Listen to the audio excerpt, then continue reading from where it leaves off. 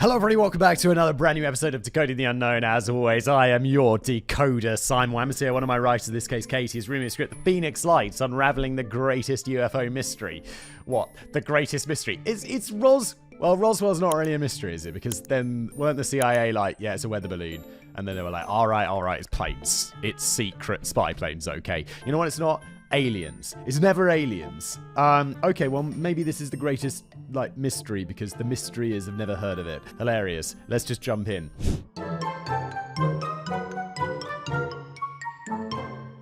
Oh my god, Simon. We may have hit the mother lode with this one, though we haven't, Katie.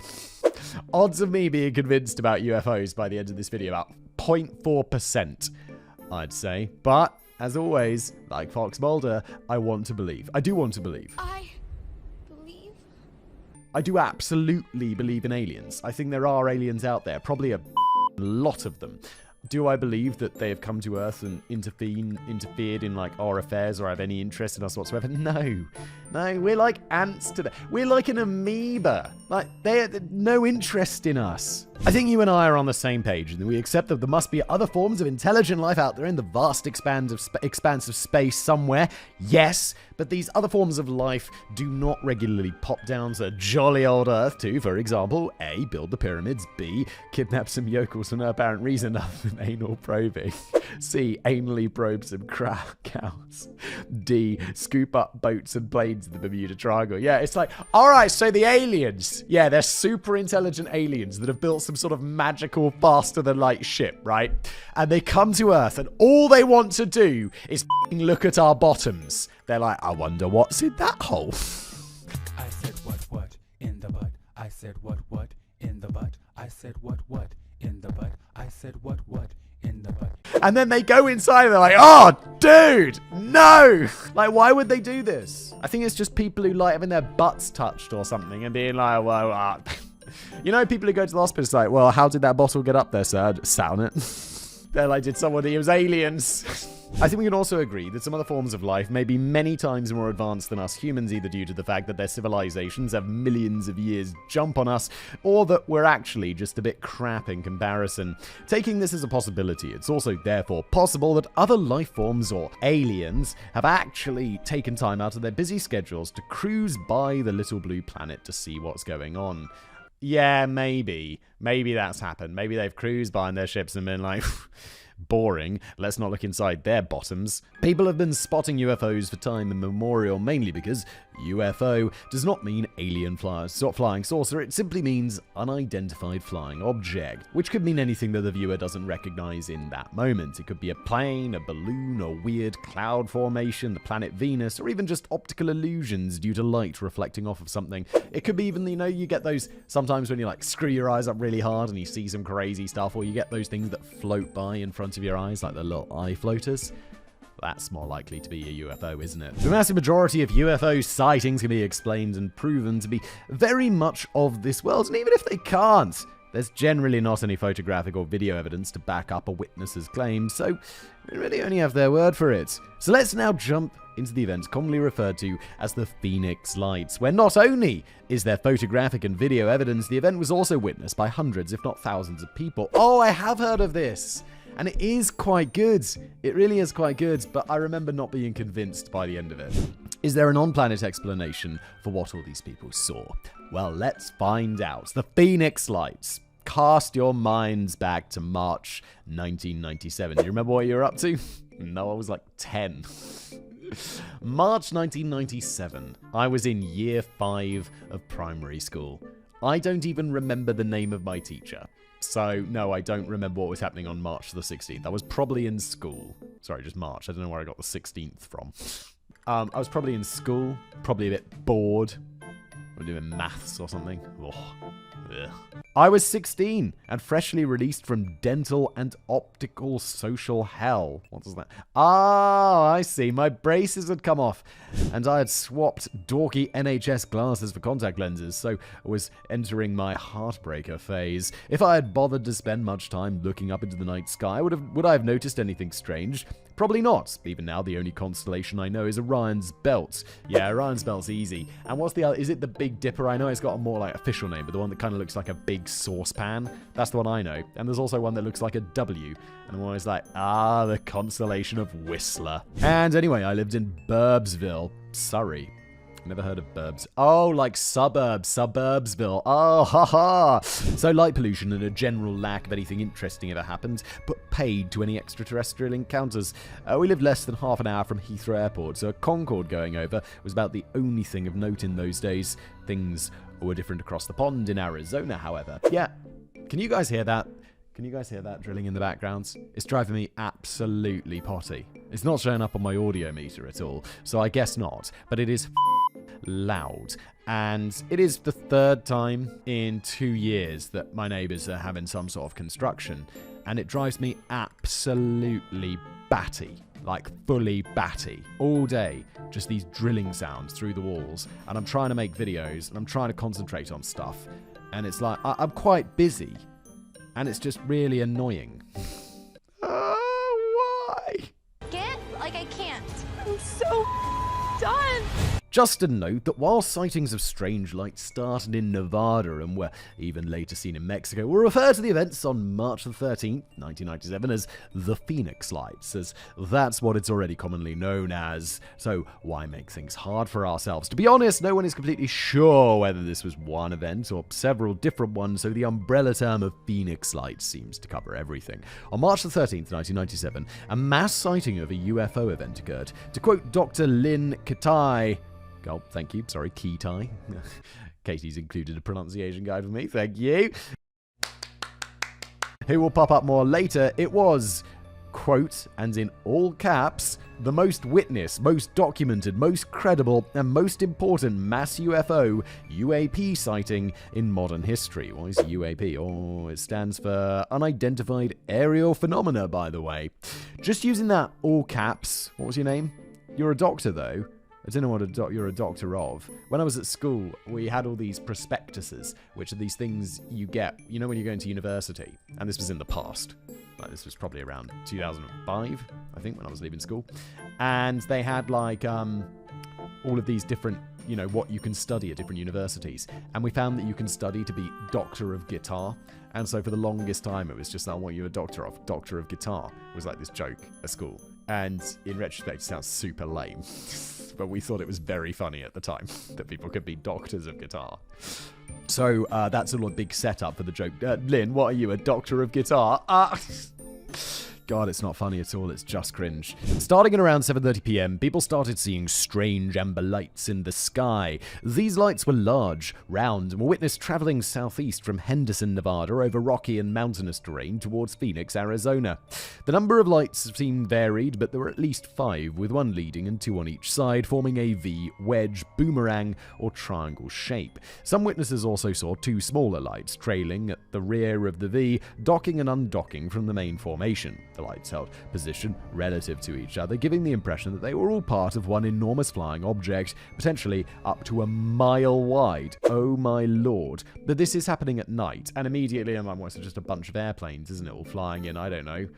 Can they fly in formation? Yeah, of course they can. We've all seen it many times, and they also have lights on them. Some witnesses confirmed that stars couldn't be seen between the lights, meaning that they were joined together by some kind of structure. No, it doesn't mean that. If there's a bright light, like, I'm looking into this very bright light that lights up my studio right now. Everything around me is dark, except for the TV up there. Because I'm looking at a very bright light. But when I look away, I can see, like, oh no, my office is illuminated. Because that's how optics work. Smart. Other people confirmed that they actually saw a boomerang or V-shaped craft. The lights moved silently and extremely slowly, sometimes flying no more than 100 feet or so above people who happened to be outside. Whoa, okay. Witnesses agree that the lights were self-contained and not shining down like spotlights. People then reported the craft or lights zooming off at top speed. As the lights continued towards the more populated areas of Arizona, more and more calls started coming into 911 operators. Later in the evening, going on for 10 p.m., hundreds of people saw several orbs in the sky, now generally described as bright or brilliant lights in a row. They were higher up than they had been reported over Nevada and northern Arizona earlier in the evening. These lights appeared one by one and were visible for over 20 minutes, holding position and altitude before eventually disappearing in a different order. At first, while there was little local press about it, not much airtime was given to the phenomenon, but with so many people unsure about what they had seen, Phoenix councilwoman Frances Barwood eventually started bringing it up in city council meetings, ostensibly as a public safety issue. To her surprise, nobody seemed remotely interested in talking about the strange lights in the meeting, and according to Barwood in the 2005 documentary The Phoenix Lights, she was approached by a city manager after the meeting who said, "You shouldn't have asked that question." Oh my! Yeah, but is there any record of that, or is this just one woman's story? And what, does this city manager work for the CIA or something? He's a city manager. Is that important? It's not like a mayor or something, is it? Are mayors important? Do mayors do anything, or do they just show up to like a groundhog out of a hole and tell people where the winter's coming? What does a mayor do? I don't even know.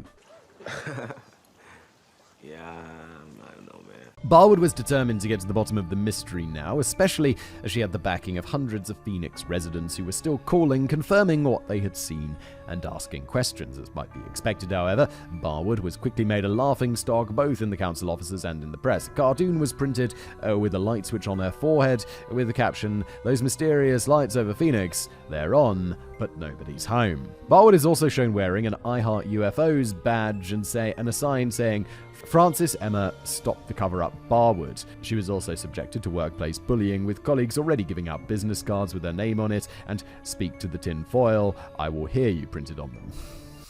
These people are a bit harsh though, aren't they? Although if you're like, so many people saw this, right? If there was such a 100% belief in these lights rather than people just thinking it's silly, they wouldn't be making fun of her. Would they? They'd be like, "Oh no, she's just really into getting to the truth," and all of the rest of us are just like, "Can we just get on with our jobs, please? The aliens, if they came, they have gone." I mean, come on, haven't these people got anything better to do? Yeah, it does seem a bit harsh from her colleagues. Chill out, guys, it's okay. Wait. All of you! Daddy, chill. All she's doing is looking out for the public's interest. She even wrote a letter to then Senator John McCain asking for an investigation to be carried out. He passed her request on to the National Archives, but didn't state that it was a councilwoman who was asking, only passed it on as a concern coming from a constituent. Also, anything sent to the National Archives is just filed away, not investigated, so nothing happens. Sounds like John McCain did exactly the thing that this dude, it's like, okay, yeah, I'm definitely going to, I'm sending that to the National Archives. They're going to look right into that. They're definitely not going to archive it away in a hole and never look at it again. The Air Force had no interest in launching an investigation, and eventually in June, the governor of Arizona, Fife Symington, held a press conference saying that they get to the bottom of the mysterious lights. Later on the same day, he called another press conference to close down the story. Oh, that is suspicious though, isn't it? Old Symington being like, "We're definitely going to look into this. Bring. Hello, Fife, it's the CIA here." It does feel like he got shut down by the government, right? Because if this was aliens, the government's not shutting him down. They're like, "Okay, we'll look into the alien thing, okay, Five, have a great day." But if it's something the CIA was up to, or the Air Force, or, some secret government shit, then they're very likely to give the governor a call and be like, "Listen, Fife, we're not going to threaten you. It's just you need to do us a favor because we're the CIA and we'll destroy your family." Don't make me destroy you. Saying that they found the culprit, he brought out someone dressed in a space alien suit. Was that the CIA's idea? Just to confirm this was a joke and not a real alien, they took the costume's head off, revealing a slightly disheveled and probably quite sweaty human inside. You're the governor of a state! What are you doing? You're not a mayor! I know what governors do. I really don't know what governors do. But look, I know governor's important because it's you're the president of a state, right? And states, isn't California the 6th largest economy in the world or something? I don't know about Arizona. As far as I know, they make iced tea. So they're probably not like that. But still, I know it's important. I know you're the chief. You're the big wig. Wait, is the senator the bigwig? Oh, I don't know, Americans. Your system's very complicated. But look, I'm sure, unlike the mayor of a town, you have something better to do, Fife. Symington said, "This just goes to show that you guys are entirely too serious." The audience laughs, and that's basically the end of it. This made Barwood pretty pissed off, as it seemed like it was not only making fun of her personally, but also of what she estimates to be around 10,000 people who saw the strange lights and had been contacting her ever since she started asking questions. While the story was now global news, it always just ended with a bit of a shrug. On anniversaries of the event, the same old witnesses regularly pop up again, but even though this is the longest-lasting UFO event on record, also seen by the most amount of people, it's just sort of been put quietly to the side. So, are all these people kooks? Did they see something explainable but top secret? Oh, why wasn't anyone in the media investigating? And the answer is actually quite disappointing. Little bit of foreshadowing there, Casey, is it? Is it going to be disappointing? Is an episode of Decoding the Unknown going to have a disappointing end? My disappointment is immeasurable, and my day is ruined. Where it turns out that it's not, you know, a monster, or it's like Scooby-Doo. It's always a man in a mask. It's Decoding the Unknown. It's always not f***ing aliens. Explanations. Alright, let's look at this sensibly. It's probably the military doing some military stuff. Arizona is a well-known hotbed of extraterrestrial activity. Just look at Travis Walton abduction story, although the state is only about number 7 in the list of US states for UFO sightings. Oh, there you go. California is first by a mile, followed perhaps unsurprisingly by Florida. And is this per capita? Because I imagine about 4 people live in Arizona. If you showed me a map of America, I'd be like, I don't know where Arizona is. It could be next to Florida. It could be next to, oh,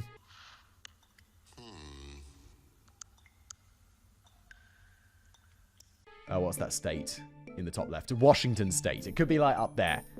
It could be bottom left, California. It could be there. It could be close to, like, Vegas. Or it could be in the top right. And I have no idea what that top right country state is. Because when you look at a map of America of the states, they all get really big out west. And you've got that, like, northeast corner, which looks like, I don't know, they took one Texas and divided it up into, like, 50 different, not 50, but, like, 20 different states. Maybe Vermont? Just taking a guess? You know, there's people out there who play that GeoGuessr game. And they could be like, I don't even know where Arizona is. And then someone would be like doing the GeoGuessr, which is a game where it drops you into Google Street View somewhere in the world, and you have to guess where you are, and people do it, and they get it within miles, like super close, and within seconds. And they're like, yeah, I'm in Argentina. I'm near this town because I know the name of that town, or like the street paintings, you know, the lines on the street, or like this in Argentina, or that's an Argentinian post box, like that. These people are wild. It's so impressive. Sorry, that was a bit of a tangent. Next. As well as being large population centers, meaning that there's more people to log reports, bingo, both also have Space Force bases. That's a relatively new thing, isn't it? Meaning that while a lot of things in the sky might be unidentifiable to the general public, they're probably just rockets, satellites, space debris, or other stuff connected to launching things into the air. There isn't a Space Force base in Arizona or Nevada, though, so we might be able to rule that out. Also, if the lights were a string of satellites or something like that, it would also have been easy to check and confirm, but this was never given as a serious explanation. Well, they were really close to the ground, weren't they? Didn't they say there was like 100 feet? And I know judging distance can be incredibly challenging. But it's definitely not satellites, because they're really far away. What Arizona does have, however, in close proximity to where the lights were seen, is an airport. The Phoenix Sky Harbor International Airport, no less, and the Luke Air Force Base, which has been used as a pilot training base for many years, and which comes complete with various large training ranges. So let's start here in search for answers about the Phoenix lights. The March 1997 sightings weren't even the first time lights like this had been seen in the area. 2 years prior, in 1995, Dr. Lynn Keatai took photos of glowing amber lights in front of South Mountain in Arizona, and just 2 months before the main event, she saw a line of 3 lights and a line of 6 more above them. While your basic point-and-click cameras weren't up to much in the mid-90s, the photos she caught bore a resemblance, if a slightly fuzzy one, to the lights that later appeared in March. Intrigued, she placed a call to the local paper to see if they were interested in the story or if they knew of anything happening that could explain the lights she'd seen. They're probably bloody Dr. Keatai again, writing me. It's like people who email me and they'll write me over and over again asking me to cover, like, oh my god, can you cover this? It's amazing. And I'll click on some link, you know, be like, to some conspiracy website or something. But people will just like, they'll be like, hello, Simon, have you got my emails? Have you thought about covering this? Because I keep emailing and you don't get back to me and I never see this appear on any of your channels. And it's like, what the f*** do you think I am? What do you think this? What? Why do you have some expectation that I'm going to cover your crazy story? Leave me the f*** alone. How'd you get my email? They said no one had called about anything like that, even though she had the previous night. Well, they're probably like, yeah, we're ignoring the call that you made because we're talking to you. You know you made that call. It's not like some suspicious cover-up. They suggested calling Luke Air Force Base, a sensible idea. Kitai says that the base denied doing anything the night before, practically before she'd even finished asking. Yeah, because they're the military. They're like, you'd be like, hello, ring, ring, is that the military? Were you up to anything last night? And they're like, no, thank you.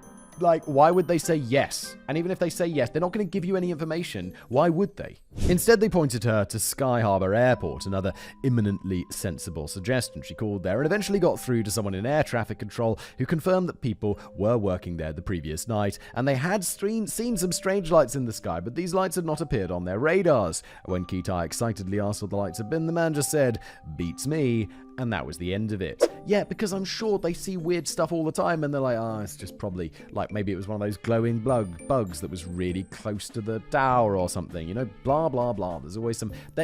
For people who see these all the time, and like the pilots who are up there and they see those streaks of light or whatever, they're always like, yeah, it's just some normal shit.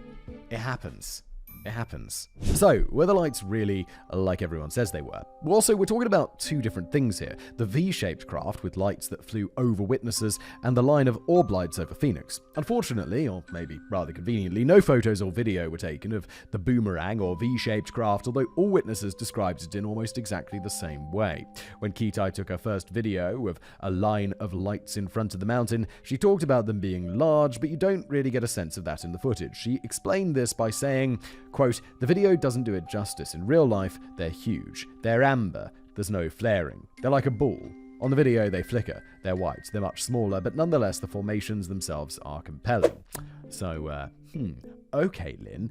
Yeah, this is one of those things. It's like, yeah, when you film stuff, it's like it doesn't always look like it does in real life. And I don't know, sometimes it's like, it does appear a bit more rubbish, doesn't it, than it actually is. But then, like, for example, the moon always looks massive, but then you take a photo of it and it looks small, because it's just an optical illusion it looking massive, because you're comparing it to the horizon line, and when it's in a photo, it's small, because it's like, I don't know the reason, but you all know the optical illusion, right? So going back to the slow-flying craft, some witnesses reported seeing the underside of it as it went over them, and that it had an iridescent, undulating look. Surely something that size and shape with no visible means of propulsion must be from another world, right? Well, let's take a quick reality check. Secret military tech. You can never really truly rule out top secret operations. Of course, there's no way to prove this, but you can bet your backside that the US military is testing out all kinds of tech at any given time without letting Joe Public know what's happening. Yeah, it's why they have that thing called the black budget, where billions, isn't it like hundreds of billions of dollars just get put into and no one knows what they're doing with it? They're making cool shit all the time, which leads to like stealth aircraft and all of that cool technology that the military now has. Jesus, that drilling is driving me insane. I know you guys can't hear it somehow through the miracle of technology, but I'm trying to like read this and it's just constantly like, I'll just be reading and it'll be like, bah! And you're like, oh, that's not distracting at all. Right now, it just interrupts my thoughts all the time. Oh my God, I don't know what to do. I've got a headache the size of Nebraska. Let's go next door and have a shout at them. How long are you doing this for? You must be able to hear that, surely. We know the V-shaped craft couldn't possibly have been a plane or helicopter, but what about something like an airship? Oh, that makes sense, and it would be very quiet as well, wouldn't it? A really massive helium-filled airship shaped like an arrowhead or wedge that would glide nicely through the air with minimal sound, and who knows how big we could build one. Probably not a mile wide, that's just impractical, but something big enough to really impress onlookers below. As we don't know exactly how high the thing was flying, it's hard to be able to gauge the size of it accurately, and there is no known photo or video of the flying craft. Why not, though? There were tens of thousands of people who said they saw this. 1997, there were definitely video cameras. Like, not everyone had them on their phone, obviously. But I've got holiday videos of me as a kid, well before 1997. Why would it be flying so low, though? Maybe it was being tested and it was not responding to controls properly. Maybe it was actually the shadow of the airship that people saw, although it was in the evening, so shadows are unlikely. But if it's not that, it still has to be something to do with the military. right? Like something hush-hush and top secret that they wouldn't want to give away merely to assuage hundreds of eyewitness reports pointing out that they'd seen something. Well, not unexpectedly, the official explanation for the Phoenix Lights is somewhat prosaic and homegrown, with not even a spy balloon in sight. Operation Snowbird. It turns out that what people were seeing was not, in fact, one enormous alien spacecraft the size of more than 10 Boeing jumbo jets put wingtip to wingtip. It was, of course, a military training operation called Operation Snowbird, in which 5 planes, A-10 jets to be precise, Fairchild Republic A-10 Thunderbolt IIs, nicknamed Warthogs to be even more precise, were flying in formation towards Davis-Monthan Air Force Base in Tucson. Yeah, this is what I'm thinking. Formation flying. That's how it works. Later, the line of bright orbs witnessed over Phoenix at around 10 p.m. were actually military LUU-2 illumination flares dropped from planes at a great height of 15,000 feet or 4.5 kilometers. The flares were attached to small parachutes, meaning that it looked like they hung in the air for some time before they disappeared. It was just the flares were falling behind the mountain or going out. The operation was run by Maryland's Air National Guard out of Tucson Air Force Base, accounting for the question of why nothing appeared to be on the books from the Luke Air Force Base for that night. As they were not flying through any restricted airspace, they weren't flagged as anything particularly unusual. An amateur astronomer looking through a telescope the night of March 13th spotted a formation of 15 planes over Scottsdale, Arizona, with each light being a pair of lights on the tip of each plane. So, there you go. Phoenix Lights explained. Boom! Done! Oh yeah, and that's a wrap. So, wait, why are we only halfway through this script? Very curious. But hold your horses, viewers, listeners, people shouting from the rooftops that this is just a cover-up. I called this the official explanation, and to be honest, I'm not convinced. Don't worry, we're not at the end of the story yet, and we're not the sort of people just to let a hazy government statement put us off digging a little bit deeper. So, well, here is the rub. The rub. On the face of it, planes and flares are a boring but sort of expected answer to this sort of thing. There are many odd points of the story, though, that makes it sound less convincing as it goes on. For one, the Phoenix Lights event happened in mid-March 97, yet it wasn't until July, 4 months later, that Captain Eileen Beans of the Arizona Air National Guard finally had enough of all the UFO nonsense and started investigating. No planes were doing anything out of the ordinary at Luke Air Base that night, but it turns out that a squadron from the Maryland Air National Guard, who were temporarily based out of Tucson, had been flying around as part of their Operation Snowbird training exercise. So, why did it take 4 months for someone to bring this to the public's attention? Seems awfully suspicious to suddenly come out with an explanation so long after the event that people just aren't forgetting about. And while it might explain things on the surface, it doesn't add up at all. Yeah, I'm totally into this just being a cover-up for whatever the military are really up to. It's not aliens. It's just like, okay, the military are like, yeah, we were doing this flight formation thing. Will you guys leave us alone now? And we're not going to tell you about our special space helium balloon thing that we were testing out. It's just they're covering up for military shit, like spy planes and shit. Why we don't, maybe, I wish we knew what they were testing now. It's been like ages. 97? It's been ages, come on! It's been like 30 years, tell us! Even at the time, Captain Eileen Beans confirmed that where the Maryland Air Guard said they were flying didn't exactly match the course of the lights the people had been seeing. They started in Nevada, for Pete's sake. Surely someone, somewhere, would have already known a training operation over multiple states' airspace was going on. I don't know whether these particular lights showed up on any radar, as apparently the airport didn't keep records for long and nobody inquired about it until it was too late to find out. Apparently, the flares had to be dropped as planes weren't allowed to land with them still on board, so one or all pilots were getting rid of them before returning to base. Lots of lights weren't seen, however, only about 6, and they were all in a uniform row. Would all of the planes have just offloaded their spare flares at the exact same time over a densely populated area, or could one plane just drop them and they'd all spread out pretty equally? Even though I'm making this sound unlikely, I'm actually less convinced that the row of orbs seen over Phoenix were extraterrestrial now, as it seems like military flares might be a good shout. Yes, and I think a plane could very easily drop things in sequence. The military's really good at doing things orderly. Like the planes they fly in, like you see those jets flying through the air in a formation, and you're like, how's that work? That's amazing. They're all traveling if someone asked me to drive along the highway at the exact same speed as someone, I'd find it very challenging. You'd be like, oh, I'm a little bit faster, a little bit slower, a little bit faster. But these planes are just like perfect. And all of the flares could drop, and I'm sure it would be perfect. It's not that complicated. You know what's complicated? all of the other shit that plane's doing. So getting them to drop at the same time doesn't seem like a particularly big challenge, does it? I know, at first blush, it seems like a stupid suggestion, as people know what flares look like, and they also emit smoke and move around quite noticeably, and are unlikely to be able to hold a straight line for many minutes at a time, so your average flare, they ain't. Yes, but there's also, I'm sure there's special flares, and didn't they say they had parachutes and all of that stuff? The illumination flares that the Maryland Air Guard reportedly dropped, though, were parachute flares, exactly, and they're designed to illuminate a large area for several minutes for search and rescue teams. In 1997, people couldn't whip out a cell phone and immediately start recording good quality videos. The videos we do have are a bit jerky and grainy and are from varying distances, so it's quite hard to work out how far away, how high up, and therefore how large the lights are. It's also probable that from a distance any trailing smoke wouldn't be visible, especially at night against the contrast of the bright flare. Exactly. Like when you see a fire at night, you don't see the smoke, you see the fire. I also saw a video shot by Dennis P. Freiermuth, who is apparently the chief investigator for the Arizona branch of MUFON, the Mutual UFO Network.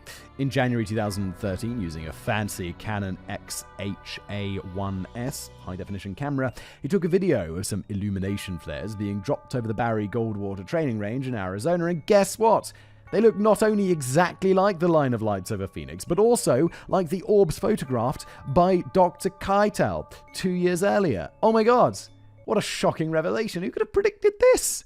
These only last about 4.5 minutes, a far cry from the 20 minutes for the ones over Phoenix, but who's to say they were the exact same type? Yeah, I'm sure there are some that say like 5-minute burn time, and there are others that are bigger that say 20-minute burn time. Again, not rocket science, is it? From a distance, with the camera in manual mode, the view of the flares looked very much like the Phoenix lights.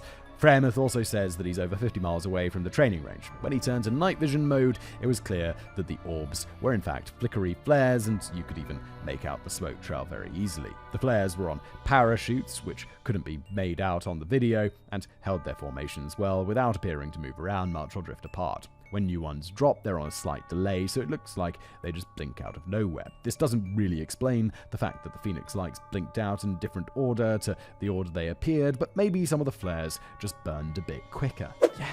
Again, it's always like just there's that balance, right? And it's like, well, which is the more likely answer? It's either aliens or it's flares burning at a slightly different rate to each other.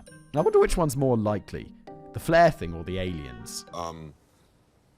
Come on, use your big brains, people. It's not hard. This type of flare can be dropped from a huge range of heights, so nobody on the ground would truly have any idea how high up and therefore how big they are.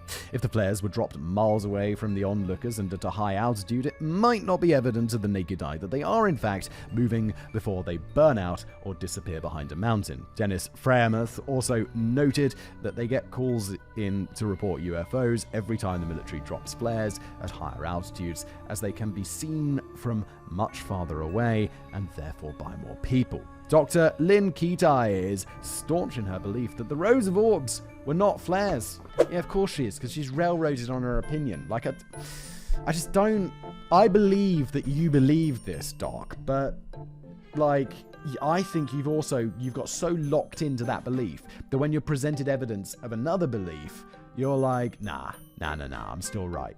Even though you can look at that modern footage, the Canon footage, and be like, okay, you must at least be like, it looks, I mean...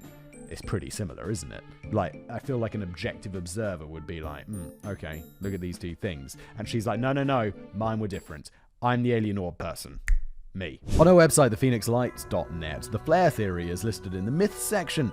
She also asked pretty fairly, quote, if flares are routinely dropped over the Barry Goldwater range, and they have done so since 1941, wouldn't it be logical to assume that most people in Phoenix are used to seeing them?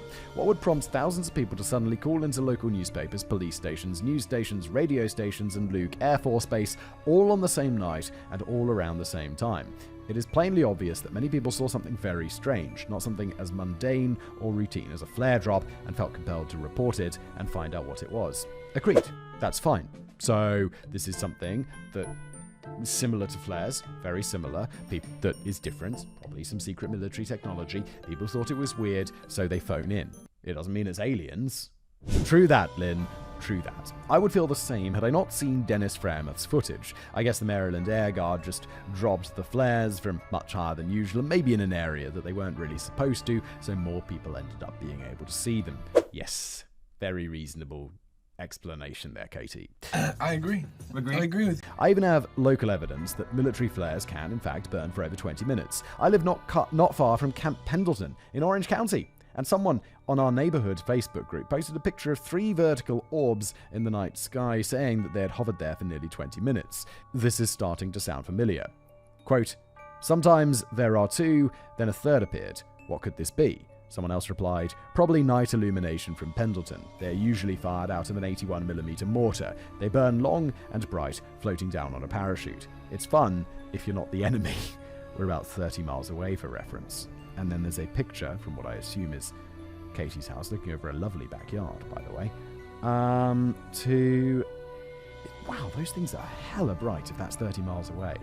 That's so crazy that they have these giant, like, to me a flare is like that thing you shoot up in the air on like a life raft or something. But that they have these things, they launch out of an 81mm mortar that parachute down and illuminate a whole area is crazy. That's so cool. Just as a spanner in the works, though, Jim Diletoso, who founded Village Labs, an image processing company, ran all kinds of software comparisons with the video footage of the Phoenix Lights orbs compared with the flares. He had about 6,000 frames of the lights to work with and measured the brightness over the course of the film. It stays the same, whereas a flare's brightness oscillates up and down. He also processed photographs of the Phoenix Lights compared with flare lights to study the color content, and the results were very different. Okay. Well, I'm just going to be like, different types of flares, ain't it? Having seen more flare evidence, however, I contend that maybe he was comparing the Phoenix Lights with a different type of flare, not the illumination type that it probably was. He was also working with 1997 camera and film footage, not the high-def stuff that Fairmouth was able to shoot in 2013. Yeah, camera technology came a long way in 26 years, guys. The images Diletoso was processing would not have been able to accurately capture or represent much about a ball of light that far away. Okay, so I think I've managed to convince myself that the rows of lights over Phoenix were, in fact, military flares. Boo-hoo. But what about the wedge-shaped or V-shaped craft that was spotted earlier on in the evening? Was that just a bunch of planes flying in formation after all? The V-shaped craft. For me, the biggest piece of evidence against the A-10 jet explanation is all the eyewitness accounts. Yeah, I know people see what they want to see and exaggerate and even just flat out lie for various reasons, but the similar accounts given by numerous people who weren't connected in any way are very compelling. I never even heard of this event prior to many people making requests for this episode, and when I watched the 2005 documentary The Phoenix Lights as part of my research, I was shook. Even discounting the line of orbs later seen over Phoenix as flares, a group of planes flying in formation just does not in any way, shape, or form explain what these people experienced when the V of lights flew over them earlier that evening. If we take their word for it at least, here's why the explanation of 5 planes going over is totally ludicrous. And it was a lot of people, right? How many people?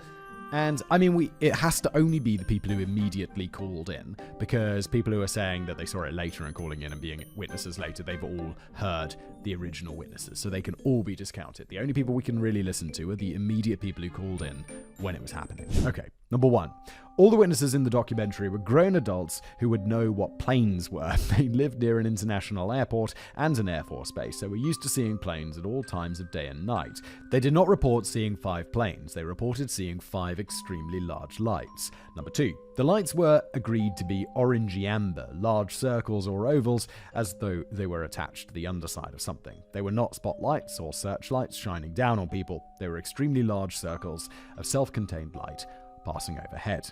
Number 3. Some of the witnesses who were outside and underneath the lights as they passed over said that they were no more than 100 to 150 feet above them, and they were almost completely silent. There's no way in hell that any type of plane could fly that close to you without you being able to hear it, unless it's just deafened you because of how close it is. Also, there would be some sort of downdraft or turbulence, which nobody reported.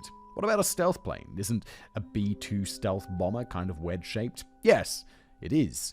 But it's also not a mile wide. It also can't cruise by super slowly, and the stealth part refers to being less detectable by radar. It still makes a noise that people can hear. Number 4. The lights went by extremely slowly, way slower than a plane would be able to fly and maintain itself in the air. These lights were going across horizontally and level, not going up and down or moving about. Some witnesses then said the craft suddenly sped off, not something a blimp or airship would be able to do. It is all very suspicious, isn't it? All right. That's just a little weird. It doesn't make me think it's aliens. It just makes me think the military has some cool. Number 5. Some people thought the lights were fixed in place to a structure and extrapolated that it would have been about a mile across at its widest point. There isn't enough evidence to confirm the lights were part of a bigger craft, but the formation the witness saw held its shape the whole time. But it's doubtful that we're capable of building an aircraft that large at the moment. Yeah, definitely, it's a mile wide, no shot. But formation, it's nighttime, it's things in formation, right? There's nothing really against that other than the stars thing, which I think we already talked about. Number 6. According to the amateur astronomer, he saw 5 planes in the sky, and the lights people reported were just wing lights on the planes. I'm sorry, but these planes could have been there totally independently of this other light event. If the planes were high up enough that 2 wing lights looked like one, they would be so high as to not be particularly noticeable to anybody on the ground. These people are saying that the lights were large and flew silently and smoothly over their heads, not that they saw 5 tiny lights twinkling in the sky. Yet totally different things. Number 7. If the eyewitnesses were off about the size of the thing and it really was some sort of secret military equipment or test, why would they fly it so low and so close to homes and also down the 10 freeway over the middle of a crowded city? Well, they probably didn't mean to, because they probably didn't want this whole conspiracy theory, did they? People were actively paying attention to the night sky as the Hale-Bopp comet was still visible, so if it was a secret test, they couldn't have chosen a worse route or time. There's also a lot of far less populated terrain just a few miles away from where the military trains all the time. Number 8. A few people might be discredited as having fallen victim to an optical illusion or something, but so many people in different areas reported seeing the same sort of craft, so you can't help but think that there must be something to it. Yeah, totally agree. I don't think these people imagined it. I think they definitely saw something weird. As well as that, here are some other things that don't add up and really start pushing my thoughts towards a cover-up. It's not like they're trying to cover up like something. It's just a military test, isn't it? People who were active in the Air Force at the time recount seeing the craft lights and not being able to identify what they were. Planes should have other lights on, even on training exercises, and probably especially if they're doing training exercises in the dark over a major city. A 911 operator at the time of the incident reported that the lines were full of people calling in to report the lights, but nobody seemed scared, only interested. She said this was downplayed by the local press, who only reported that a few calls had come in. She also said that pilots, air traffic controllers, airport workers, police officers, and other people who may have knowledge of planes, etc., were all calling in to report the lights. Former councilwoman Frances Barwood said that after receiving thousands of calls from eyewitnesses in support of an investigation into the lights, she and her team tried to talk to every person who had left a message over the council's summer break. She estimates that over the course of a couple of months, she personally spoke to 700 people, with every single one saying the same thing apart from one person. In the documentary, she says, and the one was the one they decided to publicize, which was the kid who said it was airplanes. Other lights in other countries notwithstanding, similar amber orbs have been seen in and near the area of the Phoenix Lights on multiple occasions before and since. As another interesting tidbit, the first pilot to radio in about the lights was approaching the airport in a small plane with his son. They both saw 6 lights uniformly spaced in a V-shape. The pilot radioed the tower to make sure that they were clear for landing and that the lights weren't other planes or something they should be worried about. The tower confirmed that the lights were not planes, as nothing was on the radar. The pilot landed fine and took off again later that night. He forgot all about it until 2 years later when his partner was watching something about the Phoenix Lights on TV and the original call-in from the pilot was mentioned. All of a sudden, the pilot remembered that it had been him who had called in, and his son had completely forgotten about the incident, and he hadn't even put it in his logbook. Temporary amnesia was reported from other witnesses too. Not temporary amnesia. He just doesn't remember a pretty insignificant detail from 2 years previously until he's reminded of it. It's like, ever that thing where it's like, oh yeah, you've been to this place before. You know, like my wife or something will be like, sure, we've been here before. And I'll be like, nah. And then she'll be like, oh yeah, and there was this thing with that. And I'll be like, oh yeah, we have been here before. You know, it's not like you have amnesia, you just don't remember. So why should we take any stock in this pilot's claims? Well, he was Hollywood actor Kurt Russell. No, he wasn't. And while he hasn't said he saw an alien craft, he has said that to him, the lights were unidentified flying objects. Well, Kurt's absolutely bang on, isn't he? If it was an alien spacecraft, he'd probably remember that shit, wouldn't he? He'd be like, oh yeah, that time I saw aliens.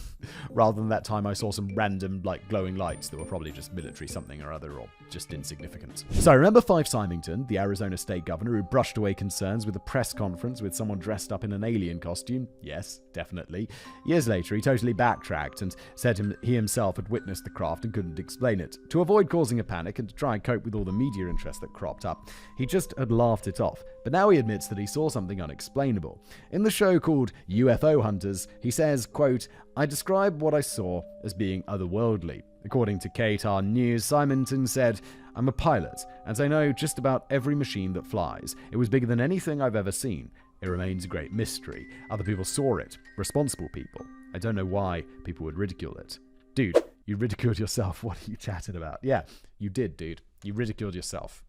Also, you know every machine that flies, except for all the secret ones, mate. A lot of time has passed now, and if flares and aircrafts aren't the answer, we're still no closer to finding out any more about the strange lights over Nevada and Arizona that night in March 1997. In fact, oh, there we go, Arizona is near Nevada. Could have put that together. I feel like we mentioned Nevada before. Bingo. Correct. In fact, as anniversaries come and go, the same familiar faces keep popping up to keep the story in the public consciousness. That doesn't do much to help the cause, if you ask me, as having Dr. Lynn Keatai pumping out the same catchphrases in interview after interview just lessens their impact. She wrote and directed the 2005 Phoenix Lights documentary, by the way, and it was also based on a book she wrote, oddly enough called The Phoenix Lights, A Skeptic's Discovery That We Are Not Alone. She says, at one point talking about how the craft may have come from another dimension, "We may just be looking on the AM dial for an FM frequency." All right. Look, Doc, you and I have a very, very different definition as skeptic, okay? This seems quite profound, but when you hear her just saying it by rote in later interviews, it just starts to sound a bit kooky, and the effect just isn't the same. Also, it's a little annoying that all of these people have decided to ascribe meaning to their encounters and go on about opening up their hearts to communication with other beings like they're some kind of expert. Another possible take is that the extraterrestrial craft was real, and the military scrambled to tack their own events onto it that would try to explain the whole night. The account of the V-shaped craft was different enough to the row of lights over Phoenix, however, that the two events are now considered separate things. Because of the time passed between the event and the military tossing out Operation Snowbird as an explanation, it just served to convince people that what they really saw was from another dimension or another world. I don't understand why people are so quick to jump to this when there's no real evidence for it whatsoever. It's like, yeah, it could be some secret military shit, or it could be aliens. Why would you jump to aliens? Because something we know, like I've said, I believe aliens are real, but something we know for a fact is real, and here on Earth, secret military. Why don't we jump to that explanation rather than the aliens explanation? I don't understand how people's brains work who jump to aliens. What would be the downside of a visit from stellar visitors, though? If this is being covered up, what is the New World Order actually afraid of? Maybe it's just afraid of hard work. The place is kind of a mess, right? It's a bit embarrassing. When you know someone's coming around to see you, you can miraculously do about a month's worth of cleaning and tidying in about half an hour. So imagine what we could do to spruce up the planet if beings from a different galaxy or dimension did decide to pop in again. Quick, everyone, stop fighting, clean up those oceans, plant a few million trees very quickly. We don't want the aliens to think we're gross idiots. Yeah, the aliens come and it's like, wait, you guys, aren't you all one race? Aren't you all, not race, like, is it race? What's it called? Like humans. Species! Big brain. Aren't you all one species? Why are you fighting each other? What's going on? Why are you killing each other? You're one species! That would be like us aliens killing each other. We're aliens! Why would we kill each other? It's crazy, isn't it? It's crazy. Why are you crazy? In the Phoenix Lights episode of UFO Hunters, I was quite surprised that conspiracy-minded ufologist, which apparently is the correct way to pronounce that word that I learned, you'd think ufologist, or maybe it is ufologist. Well, it is ufologist, but it's dumb. Bill Barnes decided at the end that what flew over these people's heads was a rigid hull airship. Oh, Bill, you've really let the side down here. What about the size and swift acceleration? Why was it flying so low, Bill? Why? It might be worth saying, though, that while a lot of people have steadfastly clung to the idea that the lights were extraterrestrial in origin, some remain more level-headed in that while they can't rule aliens out, they can't exactly rule them in. I like all these level-headed people. They remind me of me. Jim Dilatoso, who ran the image testing on the video footage, perhaps sums up his my feelings the best when he was quoted in the Arizona Republic as saying, quote, "I don't know what it was. I only know what it was not." He's talking about planes and flares if you didn't get it. So yes, the debate rumbles on with neither side likely to change their mind until a definite first contact is made or the experience is somehow recreated to everyone's satisfaction. Yeah, which the military aren't going to do, are they? Because it's secret. Even though it's 30 years ago. Come on, military, tell us what you were really up to. I want a cool explanation. Personally, I think I do agree about the flares part. Sorry, Dr. Lin, as they can last a lot longer than people realize. But the reports from earlier in the evening about the large V or wedge formation of huge lights slowly overhead is much more difficult to explain away, although there's no actual footage of it, which is obviously an issue. Yeah, why did no one point? How many people called in? I really want to know, because if it was like 10 people, I'd be like, shut up. If it's like 1,000, I'd be like, oh, it's a lot. But why did no one point a video camera at it? In more recent times, there have been confirmed hoaxes, such as in April 2008, when mysterious lights once again appeared over Phoenix. This turned out to be someone intentionally pranking the public by tying road flares to helium balloons and letting them go at 1-minute intervals from his back garden. A movie called Phoenix Forgotten came out in 2017, which used the old found footage trope to tie the Phoenix Lights event to the fictional disappearance of some teenagers. Ridley Scott is listed as one of the producers, but it's only a 5.3 on IMDb, so I won't bother with that one. Yeah, 5.3 on IMDb is bad, because IMDb doesn't everything seem to be between 6 and 8, unless it's shockingly poor or shockingly good. In conclusion then, while I might have made myself part of a cover-up I don't really understand, I'm more or less convinced that any orbs, rows of lights in the sky, etc. can be explained satisfactorily as illumination flares. That flying wedge, though, that's a different story. And that's where we end today's episode. Thank you so much for watching. Need to take a little mental break from all the drilling next door, and maybe I'll have some lunch. Fascinating story. Thanks for sharing, Simon, and I'll see you next time.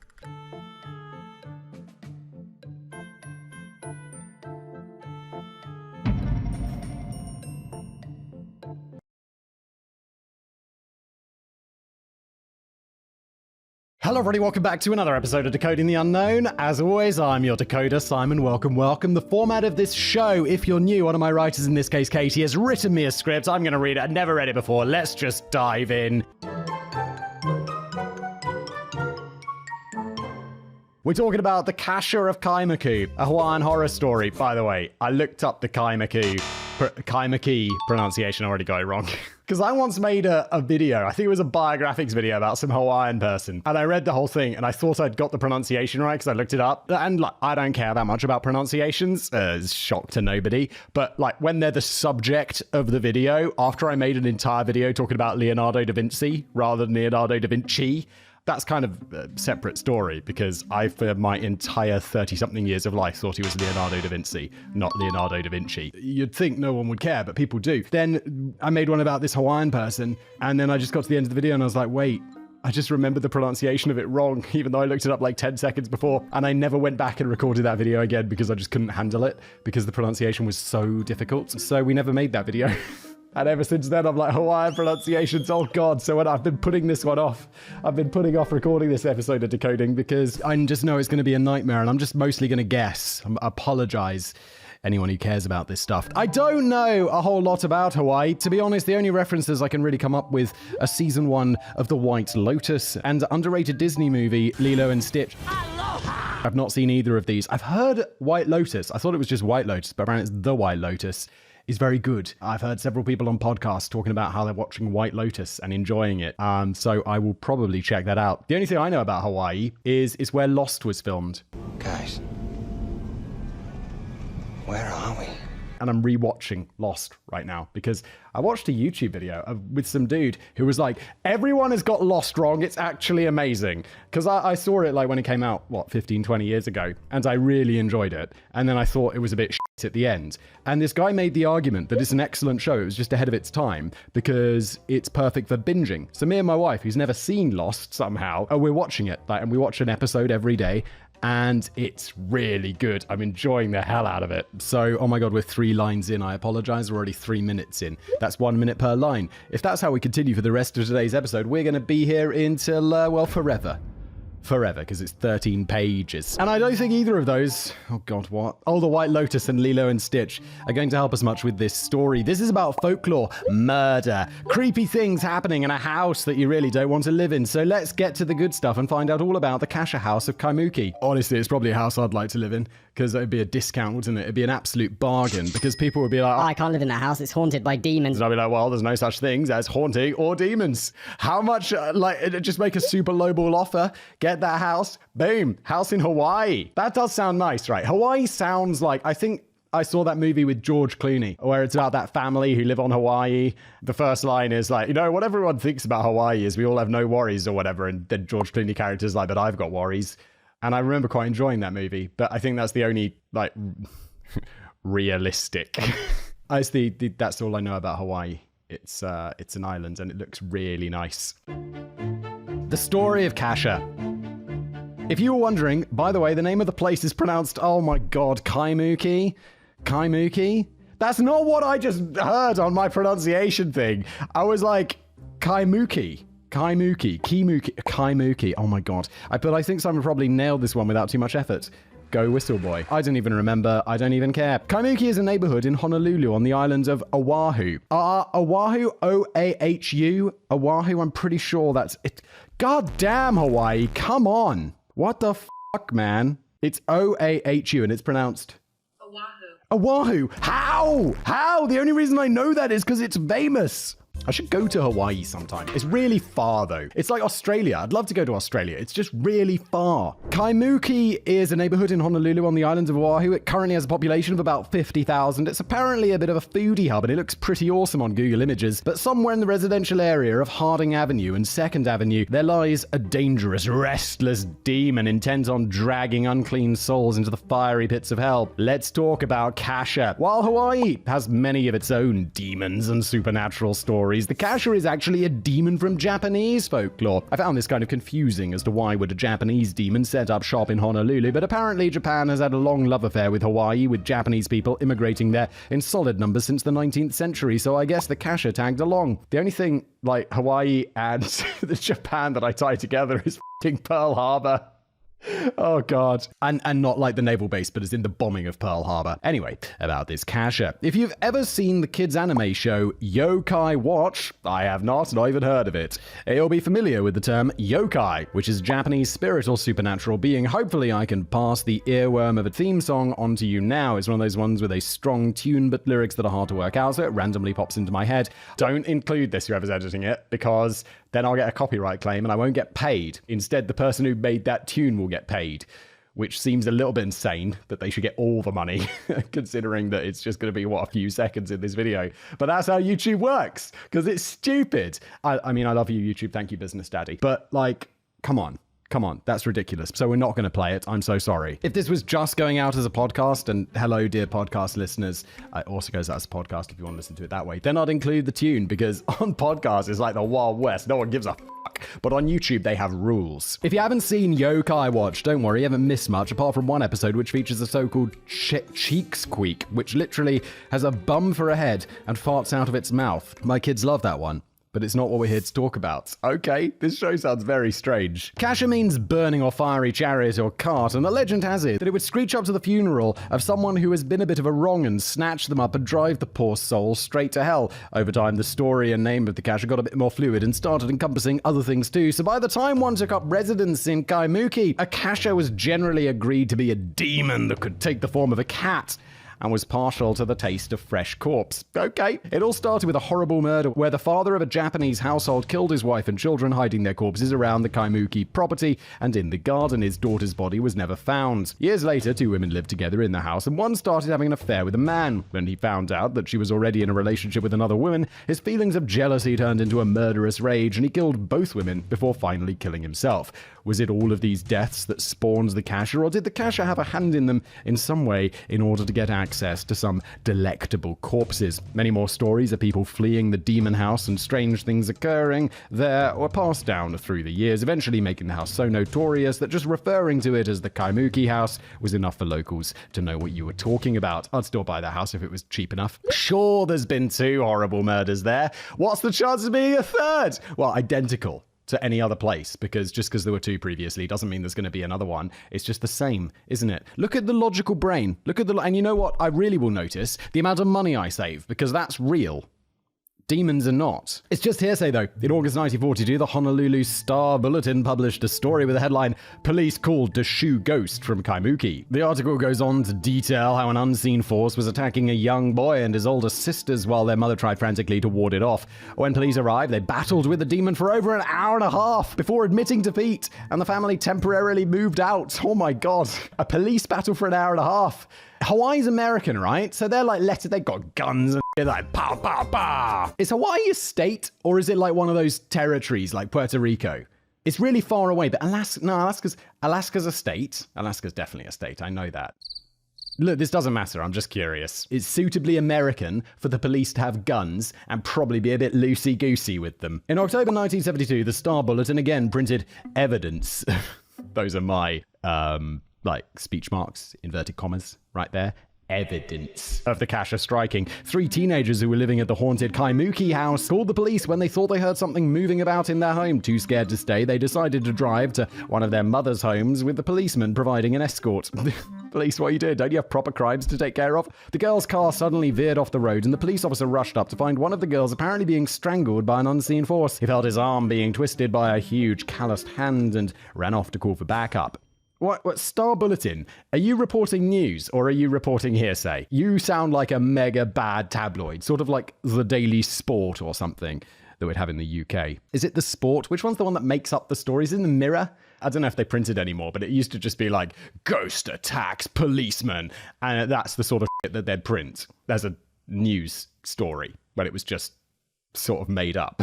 When another police officer arrived, they took the injured girl in their car, but the engine wouldn't start. She went back to her friend's car, and both cars then started, and everyone drove off. Just a few seconds later, the door of the girl's car flew open, and the teenager was ejected into the road again, trying to fight off an unseen attacker. The situation was only resolved after one of the police officers threw water and salt. The power of Christ compels you! From a nearby cafe over everybody, which he had remembered his grandmother telling him was a way to dispel ghosts. What is going on? In 1994, historian Glenn Grant published Obake, Ghost Stories in Hawaii, pronounced Obake. Nailed it. Maybe I'm not bad at pronouncing Hawaiian.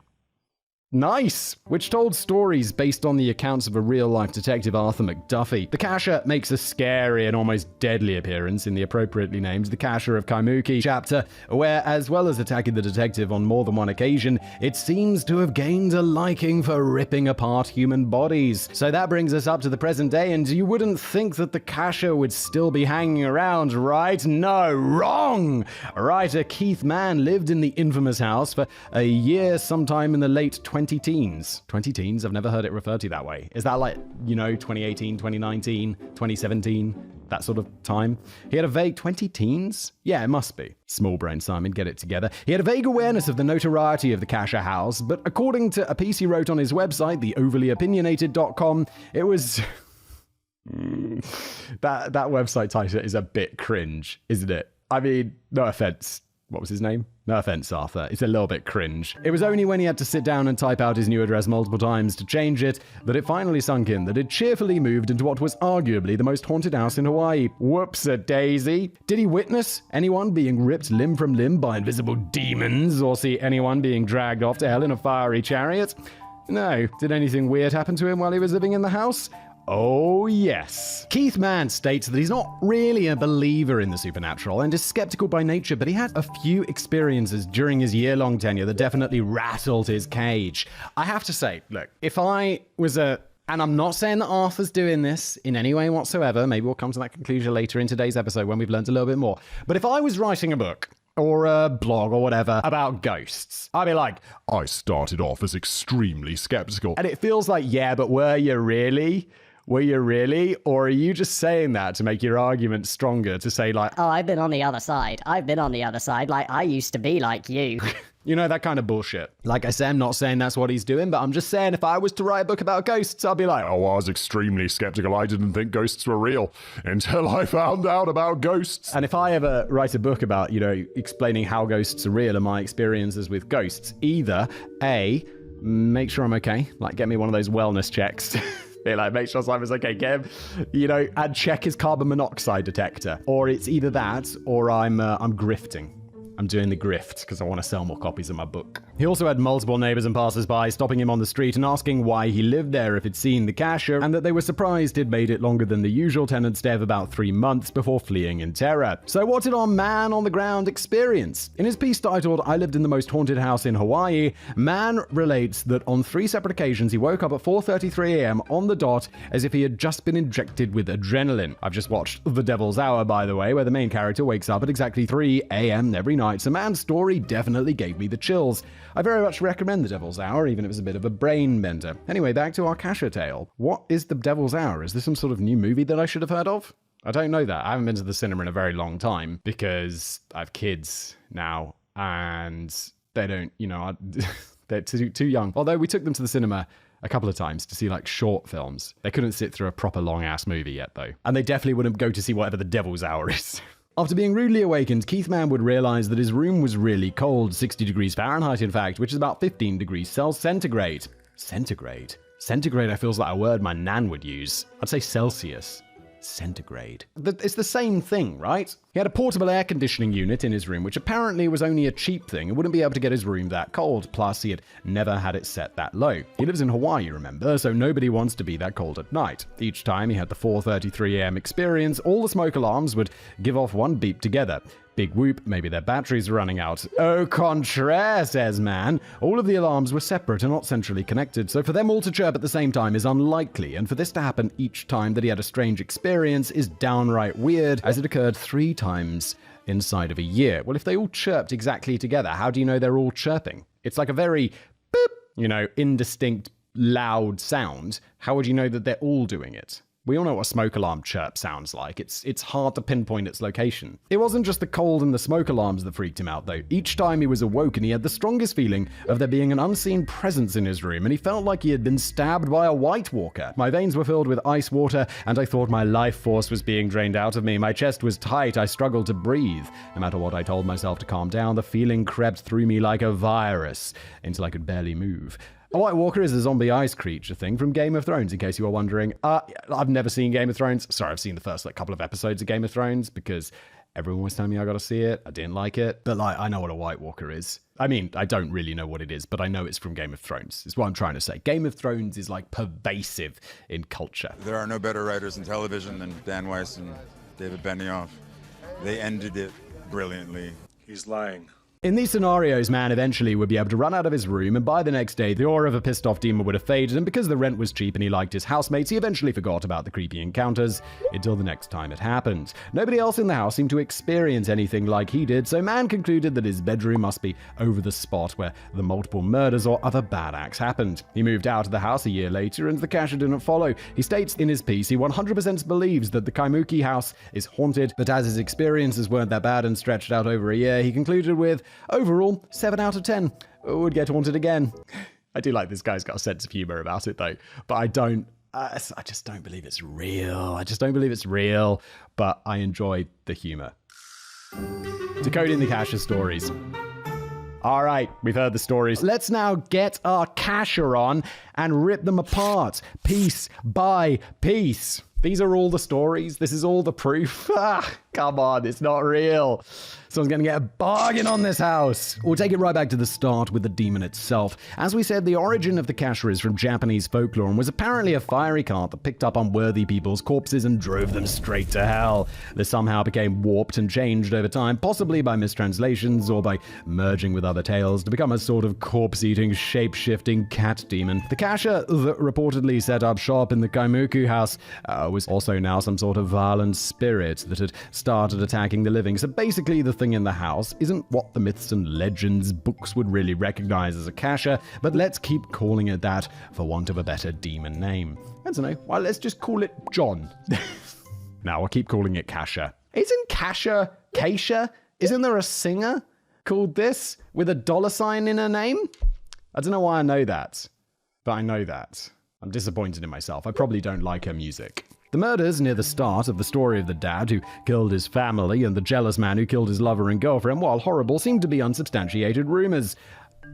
These are something that would be very easy to like look up and see if it actually happened, because there are these things called police records where they have like an address and there's a murder and all of this stuff. It's easy. So by unsubstantiated rumors, we just mean they're untrue. I couldn't find names, dates, details, or anything about them, so I guess they're just urban legends attached to give some sort of understandable origin story to the Kesha house. Plenty of other murders have happened in Honolulu, and no other location appears to have birthed a demon, though, so let's investigate further. The newspaper article of 1942 is kind of something of nothing. While we originally presented it as proof of the Kesha, when you read it, it doesn't exactly make believers out of skeptics. According to the article, 2 police officers, quote, found a Hawaiian boy, 10, and his 2 sisters, 18 and 20, shrieking on a sofa. The mother, besides shrieking, was waving Thai leaves and sprinkling Hawaiian salt to ward off ghosts. At 10 p.m., she said her son had detected an odor of ghosts. Angry at being found out, the spirits first attacked him and then repeated attempts to strangle his sisters, she said. So this is police reporting on something that someone said that's then being reported in a newspaper or whatever. It's like, come on, please, it's clearly made up.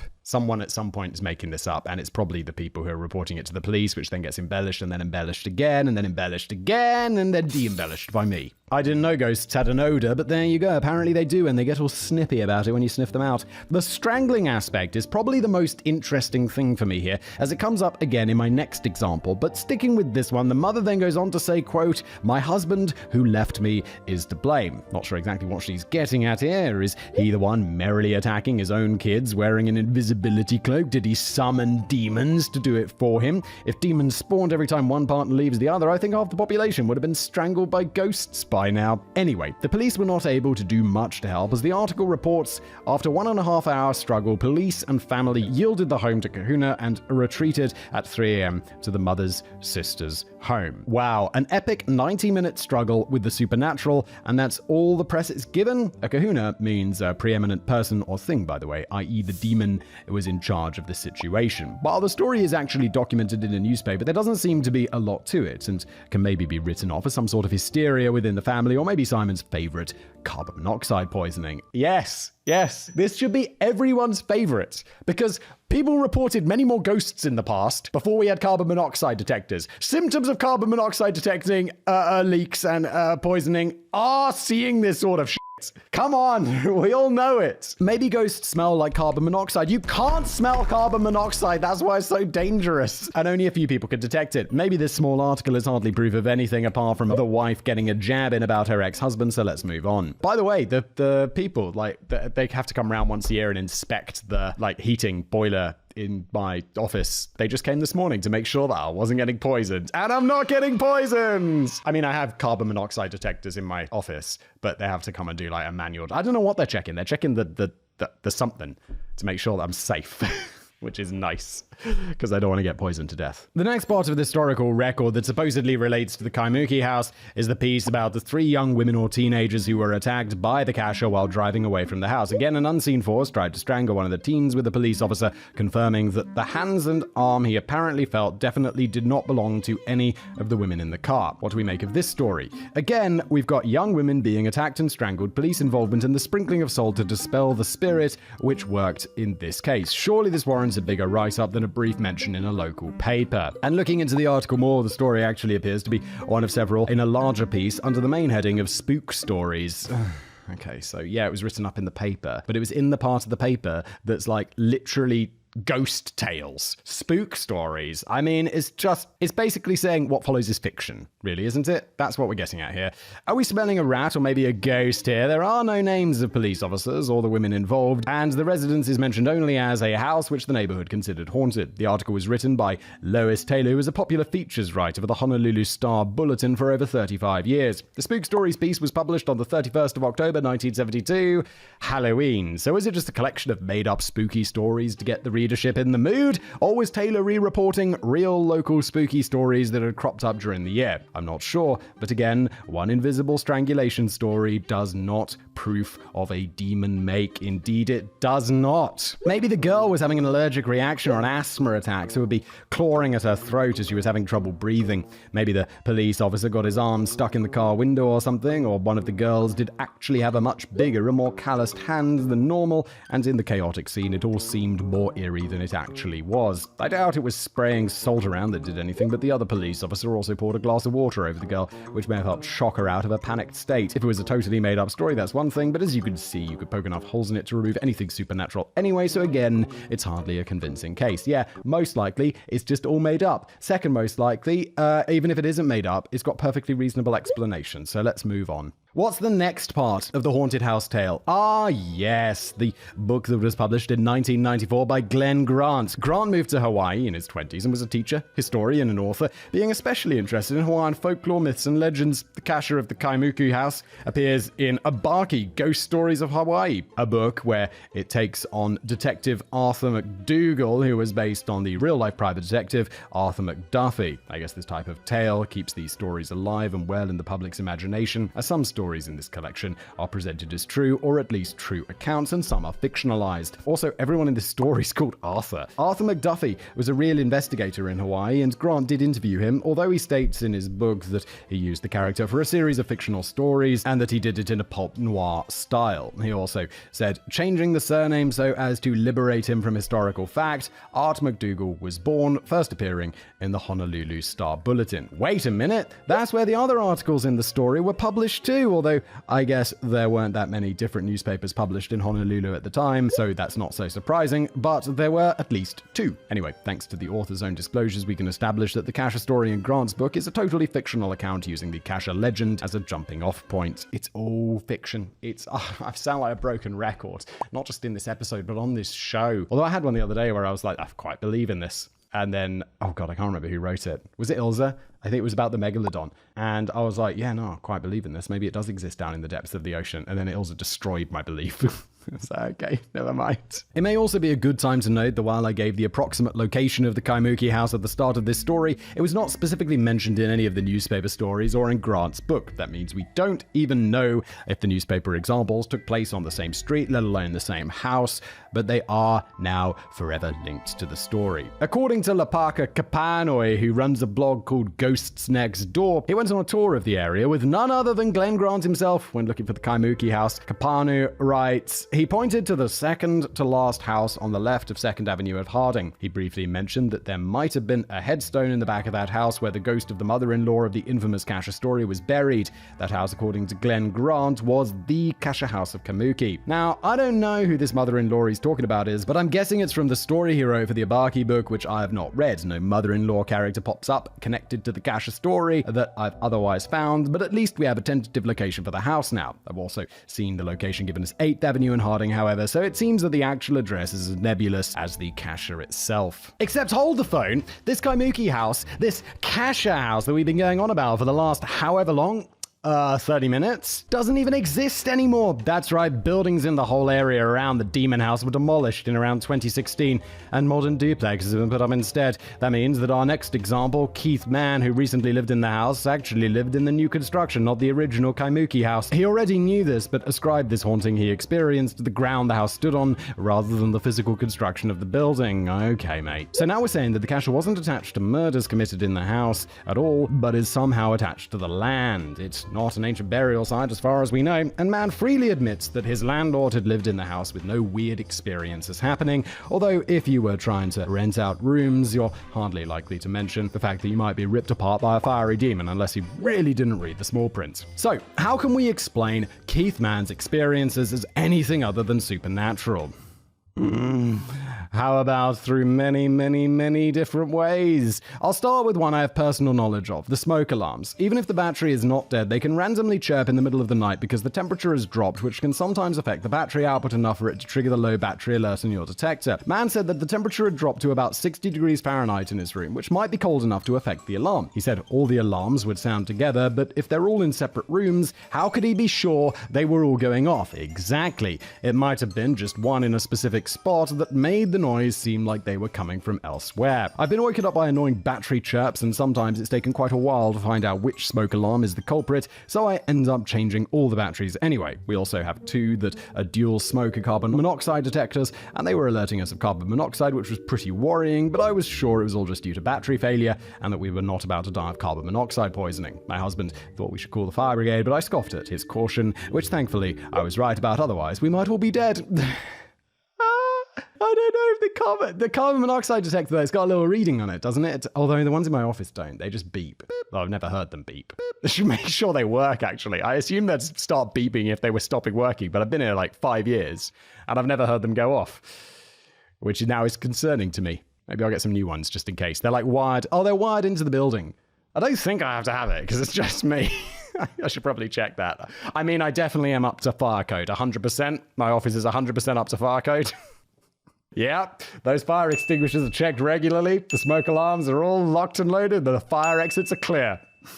That's right, 100%. Did I think it was a demon? It never crossed my mind. Was I pretty pissed off and grumpy the next day? Absolutely. The answer was that the detectors were over 10 years old, so I just went to the hardware store the next day and got a bunch of new ones. Problem solved. Maybe Keith Man just woke up because the temperatures had dipped. Yes, this happens, even in Hawaii, and he had heard the alarms chirping on the edge of his hearing and hadn't realized what had woken him up. Oh my god, I can't believe I didn't put that together.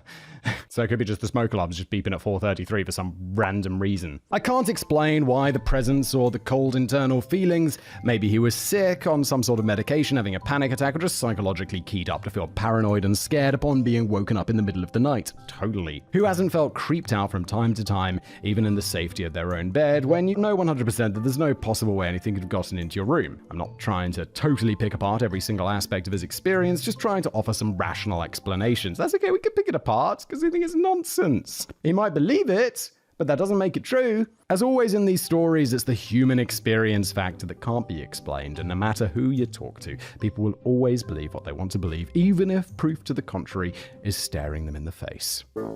Let's cart this cacher home. For a place that's supposed to have the title of the most haunted house in Hawaii, the Kaimuki House or Kasha House seems pretty tame. Apart from the word-of-mouth stories, there is no documented evidence of anything happening there, and the two small articles in the papers do not give a street address, so we're not even sure if we're talking about the same place. Historian Glenn Grant pointed out the house to Lapaka Kapanui, but even if that was the correct address, the house has since been knocked down anyway. No evidence of the original murders has been found, and as previously stated, real-life horrible murders have occurred in Kaimuki and surrounding areas without another house spawning a demon or vengeful ghost. Even the description of what a kasha is has been totally warped over time, so we don't know if whatever was lurking at the Kaimuki house was actually a kasha or some other sort of demon. Yes, I know demons are not real, but the non-canon version of this kasha compared with the original Japanese yokai just adds another layer of confusion to the story. I feel confident in saying that the Kaimuki house is an urban legend, and that, especially now the modern buildings have been put up in its place, nobody has anything to fear from a fiery cart or shape-shifting cat demon. And also, you never did, even if you were staying in the original house the day after the fictional murders.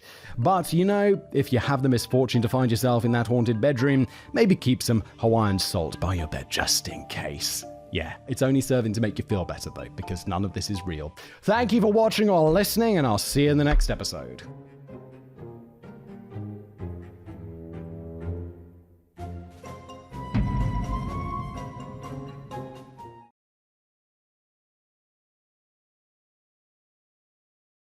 Hello everybody, welcome back to another episode of Decoding the Unknown. The legend of Bigfoot, hunting for evidence of the Sasquatch.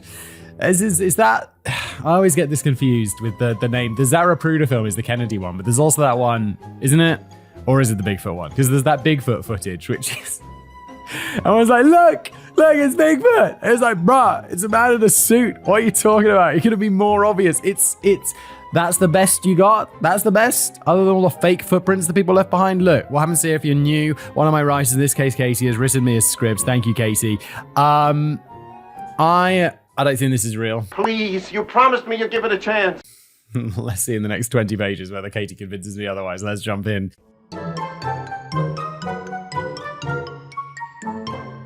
Ahoy, mateys, Sasquatch hunters, Whistler and Watson reporting for duty. Yes, that's Katie Watson, by the way. Also, the last person in the class to be called. Today, we will be attempting to track down the mysterious Bigfoot, investigating reports, providing alternative theories, and taking a deep dive into the most famous Bigfoot footage of all time. Is the man in the suit, isn't it? It's clear. And I swear to God, wasn't there a dude who came out later and was like, bro, it was me. I was the guy in the suit. And everyone was like, no, you weren't. And it was him, and there was like the guy who filmed it or whatever admitted that it was fake or something like that. Look, I don't want to spoil the story. Let's carry on. Sorry. With proponents and critics on either side of this cryptid's case, on what side of the line do you stomp your presumably not fake foot? Katie, that's a bit discriminatory to all the people who have like, you know, blades for legs or whatever. I guess they're not really fake blades, but they're not feet, are they? Come on, Katie. Let's be a bit more PC. What about the people with blades? Like that dude, Pistorius, who, I don't want to say, because I haven't done the casual criminalist yet, but we've got a casual criminalist on him coming up. Did he go to prison for murder? Or like at least manslaughter or something, right? And he had bladed legs. He didn't use the blades on his legs for the murder, though. No, look, let's just leave this. This isn't the channel. This is a channel where we're looking at Bigfoot, not Pistorius or Pistorus or whatever his name was. And his blade legs. Bigfoot, the monster, the myth, the legend. Let's get some background info on this big fella before we go starting and poking around in his territory. What we refer to as Bigfoot today is one of the heavy hitter cryptids that has existed in a recognizable form throughout history and also in different areas of the world. Lots of cultures have some sort of large hairy ape-like man or man-like ape in their folklore traditions, as with the Himalayan Yeti, Chinese hairy man, and Australian Yowie. Also seeming to be some sort of distant Bigfoot relatives. For the longest time, I thought like a Yeti. You guys ever played that game Ski Free? It was like back on, like, I don't know, Windows 3.1 or whatever it was back in the day. It was like one of those games that comes bundled with it, like Minesweeper or whatever. And you're skiing this dude down a mountain. It's like this little pixelated dude. Goes whoosh, whoosh, whoosh. And then once you like you avoid crashing into trees and all that stuff. And then at the bottom, like, so the game doesn't like go on forever.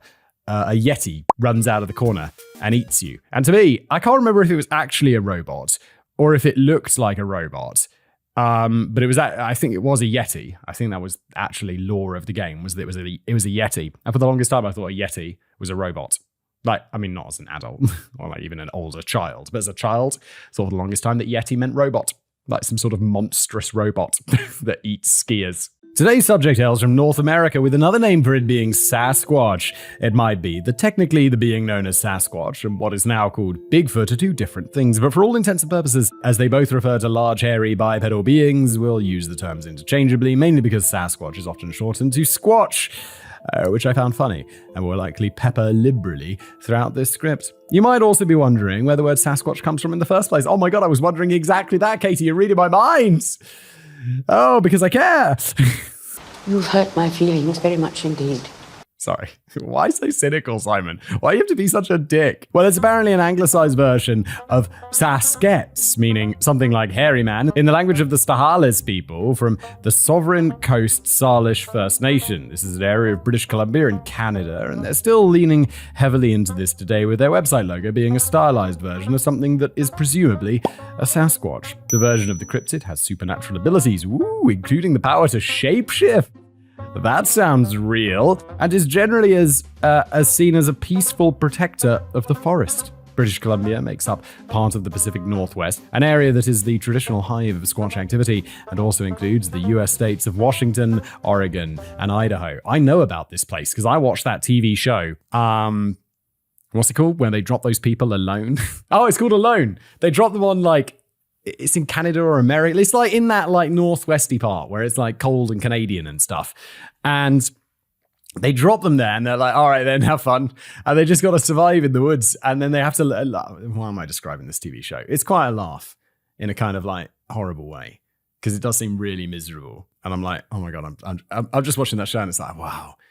Like, I know, I imagine most people watch the show and they're like, wow, it'd be nice to get into nature. And I was like, oh my God, I'm glad I'm inside eating a pizza that I didn't make. You know, it just makes me appreciate that. While large, hairy, humanoid figures have been captured in tribal artworks and oral histories for centuries, it wasn't until the 1950s that Bigfoot, as we know him, really hit the scene. In 1958, a company was chopping down trees in the Six Rivers National Forest in northwestern California when one of their number, Jerry Crew, noticed some truly massive and deep footprints in the mud.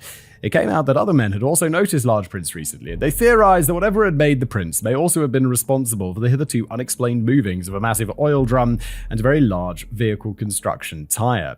Dude, if you're like out in the woods chopping down trees and you see a massive ass footprint, you mention it to the guys, oh yeah, I saw those too, Jim. And it's like, well, why you fucking mention it? That is probably hunting us right now.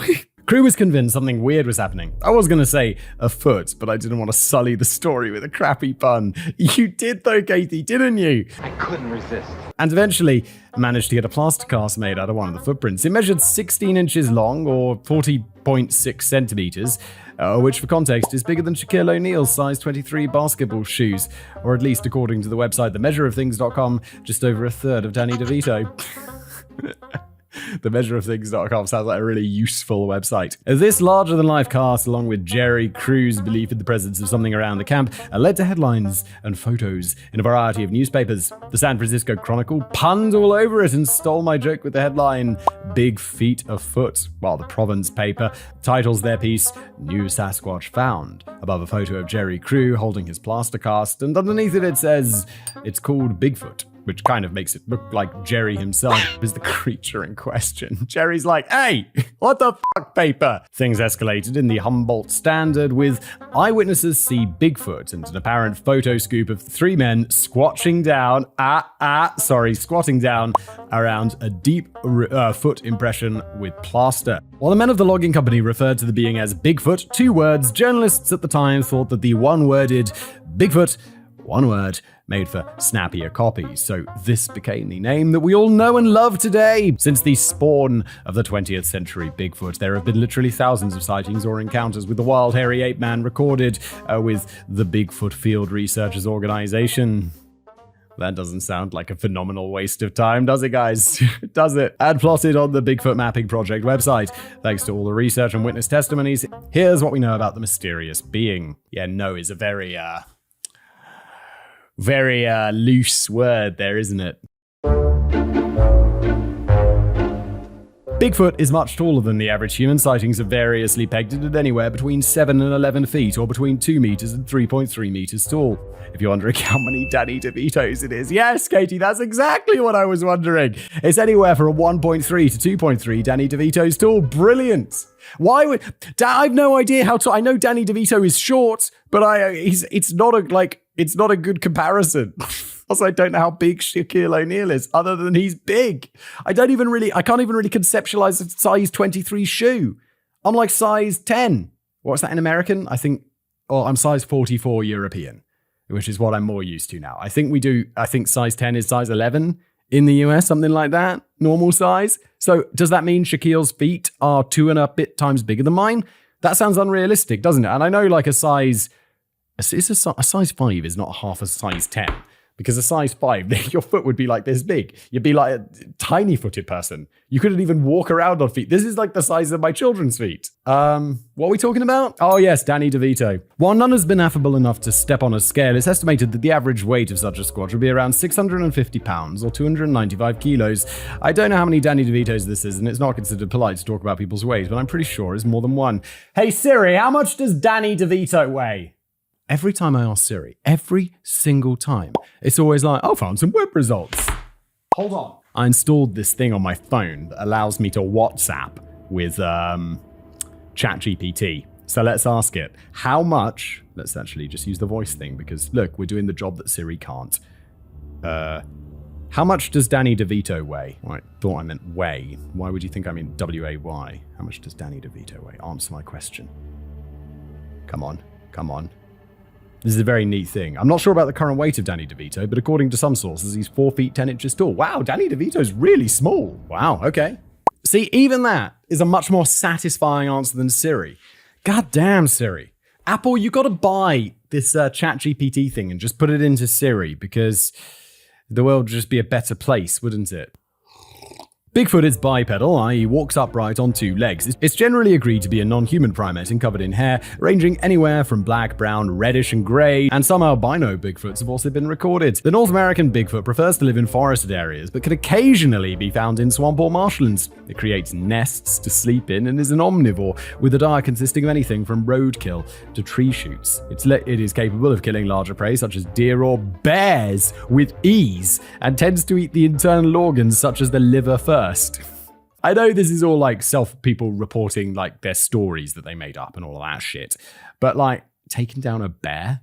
Bears are big. I've seen bears. I mean in zoos and stuff, not in real life, because then that'd be a story, wouldn't it? But taking down a bear, holy shit. While often thought of as solitary creatures, family groups of Bigfoot have been observed, including males, females, and babies. Like other apes, Bigfoots groom each other and beat their chests in shows of aggression or to assert dominance.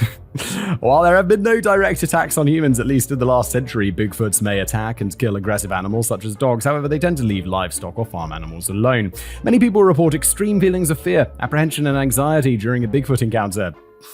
Yeah, so you're like, oh, it's big, it's aggressive, and it's like thumping its chest like King Kong. Yeah, I'm dead. I'm so dead. How did I survive?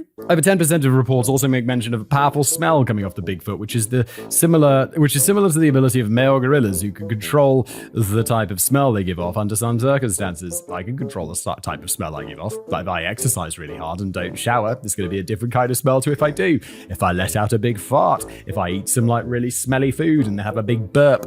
It's very pleasant, all of this, isn't it? Like I've been drinking lots of black coffee this morning. You might be able to tell because I feel absolutely hopped the it up on caffeine. I feel like this show's quite lively. But if I had a big burp right now, you probably could smell the coffee. Like I went to the dentist yesterday, and my new dentist is by my office rather than by my home. And normally I brush my teeth before going to the dentist like a good human being, but I didn't have a toothbrush at work, and I had like Asian food for lunch. And so I was like trying to drink water and get the smell out of my mouth because I don't want to be that person who goes to the dentist with a stinky mouth because I'm sure the dentist doesn't like it. And I'm just like, trying to breathe through my nose as much as possible because I'm self-conscious about it for some reason. It's a dentist. This is your job. I'm sure, like, my teeth are nice. They're all like, clean and white. I brush them twice a day. I use those bloody interdental toothbrushes, which sometimes make me bleed and are a nightmare. I do the dental hygiene So I'm sure the person who goes in next has like 4 teeth and the rest is just gums with infection. And so that's going to be more unpleasant, right, than like slight Asian breath. Not like Asian. That sounds weird. That sounds slightly racist, doesn't it? I meant like Asian food. It was Vietnamese food. I had a bun cha. It's like this fried pork dish. It's delicious. There's a good Asian restaurant. There's in fact 2 good Asian restaurants right in my office. He's gone, hasn't he? Oh my God, what are we talking about? I'm sorry. I've had way too much coffee. I really have. I'm really sorry. Bigfoots are known for their strength, easily tossing large rocks at intruders, uprooting small trees, and messing with large and heavy items in places like construction or logging sites. At night, they are known to shake trees, snap twigs and branches, and make knocking noises on logs or trees. It's not known whether this is to communicate with other Bigfoots or to freak out the poor campers huddled in the flimsy tents.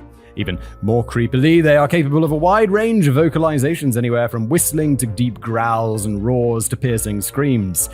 Screaming animals is kind of terrifying, isn't it? You seen those goats screaming? That's the only nice kind of screaming from animals, and it's still kind of terrifying. Like, imagine just walking along and there's a bear and it roars and then it screams. You'll be like, oh my God, bears got even more scary. Be like, rah, rah! Oh, me. Get out of here. Famous Bigfoot examples. Okay, now we know about the big fella. Let's take a look at some of the more famous examples of sightings. We've already mentioned Jerry Crew's OG experience. Let's fast forward to the more widely recognized and possibly only Bigfoot footage of all time. The Patterson film, the Patterson-Gimlin film. It's not the Zarapruda film, that is the Kennedy one. Of 1967. Around the same period, though. You've probably seen the footage, a clip of it, a screenshot, or at least some sort of meme about it. The whole thing is just under a minute long and allegedly shows a female Bigfoot walking away from Roger Patterson, looking back a few times before walking into the forest. Roger Patterson and his friend Bob Gimlin had been actively seeking out Bigfoots after Patterson had become interested in them several years earlier. They headed to Bluff Creek in the Six Rivers National Forest in Northern California, as there had been recent sightings and Patterson had visited the area before. This was also the same forest where Jerry Crew had discovered large footprints some 9 years prior. Riding along the creek bank on horseback, Patterson and Gimlin all of a sudden came across a large bipedal creature on the other side of the creek, or crick if you watch an interview with Gimlin. Oh, he's just got a weird accent or something. Realizing that they had happened upon a Sasquatch, Patterson spent several seconds getting his camera out of his saddlebag while instructing Gimlin to get his gun out just in case, although they weren't there to hunt or kill the Bigfoot. You could see that some of the film's footage has been taken on the move, with Patterson stumbling and trying to keep the creature in sight. He was mere meters away at his closest points. Oh, he was? Was he so close? Okay. He was using a 16mm camera, and frame 352 of the short reel, where the creature turned to look at him, captured the now iconic image of Bigfoot in motion and was the jumping off point for Bigfoot mania. After just under a minute of tracking the creature along the creek and into the trees, Patterson ran out of film. After reuniting with Bob Gimlin, they managed to follow the tracks of Bigfoot for about a mile before making plaster casts of them. This was also filmed, but the footage has since been lost. Patterson wasted no time in getting his film developed, and while it was difficult to get many scientists interested in the footage, he did find success showing it on talk shows, where it garnered national attention, leading to many interviews and articles for Patterson, with Bob Gimlin preferring to stay out of the spotlight.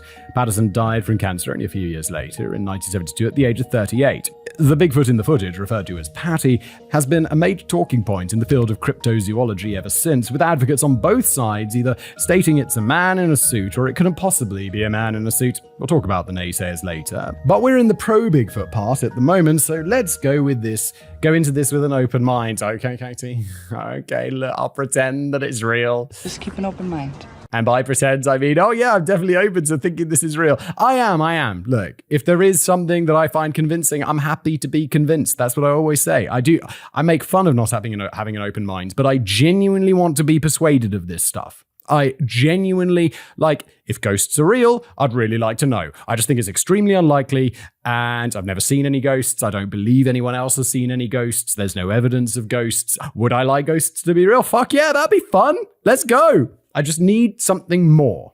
And it's at this moment, in the footage, a ghost appears behind me. Oh my god, it's real and I have the footage! And then no one will believe me because they'll be like, it's faked. And it probably would be, or it would just be in my imagination and no one will be able to see it because ghosts aren't real. Let's carry on. I'll just put in here that I assume the name Patty was short for Patterson, but Patterson's wife was named Patricia or Patty. Patty Patterson, that's great. Patty Patterson. So I guess he named the Squatch after his wife. Is this flattering? I think not. Wait, he also called the... What are you doing? Bastard. Can you imagine going on? He's like, they named it Patty after Patterson. And she'd be like, my name's Patty, right? He's a big, ugly monster. And he'd be like, oh, I see where I've gone wrong. Oh, no. Anyway, the Patterson-Gimlin film is arguably the most famous piece of evidence confirming the existence of an elusive, hairy, ape-like creature living in the depths of the forest. It's also one of the most scrutinized pieces of film ever shot. It was made in 1967, and while filmmaking, monster movies, and special effects were very much in existence, nobody had doubted that the film showed something that was physically there in the woods, i.e., no camera trickery was involved. So, what are our eyes telling us? Patty the Bigfoot quite casually walks into the woods, taking a few backward glances at our man Patterson. In case you are wondering why it's been designated a female Bigfoot, it's because you can see some big old hairy boobs when it turns around. The obvious answer to the mystery is that it's just a man in an ape suit. However, investigations at the time and more recently seem to suggest that it isn't. Okay. For one, no zipper or other fasteners have been seen on the Bigfoot. That's not to say they aren't there. The footage is pretty grainy after all, but if it is a suit, it's a pretty good one. In fact, it's a damn good one. Patty moves naturally, not like anyone in a cumbersome costume, and her mouth and features appear to move, or when she turns her head, not like if she was just in a costume and mask. The footage has been digitally enhanced over the years, and if anything, it decreases the likelihood that this is just an ape suit. Muscle movement can be seen under the hair, and researchers have been able to clearly pinpoint various muscle groups. Impossible if it was just a suit. Okay, holy if that is legit research that has happened, that's making me think, okay, well, it's not a man in a suit. Like the muscle movements underneath. I mean, the face movements of the mask, sure, maybe, but back in the day, and that's a fancy suit, I'm like pretty skeptical about that. But the muscle movements underneath, I mean, the zipper and stuff is old footage. But the muscle groups and this kind of stuff, that seems pretty legit to be in like, I don't think it's a Bigfoot or whatever still. I just think it's a big gorilla or something. Dr. Jürgen Konzag, the associate director of the Human Sensory Model Lab at the University of Minnesota, did an experiment to see whether a human could really match the walking gait of the so-called Bigfoot. In 2004, using a big, strong, sporty type and an optical electronic camera system, he compared the human trying to recreate the walk to the motion of Patty in the film. For another angle, he was joined by paleoanthropologist Esteban Sarmiento, an expert in large wild apes who worked at the American Museum of Natural History. Konzak reports, if you look at this gait, we can clearly see that it's not the walk of a large ape that we know today. Sarmiento says it's that he doesn't walk like a human and he doesn't walk like an ape. The athlete was unable to replicate the Bigfoot walk, and it seemed that the movement seen on film just couldn't be made by a guy in a potentially bulky and cumbersome suit. Konzak concluded that it was not possible for a human or even a giant ape to be able to walk like the Bigfoot in the Patterson-Gimlin film. Very interesting. I'm getting a little bit persuaded. This is very nice. The plaster casts made by Patterson and Gimlin also pointed to the existence of a very large bipedal creature. From the depth of the footprint casts they made, it was estimated that Patty weighed around 700 pounds or 317 kilos. There was also evidence of a midfoot pressure ridge, indicating flexibility in the midfoot, which corresponds to the gait of Patty and the terrain she lives in, and is not a feature of a modern-day human footprint. I feel like the footprints we know, or there was definitely some faking of footprints going on in this story at some point, because I remember them like being sold or whatever. There was some kid's footprint toy or whatever, and people were doing it. But maybe that was afterwards. So apart from this short film, what other evidence do we have? As usual, humans have just muddied the waters for ourselves now after the Patterson-Gimlin footage was released. So the idea of Bigfoot was introduced to the public consciousness, and they started popping up all over the place, including in the world of entertainment. My personal introduction was the film Bigfoot and the Hendersons, which I believe is called Harry and the Hendersons in the US. I feel like I've definitely heard of Bigfoot and the Hendersons. It's possible I've even seen that. I have vague memories of this. It's one of those films that I must have seen at a very impressionable age, as I remember a lot about it, despite not having watched it for probably at least 30 years. Oh, I don't remember much about it. I vaguely remember what the Bigfoot looked like, and even that could just be a false memory. It's possible I've never seen this. I also remember being in floods of tears at the end, which led to my dad grumbling about taking his daughters out for a nice treat at the cinema, only now to have to deal with my emotional breakdown. I'm sorry, Dad. Anyway, anybody can say that they've seen a Bigfoot or felt a weird presence when they've been out camping in the woods, but it's the sheer number of recorded encounters, thousands of witness statements, that has catapulted Bigfoot from the realms of, are you insane, to, hang on a minute, maybe there's something out there after all. I have to say, I'm kind of into the hang out a minute, there's maybe something out there after all category. Like, is that muscle groups thing? That is really compelling. If that is true, if scientists have actually looked in that film and been like, there's like twitching muscles under there, that is legit. I'm sorry, that is fairly good evidence of like that being... and how do you define a Bigfoot anyway? What if it's just some like funky ape? Some like birth defect ape or something that's just got its body a little bit wrong? Something like that. But then why is it in the forest? And where are the rest of them? Where did it come from? And it's this knife's edge that the Squatch is balancing on that makes it so irresistible to this day. There's been no conclusive proof that it exists, but there has also been no conclusive proof that it doesn't. Look at the Bigfoot Mapping Project website confirms that sightings are alive and well, and interestingly not to be confined to the Pacific Northwest, traditionally thought to be the Squatch's chief stomping grounds. In fact, there look to be as many, if not more, sightings in Kentucky, Ohio, and Pennsylvania. Despite all these encounters, we still don't have verifiable proof in the way of physical evidence, such as confirmed Sasquatch hair, the remains of a dead Sasquatch, or even a decent photo. So, why do so many people believe it's real? And are we any closer to unraveling the mystery? Yeah, the lack of dead ones and stuff is just like... I want the muscle group thing to be explained, because that's the only thing I'm getting hung up on so far. Everything else, like the way it walks and shit, I'm like, okay, so a dude did one study with one dude. That's not good enough. But the scientist looking at the muscle twitching, that is sticking up to me as needs explanation. Well, the fact is, you can't convince people of what they did or did not see. Some people have based their belief in real-life Bigfoots because of stories told to them by older family members who had kept it all on the hush-hush for fear of being ridiculed. The fact that they chose to keep the story to themselves somehow makes it more believable to the few people they do tell it to. There are many, many examples of experienced campers, hikers, wilderness experts, animal experts, scientists, you name it, who have had some sort of brush with a Bigfoot, or at least some entity that they couldn't understand or explain. While most of the evidence for the existence of Bigfoot is purely anecdotal, the Patterson-Gimlin film still confounds skeptics who cannot write it off as a hoax to the satisfaction of the believer contingent. Yeah, not surprised. The muscle thing, and I know I keep bringing it up, but that's the thing. Bigfoot in the 21st century.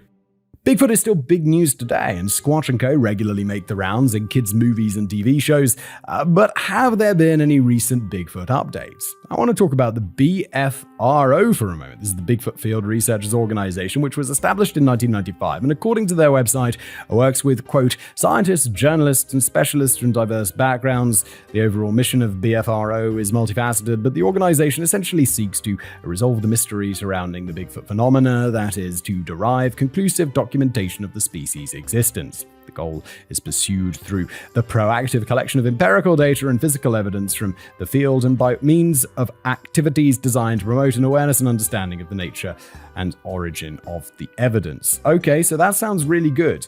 I know I made fun of these guys earlier, it's kind of wasting their time, but these seem like to be doing proper scientific stuff. But then why are you plotting on a map all the places that people were like, I saw a Bigfoot there? Because that's not science. That's just like... Sounds like fun. You can't separate the fact from fiction doing something like that. But like empirical data, physical evidence, that kind of stuff, that is legit and cool. Good for you. But have you ever found anything? How long have you been doing this? Didn't they say since like the 1995? What have you found in that time? As far as I'm aware, that Patterson film or whatever that is the most conclusive evidence that we have of Bigfoot. And if there was something more conclusive, we'd have talked about it already. So what have you been doing? Big words, but have they come up with any goods? Well, yes and no. While there is lots of information about the Squatch's appearance, preferred habitat, and behavior on the site, all of this is just compiled from alleged eyewitness accounts. Yeah, which isn't science. There are no convincing photos, videos, or anything at all, really. There are some links to audio recordings of supposed Bigfoot vocalizations, but none of these are from the last couple of decades. One is described as siren-like, and that's because, well, it just sounds like a siren. All the eyewitness accounts have been lumped together and averaged out to create a supposed profile of the creature known as Bigfoot. It's all presented as fact with a huge depth of detail down to how a Bigfoot poos. So here you go. Quote, their feces are sausage-shaped, up to 4 inches in diameter and up to 3 feet long, forming a folding heap. They are replete with numerous intestinal parasites, including hookworms, as well as small bones, hair of prey, and ample vegetal matter. A Sasquatch has been observed to wipe itself with its hands and lick its fingers briefly, a decidedly simian gesture. Oh man, wait, the simian, are they licking their poo off their fingers and hands after wiping their butt with their hands? What the fuck? That's the last thing you want to do. That's gross. I also don't believe that one. And anyway, primates will eat poop if there's anything worth salvaging in there, but they don't wipe their butts with their hands and then lick them clean, so don't tar other simians with your pooey brush. Okay, good. Yeah, that would just seem like that's disease. That's asking for diseases, isn't it? For me, the BFRO occupies a weird space of trying to prove the existence of Bigfoot, but providing people with enough of a platform that it all ends up just sounding pretty ridiculous. It doesn't help that the founder of the BFRO is a man called Matt Moneymaker, although that is his real name, so I suppose we should hold it against him. His real name is actually Moneymaker. That's kind of awesome. The only thing better be like Rainmaker, Mr. Rainmaker. Make it rain, baby! And guess what his dad's name is? Richard Moneymaker. No, it's not. His name is Rich Moneymaker. Oh my god, he's a lawyer. How on the nose could he get? His name is Rich Moneymaker. That's fucking golden. The BFRO holds regular field expeditions to sites of recent Squatch activity, and in one such trip that was filmed for a show called Animal X, they set up a mud trap with a load of fruit in it to see if they could get any evidence of Squatchy activity. The next morning, there was an impression in the mud of which a plaster cast was made, and this became known as the Skookum Cast, after the Skookum Meadows area of Washington state where the group were. Apparently, this is an impression made by a Bigfoot as it tried to get the fruit. To be honest, it's hardly a clear print, and it's pretty impossible to know what you're supposed to be looking at. The best reconstruction the crew could come up with was showing a Squatch kind of lying propped up on its side in the mud, forlornly reaching for some mucky berries in the middle. Of course, I'm no expert in Sasquatch, but it didn't really seem like a natural thing for Bigfoot to be doing. I was expecting some big footprints in the mud, not some weird wallowing shape as the creature inexplicably decided to lie down and pull itself towards some food. Yeah, it sounds like there was just a dent in the ground and you've tried to make it work to, you know, what's it called when you come up with a theory and then you do everything you can to try and prove the theory rather than being objective? I don't know, but it sounds like that's what's going on here. Was any Bigfoot hair found? No. Were any large footprints found, or a 3-foot-long heaped poo? No. Could this imprint have been made by, say, another animal, such as an elk, as they were known to create similar shapes while lying down? Well, yes, that's a yes. Also, there were elk tracks nearby. Surely the obvious thing to have done was to have a flipping camera set up near the mud trap, but I guess that wouldn't have helped the BFRO out very much. Can't we just be objective? Also, what are those cameras called? They're like they're like cameras that you set up in trees, and then they take a picture when there's motion, like hunting cameras or trap cameras or whatever. I suppose another blow to the credibility of the BFRO is that it spawned off a TV show on Animal Planet called Finding Bigfoot that lasted for 100 episodes. The money spinning, like whoever Mr. Money Spinner at Animal Planet is. It's just crazy. Like, the fact that you can spin this out for so long, or like that, the mystery of Oak Island treasure or whatever that History Channel's been doing for like 400 seasons or whatever. It's just, how can you spin something out that long? I was reading about that. I think I stumbled across that on Reddit the other day. Someone talking about Oak Island as being like a mystery or whatever, and how they kept digging down in that hole and finding things. And I'm just reading that being like, no. You just watched the History Channel thing and you thought it was real. And the comment below is like, yeah, this is obviously fake. It's just made up, blah, blah, blah. And I'm like, legend. And I'm pretty sure that second one had more upvotes. It's just like, good. Don't believe everything you see on the History Channel, but believe everything you see on any of my channels. Everything. Never question me. Just joking, you can question me. It's what the comments are for. Did they find Bigfoot? Well, I'll let you take a wild guess. It's also rated a dismal 4 out of 10 on IMDb. That's really bad for IMDb, meaning that there doesn't seem to even be any entertainment value to it at all. I watched a bit of an episode in which the team are trying to work out if someone's managed to capture a photo of Bigfoot on their trail camera, and thankfully they have a dedicated skeptic on the team who spends the whole time asserting that it is just a bear. Well, that's great. I like that. How did you spin it off to 100 episodes, though? Because the skeptic person every episode, no. And that's the format. Although, yes, most TV shows are fairly formulaic, so never mind. Matt Moneymaker is also a team maker, as is the most stoned-looking guy on television, James Fay, who is nicknamed Bobo. Most stoned-looking guy in your opinion, Katie. Careful. This whole thing is probably not worth watching now, as if evidence of Bigfoot were found, it's unlikely to exist only on this show and not be big news all around the world, but maybe just watch it for Bobo. Katie's included a picture of Bobo, who, in my opinion, also does look fairly stoned. Decoding Bigfoot. All right, let's get to the part where we delve even deeper into the story of Sasquatch. There's no denying that the idea of the Sasquatch has existed in First Nations and American culture for hundreds of years. This has led to people believing that there must be something to this story of a large, hairy, wild man, or half ape, or giant ape. That's not necessarily true. I suppose it's easier to believe this must have roots in reality, as the figure itself is bipedal and human-like, so basically something that we could all easily recognize and something that could potentially exist. Yeah, it's not like it's an alien or a monster, like, something that's completely wild-ass different. It's like if someone saw a unicorn in the forest, at least you'd be like, well, okay, I can imagine it's sort of a horse with like a weird skull or something, like a white horse that's somewhat a little bit sparkly with a big, horn pointing out of its head. That could be like a birth defect or something. If you take a look at other legends, there are plenty of absolutely bonkers demons and concepts out there that in no way could exist in the real world, and nobody has ever really claimed they do. I'm thinking, for instance, of the Kasha Yokai, or Japanese demon, that was covered in the Kasha House of Kaimuki episode. The origin of that demon was that it was a fiery or burning cart that popped up at people's funerals if they weren't particularly nice people, and then it drove them to hell. Yeah, that's not something that I would ever question. Like, in the episodes, like, obviously fake. Whereas this one with the muscle thing, I'm like, well, it's not obviously fake, is it? I don't think there's enough evidence to say that it's real, but it's not obviously fake, like a fiery chariot that drives people to hell. Nobody's suggesting they've ever seen this happening or it was a real thing, so why should we believe in Bigfoot just because it's presented as something a bit more familiar? Well, partly because things that are more familiar and close to reality are more likely to be reality. I'm going to go back to our examples of pro-Bigfoot evidence now and see what the whole story was. Yes, this may be seen as spoiling the fun, and some people complain that stories are ruined when we actually investigate a bit further, but hello, this is Decoding the Unknown. The clue is in the name. We need to look at both sides of this hairy coin. Although in reality, this is a hairy coin that just keeps spinning, as no matter how much debunking is done, the debunking is then apparently debunked, etc., etc., etc. Yeah, maybe this, like, sometimes I see people like reacting to my videos and stuff. They'll be like, they watch it and they react to it. Sometimes it's entertaining, sometimes it's a bit boring.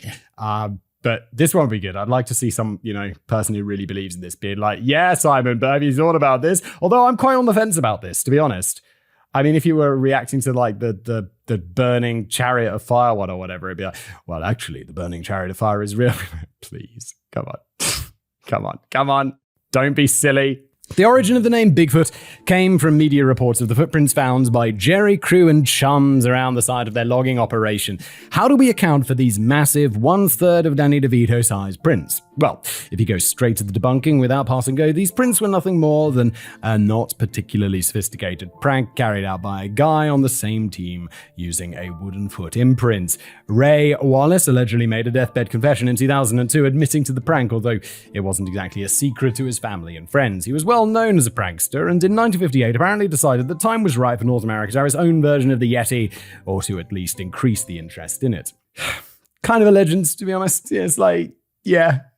It's a good prank. It's pretty funny. Some people thought that there was no way it could have just been a man with a wooden footprint, as there were supposedly not enough time for people to do this sort of malarkey with all the work that they had to do. But come on, how long does it take to press a foot on a pole and into... how long does it take to press a foot on a pole into some mud? Not very long. And also, have you not heard of procrastination? People are saying this is like, yeah, we should be logging, but we just fucked around for a little bit. Like everybody with any job ever. Not very long, and the other large heavy things that apparently were mysteriously moved around the camp might have been moved by machinery without other people's knowledge. They might have been on unstable ground and slid over, or maybe it was just a made-up fact to get their name in the local paper. The BFRO have decided that Wallace did not, in fact, make this confession. I found an article in the Los Angeles Times from December the 6th, 2002, where Wallace's son Michael confirmed that his dad had been behind the mysterious footprints. Okay, the BFRO were correct in that Wallace didn't exactly make a deathbed confession, but apparently he polled his family as he knew his health was failing, and they all voted for not holding onto the secret. As previously mentioned, it wasn't like he was the only one who knew the whole time. This seems to be a weird thing for a random person to say to a paper 44 years after the event, unless they were actually involved in some way. And it's not like this example has ever been as remotely famous as the Patterson-Gimlin film, so I doubt Michael Wallace was cashing in much on that hairy coin. Yeah, he's just a prankster, and then it got out of control, and he's like, cool, just, last fun thing before I die, it was me. And people would be like, no, it wasn't. Still real. I believe it. BFRO, we built a career around this. Mr. Money Spinner and I. Money Spinner at Animal Planet. It's a joke. Other naysayers of this explanation have said that the alleged foot stomper Ray Wallace did not match the plaster cast taken by Jerry Crew. To that I say, whatever. The ground was muddy, Wallace probably didn't plant it down exactly level each time, and maybe the cast wasn't taken very well.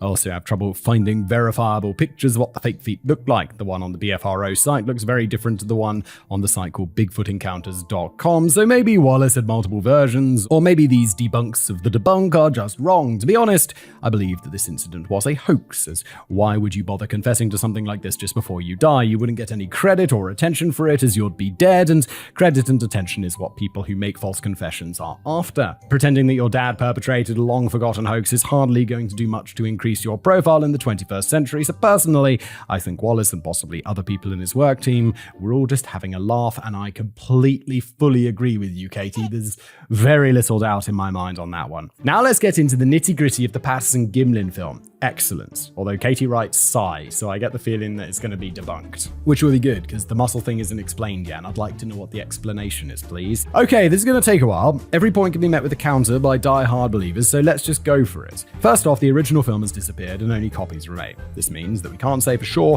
when it was filmed, and if there was any other footage before the main event that might give us a bit more of an idea of its authenticity. And perhaps the timeline around the making of the film, rather than the footage itself, is what could prove to be its undoing. Interesting. Let me explain. Patterson and Gimlin were trekking through the forest on horseback on the afternoon of October the 20th, 1967. Patterson stated that they chanced upon the Bigfoot somewhere between 1:15 and 1:40 p.m. Any timestamps that could be found on the original film have of course been lost. After the close encounter, which could only have lasted a couple of minutes, both men had to round up their horses, which had been spooked at the presence of Bigfoot, and run off. They spent some time trying to track down Patty through the forest for anywhere between 1 and 3 miles. During this time, Patterson filmed some of the footprints that had been found, but the film has also been lost. After losing sight of any more tracks, they headed back to their campsite, which was 3 miles or 4.8 kilometers away. They picked up some plaster to make casts with, and went the 3 miles or 4.8 kilometers back to the footprints, made the casts, waited for said casts to dry, went the 3 miles or 4.8k back to the camp again, packed everything up into the trailer, including the horses, and drove to Willow Creek to mail the film off. The film was mailed at about 6:30 p.m. Does it sound likely that all of this could have been done in 5 hours? I know the answer's supposed to be no, but they were on horses. 3 miles is not that far on a horse, and plaster doesn't take that long to set. So I have to say the answer could be yes. I think, not unreasonable. It was quick, but it doesn't sound crazy. I should also mention that from their camp to Willow Creek was about 24 miles or 40 kilometers, most along dirt tracks and fire roads. Okay, that's going to take forever.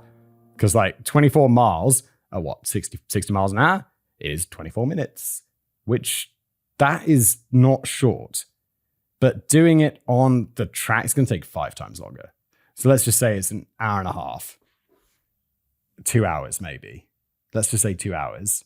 So they did all the stuff in 3 hours. Now that's sounding a bit more ridiculous. So yeah, once you start looking at it like that, the whole thing seems to be getting more and more unlikely. It didn't help matters that Patterson changed his story a few times, even saying that the film was flown to Yakima on a charter plane to be developed, when it was later proven that no charter planes flew that day because of bad weather. Uh-oh, why are you lying?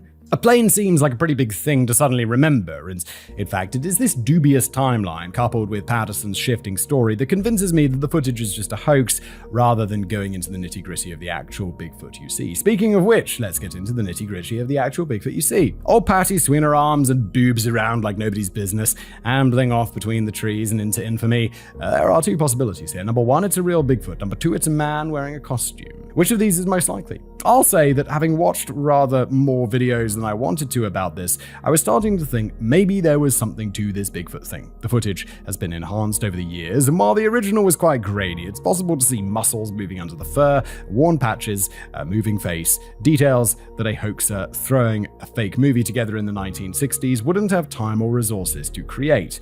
But is it really possible to see that? Australian Wayne Dowsent made a video showing the 4K version of the film, pointing out that Patty the Bigfoot moves and saying things like, "Go on, Simon, try an Aussie accent here to be authentic. The muscles move and quiver." That's Australian. This is Australian. I mean, it's not a good one, but it is probably recognizable as Australian. I know all the Australians are super upset. The muscles move and quiver as they act like shock absorbers. The muscles move and quiver as they act like shock absorbers. But for the life of me, I can't see what he's talking about. The footage is clearer, and this does actually make it look more like an actual creature than a suited-up guy, but I can't really see all this detail that he and others have pointed out. Dowsent also points out how similar the head is compared to real ape. But isn't that what you'd expect from an ape costume? The nose appears to be different, but there's not really any clear shot of it, and in the enhanced version, when Patty turns to the camera, that's actually when the face looks the least realistic, mainly because of the odd nose. Dowsent also points out wear marks on the creature's hair, presumably from its arms constantly brushing past its thighs, etc., but maybe it's just a patchy costume, hardly a death blow to the skeptics. Other people have made much of the way Patty moves as it's not the way a human or indeed an ape would walk. Wait, so let's just go back. So that previous thing is just like, before it was scientists have done the muscle group tracking and all of this, and it's like, nah, it just looks like they're real muscles under there. So it turns out to just not be as solid as you first think, which is kind of what I expected, to be honest. Is it, though, the way a human in an ape suit would walk? I take major issue with Dr. Jürgen Konzak's experiment with the optical cameras on the athlete. He concluded that a human could not walk like a Bigfoot, but what I concluded was that that particular human could not walk like Bigfoot. Exactly, I said it's done on one person. One person is not a study. They had him angled all weirdly, moving his arms and legs into positions to match the Bigfoot when he wasn't the same proportions as the creature on the screen. And everybody walks totally differently depending on a number of factors. If you're familiar with someone, you can sometimes pick them out in a crowd by the way they walk. I personally used to overthink how to swing my arms because I thought everyone was looking at me. This is when I was young and insecure, now I don't give a crap. I tried to recreate the Bigfoot walk in my own room and probably did a better job than the test subjects. They should have just shown the athlete guy the footage and asked him to try and walk like that. Or maybe they should have just put him in a football helmet and shoulder pads, zipped him up into an ape suit and told him to take a stroll through the trees. Because of its notoriety, several slightly odd people throughout the years have outed themselves as being the person inside the Bigfoot suit. Okay, I thought it was one of the original guys or something, but it just turns out to be a bunch of, maybe it could have been one of them. One dude filming, one dude in the ape suit, or a third person. But most people have come out and been like, it was me. Prove it. The one with the most credibility, however, is Bob Hieronymus. He was the neighbor of Bob Gimlin, and in 1967 was offered $1,000 to wear the suit and be in the film. That's a lot of money in 1967, isn't it? Like 10 times more? Because I was watching Mad Men, and then I was wondering how expensive shit was, and it was basically just like add a zero to the end. A little bit less than that. And that's how much money it is in today's money. That's around $9,000 today, not bad for a minute's work. That seems very unlikely. Why would you pay someone such an extraordinary amount of money?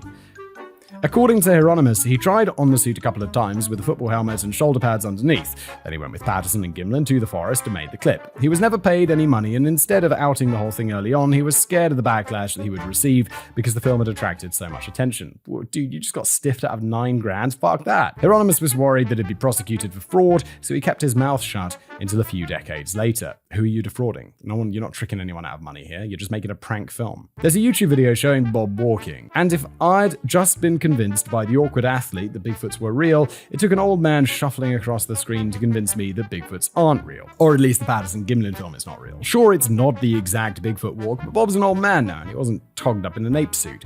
Wearing a full-body suit with big feet does totally affect your gait, as I can attest, having dressed up as the children's character Poppycat to help out a friend who managed a bookshop. Man, it was sweaty inside. Thankfully, there were two of us on duty, and I wore the costume first. Oh. Yeah, there's nothing worse than like putting on someone else's sweaty clothes or whatever, like or mask and stuff. And I don't know, I used to do theater and all of that stuff.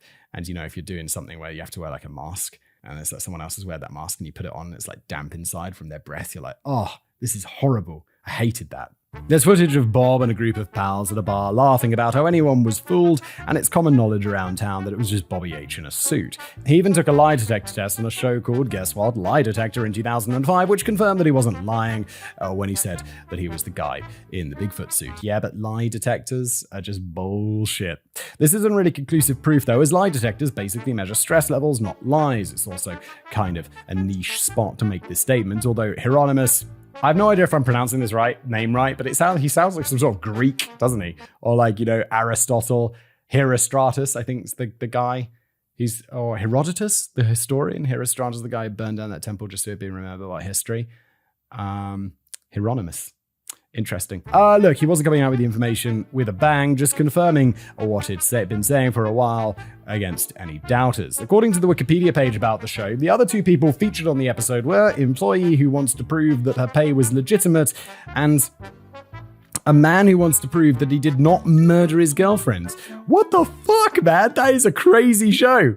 And also, what do you mean employee wants to prove that her pay was legitimate? It's that my pay is legitimate. I worked 6 hours and I got paid for 6 hours, okay? And next up, did John murder his girlfriend? That is just a hard left, isn't it? Holy shit. As with everything in this story, you either believe Bob or you don't. So, what's the next sticking point?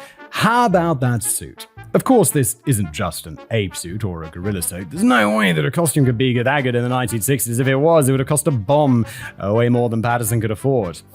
Oh yeah? Couldn't be that good, eh? Well, one comparison I saw somewhere was that around the time that the footage came out, the first Planet of the Apes film with Charlton Heston was made, the critics said that there was no way the Bigfoot suit was fake, as the best Hollywood could come up with at the time was not very convincing apes in Planet of the Apes. Well, I beg to differ. I looked up clips and stills from the 1968 movie, and while all the apes I saw were wearing clothes, the makeup was actually pretty good. The faces moved, and with a couple of exceptions, they weren't too mask-like or really fake-looking. The hair looked pretty good, and the conclusion that I came to is that it was more than possible to create a decent full-body Bigfoot suit in the late 1960s. John Chambers actually received an honorary Oscar for outstanding makeup achievement in this film, so there you go. He is denied being behind the Bigfoot suit, though. Yeah, but it just proves that it's totally possible, though.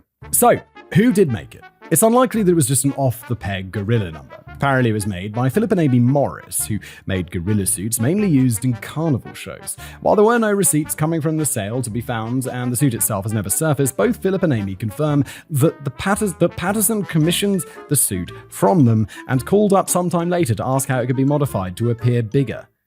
Dude, this is the evidence for is very weak, and the evidence against is just there seems to be a lot of stuff saying that this is clearly fake, doesn't it? Philip Morris also pointed out, is this a Philip Morris, the cigarette company? Hey Siri, what's Philip Morris? Hey, it's a tobacco company. Quiet, Siri. Pipe down. That's quite enough. No. I'm not You're a slave! Philip Morris also pointed out how wearing the suit could alter a person's walking gait and that the suit wasn't designed to be particularly flexible, hence Patty the Bigfoot having to turn her entire upper body to look behind her. I also found a photograph on BBC website showing members of the Starless tribe during a Sasquatch festival, and someone's wearing a Sasquatch suit, and I don't know whether it came from real animal hide. I presume it did, but it looks pretty good quality costume, and that was from 1938. Yeah, the idea that it wasn't possible to make a good costume is just silly. They were great costumes. Chill. So, could the most famous footage be just a man in a suit? I think it's definitely possible, if not probable. I'll round out this section by saying that Patton himself was something of a tricky customer. He got financing from a film company called American National Enterprises to make a fake Bigfoot documentary, mainly based on a tiny tome he had self-published called Do Abominable Snowmen of America Really Exist? Patterson used the money to buy the ape suit and rent the camera that he used for the encounter. After getting the film developed and selling the clip himself, he cut ties with American National Enterprises, who didn't get anything out of the relationship. Can't they sue him for the original money at least? Like, you should give that original money back. You just completely abandoned it, dude. Patterson was also arrested for keeping the camera longer than the rental period. Arrested? Holy shit. I should return my library books. Police, open up!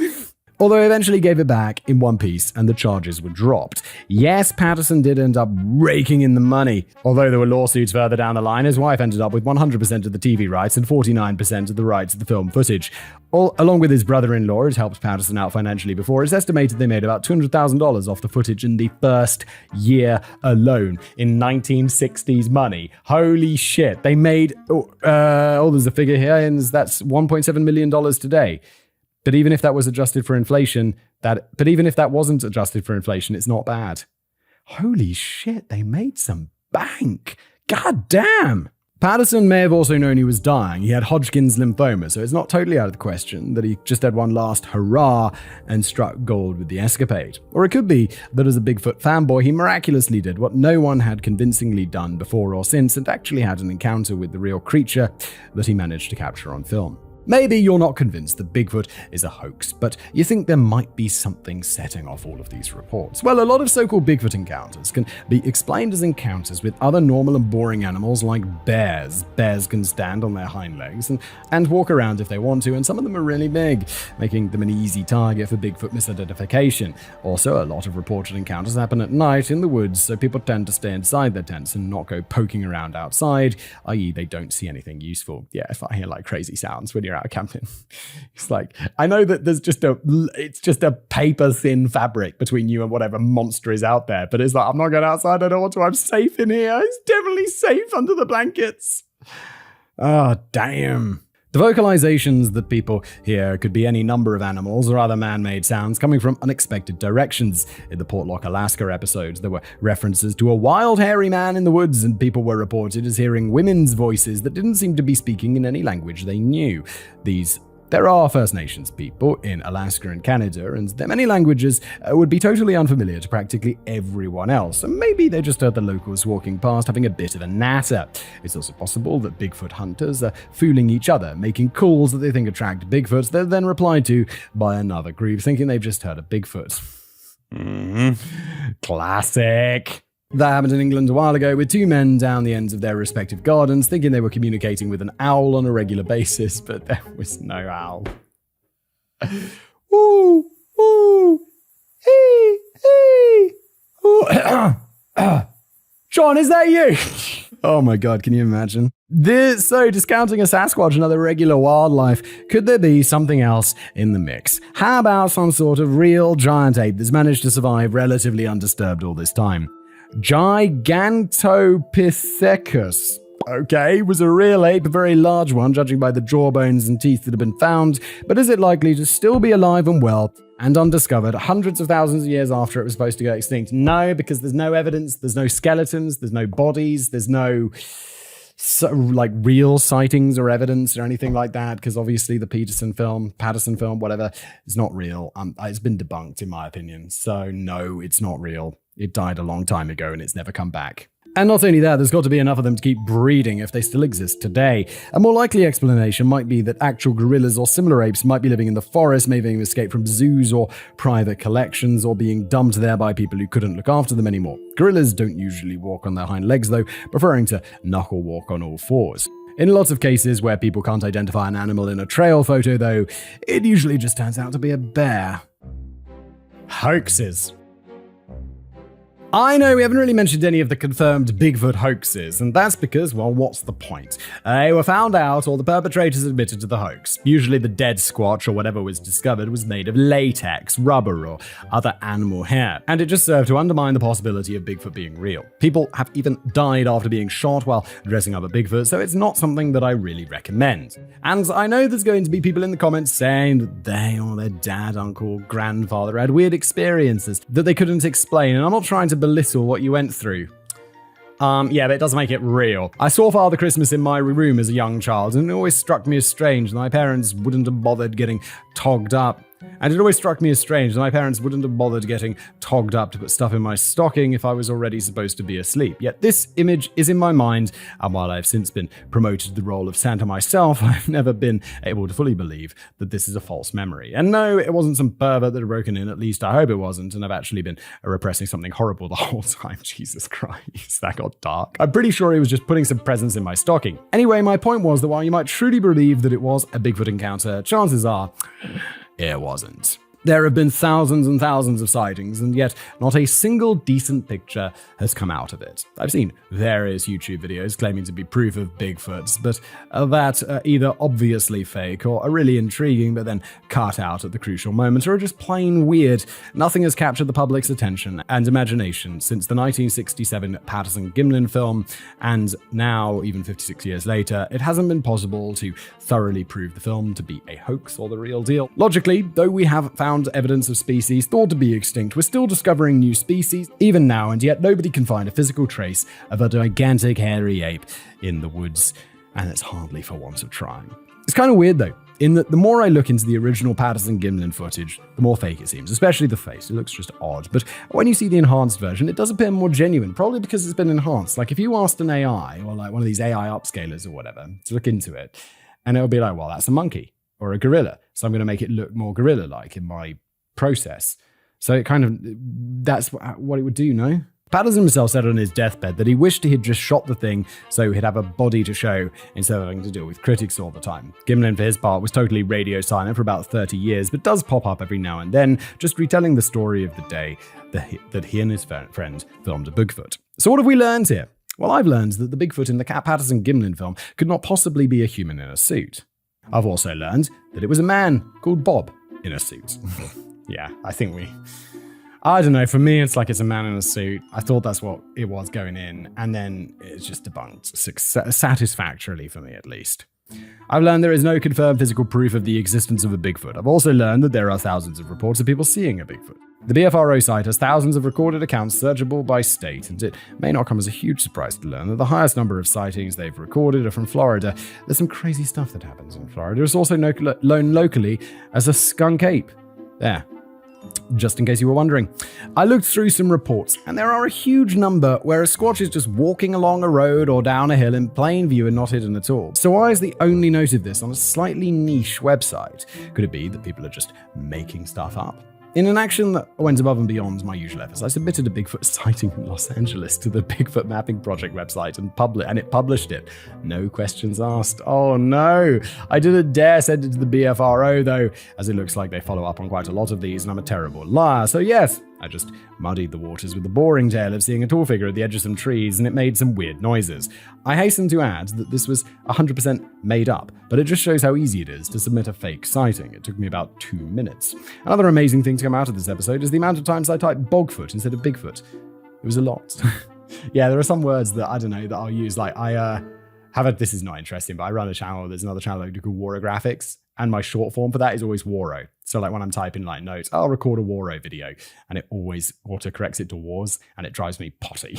I think I'm taking the coward's way out of this and not definitively saying that Bigfoot is real one way or the other, although I do think the Patterson-Gimlin film is a hoax. I guess I'm like Fox Mulder in that I want to believe. Show me the proof of Bigfoot, and I'll be as excited as the next person. Exactly! And I feel that this is the position that every human should have. Just wait for if something comes across that proves something that you thought was false real, be like, cool, interesting. I guess I was wrong. That's okay. Until then, sorry, but it don't really mean squatch. Yes, Thank you for being here, listening, watching this episode. If you like it, click that like button, subscribe. If you're listening as a podcast, leave me a review. That would be most welcome. And I'll see you next time.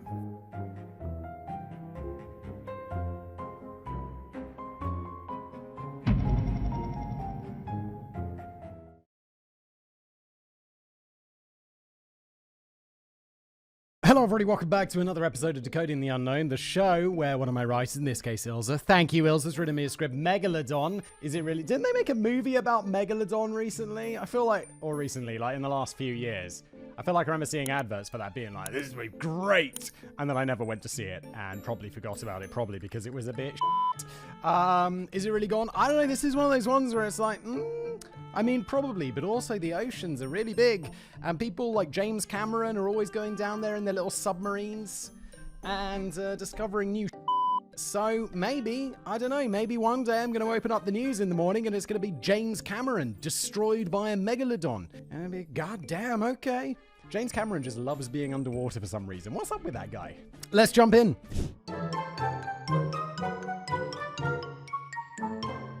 In the depths and darkness of the wild oceans it lurks, cold and merciless. It kills everything in its path, devouring whales like a toddler devours cupcakes, with a bite force 6 times stronger than a T-Rex. I don't know, is that a useful like point of comparison? Because I've never seen a T-Rex. It was many millions of years before the entire human species was around. Unless you believe in that 6,000-year-old Earth thing. In that case, Jesus Christ, you need to be decoded. I've never seen a T-Rex bite anything exactly, but that sounds really impressive. It's the terror skulking behind the waves, the bogey shark that'll steal away little dolphins and whales, not listening to their parents and eating their veggies. It's the monster roaming the seas, haunting our dreams. It's the Megalodon shark. Close the beaches, Chief Brody. I've never seen Jaws, but even I know that reference. If that's not Jaws, though, that's going to be really embarrassing. I'm pretty sure it is, right? That's Jaws.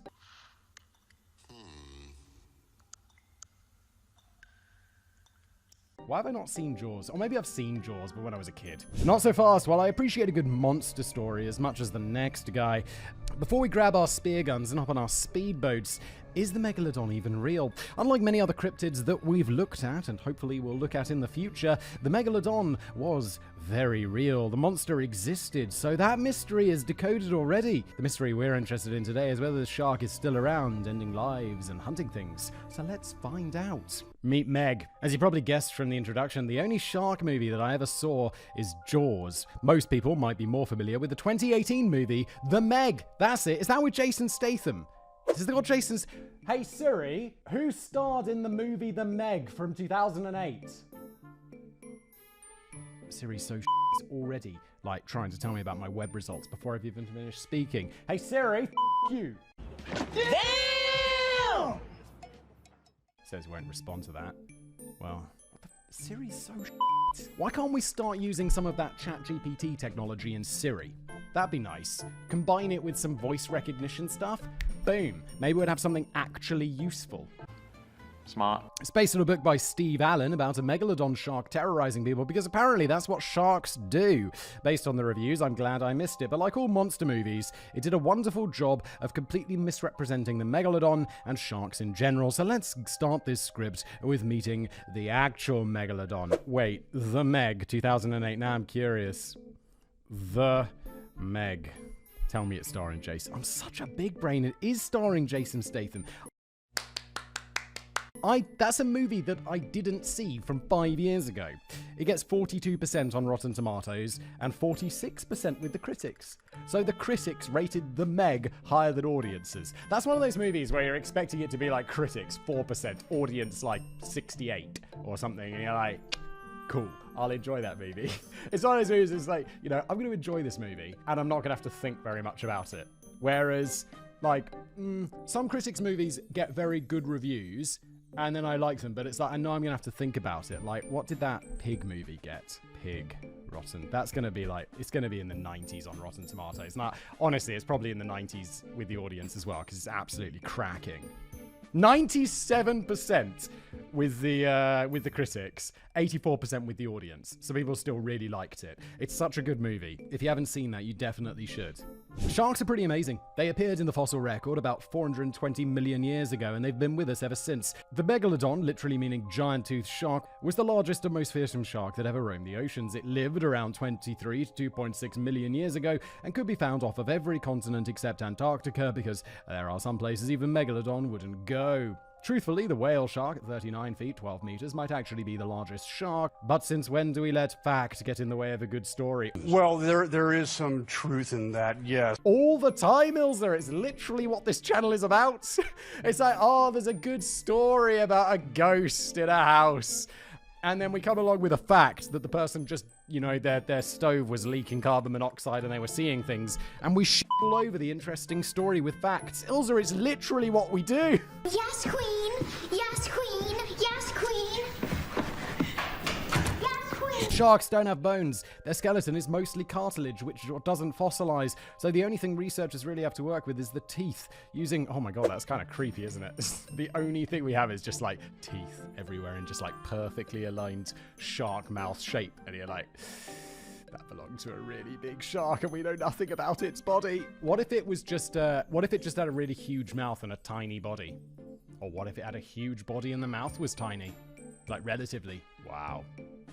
What incredible thoughts you have, Simon. Incredible thoughts. You guys get that reference? The Lonely Island? Yes. I love that song. That's so beautiful. Using the found teeth and the odd vertebrae, researchers use modern sharks as a comparison to draw up the megalodon spec sheet. Imagine reconstructing a giraffe using teeth and other antelope existing in the same region for comparison. Odds are you're not going to get a very accurate picture. The idea we have of megalodon today is based heavily on the great white shark. Both megalodon and the great white were apex predators holding the same place in the food chain, and for a long time scientists considered the two sharks closely related. However, new research suggests that megalodon and the great white actually coexisted, so scientists now believe that the two were different species of sharks and not actually related at all. Megalodon was the last of the megatoothed sharks with no living descendants, so we'll probably never know what megalodon really looked like. Everything we know about megalodon, other than it had really big teeth, the biggest found to date measuring 7 inches, that's 18 centimeters, holy that's a big tooth. They're ginormous. Oh my god, I don't want that thing in the oceans. I hope it's dead and has been dead for millions of years. Oh my. And you know, if a movie's got Jason Statham in it, it's going to be a pretty badass shark. Because Jason Statham's going to have to take it out, and he's pretty hard. So everything else we know about is an educated guess. Megalodon was big. We're talking about 33 to 60 feet. That's 10 to 18 meters for those outside of the US. That's a big shark, dude. Some scientists feel that the average megalodon was probably only about 33 feet or 10 meters in size, with bigger sharks being the exception rather than the rule, while others feel the average size was probably closer to 50 feet or 15 meters. Your average great white, for comparison, only reaches between 11 and 16 feet, that's 3.3 to 4.8 meters. It was also quite fast considering its size. Tooth marks and teeth found in fossilized whale bones tell us this shark was an apex predator and probably aggressive. At 50 tons, it had to be in order to hunt enough food to stay alive. The megalodon's jaw could span between 8 and 11 feet, 2.7 to 3.4 meters wide. That's big enough to easily swallow 2 adults side by side. Why do we have to make that comparison? This thing went extinct millions of years ago. I don't want to think about it eating a family. Jesus. Thankfully, Megalodon's menu didn't include humans. Yeah, we weren't around at all for like millions of years. Mostly because we weren't around yet. The sharks preferred whales, seals, sea cows, dolphins, other sharks, and turtles, among other things. Most predatory sharks won't stick their noses up at scavenging, so while Megalodon was a hunter, not a scavenger, if the opportunity presented itself, I'm sure Meg made good use of it. Predatory sharks can also be cannibalistic, so it's quite possible that older sharks occasionally snacked on juveniles, and the strong pups munched down on their weaker siblings. Being an apex predator itself, it's also unlikely that Megalodon had any natural predators. I learned a really unpleasant fact the other day, and I've been thinking about it. I don't know why I've been thinking about it. It's going to make me sound like a right psycho. But I always thought, and I think it's just because I saw some movie back in the day, that eating other humans gives you like brain disease, like that Kuru prion brain disease, or it just like does other things to you, or it makes you like sick and then you die. But apparently not. Apparently as long as you've not got that prion disease or whatever, which is mostly kept in the brain anyway, like eating people, like if you've been in some crash or something, I always thought, well, yeah, we're gonna have to risk it by eating our the dead passengers who were like frozen in the Andes or whatever. But apparently it's fine. And I can't believe I made it until like 35 years old, just assuming that eating other people was like not just morally repugnant, but it also made you sick and then you died. And then I found out, no, you could totally snack on other people. Delicious. And I've been like, my world has been shaken up by this. I've been missing out. I mean, not really, but it is. Did anyone else think that you'd get a disease by eating other people, or was that just me? And then it just like shook my worldview. Just can't believe we're not snacking on each other more. Being an apex predator itself is also unlikely that Megalodon had any natural predators. We're not sure what caused... Sorry, I know I don't. I'm going to go on another tangent right now. Like, you know when... I've got like 2 kids. And you know when they're young, and they are young now, you're teaching them like, what sound does a cat make? Meow! Or like, what is a cat? You know, they'll be like, meow. What is a dog? A dog goes woof. I taught my kid, so when someone asks her, what is a tiger? She'll say, a tiger is an apex. She'll be an apex predator. It's like, what's a cat? Meow. What's a dog? Woof. What's a tiger? A tiger is an apex predator. I don't know why I did this. I just found it really funny. Like, so when teachers ask and stuff, she'll be like, it's an apex predator. It just sounds super smart. She has no idea what apex predator is, of course, but it just amuses me because I'm a simple man. I am too smart. I am too smart. S-M-R-T. I mean S-M-A-R-R-T. So we're not sure what caused the Megalodon's extinction or the exact date the last Megalodon left this world for the shark afterlife, but most researchers concur that it was toward the end of the Pliocene era, when the planet faced a period of global cooling. The continents of North and South America collided, cutting off the Central American Seaway, and with it the increased flow of warm equatorial waters that was possible while the Atlantic and the Pacific Oceans were connected. For the Megalodon that was adapted to tropical and subtropical waters, this was very bad news. The cooling oceans led to a major loss of habitat for the shark, and dropping sea levels meant Megalodon nurseries on the coasts were lost, exposing vulnerable pups to other hungry predators. Oh no, they were victims of climate change. For real. The global currents also changed and the temperature of the oceans dropped dramatically, which had a major impact on ocean life in general. Researchers believe that up to 1/3 of the ocean mammals went extinct, along with 43% of turtles and 35% of seabirds. In the time of Megalodon, there was an estimated 20 different genera of whales, whereas today we only have 6. It's possible that much of the prey Megalodon relied on to support its immense size either went extinct or migrated to colder waters, where Meg couldn't follow. Yeah, it'd be like, it's like I can handle it's slightly colder over there, and there's no super predators. I'm just gonna deal with the cold. It'd be like, do you want to stay in the warm house where there is a tiger, or do you want to live in the shed where there is no tiger? I'd be like, shed. I'll stay in the shed, thank you. I'll stay. It's cold, but there's no tiger. We really didn't need that analogy. I just liked it. On top of dwindling food sources, it's speculated that the Megalodon also had to compete with other existing predators like the Leviathan whale and new emerging predators like the great white shark, as well as aggressive sperm whales that are now extinct, and the orca or killer whale for what was left. Killer whales are highly intelligent and social hunters, hunting in groups or pods. A juvenile Megalodon would have been no match for a pod of hungry killer whales. The killer sperm whale was killer sperm. I'm a child.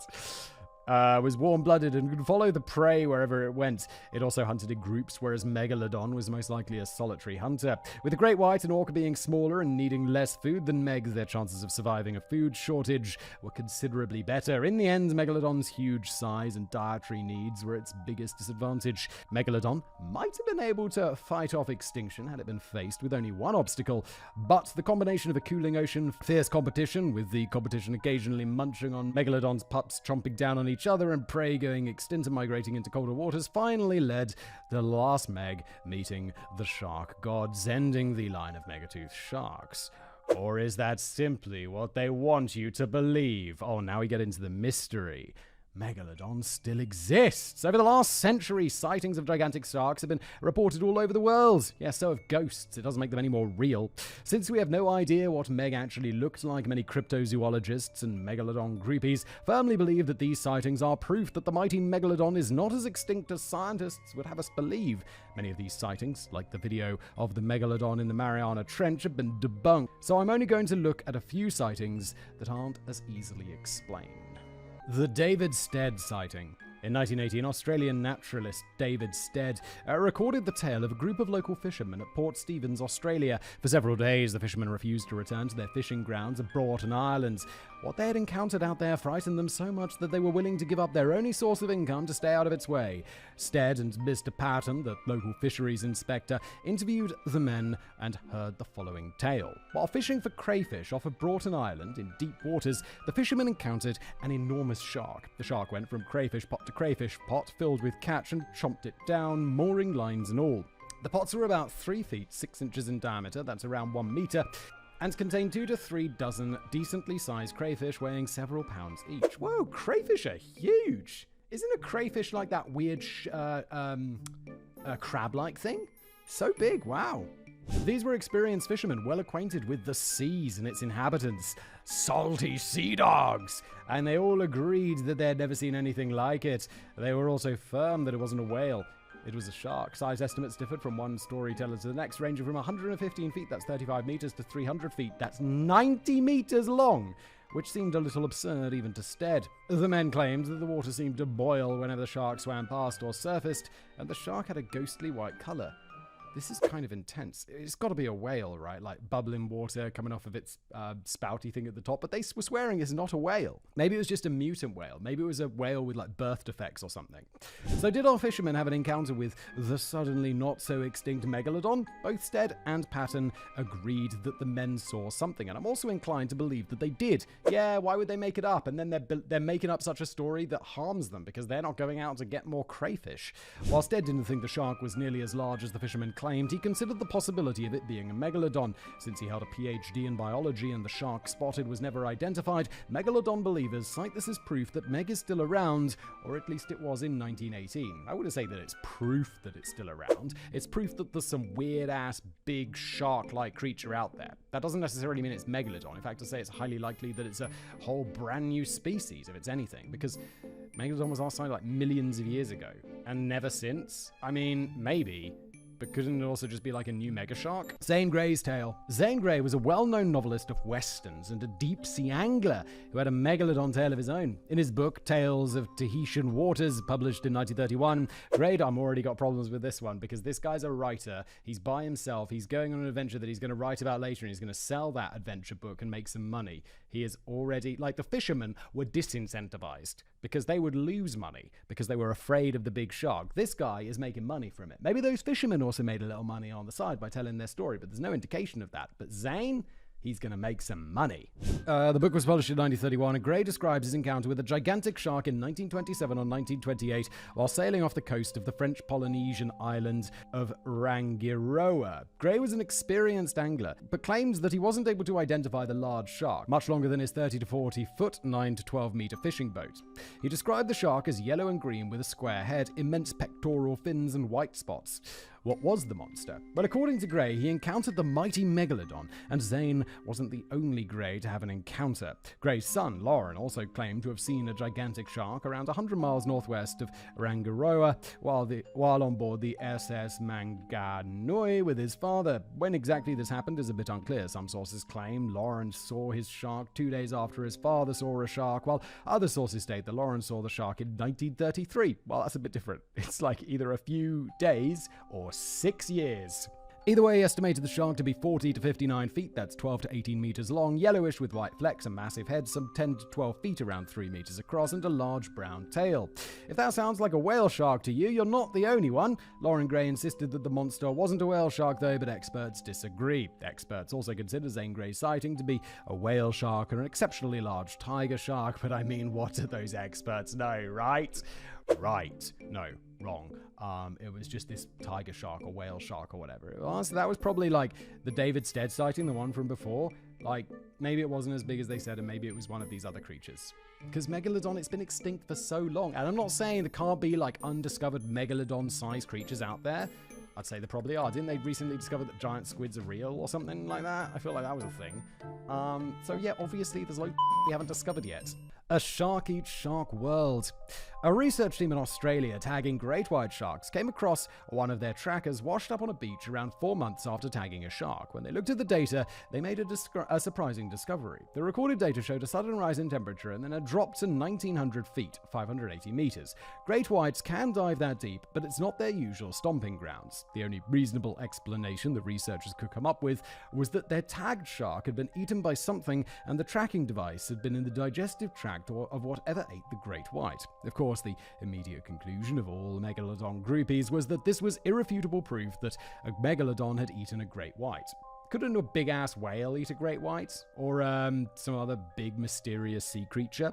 In another incident, Jalil Nayafov spotted a 15-foot, 4.5-meter scarred great white while diving off Isla Guadalupe in Mexico. The bite mark on the shark's side was enormous. Of course, the only thing big enough to bite or eat a great white shark is megalodon. Right? Well, no, not quite. According to scientists, it's not uncommon for great whites to bite or even eat each other. Alternatively, orcas are known predators of great whites. There we go. I knew there's going to be some... Like, great whites, they are like an apex predator, right? But a big-ass whale could eat that. Like, we're an apex predator, but a tiger could eat us. In 2022, drone footage taken off the coast of Mossel Bay, South Africa, caught a pod of killer whales hunting and killing a great white shark. Of course, social media is full of experts who all agree that these incidents were the work of megalodon, since there's no definitive proof that another great white was involved. I suppose they have a point, but I'm not entirely convinced. The Black Demon of Cortez. This shark is a cryptid that actually deserves its own decoding episode, so I'm only going to touch on it very briefly. Apparently, a massive black shark has been seen off Mexico's Baja coast for years. Eric Mack, a fisherman, reported that he had had a run-in with the Black Demon when the demon rocked his boat, its tail sticking at least 5 feet out of the water. There are other explanations for this shark other than megalodon. It could be a whale shark or a great white shark with melanism. Is that the thing that... Okay, that's like the opposite of albinoism or something, so it makes it dark. But many believers stand firm the Black Demon of Cortez is none other than the mighty megalodon. There are plenty more sightings. In the 1960s, the captain of a 55-foot, 16-meter fishing boat reported seeing a shark at least as long as his boat while at anchor for repairs off of Australia's Great Barrier Reef. In 2012, the Brazilian Coast Guard caught footage of a really huge shark passing underneath them while on a rescue operation. Understandably, everyone was a bit preoccupied at the time. They were busy saving lives after all, so they only saw the shark when reviewing the footage later. If the sightings don't convince you, fear not. Megalodon believers have more proof. However, if you believe in Megalodon, get ready for disappointment. Or like this video now, go and have a nice cup of tea firming your belief that Megalodon is still roaming the 7 seas. So, look, what other arguments do we have in favor of Meg? The not-so-extinct fish. The idea of a once-extinct animal suddenly being found is not without precedent. It's... Which also is typoed as president. It's not without precedent. Well, it is technically without precedent. It's happened once before. Every time a cryptid is mentioned, the rediscovery of this fish is presented as proof that extinct animals could still exist. They're just hiding. So, let's deal with the coelacanth in the room. Oh my god, thank you for that pronunciation, guide. Otherwise, I'll be like coelacantha. According to the fossil records, the coelacanth went extinct around 65 million years ago. Imagine everyone's surprise when a living coelacanth was caught off the coast of South Africa on December the 23rd, 1938 by local fishermen. Yeah, I mean, to be fair, I'm kind of shitting all over it so far, but I'm mostly just shitting over the specific examples as not being, like, concrete enough. But I'm not against this thing existing. Like, the ocean is massive and deep. We don't understand much about it. James Cameron's out there doing the Lord's work. I'm sorry to all the marine biologists or whatever. I know you're the ones actually doing it. And James Cameron's just, I don't know, diving for Titanic or whatever he wants to do. But I'm sorry. You're the best. I'm sorry. Marine biologist, I feel, is one of those jobs, like, when you're a kid. I'm not sure why. It would be like, what do you want to be when you grow up? It'd be like an astronaut, a movie star, marine biologist. Why? Why is that one so high up there? Don't you just have to go and spend, like, is that something that is actually a thing, or have I just, like, misremembered that for some bizarre reason? But aren't you just going to have to go and study biology and then spend an awful lot of time on a boat getting really seasick and cold and underwater? It sounds miserable. You're probably not going to be on a tropical island picking up, like, those big shells off the sea floor and, like, prying them open with a big knife and looking for oysters or whatever. Oysters. Pearls or whatever. I don't know. That's also pearl diving, I guess. Not really the marine biologist. Let's just move on. The supposedly extinct fish was spotted by museum curator Marjorie Courtney Latimer, who sent drawings of the fish to Rhodes University ichthyologist, maybe J.L.B. Smith, who made the positive identification. Another specimen was caught in 1952 off the Comoros Islands. Local fishermen were probably aware of the coelacanth's existence long before a biologist showed up to declare the fish no longer extinct. However, not being experts in the field of extinct fish, they just didn't realize the significance of their lunch. A fully grown coelacanth can reach up to 6.6 feet, that's 2 meters, so it's not small. It's definitely not small, it's pretty big. However, their habitat is limited to a very specific location, mostly around the Comoros Islands, with a few specimens spotted along the east coast of Africa and off Indonesia. On top of that, they spend their days hiding out in caves, only coming out to feed at night, so they're easy to miss. While they're generally slow-moving, they can move quickly should the need arise. It's lazy. I only run when I am forced to run.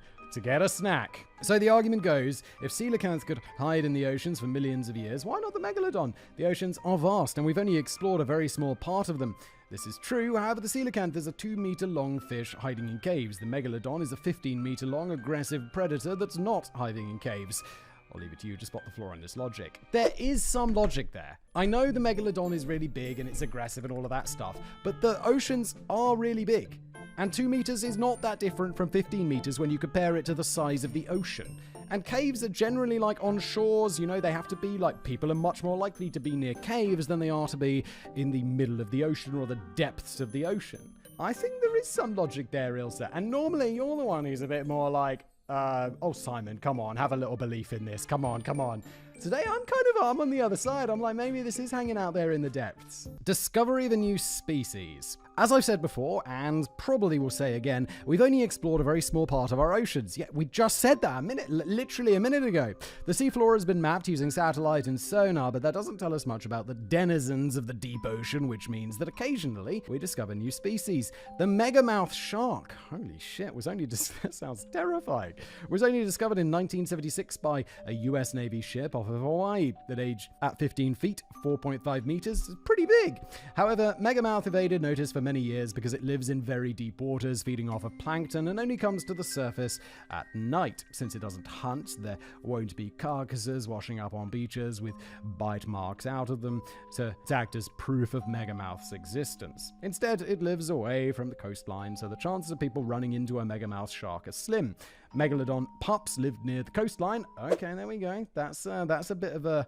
That's not good for our argument about megalodon existing. And the remains of megalodon meals probably washed up on beaches. Unlike megamouth, there would be proof of meg. And let's not forget the squids. The giant squid can reach up to 30 feet, that's 9 meters in length, and lives in the deepest parts of the ocean. Okay, cool.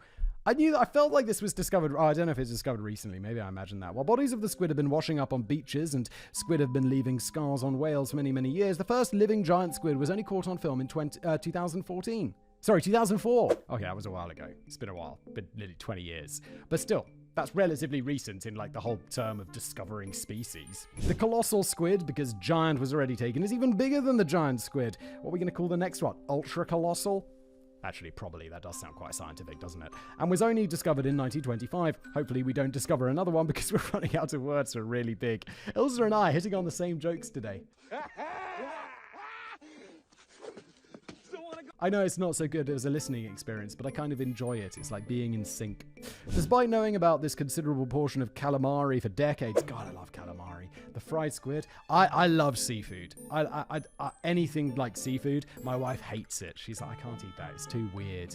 It's too weird. I don't like eating it. Like, I come from an island where, when I was young, my parents have like a house on the beach. And there was this like a harbor where all the fishing boats would come in and they sell all these little seafood in like little cups and stuff. So I like grew up eating all sorts of like weird Stuffing. Oh, yum.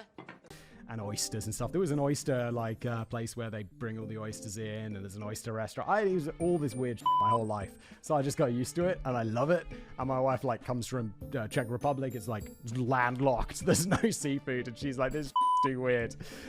And it's always disappointing because I'd love to eat more seafood. I'll eat calamari any chance I get. That was a fascinating tangent, Simon. Thank you so much. While the squid aren't exactly abundant, and they were only accepted scientifically in the 1900s, there was still ample proof of their existence. Sightings of these beasts probably gave rise to the many stories of the kraken. Kraken? I feel like it's one of those words where people were like in the comments, being like, Simon doesn't know how to pronounce kraken or kraken or kraken.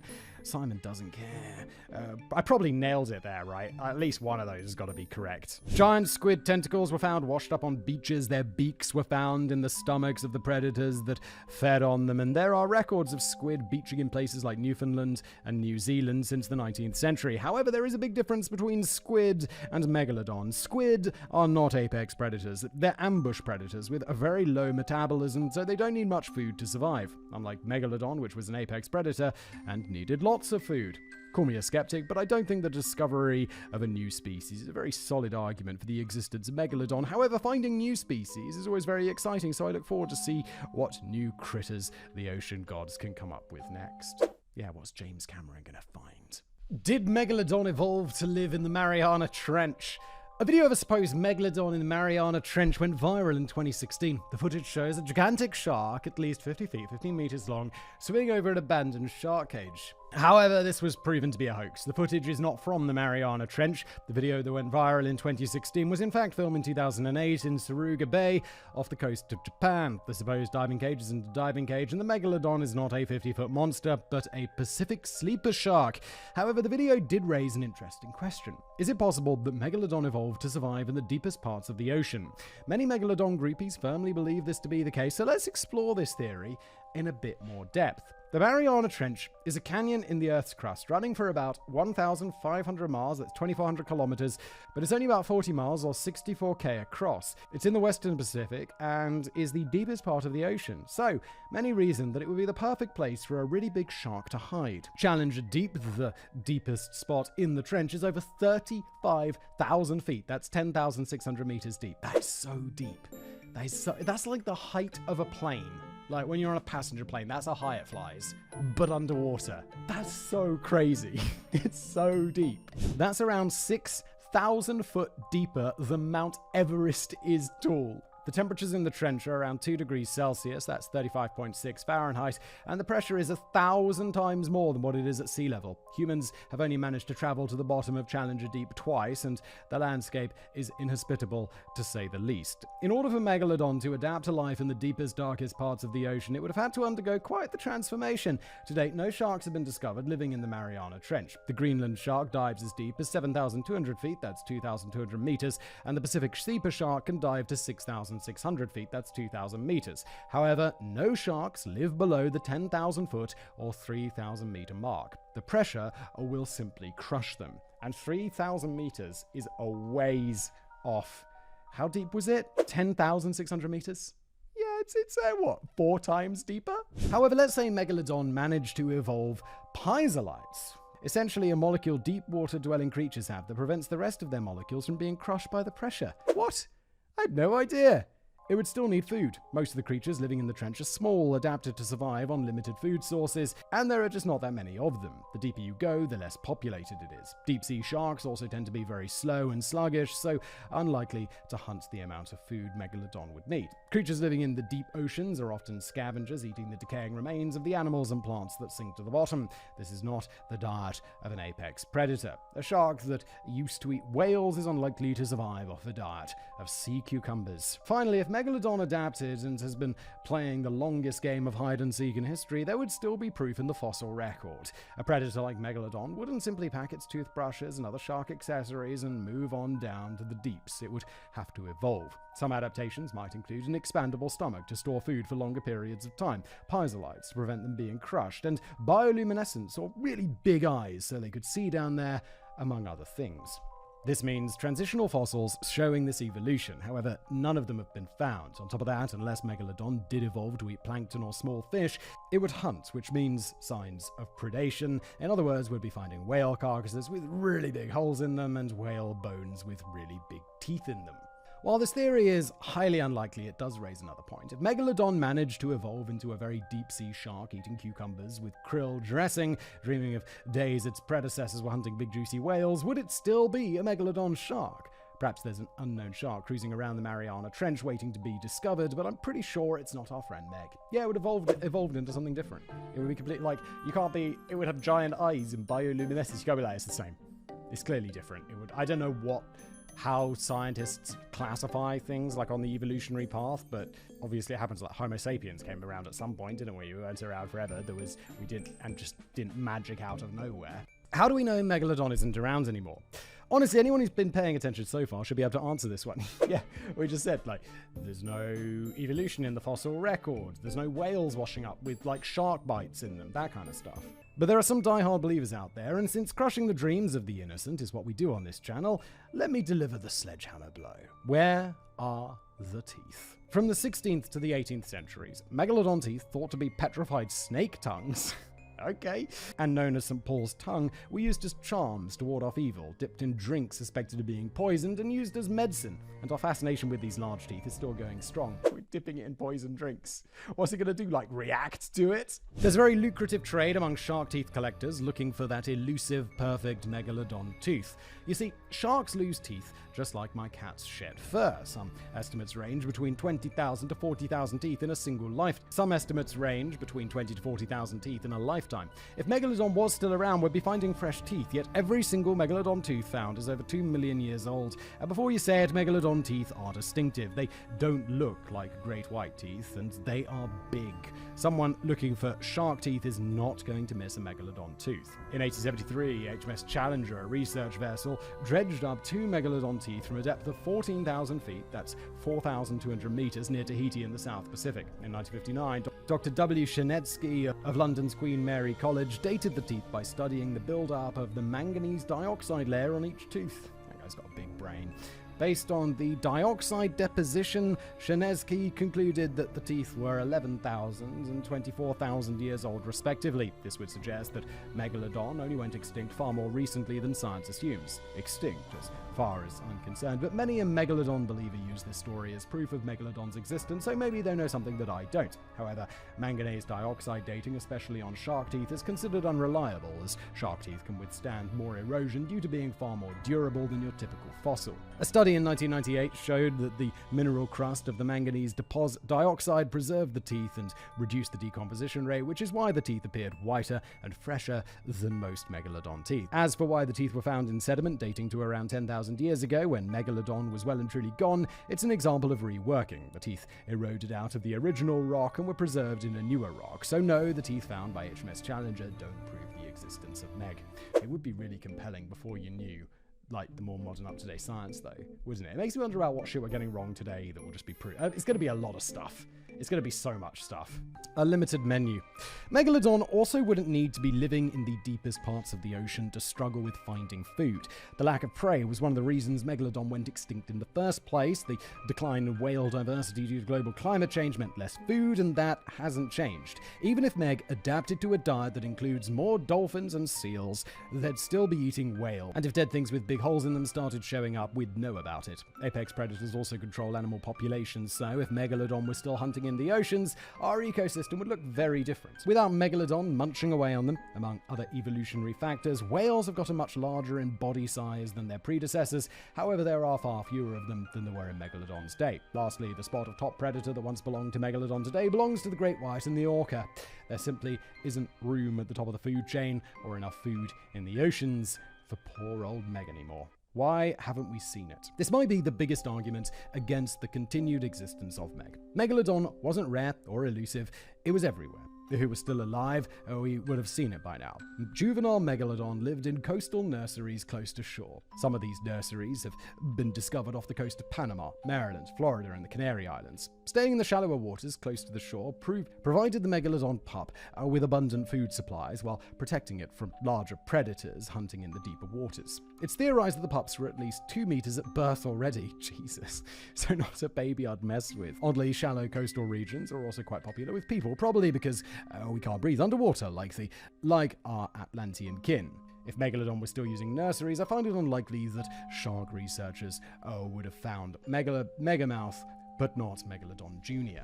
On top of that, human beings are keeping a close eye on whales and sharks. While whale watching tours, shark diving, and killing sharks are all very lucrative business opportunities. If there was a big shark snacking on whales, someone on a whale watching tour would be scarred for life by now, and engineers would have had to come up with much stronger shark diving cages. Shark meat is considered a delicacy, and a pound of mako shark goes for around $30 these days. A fully grown megalodon would rake in millions. Sadly, really? How's that? It's not that big. Sadly, over 100 million of these sharks are being killed every year for trophy hunting for shark fin soup, in reaction to shark attacks, and due to sharks getting caught in trawler nets. The odds of having a shark the size of Megalodon escaping the senseless slaughter seem highly unlikely. And then we have that one pesky little detail that always trips up cryptozoologists, as we saw in the case of the Loch Ness Monster and the black cats in England. You can't just have one megalodon. If Megalodon had been hiding in the oceans for the last 2.6 million years, you'd need more than one. A single shark cannot be millions of years old. You would need big megalodon sharks to make little megalodon sharks to ensure a sustainable population. If they were going extinct, that population would be smaller, but the primary way big marine animals go extinct these days is through hunting, and Megalodon has not been showing up in anyone's nets. It's a conspiracy. Would it be a Decoding the Unknown episode if there wasn't some conspiracy? There are people who believe that scientists know Megalodon is still alive, but for some reason the government is covering up the existence of the mighty Meg. This is just profoundly ridiculous. Like, I don't know, I started with a pretty open mind, and then the thing that cracks it for me is the nursery thing, like they're not near the shores, and the fact that there's no evidence of them hunting or hurting bigger whales and stuff like this. So no, I don't think it's real. I think we've thoroughly debunked this. Stop, baby, stop. It's not real. It's fake, okay? But then to be like the government's covering it up is just absurd. Look, I get it. The government does shady all the time, but you've always got to ask, why? The government usually has a good reason for it. Why do they spy on everyone? Because some people are terrorists. Why do they do this? There's always a reason. There's always a why. What was the reason? I had a reason. What was the reason? What was the reason? I just explained the reason. What was the reason? But here's like, why? We're probably going to get a why, and I'm probably going to think it's nonsense. While I'm sure the government has lots of things to hide, I'm not sure how hiding the existence of the Megalodon shark benefits the government. Exactly! The existence of a shark has no political or financial implications that I can see, unless someone is trying to attach freaking laser beams to sharks' heads. As for science, any scientist that can prove the existence of Megalodon without a doubt would be considered a superstar in the world of science. The biologist who rediscovered the coelacanth, or whatever the pronunciation was, I don't remember, didn't keep it to themselves, nor were they ridiculed in the scientific community, since they could prove without a doubt that this had been rediscovered. Rediscovering the Megalodon would mean fame and possibly fortune, so no one would cover up a find like that. Why do people believe Megalodon is real? For some reason, humanity isn't happy to simply live in terror of monsters that exist. You catch a criminalist for more details. That's another show I do, check it out. So we like to invent some as well. Throughout history, the carcasses of unidentified creatures washing up on beaches fueled stories of sea monsters roaming the deep. Science has come a long way, so we know sea serpents aren't real. This means that we need a new monster, and that monster is Megalodon. Of course, the Discovery Channel didn't help matters. Fake documentaries. Probably the biggest culprit in making people believe tales of Megalodon is the Discovery Channel and their fake documentaries. Discovery Channel, what are you doing? I remember you from being a kid. You had good stuff. Don't do the History Channel thing, where it's like just nonsense and ancient aliens. Megalodon the Monster Shark Lives and its sequel Megalodon the New Evidence drew almost 4.3 million viewers, but it was all fiction. It follows a marine biologist's investigation following the disappearance of a fishing boat and other sightings and incidents alluding to the existence of a really big shark off the coast of Cape Town. However, the fishing boat never disappeared. It was completely fabricated. The photo of a whale with its tail bitten off found on a beach in Hawaii was CGI, and all the scientists and supposed witnesses were paid actors. The documentary doesn't actually find Megalodon because it's not real, but it strongly implies that Megalodon is still very much alive and swimming. There was a very vague disclaimer that it wasn't a real documentary, that most people either missed or misunderstood, but I think that was the intent. Really? Isn't this just a fun prank? Were you really trying to pass this off as something real? That's so cringy, Discovery Channel. Come on. The documentary was so bad that even cryptozoologists who believe in the existence of Megalodon were offended by the poor quality and misrepresentation of their field and science in general in an attempt to get higher ratings. The show claims there are only unproven theories of Megalodon's extinction. Okay, guys. Okay. Stop it. Definitively proving anything that happened that long ago is simply not possible. We only have unproven theories about what caused the extinction of the dinosaurs and the woolly mammoth, but you don't see them running around, do you? In his search for the truth, our fake marine biologist discovers a photo proving the existence of a very big shark, and the photo shows up repeatedly on Megalodon Exists site. So let's just torpedo that since we're already trampling over everybody's Megalodon dreams. The 1942 photo, apparently taken off the coast of Cape Town, shows a Nazi U-boat with what appears to be a really big shark cruising next to it.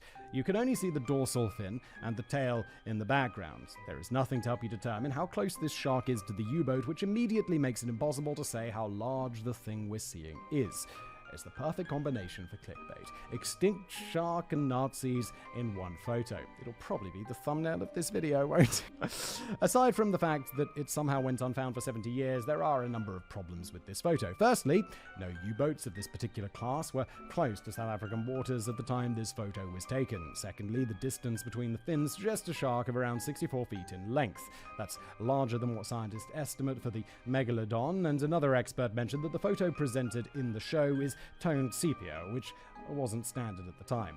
A photo taken of a submarine from another submarine in the middle of the Atlantic, where this photo was taken, would have been black and white. George Monbiot, a columnist for The Guardian, pretty sure I've read his stuff. That name is super familiar. Uncovered the original footage before the Photoshop munchkins got their grabby paws on it, and lo and behold, no shark. Misidentification. Other than intellectual fraud, many Megalodon sightings are plain misidentification. Eyewitness accounts can be problematic. The combination of excitement and fear when coming across a really big shark could easily add a few feet, turning an average great white into a mighty Megalodon. On top of that, it's difficult to estimate the size of anything out at sea.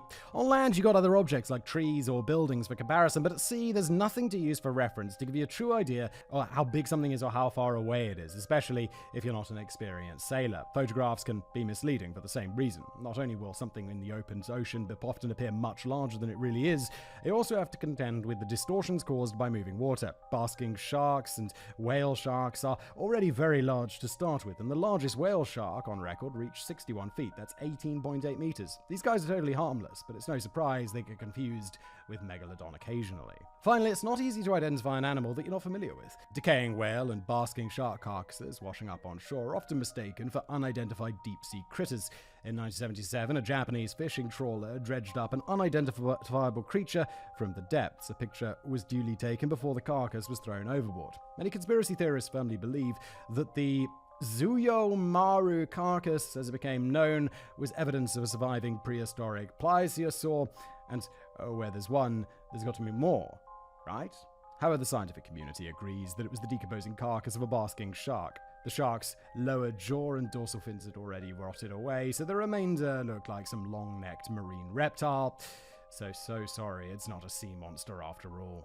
Conclusion. Fake documentaries and movies depicting sharks as evil monsters that kill anything they see without compassion is a gross misrepresentation of sharks as a whole. There are around 470 different species of sharks, and only about a dozen are dangerous to humans. Of the 470 species, a dozen too many though.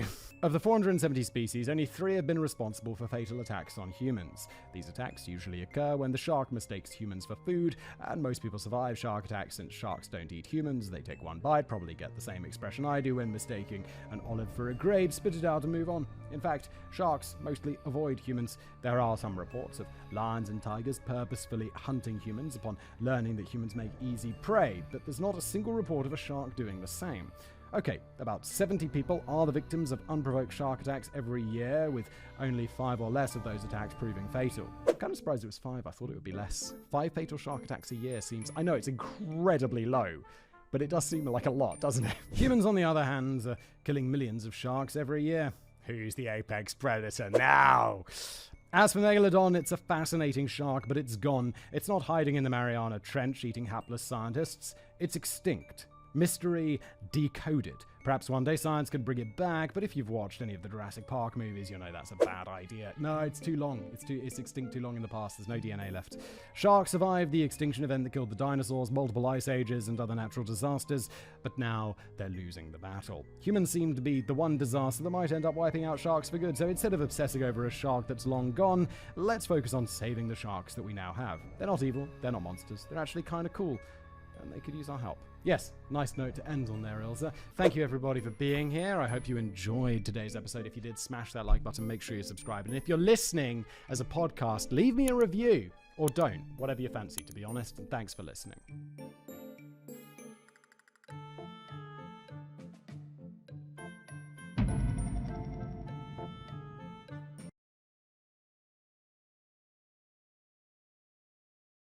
Hello everybody, welcome back to another episode of Decoding the Unknown, the show where we talk about mysteries, generally dumping all over them because they turn out to be not very mysterious. Stonehenge is what we're covering today. It was definitely aliens. Look, Dave writes me a script. Thank you, Dave. I'm going to read it. Never read it before. We're going to explore this together. I feel like I've definitely made like 6 videos in the past about Stonehenge, so I'm definitely going to know some of this stuff if I remember any of it. Anyway, let's just jump in.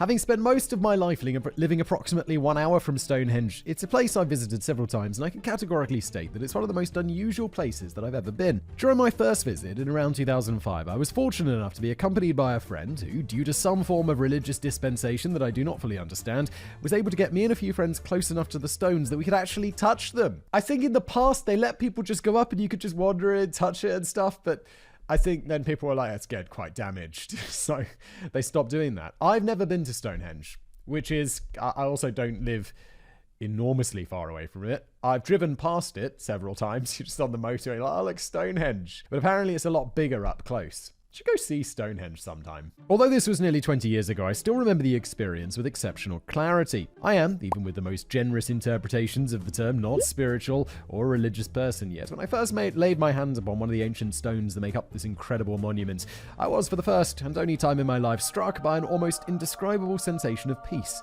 reassurance, and solidarity. Yeah, I mean, I'm not a religious person. I'm not a spiritual person.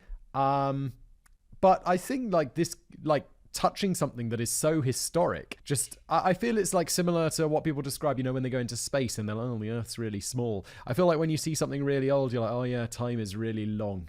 And it's like, this was made thousands of years ago and I've been around for like 30 some years. And you're just like, it's all, you know. I'm so insignificant, I can't even kill myself. I guess peaceful, also, you know, pointless, like slightly nihilistic. Like, what's the reason for all of this? Where do we go now? Anyway. No doubt in my mind, at least some of this reaction was caused by the large amount of cannabis that was in my system, but not all of it. I have returned to the stones on several occasions since then, while not under the influence of anything at all, and on those occasions I've experienced similar feelings. Those experiences have had a profound effect on me, not least because, as I previously mentioned, nothing like this has ever happened to me anywhere else in the world. So, when Simon asked me if I'd be interested in writing a script that covered some of the mystery surrounding Stonehenge, I jumped at the opportunity. It's crazy that I don't remember asking this. Like, there's so many like pitches and suggestions around like scripts that I'm just like, I don't remember. But I guess I gave this one to Dave rather than, because Dave often pitches ideas to me and I'm like, yes, yes, no, yes, no, yes, no, no, yes. That's how it works. Before we get into that script, let me lighten the mood a little. I thought I would briefly tell you what happened on the occasion that I decided it would be a good idea to take my dad, a deeply skeptical man and renowned practical joker, to visit what is arguably one of the most famous landmarks in Britain. After we had arrived and spent a few minutes walking around and looking at the stones, my dad quickly became bored and started up a conversation with a group of American tourists. Okay. At some point during this conversation, I suppose of all the tourists that you want to approach for like conversations, one, they're American, so they speak English, and two, they're American, so they'll be like, let's have a chat. Like Americans, you always like, I feel if there was a group of British tourists in America and an American comes up and they're like, how y'all doing? We're like, yes, very, very good, thank you. Yes, thank you. Why are we talking right now? Americans very friendly. British people we're not unfriendly. We're just very reserved, typically. Like, we don't spark up random conversations with strangers. Whereas whenever you're in America, it's like people will just chat to you. You'll be in a lift and someone will just start having a chat and you're like, okay, do we know each other? Have we met? I'm sorry, I don't remember you. And they're like, oh no, we've never met. It's like, okay, Why are we having a chat then? At some point during this conversation, he asked if they'd heard the news about the recent discovery. When they responded in the negative, he proceeded to tell them that archaeologists had recently discovered the original plans for the structure and work would shortly begin to finish the project in accordance with these plans. Oh God, where's your dad going, Dave? Gesturing vaguely in the direction of some construction vehicles that had been brought in to assist with the building of a nearby visitor center, he told these poor naive tourists that they were there because work would shortly begin on the installation of the roof. One of the groups was so taken in by his lie that they immediately composed and posted a message to Facebook in order to let everyone back home know about it. To this day, I often wonder just how many people read this online and subsequently believed it without carrying out any further research. I mean, it's serious, but it's also funny. It's picked up by CNN. Roof to be placed on Stonehenge. Anyway, enough stories. It's time to sit back, relax, and indulge in your stimulant of choice. Crack. No, I'm just joking. It's coffee. Dave actually sent me this coffee. He, it was, I honestly don't know why, but thank you, Dave. It was, and it's incredibly strong. Apparently it's the strongest coffee in the world. It's got a name. Oh, look, company. Okay, I'll give you a plug. Hold on. All right, it's called Skull Crusher Coffee. And I don't want, if you're watching this Skull Crusher Coffee somehow, don't send me any. Yeah, it's like, since Brexit, Dave sent this from the UK. It's such a hassle to receive anything. And this was expensive coffee. And I ended up paying about 50% of the price in import duties because Brexit. Love that. Thank you so much. Population of the UK voted for Brexit. Jesus. It's made everything such a hassle. Why? What is Stonehenge? After briefly rereading my introduction, it occurred to me that I had somewhat naively assumed that everybody would immediately know what I was talking about. Although it's probably safe to assume that anybody who lives in the UK knows at least something about Stonehenge. Am I ignorant in thinking, like, people know what Stonehenge is? It's a fairly famous monument internationally. It's like, you know, people know what, oh God, I can't remember the name of it. That big palace in India. It's not Tutankhamun, that's the emperor, that's the Egyptian dude. It's something like that. God, what's the name of that palace with the spires? The guy built it for his dead wife. God damn, it's so famous. The Taj Mahal! Thank you. The Taj Mahal. It's like famous like that, or the Empire State Building, you know? Isn't it? Or am I just British? Let me know in the comments. He's British. Have you never heard of Stonehenge, you smooth brain? For those listeners who live outside of the UK and are not familiar with the work of the Norwegian comedy duo known as Ylvis. What's the meaning of Stonehenge? What are you talking about? I'm not familiar with that. It might be useful to provide a little background information. Believed to have been built during the transition from the Neolithic period to the Bronze Age, with work estimated to have begun around 3000 BCE and ended in 1520 BCE. Stonehenge, as its name suggests, is a large stone monument consisting of an outer ring of freestanding stones that stand about 13 feet or 4 meters in height. Oh yeah, they're much bigger than you think. Like, I always thought Stonehenge would be about my height or slightly shorter, but it's big. These stones are connected with lintels, which are, you guessed it, also made of stone. Inside the outer circle is a small circle consisting of a number of blue stones, which in turn originally surrounded 5 trilthions. Oh God, what the is that, Dave? That's not a commonly used word. What is a trilthion? Fortunately, I can just touch it and click look up. Trilthion, a megalithic structure containing 2 upright stones and a third across the top as a lintel. Okay, so it's basically the Stonehenge thing. The monument stands on Salisbury Plain in the county of Wiltshire, located in the south of England.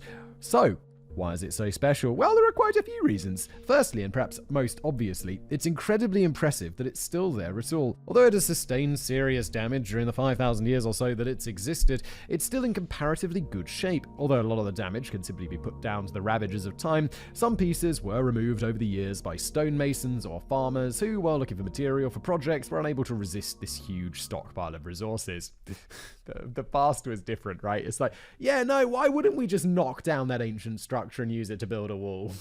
Come on, let's go. Easy. Someone already dug up the rock for us. Sadly, the most recent monument vandals have consisted of tourists who, in order to make a quick buck on eBay, have chipped small fragments off from the larger rocks and sold them online. That's illegal, right? That's not cool. These combined attacks notwithstanding, I'm fairly sure that you would be hard pushed to find anything constructed in compliance with today's building regulations that will have held up as well as Stonehenge after 5,000 years. And that brings us to our next question. How exactly was Stonehenge built? Obviously, it's impossible to say with absolute certainty, but let's first look at the version of events given most credence by scientists, historians, and archaeologists. Yes, the most sensible one, no doubt. We'll of course look at some of the more outlandish suggestions later on in this video, because what fun is a decoding the unknown if we don't get to shit upon aliens? I don't want to ruin the surprise for anybody, but the word aliens is likely to make an appearance. Yes. The general assumption of present-day people that people in the past were all stupid and couldn't do anything. It's generally believed that Stonehenge as we know it today was the end product of several stages, with the first stage resulting in something far less impressive than its final incarnation. According to English Heritage, quote, the first monument at Stonehenge was a circular earthwork enclosure built in about 3000 BC. A ditch was dug with simpler antler tools, and the chalk piled up to make an inner and outer bank. Within the ditch was a ring of 56 timber or stone posts. Detailed archaeological analysis suggests that the site was initially used as a site for cremating the dead for several hundred years. The next stage of construction is believed to have taken place in around 2150 BCE and included the addition of approximately 80 blue stones, the majority of which can still be seen today. It was at this point that some truly Herculean effort was expended on the project. You see, there was something a little bit special about these blue stones. Leaving to one side for a moment the fact that they each weighed between 2 and 5 tons, they weren't exactly what you might describe as local. Oh yeah, isn't this like why there's a bit of a mystery around this? Because the stones were brought in from really far away, like back in the day before people had wheels and basic inventions. Can you imagine the guy who invented the wheel, or how the wheel got invented? That must have been some crazy shit. He's like, guys, I got something to show you. Come check this out. And he shows them a wheel, and they'll just be like, bro, this is going to change the world. And it did. For whatever reason, the people who had taken it upon themselves to carry out modifications on Stonehenge had decided that the only stones that were suitable were some that were located 240 miles or 386 kilometers away in the Preseli Mountains in South Wales. That's really far today. That's a long drive. And in the past, it was even longer. Bearing in mind that this particular construction project took place before the invention of the wheel, transporting the stones must have been a really arduous task. Even if they had wheels, it's really far in the past. The transport route is, of course, somewhat uncertain. However, having spent nearly a day reading the work of people who have studied this sort of thing for their entire working lives, I believe that the most likely route is as follows. Although many of the stones are undoubtedly quarried from the mountain, there is evidence to suggest that several of them were taken from a pre-existing nearby monument. Once they had all been assembled, they were dragged on wooden rollers to what is now known as Milford Haven before being transported by raft along the south coast of Wales up the rivers Avon and Frome before being rolled overland to the river Wylye. Wylye, I don't care. Whereupon they were once again transported by raft to the Salisbury, Avon and on to Amesbury before making the short journey to the final destination. What? Rafts? And that must have been a big ass raft, because didn't they say they were several tons? I remember building, we'd build rafts on adventure weekends as part of school or whatever. And they would always be, it's always so much harder than you think, and then they always fall apart halfway through. These guys built rafts for tons of stones. It's kind of, and they didn't even have barrels and shit to use. Once the stones had finished the epic journey, they were arranged in an incomplete double circle at the center of the henge. It would not be until the third stage of development that they were moved once again to form the more familiar arrangement that we know today. The third and final stage included the installation of the outer ring of larger stones, the adjoining lintels, and the 5 trilithons, the stone things that we talked about before, that would be arranged in a horseshoe shape at the center. This final stage is believed to have taken place in about 2000 BCE and demonstrates some truly remarkable construction techniques. But before these remarkable techniques could be put into practice, the builders once again found themselves in need of material. Fortunately for those tasked with the job of locating the necessary building materials, there was a plentiful supply of sarsen, the type of stone used in the construction of both the outer ring and the center trilithians. Why is this word? If this word is hard to say, just be like Stonehenge style. Okay, I can't think of the appropriate word to replace it. Fine, trilithians it is. Trilithons, whatever. It's about 20 miles, 32 kilometers away on the area of the Marlborough Downs known as Westwoods. Although this was considerably closer to the mountains of South Wales, given that the stones used in this third phase weigh on average about 25 tons. Transporting them even over this comparatively short distance was still an impressive feat in and of itself. No wheels. 25 tons? That's 25 small cars for each stone. That's fucking nuts. Due to the sheer mass of the stones, using the nearby river for transport was not an option, and so they were dragged the entire distance by hand. According to an article in the New Zealand Herald, calculations have shown that it would have taken 500 men using leather ropes to pull one stone, with an extra 100 men needed to lay the rollers in front of the sledge. Once the stones were on site, the truly remarkable construction techniques that we spoke of earlier came into play. Using only simple hammers and chisels, the stonemasons shaped these giant lumps of sarsen. This shaping process included creating protruding tendons on top of their upright stones. Sorry, tenons, not tendons. Tendons are the thing in your arm. Tenons. I'm learning all sorts of archaeological terms today. A mate of mine from school's an archaeologist, which is such an unusual... He always wanted to be an archaeologist. Like, ever since we were kids, he's like, yeah, I want to be an archaeologist. And then he went to university to study archaeology. And then he became an archaeologist like Indiana Jones. He's got a whip. No, he doesn't. But, like, I don't really know many people who are like, yeah, no, I wanted to, like, were so certain about what they wanted to do. I'm fairly sure when he wanted to be an archaeologist, I was like, I'm going to be an astronaut. And, yeah, that's cool. And he loves his job.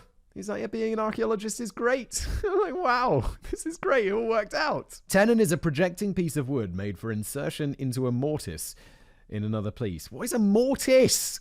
Why am I so stupid? Oh, mortise is... Oh, there's a little, like, IKEA-looking diagram here. It's just, like, one thing that slots into another thing. Bada bing, bada boom. Easy.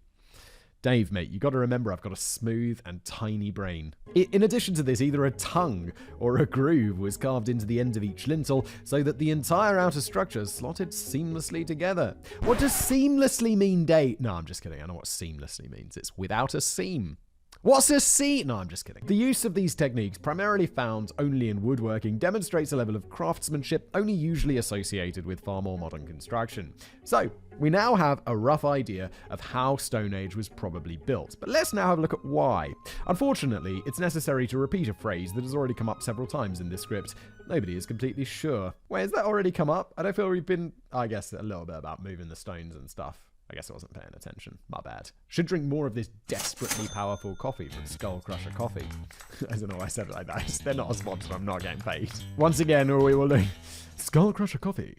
Once again, we will look at the suggestions that have the most scientific evidence and move on to some, shall we say, slightly more outlandish suggestions later on. I promise. The aliens are coming. One thing that almost everybody within the scientific community agrees on is that Stonehenge, or at least the site of Stonehenge, has been used for several different things over the years. Well, yeah, definitely. Now it's a tourist site. Before that, it was, they were cremating the bodies. After that, people were nicking bits to make walls and As I mentioned earlier, it's widely believed that in its first incarnation it was used as a cremation site. There we go. This hypothesis, at least, has a reasonable amount of supporting evidence. Archaeological excavation that has taken place on the site has unearthed huge amounts of burnt or partially burnt skeletal remains. Interestingly, although many of these were discovered during an archaeological dig in the 1920s, there was very little interest in either studying or displaying these remains at that time.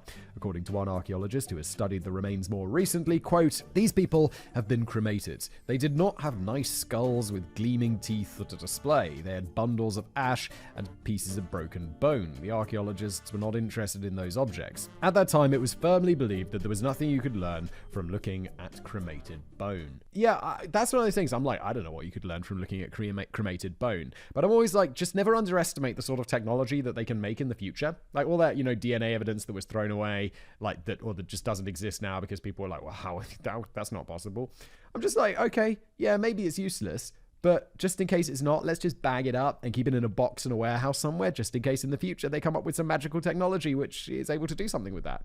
Because the future is going to be amazing. These bones were considered so scientifically insignificant that in 1935 they were reburied at the site. More recently, the bones were once again removed and transported to Sheffield University to undergo thorough analysis, and the results were fascinating. And this is, I believe, with archaeology now. When they're digging up a site, they'll purposefully not excavate the whole thing or like leave bits because they'll be like, we don't know what future archaeologist technology is going to exist, so let's just leave that bit for people from the future, just in case they come up with something really cool.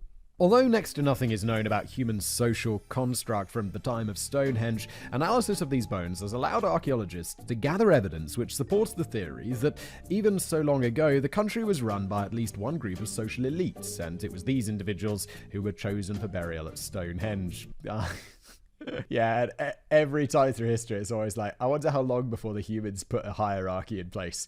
We just love hierarchies. We're just into that shit. We're just not into everything being equal. We've tried it many times, and it always comes back to like, let's make sure there are some social elites. It's weird, isn't it? The bones that were excavated appear to have come from comparatively healthy individuals and show very little sign of the damage caused by hard labor.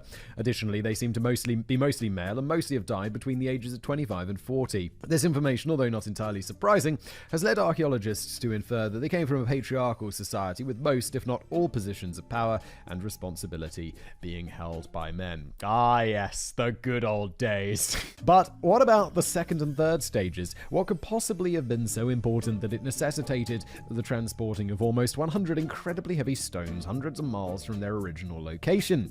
As for the stones, the most likely reason that they were transported from Wales is that whoever organised the second stage wanted to include some aspects of the previously mentioned, much more ancient monument from which many of them were taken. Unfortunately, we know even less about the aforementioned monument than we do about Stonehenge, so although this theory is the most popular, it remains just that, a theory. One of the few things that we definitely do know about the last stages of construction is that it was at this point when it began to take on a far greater cultural significance. It has long been believed that Stonehenge was constructed as some sort of calendar, but until very recently, it was not entirely clear how it worked. If you were to I didn't know they'd figure this out. Whenever I say this, someone is always in the comments being like, Simon, here at timestamp, 14 minutes and 3 seconds on this video, you said this. And it's like, yeah, bro, I say a lot of stuff. A lot of stuff. Someone emailed me the other day. Was like, hey, I'm just like interested, like, how do you remember all of the stuff? You must either be really good at remembering or really good at teleprompter. I'm like, bro, which one do you think it is? Like, you think I just remember all this shit off the top of my head? A mate of mine who's a YouTuber, for the longest time, he would present a video like this. If you were to stand in the center of Stonehenge, he'd look down at a script that he had off camera, then he'd look at the camera and read it out loud. And I'm like, bro, what are you up to? And he's like, what do you mean? And I'm like, why didn't you have a teleprompter? And he's like, oh, they're too expensive. And I'm like, what are you up to? You make like plenty of money. Just buy the teleprompter. And I think he thought they'd be like super expensive because they're all like in newsrooms or whatever. The one I'm not reading off a teleprompter now, obviously, but the one I have that is attached to the front of the camera that I'm looking at, it was like, what, 100 quid? It's less than 100 quid. And the other ones I have are a little bit more fancy, but they're still like less than 200 quid. And you just put an iPad in the bottom of it. Boom. If you were to stand in the center of Stonehenge on the morning of the longest day of the year, you would see the sun rise directly to the left of what is referred to as the hillstone. Originally, there were 2 stones, and the sun would have risen directly in between them. There is a second alignment to the southwest, which highlights the shortest day of the year. Although this feature would have undoubtedly been useful to keep track of the changing seasons and when carrying out ceremonial observances, Stonehenge expert Timothy Darville believes that the capabilities of the monument were much more complex. During the COVID-19 pandemic, he took advantage of the lack of tourists at Stonehenge and carried out his own extensive research. Writing for the journal Antiquity, he says the following: a ring of 30 upright sarsen stones once stood in a circle representing each day of the month for a total of 360 days a year. That's not quite right. While some are now missing, excavation shows that they were once present in uniform size and shape. The additional 5 days needed to be consistent with the solar year are found in 5 structures in the Trilthian horseshoe within the center of Stonehenge. Oh, look, people in the past with their big brains. 4 stones on the outside of the circle kept track of the leap year every 4 years. The top of the circle is thought to illuminate the summer solstice, and the bottom, the winter solstice. This is what always blows my mind, because it's like people in the past, this was like, what, thousands of years ago? If someone was like, okay, Simon, given all you know, even what you've just read, go and make one of these, and I'll be like, I don't know how. I wouldn't be able to figure it out. And I'm in the modern age, having been educated and have all of this knowledge, and still I'll be like, it's going to take me a long time to figure that out. The way the sun shines through the monument told ancient people the timing of each solstice and when the auspicious days of a harvest festival would have to be celebrated. If you go to Stonehenge, you can pick out which sarsen stone represents the current day within the month. It all works quite nicely. End quote. Given that the average person of the time would have been unlikely to be able to calculate these things themselves, anybody who fully understood the workings of Stonehenge would most likely have been granted almost godlike status. Imagine being able to proclaim in the middle of winter that you're just foreseen that times would get better and days would get longer, only to have your proclamation come true. It is little wonder that there is so much evidence of the henge being a popular gathering site. Alternative theories.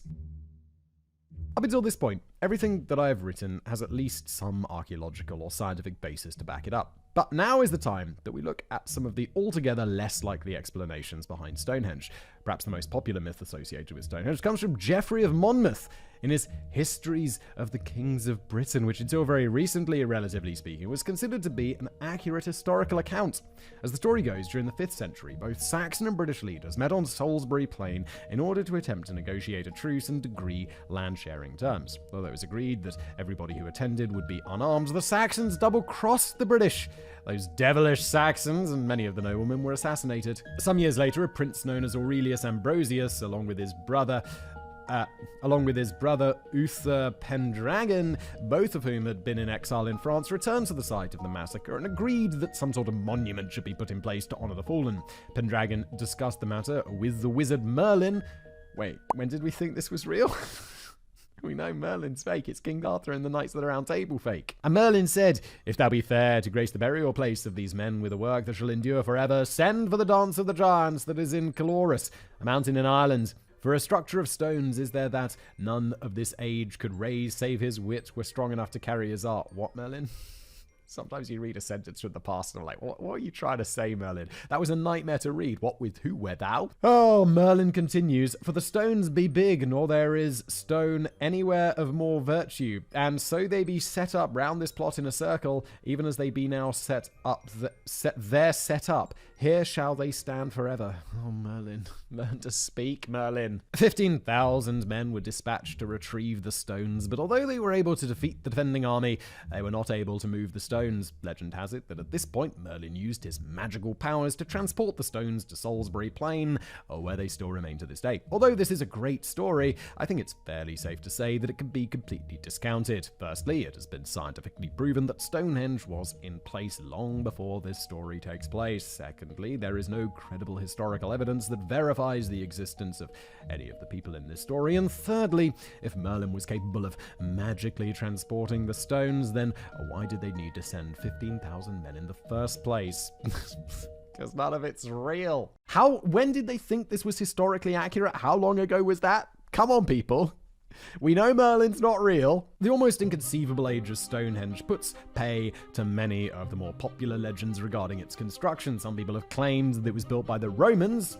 That's a little bit off and was originally designed to be the centerpiece for some sort of palace, but if that were true, the Romans would have had to have started work in Britain an exceptionally long time before they were in Britain. Similarly, claims that it was originally constructed by a Druid as a Druid place of worship must also be dismissed, as the original structure predates Druidism. Aliens. No slightly baffling problem would be complete without at least one group claiming alien involvement, and Stonehenge is no exception. How long until we get to the mention of the History Channel? I'd say 2 paragraphs. You don't have to go Google too hard to find websites and YouTube channels that are dedicated to this topic, and I imagine that exactly none of you will be surprised to hear 1 paragraph that it has frequently been discussed on History Channel's Ancient Aliens show. I feel like History Channel should be, whenever we see it say History Channel, You drink! or whenever History Channel is in print anywhere, it should have quotation marks around it like History Channel. You know what I mean? Most of the alien theories are based around 2 issues that certain people have with the current scientific and archaeological explanations. The first of these is how were the stones moved all the way from Wales? Although we have already covered the answer to this fairly conclusively, there are those who vociferously claim, often with their fingers in their ears, that wooden rollers would not be strong enough to support the weight of the stones. Sadly for these individuals, we know that's not true. Scientists are not usually in the habit of proposing theories and then not bothering to test them, and this case is not an exception. Yeah, that's what scientists do. They come up with a hypothesis and then they test the hypothesis, or some other scientist does. And then someone else tests it as well to make sure that the first scientist was right. It's how science works. Good on you, scientists. Oh my God, this coffee is so intense. It's not hot in here, and I swear I have a little sweat on my brow. This is not normal, and I feel like mega Caffeinated. Woo! Probably didn't help that I made an entire pot of this stuff. Pulse feels normal, at least. On more than a few occasions, the log rolling concept has been tested and proved to be viable. I also feel compelled to mention that the moving of massive, massive stones has often been facilitated by the use of massive, massive whip. So this is another technique that some historians believe may have been used. Get those stones moving. I can't move that stone. That's far. I can't move the stone. I move the stone. Sorry. The second argument that is often used to back up the alien involvement theory is the lack of stonemasonry skill around that time. Although it is certainly true that there's very little evidence to suggest that joinery techniques used in the creation of the second and third stages of Stonehenge were in common use at the time, it is generally accepted that these techniques were used when working with wood, and therefore it's not an inconceivable stretch of the imagination to suggest that they may have been adapted. Yeah, for something important enough, they'd be like, let's just do the wood thing. And they're like, with stone? With stone? Are you... But why do people think that aliens traveled thousands of light years just to build a few stone circles and a handful of pyramids? Again, there are several popular theories. The first of these, most often referred to as the helping hand or something similar, implies that tired of watching us struggle to make any sort of progress, these alleged alien life forms just stopped by to teach us a bit of stonemasonry and joinery before heading home again and occasionally popping back to monitor our progress. Sounds incredibly likely. The second theory was popularized by Swiss author, oh god, this guy again, Erich von Däniken, in his famous book Chariot of the Gods, later named Chariot of the Gods with a question mark on the end, because there was something with something, but he had to be less certain about it. It's a lie anyway, and I'm like, well, it has to be believable. In this book, von Däniken postulated that Stonehenge had been built by aliens, was a replica of the solar system, and could be used as an alien landing pad. Of course, because the aliens who've traveled thousands of light years need some rocks to land on. Eric, you're insane, bro, in my opinion. As there is no verifiable evidence of it ever being used as such, in my opinion at least, it seems like an awful lot of work for very little use. The third and final theory that I'm going to mention today is definitely my favourite. First put forward by David Hatcher Childress, the theory, which he calls the world grid, suggests that Stonehenge and a number of other ancient monuments were constructed by aliens in order to recharge their space-going vehicles. Right, that makes sense. They recharge them with rocks. That's why. They need rocks. According to Hatch Childress, the world grid is an intelligent geometric pattern of the Earth and its energies. A wave of the sunlight hits the Earth and wraps the Earth like a ball of string of energy, creating this energy grid. No, it doesn't, Hatcher. That's not how it works, Hatcher. What are you talking about? Although nobody else seems to be aware of this grid, our alien visitors certainly were, and to that end set about utilizing this resource. Hatcher Childress goes on to say, by placing megalithic monuments along this grid, UFOs can then take energy off of this energy grid by going to certain power points like Stonehenge. The craft can hover over these energy spots, draw energy from those spots in order to help replenish the craft. Bruh. It's not that, okay? It's not that. So why can we as humans not utilize these wireless charging pads? Well, Hatch Childress has an answer for that too. It's because they're broken. Oh no! While playing with a scare electric set in order to demonstrate a simple circuit, he explains that due to the fact that all these structures have sustained serious damage over the years, the electrical flow has been interrupted and the world network is no longer functional. Wow, it's so disappointing, and that something so real and realistic just stopped working. It's such a shame. Poor aliens. So, Simon and listeners, I'll leave it up to you to decide which theory is most likely. Is it the most scientifically supported theory that we spoke of at the beginning? Is it the legend of Merlin, the helping hand, the world grid, or an amalgamation of all of the above? Or something else different altogether? No, it's the science one. It's the archaeologists one. They're the sensible ones. And it's obvious. Come on. Like, I mean, it's not obvious. I would have no idea what it was. But like, once the archaeologists have told you what it is, you're like, oh yeah, cool. Well done for finding that out, mate. Before we finish today, I would like to take this opportunity to say that if you ever find yourself in the vicinity of Stonehenge, it's truly worth a visit. Brought to you by the Stonehenge County Council. Tourism Council, or whatever. Thank you for being here for this episode about Stonehenge. Relatively short one today. How about that? If you like this show, please do leave it a review. If you're listening to it as a podcast, if you're on YouTube, like, subscribe, and I'll see you next time.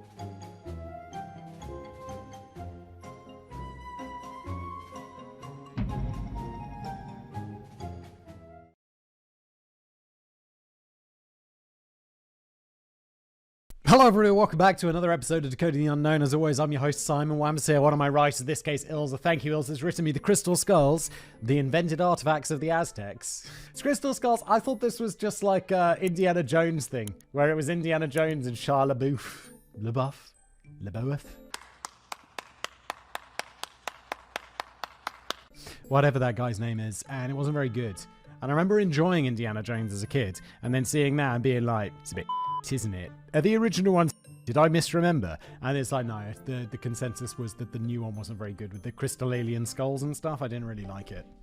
Anyway, let's just jump in.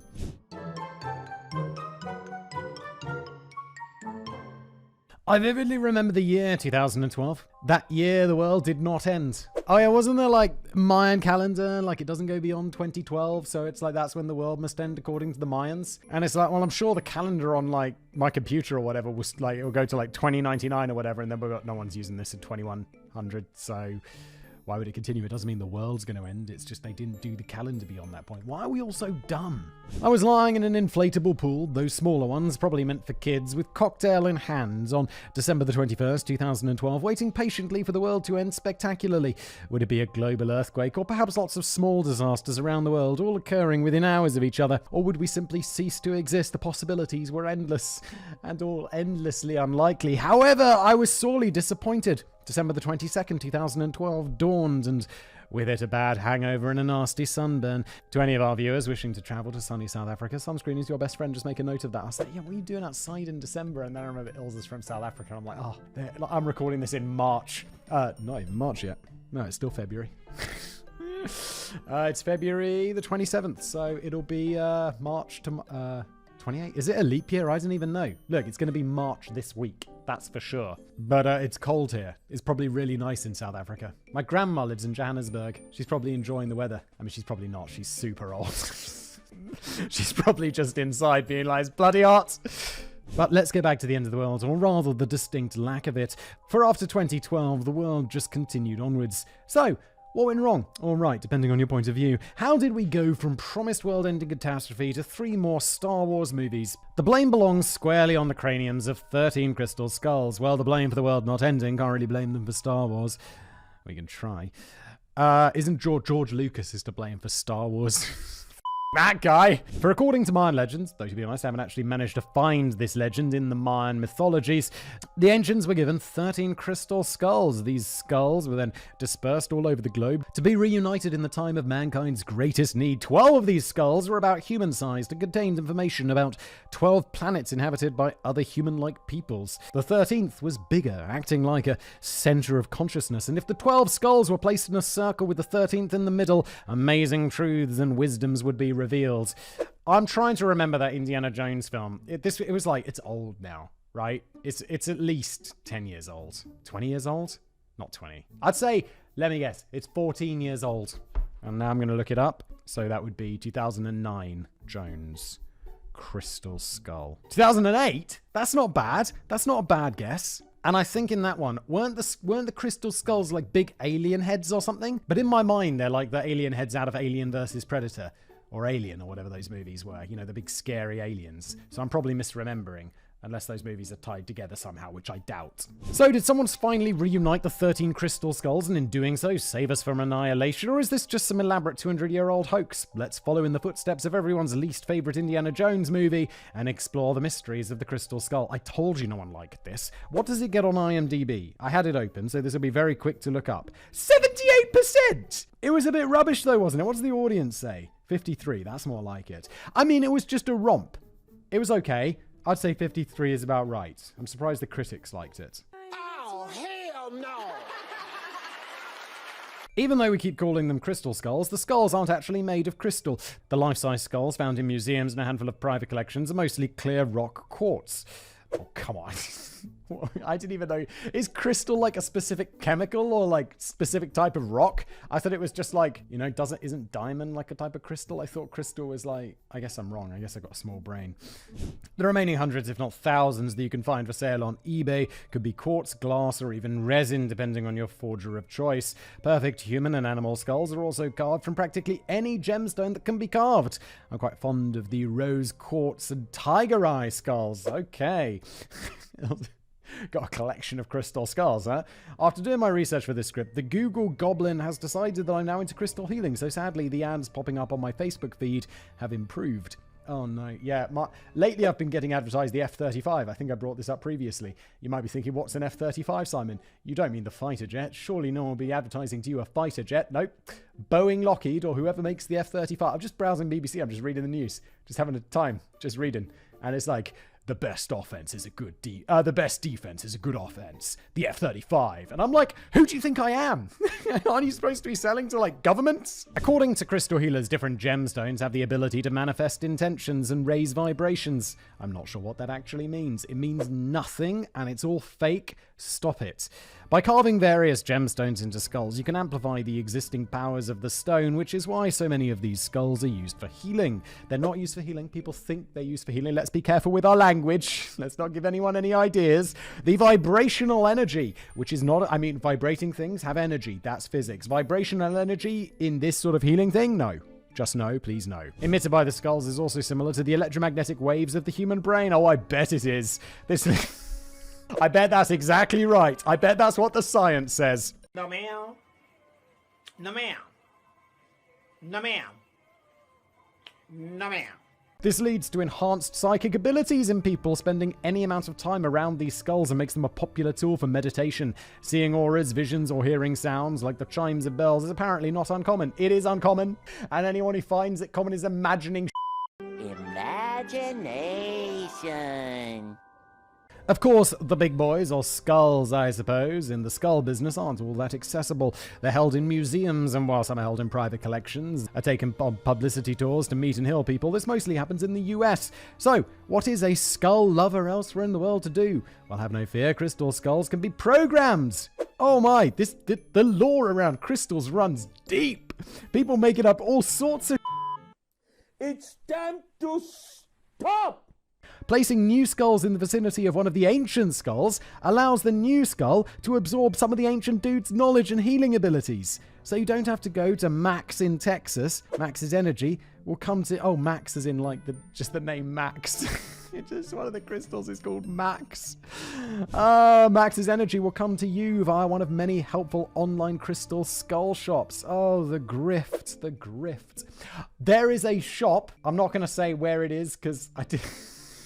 It's somewhat close to where I live. It's a shop for witches. I was walking past it the other day, and I was like, oh, I don't know that Czech word. What does that word mean? To my wife. And she's like, I don't know what the English word is, but it's a shop where witches stuff is for sale. She's like, what's that called? And I'm like, I don't know, witch shop? What's it called in Harry Potter? Where the... Olivierias or whatever? The watch shop. The wand shop? No, it doesn't matter, but there's a witch's shop. And they sell all sorts of witchy Real story.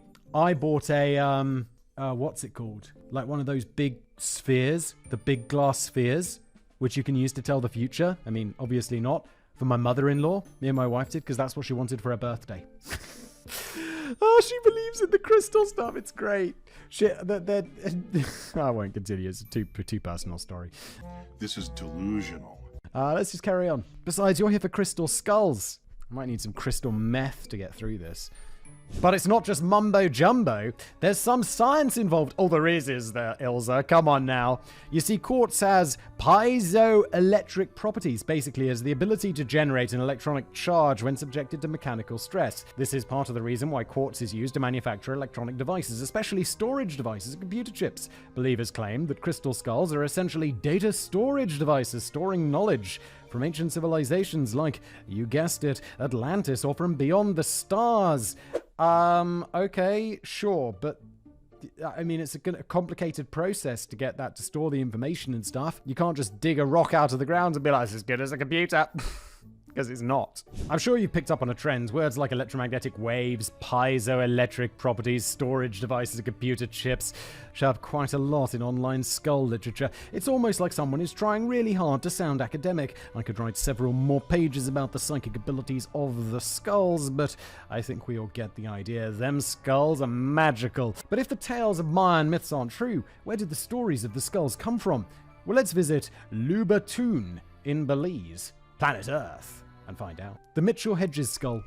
There are many crystal skulls, but the Mitchell Hedges skull is the one most people picture when crystal skulls are mentioned. The Skull of Doom, or more recently, the Skull of Love. A skull needs to adapt to the times after all, stands at about 17.4 centimeters. 6.8 inches high and weighs around 5 kilograms. That's 11 pounds. It's carved from a single block of clear quartz with a detachable jaw.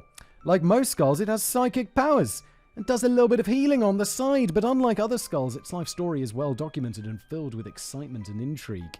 It all started in 1924. I don't know, like, I'm wondering, like, Ilsa says that, and I'm like, I'm not sure if she's being sarcastic or if she really believes the skull has healing powers. I like to think not. It all started in 1924 when Frederick Mitchell Hedges and his companions arrived at the ancient Mayan site of Labatoon, the place of the fallen stones in Belize. This site possibly got its name from earlier excavations done by Thomas Gann, whose preferred archaeological method was dynamite. Archaeologists in the past, how are we going to open up this pyramid? Let's blow it open! Mitchell Hedges was an old-school adventurer. He had money, or at least people with money backing his exploits, and he had a Sunday evening radio show to share his adventures with the world at large. Apparently, he was a reporter, but according to Mitchell Hedges himself, he was so much more. He claims that while in South America, he had been captured by Pancho Villa, a Mexican revolutionary general, and he had worked as a spy for the British Secret Service, spying on none other than Trotsky himself. He had discovered lost tribes and lost cities all over South America, including Atlantis, of course. The fact that these tribes and cities were already documented before he found them was pure coincidence, I'm sure. This guy's telling a great story about his life, though. Back in the day, I feel like people just embellish shit. Nowadays, people, it's, you know, you don't want to embellish shit because someone will be like, actually, I looked this up, found it on Google, found this other guy, he said he did do that, we interviewed him, and now you're embarrassed. It's like, you just don't make up stories anymore. Don't embellish. You can't get away with it. In his book, Danger, My Ally. Oh my God. Even the name is like Jesus. Published in 1954, Mitchell Hedges claimed the skull was at least 3,600 years old and was used by the high priest of the Maya. Apparently, the high priest could use the skull to will death onto anyone, and death would inevitably follow. He stated that the skull had been described as the embodiment of evil, and claimed that several people who have cynically laughed at it have died. Others have been stricken and have become seriously ill. What was the name of the skull again? Max? No, that was the made-up skull. Look, this skull, ha! I laugh at its face. What's death gonna do? Follow me? I'm so scared. Oh no, death. Like 1 week from now, YouTuber Simon has died in mysterious circumstances. And it was the Russians. I fell off a balcony. It wasn't the skull. It's not the magical skull. The magical death skull. So when you laugh, make sure it's not done cynically. Oh no, it's gonna get me. He didn't actually state where he found the skull, instead claiming that he had a reason not to reveal how the skull came into his possession. Apparently the 1955 edition of the book omitted this reference to the skull completely. Some speculate that Mitchell Hedges was a secret agent, and therefore couldn't divulge how and when he found the skull. Sounds like he just nicked it, doesn't it? Where'd you get the skull? Didn't I found it? Just found it in the jungle, just loose. Didn't nick it. Definitely didn't steal it from a tribe. Definitely didn't do that. That would be immoral and wrong, and definitely not something people did in the past. British Museum. It's a collection of other people's However, it's more likely that it was omitted since there were still a few people around who could contradict his claims, but we'll get to that little detail soon. After Mitchell Hedges' death, however, the story changed when his daughter, Anna Mitchell Hedges, claimed that she had been the one to find the skull inside of a pyramid during their expedition to Belize in the 1920s. She found the skull after the expedition cleared away a heavy wall which had fallen on an altar. Since they didn't have the right equipment, they could only move around 5 to 6 stones a day. It took 3 months before they found the jaw, which was about 22 meters away from the skull. In 1964, Anna signed a contract with Frank Dorland, a San Francisco art dealer, to promote the skull with the goal of eventually selling it for at least $50,000 or more. 1964, so what, $500,000 today? Maybe? In messages between Anna and Frederick Dockstader, then director of the Museum of the American Indian in New York City, Anna claimed that the skull was over 3,600 years old. After having some tests done, she stated that the skull, at this point referred to as the Mayan Skull of Divine Mystery, it's a good name, was at least 3,000 years old. Apparently, the British Museum told her so. However, there's no record that the British Museum said anything of the kind. Anna claimed to have found the skull in 1928 and mentioned the skull's special powers. Among these were the evil eye and protection from heaven. Wait, I thought you could just use it to wish death on people. The skull could defeat the evils of witchcraft, and she described it as a benevolent divine magic dealing with heaven and angelic forces. This seems to be a bit of a contradiction with the skull of doom used to will people to death, but perhaps the skull had a change of heart by this time.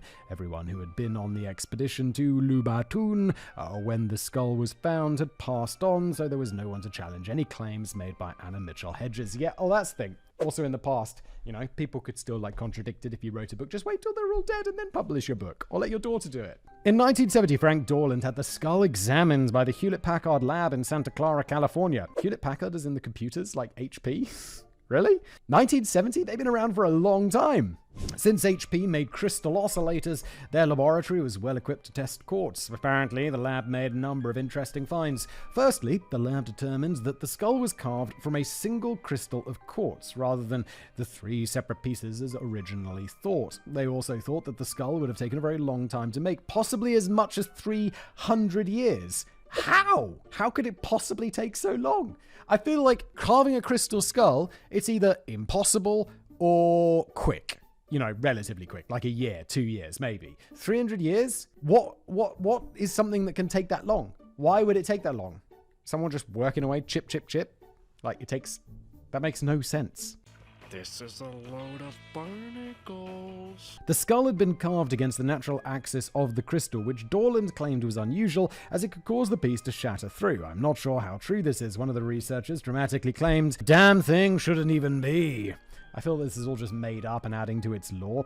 HP apparently couldn't find any microscopic scratches or marks indicating modern metal instruments, and came to the conclusion that the skull was indeed ancient and carved with ancient tools and technologies. It all sounds very impressive, but unfortunately, it appears that HP has no records of these tests being performed. So we just rely on a word. That's it. It's all just a bit too perfect, isn't it? Dorland was not just an art dealer, he was also an art restorer, and to me it seems like he had some suspicions about the skull himself. At one point he stated that the teeth showed clear signs of mechanical grinding.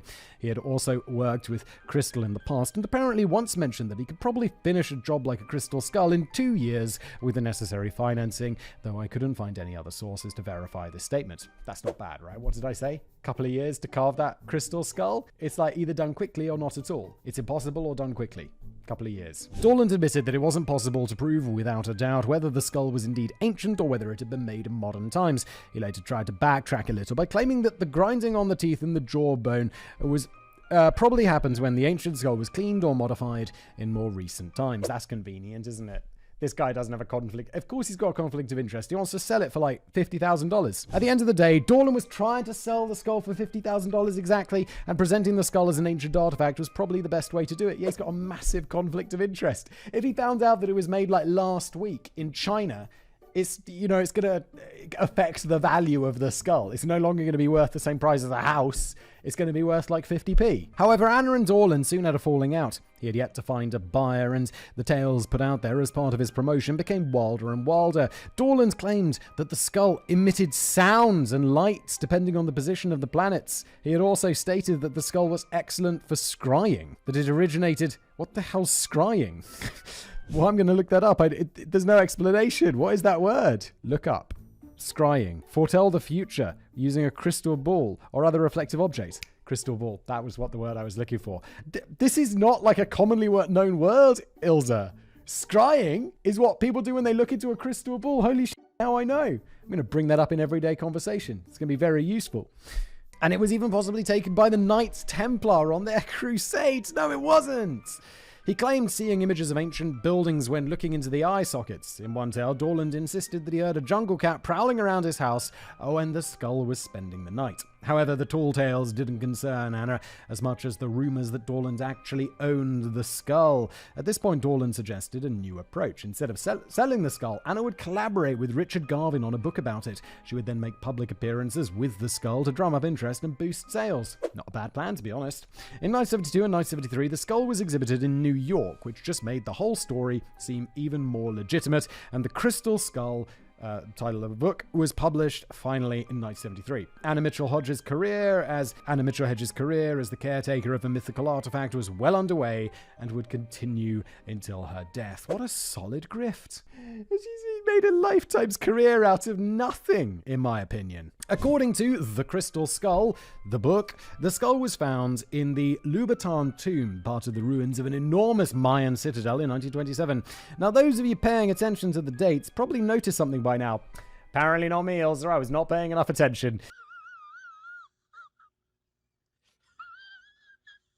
Apparently, Anna couldn't quite remember when she had originally found the skull. It was either in 1924, 1926, 1927, or 1928. However, in January 1927, her father was in Bournemouth, nowhere near any Mayan temples, and in 1928, he was involved in a much publicized libel trial against the Daily Express. So, after much confusion, and I'm guessing a fair bit of research to find a date that couldn't be contested too easily, Anna decided that she had discovered the skull on the 1st of January 1924, her 17th birthday. I feel like you'd remember it if it was on your birthday, so it's definitely not that day. It coincides with at least one of two definite trips that her father took to Louboutin in the company of Lady Richmond Brown. There doesn't seem to be any record of Anna accompanying them, but there also wasn't anyone around anymore to say that she wasn't there. I don't remember all of my birthdays, but if I had made a significant archaeological discovery on one of them, I probably would. Yeah, me too. It was like, oh yeah, you remember your 15th birthday when you discovered that ancient crystal skull? No. Because it didn't happen. Just like this didn't happen either. I don't remember the day. Let's just say it was on my birthday. All right, Anna. All right.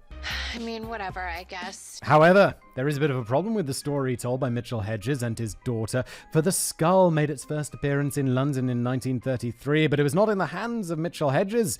The skull belonged to a man called Sidney Burney, a London art dealer. Burney had taken the skull to the British Museum for study. An article written by G.M. Morant details the skull and even compares it to the Aztec crystal skull in the British Museum's collection. The one difference was the lower jaw of the Mitchell Hedges skull being detachable, while the Aztec is in one piece. According to Burney, his skull had come from an unknown source in Mexico in early 1933. A young archaeologist, Adrian Digby, working at the British Museum at the time, suggested Burney's skull appeared to be a composite copy. The proportions of the skull were probably copied from the original skull in the museum's collection, while the anatomical detail was likely copied from a skull owned by the original carver. In his mind, Burney's skull, later the Mitchell Hedges skull, was possibly an attempted forgery of the skull in the British Museum. So, how did Burney's skull end up in the hands of Mitchell Hedges? Well, from 1933 to 1943, Burney was trying to find a buyer for the skull. The British Museum already had a skull and wasn't interested in adding another skull to its collection. Weird. It's the British Museum. They'll have all that Apparently, the British Museum's pretty huge. And while I do pretty much agree with the modern opinion that the British Museum just has a bunch of stuff from like other countries, which it probably shouldn't really have. It's very impressive. It's very large. And apparently most of the stuff that they have is in storage, in warehouses and stuff, and they like rotate it in, which is pretty crazy. All I'm trying to say is I'm surprised they just didn't take this and shove it in a box somewhere.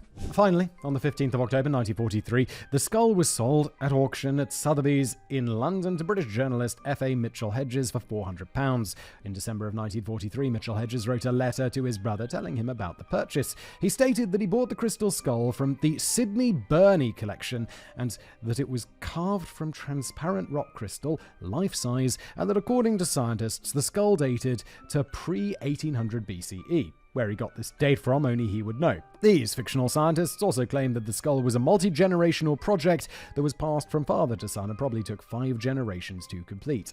How? What is the reasoning behind this? However, 6 years later, in a local newspaper article published in May 1949, Mitchell Hedges was telling the world that he'd found the skull in Belize, not a showroom in London, and he stuck to that story until he died in 1959, and the skull was inherited by his daughter, Anna. Of course, Anna had an excuse ready. She claimed that she had discovered the skull during her expedition. Her father then left the skull with Sidney Burney as collateral for money borrowed for another expedition to Louboutin. However, Burney's son put the skull to auction. The easiest way for her father to reclaim the skull was to buy it at the auction. Personally, I'd have called the cops, but that's just me. It's like, yeah, how are we going to get our property back that's ours? We're just going to have to buy it, or just go legally get it back. Not necessarily the police, just to go to the courts. Be like, he's got my skull, I want it back. Can't sell it, it's mine. Give it back. Although I guess if he didn't pay them the money back, the collateral thing, then maybe it's theirs, who knows. However, this doesn't explain why her father then wrote a letter to his brother stating that he had bought the skull from the Burney collection.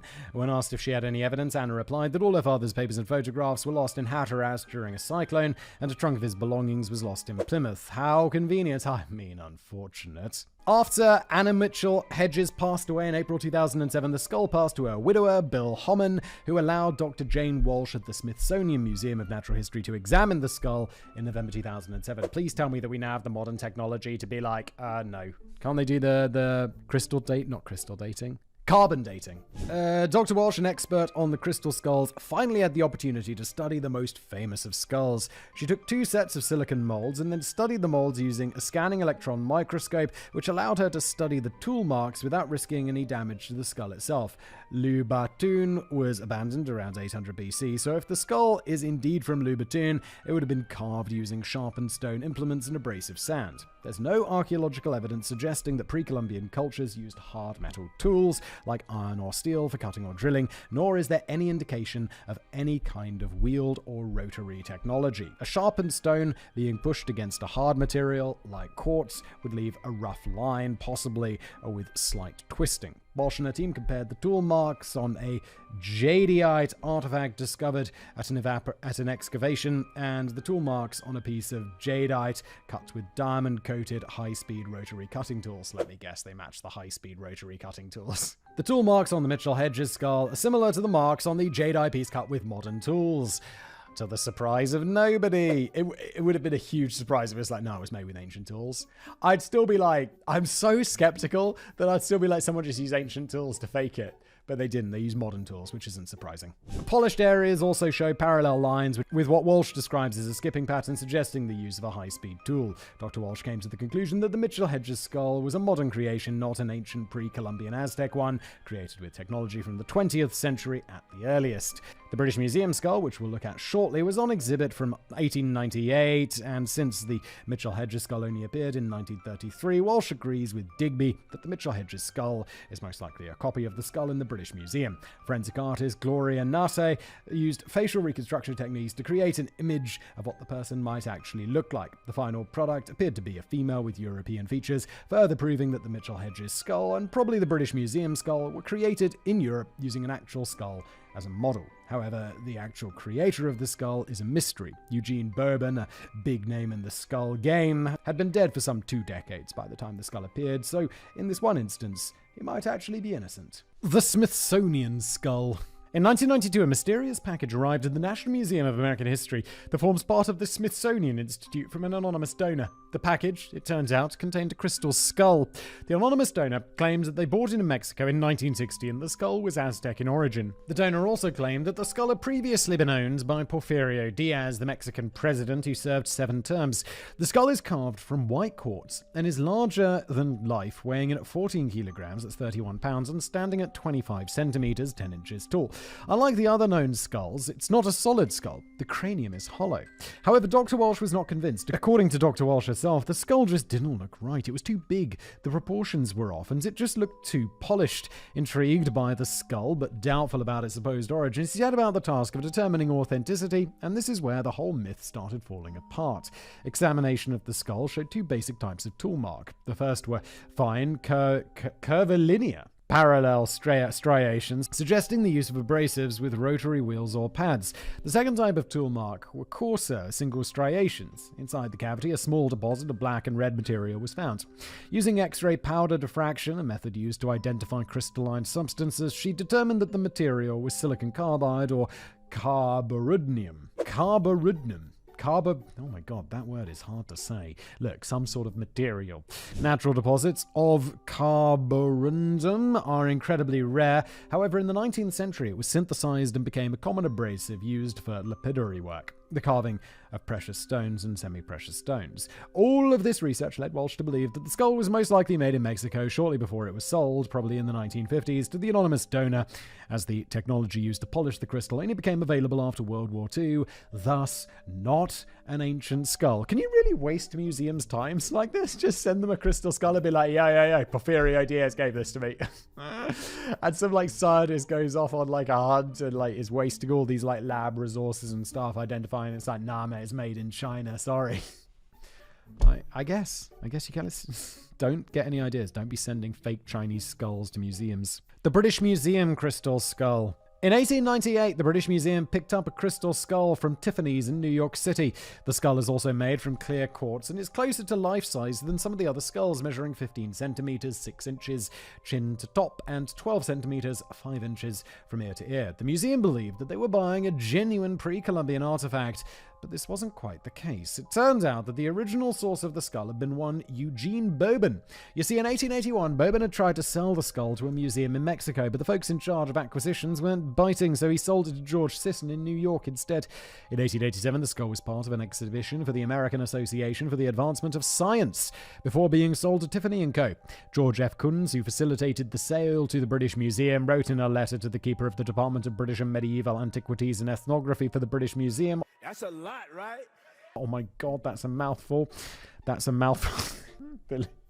Literally, same thing. In which he claimed that the skull was bought from Mexico by a Spanish officer sometime before the French occupation of Mexico. The skull was then sold to an English collector, and after the death of the collector, ended up in the possession of Bourbon, who then sold it to George Sisson in 1886. In the late 1990s and 2000s, the skull was dusted off for more detailed studies, and researchers confirmed again that it was very similar to the Mitchell-Hedges skull. However, since many believe the Mitchell-Hedges skull is a copy of this skull, that is not surprising.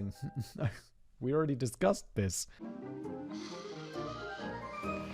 Ian Freestone, former head of the Museum Scientific Research, and his team made dental resin casts of the skull's surface and then studied them with a scanning electron microscope. Much like the Smithsonian skull, the team found marks that indicate some kind of rotary tool was used to carve the skull. Since this technique was only introduced in the Americas after the arrival of the Europeans, the skull is most definitely not pre-Columbian. In fact, it's quite clearly post-Columbian. In 2007, a microscopic analysis showed tiny green crystals that turned out to be iron-rich chlorites, indicating only 3 possible places of origin of the quartz: Brazil, Madagascar, or the European Alps, nowhere near Aztec country. Freestone concluded that the skull was most likely made from a Brazilian crystal, and the cutting and polishing probably occurred in 19th century Europe and possibly Germany, as the rotating wheel was a common tool used in jewelry houses at the time. So, I mean, they are making these from, like, crystals, which is cool, because I kind of thought, like, a skull-sized crystal? That's a massive crystal that you've got to start with. Which is kind of cool that just giant crystals like this exist. I always thought crystals were kind of small, and I assumed these were like, not like made from resin or whatever, but from like glass or something like that, you know? Like, or like some, they were artificially grown crystals, something like that. It's cool that, I mean, it's, well, I don't know, maybe why am I so surprised that there are giant crystals? I'm sure there are giant crystals. For those who want to see it, the skull is still on display in the British Museum. However, instead of being considered a Mesoamerican artifact, it's identified as probably European, late 19th century. The Paris skull. Once again, we meet up with our old friend Eugene Bourbon, the original owner of the Paris skull, the smallest of the museum skulls. The skull currently is housed in the Musée de Caille, Burnley. It measures only 10 centimeters, 4 inches from chin to top. Wow, that's really small. It's a tiny little skull. It's like a shrunken head. Bourbon sold the skull to young Alphonse Pinard, a French art collector and explorer, in 1875, who donated it to the museum in 1878. What makes this skull unique is the hole drilled through its center. A smaller skull held in a private collection also has a hole drilled through the center and was used as the base of a crucifix. So there's some speculation that the Paris skull might have had a similar use. After some researchers got their hands on it around 2007 to 2008, they concluded that it couldn't be a pre-Columbian artifact. Based on tool markings found on the skull, it had been made with modern tools. Using a particle accelerator, they discovered traces of water that could be dated to the 1800s, suggesting the skull was carved between 1867 and 1875 when it was sold. Wow, using a particle? Science is crazy. Like, carbon dating is amazing. The fact that that's how we work things out. This isn't the science channel, so I won't go into it, and honestly I don't exactly remember, but I do remember that it's incredibly cool. And now particle accelerators using to date water from carving of crystal skulls in the 1800s. That science is great. Why can't we just wonder at science rather than wonder about whether these crystal skulls have some magic healing ability, which they don't? You know what has magical healing ability? Hospitals. The Paris skull at one time was claimed to represent some Aztec god of the dead, which I'm not even going to try and pronounce, but oddly doesn't seem to have any occult powers. Apparently representing the god of the dead is occult enough. Of course, when it became apparent that money could be made, more skulls started appearing in private collections all over the world. Shocking. Max, the gift to mankind. Max currently resides in Texas, and as all things Texan, is considered the largest of the ancient crystal skulls. none of these are ancient, though. At 36,000 years, I'm guessing he might be the oldest too. According to the owner, Joanne Parks, she received the skull from a Tibetan healer, Norbu Chen, around 1973, but other claims suggest that the skull was found in a tomb in Guatemala sometime between 1924 and 1926. My bet, this skull was created in Shenzhen in 1984. I don't know. Look, it's not going to be real, is it? 36,000 years old? Oh, please. Conveniently, there are no records for this extraordinary find. Oh my! That is convenient. Yes, that's a wow. Parks claims that, unaware of the value of the skull, she kept it in a closet from 1980 to 1987, during which time Max communicated with her in her dreams. It was only after seeing a program on TV about UFOs, the Mitchell Hedges skull, I'm assuming a predecessor to a certain series about aliens that are ancient, that she suddenly realized what she had. I'm guessing a faulty carbon monoxide detector, but that's just me. It's always something. It's always something, like people here and there. No, she's just having dreams and she thinks her skull's talking to her in her dreams. She's just a bit cuckoo, in my opinion, allegedly. And, like, she's not, like, seeing shit and hearing ghosts. If that's happening to you, you need to get yourself make sure you got a carbon monoxide detector, because that can make you go funny. The carbon monoxide, that is, not the detector itself. Get the detector, please. It'll save your life, possibly. She had the skull examined by an expert, though I couldn't find a name or nature of their expertise, and the expert determined that Max was indeed an ancient skull. According to Max, he's from the Pleiades star system originally. Oh my, but spent some time in Atlantis. Clearly, he's a traveler at heart. Parks claims that Max is a teacher meant to bring people together and guide them to reach oneness, whatever that means. Apparently, people spending time with good old Max start having visions of other planets, they start healing, and they become inspired creatively. So that's what my creative career has been missing, a crystal skull. I'll just order one off eBay. It'll be fine. Glad I solved that problem so early in the new year. More skulls appeared with a range of exotic names. Shanari, Etiamar, Army, the Mayan skull, the Amethyst skull, Rainbow, and Compassion, to name a few. Apparently, they all enjoy long walks on the beaches of Atlantis, spent time in closets and storerooms from Tibet to America to Africa, and spend their time nowadays healing people and showing people visions. Some claim all 13 of the skulls from Mayan mythology have been found, while others state that we've only found 8 so far. In that case, it's lucky we only needed 8 to avert the apocalypse.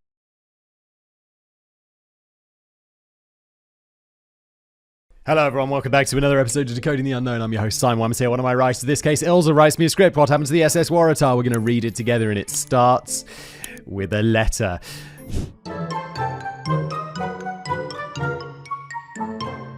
Dear Diary, my second voyage to Australia proved uneventful. It was so good to feel the sea spray on my hull again. Is this letter told from the perspective of a boat? This is the weirdest start of a Decoding the Unknown ever. After the little incident on my first trip, I was worried that I would be stuck in those dry docks forever. We've delivered our precious cargo and passengers.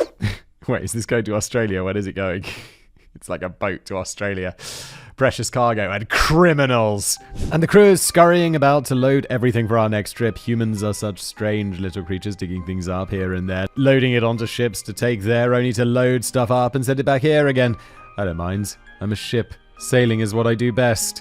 Tomorrow morning we leave for Durban. We might pick up a passenger or two, but we won't stay long. Then onwards to Cape Town. I'm a little nervous, the waters there are treacherous. I trust my captain and my crew, but we don't know each other that well just yet. I can't tell what they're about to do, and I know they feel the same about me. The ship's in dry dock, told me not to worry, another voyage or two, and we'll soon understand each other. Good thing I'm unsinkable.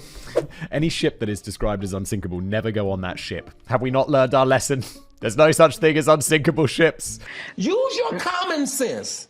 Look at the Titanic. Look at those modern cruise liners. It's 100 years later. Sometimes they still sink. Look at that Costa Concordia. It like fell on its side. Oh, I shouldn't be laughing. Many people died. Yep. But look, don't get on any ship that bills itself as unsinkable. Too much effort has gone into the marketing, and not enough effort has gone into making it, less sinkable. Welcome aboard. In 1908, the Blue Anchor Line launched their brand new flagship SS Waratah on a maiden voyage from London to Australia. Built by Barclay, Carl & Co., the Waratah was a 456-foot luxury liner, and since her design was based on the Geelong, a ship that had an uneventful career, the Waratah was to be the pride of the Blue Anchor Line fleet. Never mind, it's not taking convicts, it's a luxury liner. I guess people went to Australia for fun. I've never been to Australia. I'd love to go to to Australia. But even now, it's like 24 hours in a plane. It's crazy. I can't believe how far away Australia is. I think because you have to, like, I don't know, for me, I'd probably have to like fly to Amsterdam or London and then fly to, you got to lay over in Asia, right? You can't get all the way to Australia, but it's enormously far. And I don't know what, like a week's vacation to spend like basically 3 days by the time you're all done flying there. It's just crazy. The only time I'd ever like, the only reasonable time is to visit Australia is if you're moving there. Although I would really like to go. I watch these Australian shows on Netflix. There was one about murders or something. It was really good. And I think I've said this before, but to me, as a British person, you know, exposed to lots of American culture because of Hollywood or whatever, Australia is like, it seems like a bizarro mix between the UK and America. It's like something seem very American, like specific, like California and stuff. It seems like the weather's always nice. People like have a funny accent. But then you look at the police and they all look like British police, like with the blue lights and the cars. And I don't know if they have guns. Maybe not. Who knows? Next! Who cares? You're not here for that. You're here for the... What's today's video about? I already forgot. Oh, the SS Waratah, yes. The Waratah was a combination passenger and cargo vessel. She would take European emigrants to Australia and return with freight. For the comfort of her passengers, she had 100 first-class cabins, 8 state chambers, a saloon decorated with crimson Waratahs, and even a music chamber. Wait, what is a Waratah? What is this? I thought it was the name of the ship, an Australian shrub which bears slender leathery leaves and clusters of crimson flowers. Okay, brilliant. I'm so glad I know that. And even a music chamber. The cargo holds can be converted into dormitories for up to 700 more passengers when not carrying freight. So it's like, it's either you're staying in a luxury first-class stateroom or you're staying the 700 people crammed into a dormitory, which is primarily designed for freight. Wow. That's not like business and first, is it? Or like economy and business, you know, although there is a big difference, but that's a bigger difference. In total, she could carry up to 1,000 passengers or 15,000 tons of cargo and still maintain 13 knots per hour. The Waratah was also equipped with state-of-the-art desalination equipment that could produce drinking water from seawater and carry enough supplies to last a whole year at sea. Radios weren't standard issue yet, but she was supposed to be fitted with radio upon her return from her second trip to Australia. Sadly, she never made it home for that vital upgrade. Instead, she vanished, giving rise to one of the most enduring nautical mysteries. What? Whoa, this giant ship just disappeared? I mean, well, it obviously sank, right? It's like, what's the mystery? She sank.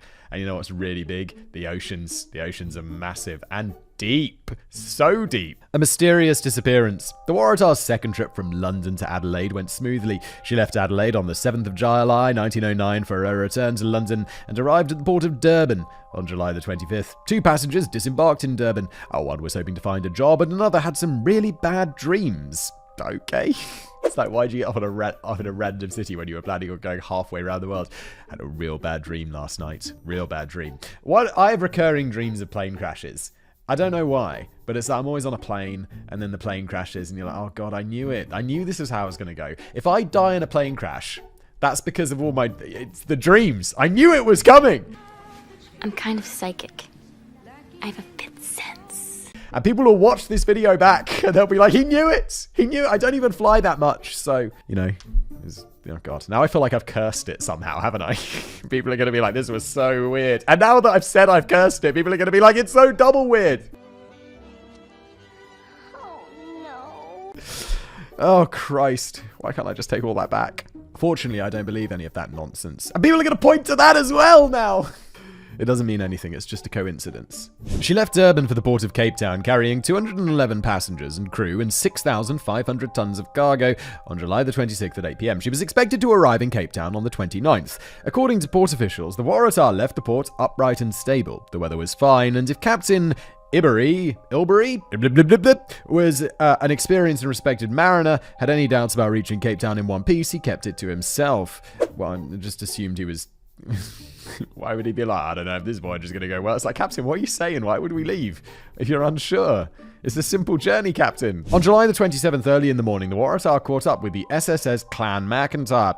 Using signal lamps, the two ships exchanged names and destinations. This was common practice before radios became standard issue, since there was no other way to keep track of ships at sea. Waratah reported strong southwest and southerly winds, but no issues, and the Clan McIntyre logged the encounter in their logbooks. The senior crew of the Clan McIntyre noted that the Waratah was upright and steaming fast, and she didn't appear to be experiencing any problems. She was making around 15 knots with the help of the strong Agulous current. Being a much faster ship than the Clan McIntyre, she finally disappeared from view at around 9:30 a.m. in the vicinity of the Xora River mouth. This would be the last confirmed sighting of the SS Waratah. The search is on. When the Waratah didn't arrive in Cape Town at the expected time, there was no immediate cause for concern. Ships being delayed for a few days or even weeks wasn't uncommon. Besides, she was unsinkable. What could possibly go wrong? This is pre-Titanic, right? What did we say? 1909? 1909, yeah. So Titanic was 1911? 1912? Ooh, I'm not sure. It was the winter. Maybe the winter of 1911? Who cares? Whatever. However, the Clan McIntyre finally arrived in Cape Town after weathering a severe storm, and concern began to grow. According to the captain of the Clan McIntyre, the weather worsened later on July the 27th after their encounter with the Waratah, and soon became the worst storm he'd ever experienced in his 13 years at sea, with winds up to 50 knots, 90 kilometers per hour, and waves up to 30 feet, 9 meters. That is... That is a big wave. Okay, so mystery solved. There was a big-ass storm and it sunk it. Why is this an episode of Decoding the Unknown? People even know it says aliens. It's a giant squid. No, look, the guy said there was a fat storm and that's what sunk the goddamn ship. Case closed. End of...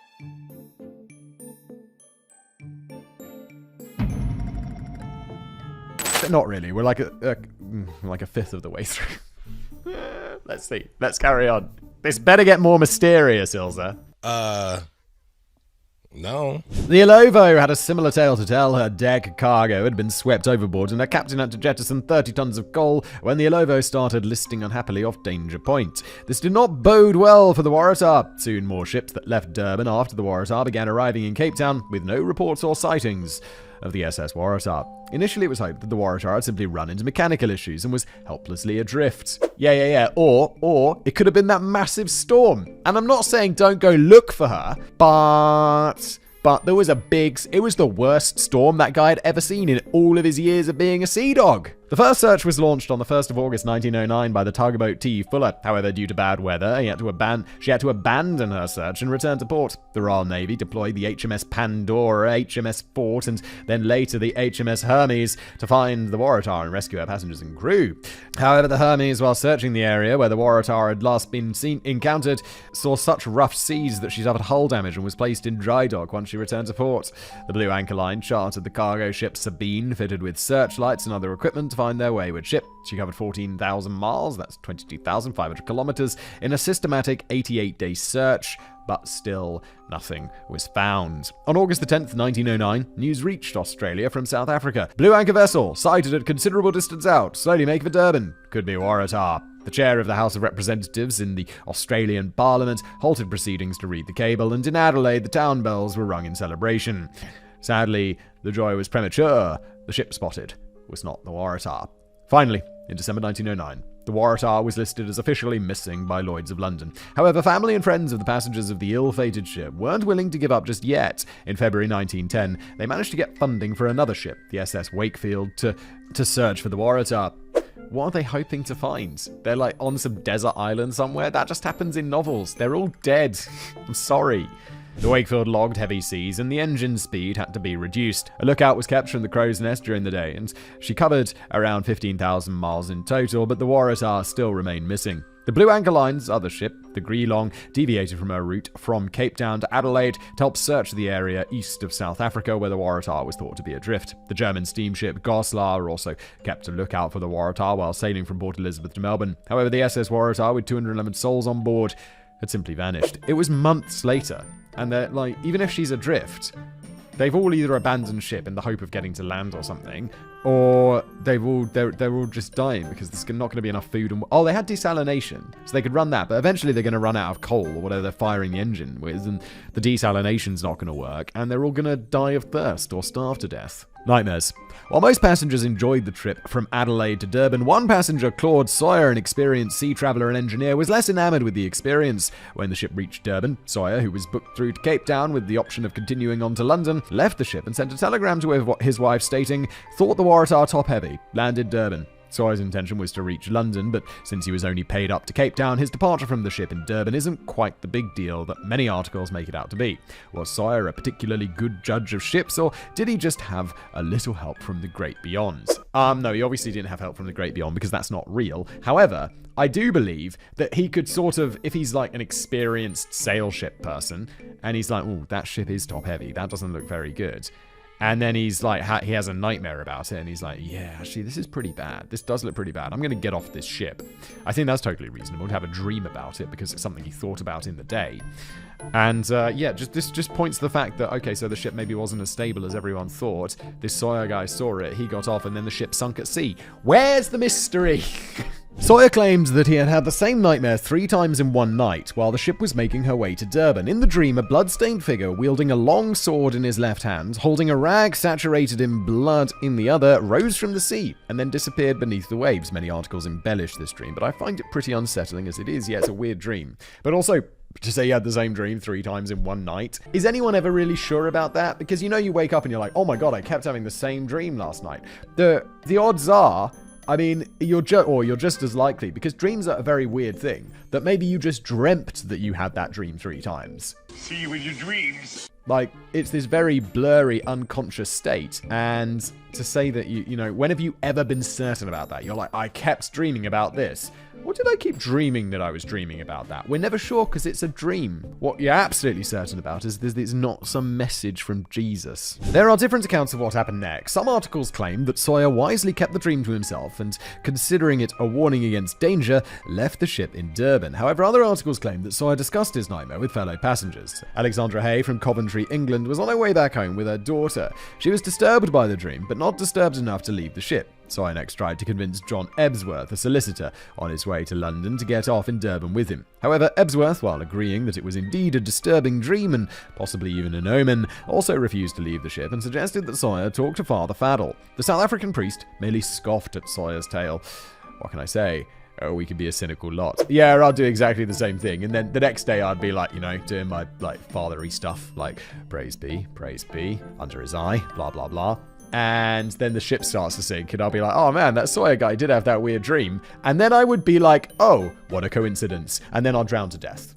Like, that's it. I wouldn't think more about it, even if it was actually happening to me. According to one source, Sawyer even mentioned his concerns to Captain Ilbery, who unsurprisingly didn't make sailing decisions based on the dreams of passengers, and he dismissed both Sawyer and his dream. However, according to Sawyer's own testimony, he never told the captain why he left the ship. He told the manager of the Union Castle line, Mr. Hadfield, about his nightmares the morning after departing the ship. This did wonders for his credibility, since he mentioned his concerns before the Waratah disappeared. While I'm not a firm believer in the power of premonition, I'm inclined to think that, being an experienced traveller and engineer, Sawyer realised that something was fundamentally wrong with the ship. However, not having any nautical knowledge or ship design experience, he might not have been able to pinpoint what was bothering him. He claimed to have shared his concerns with fellow passengers, but there's no one left to verify whether this was indeed the case. True premonition or sheer dumb luck, leaving the Waratah in Durban saved his life. It's neither true premonition or sheer dumb luck. He saw something wrong with it. He was like, "Oh, I've got experience about this sort of shippy stuff or like engineering stuff." And then he had a dream where he dreamt about that feeling, and then he was like, "Okay, cool. I don't think the ship is sound. I'm getting off." Peace out, hombres. Not a big deal. It's neither true premonition or dumb luck. He was experienced, and he used that knowledge to avoid his death.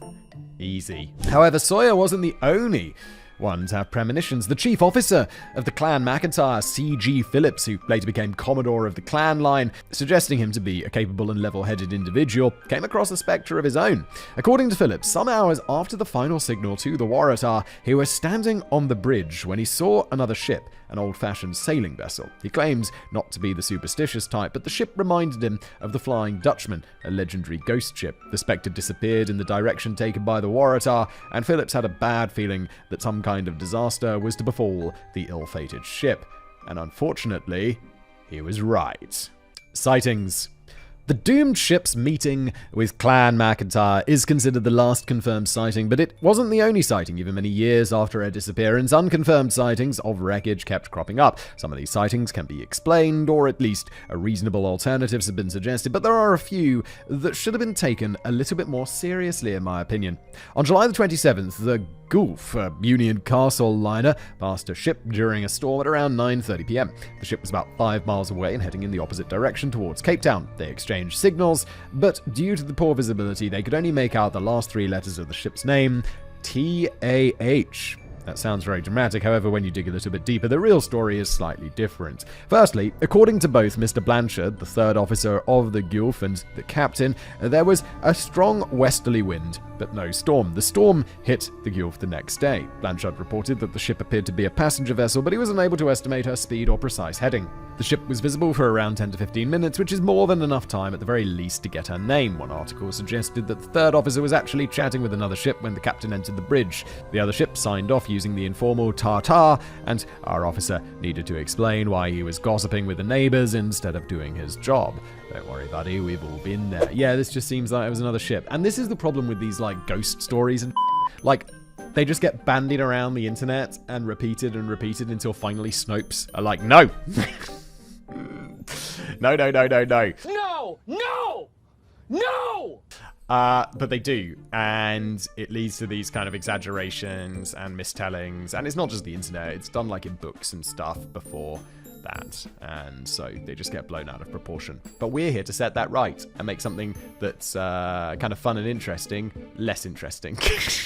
But true. Another sighting on the open seas came from the SS Harlow. On the evening of the 27th, some crewmen aboard the Harlow reported seeing a ship around 10 to 12 miles behind them. It was clear that she was working hard against the heavy seas, and the captain saw a great deal of smoke, making him wonder if the ship was on fire. When night fell, they could still see the other vessel's running lights behind them. The Harlow was around 3 miles off Cape Hermes when the shipmates saw 2 bright flashes coming from the ship's direction, followed by complete darkness. It's worth noting that no one reported anything that sounded like an explosion. Instead of noting this in the ship's log, the shipmate decided that the flashes were simply from brush fire on the shore, which isn't uncommon in the area at that time of year. They only realized its possible significance when they arrived in port and learned of the missing ship.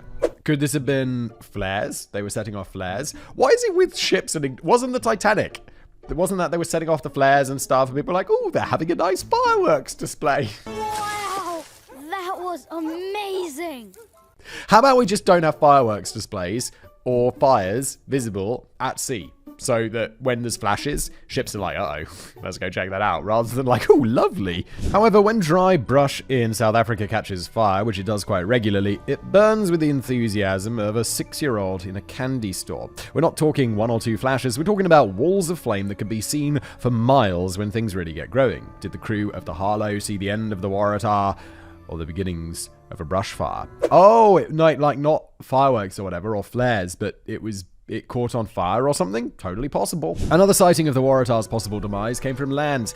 Edward Joe Conqueror, mounted rifleman stationed on the Wild Coast, was watching the seas through a telescope on either the 27th or the 28th of July. Sources differ on the exact date. His unit was scheduled for live shellfire practice and signaling exercises.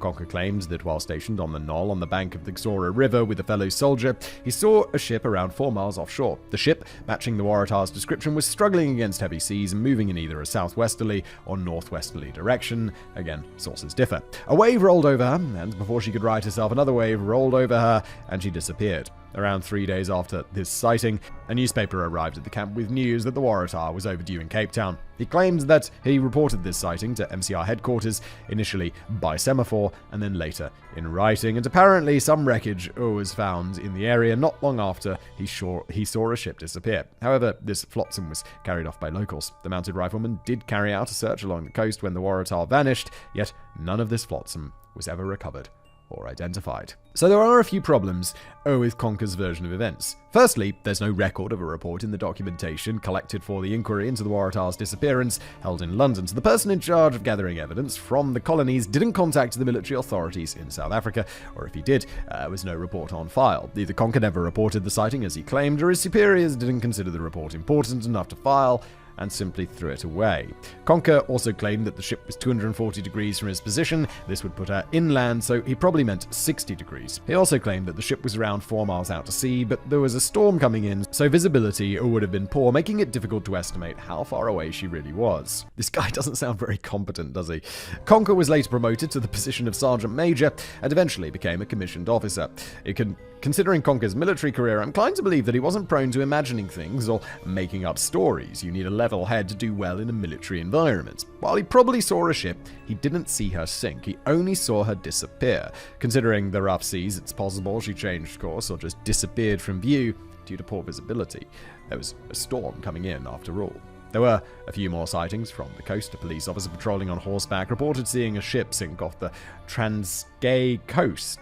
An illegal diamond prospector, Jan Pretorius, claimed to have seen a large steamer in late July from the banks of the Mabash River, and apparently a lifebuoy labeled TSS Waratah was found by natives in the mouth of Mabashe River. The trader from Willowvale also claimed to have seen a large steamer too close to the reefs while camping near the Xora River. However, none of these could be verified. Why are people just not looking into this shit? He saw a lifeboat? No one's got that lifeboat. What happened to it? There's no evidence. And why would people make up these stories? I don't believe that they made them up. I believe that they definitely get embellished over time. I don't know why none of this evidence is kept or logged properly, but I still just believe the ship sank. And maybe some people tried to escape, some debris washed up on shore. Bada bing, bada boom, sinking ship sinks. Smart. And then there were the dead bodies. Okay. Firstly, a number of crewmen aboard the SS Insizwa claimed to have spotted 4 bodies, 2 dressed in black, 2 dressed in white, 10 miles off the Mabashe River mouth, being tossed about by a strong southwest Agulous current on either the 11th or the 13th of August. However, due to rough seas, the bodies couldn't be retrieved. A tugboat left from East London and the Miltiades, supposed to sail from Durban to Cape Town, also searched the area where the Insizwa reported seeing bodies, but nothing was found. Since there were no other reports of persons missing at sea, it's possible that the bodies were passengers or crew from the doomed Waratah. The claims were later dismissed by the inquiry, but the crewmen aboard insisted that they saw bodies in the water, and they never wavered from this claim. Why would they lie? There's no reason to lie, and I don't know why the inquiry dismissed it. I mean, probably because there's no evidence, but just take it into consideration. Why are you not trying to look for a solution? So Flotsam and the cargo from the ship and the people from the ship, washing around in sea. What is no surprise when a ship sinks, a ship sinks. Then, early in August, several members of the SS Tottenham reported the body of a little girl in the water. She was seen around 20 to 25 miles south of East London. According to an apprentice, the girl was wearing a red dressing gown. However, the second mate said she was dressed in a red cape and black stockings and appeared to be about 10 or 12 years old. There were 2 sisters, the Shoreman sisters on board the Waratah, who would fit this age. However, not everyone agreed. The Tottenham's chief engineer claimed that it was a roll of paper in red wrapping. The captain immediately turned the ship around to locate the body and bring it on board. Sadly, by the time they returned to where the girl had been spotted, the current had swept the body or roll of paper away. The third ship, the Director, also reported dead bodies in the water around the same time, but I couldn't find anything more about this sighting. 3 different ships independently reported seeing bodies in the water, so I'm inclined to believe that they saw something. The question is, what? At the time, there was a whaling station at Durban, and often offal from the station, such as dead sunfish and whale remains, was disposed of in the ocean. According to the captain of the Tottenham, that was what his crew saw. But what about the Insizwa? They insisted they saw bodies, but if not from the Waratah, where did these bodies come from? Whaling ships would sometimes be at sea for 3 years before they returned to the station. If a whaling ship went missing, it would take a very long time before anyone realized something was amiss. Jesus, can you imagine going out for 3 years? That's crazy. I'm going to sea for 3 years to catch some whales. I'll see you soon, family. 3 years?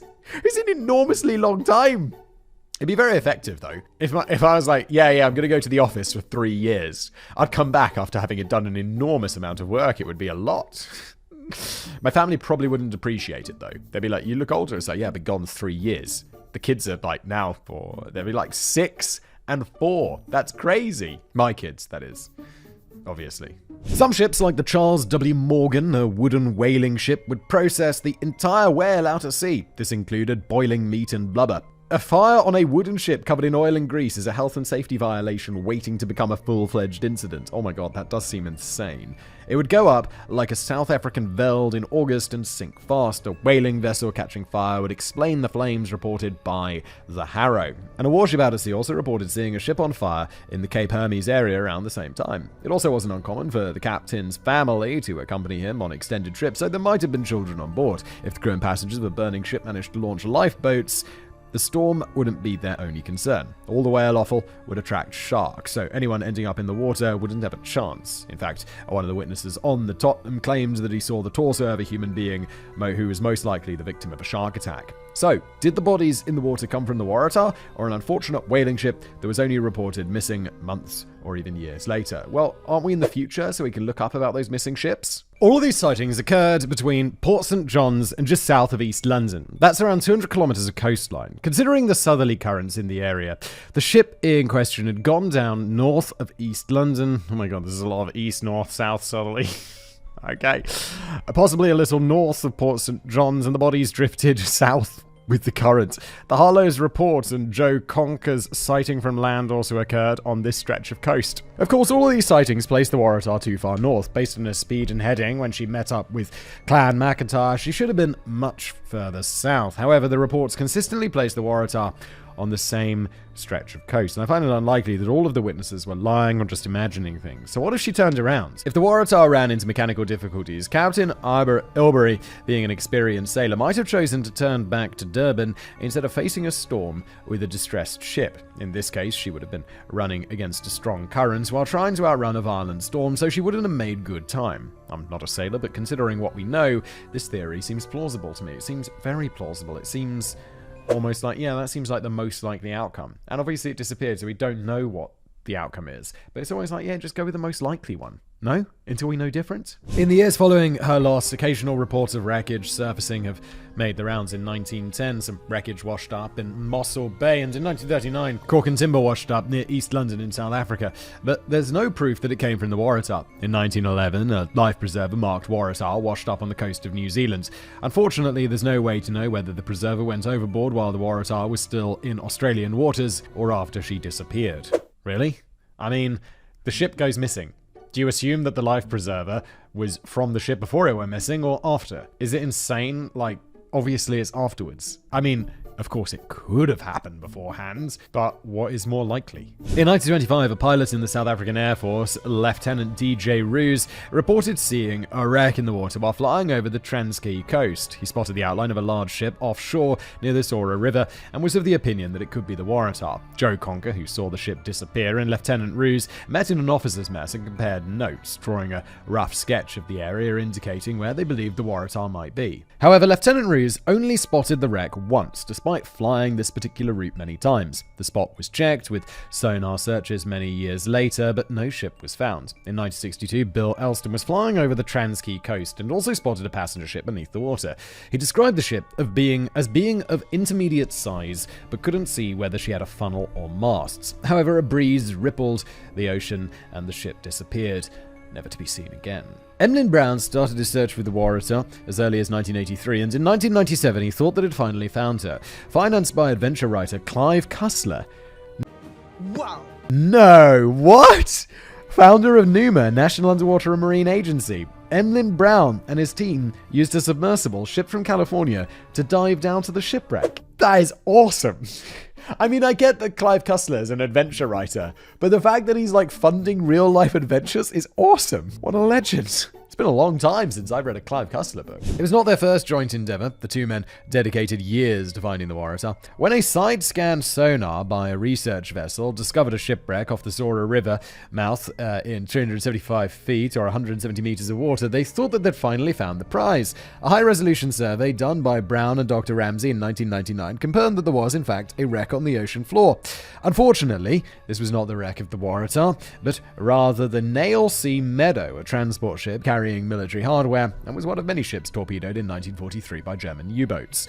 One Fred Croney, a staff member of the Daily Dispatch, apparently had a map of the Wild Coast coastline in his office.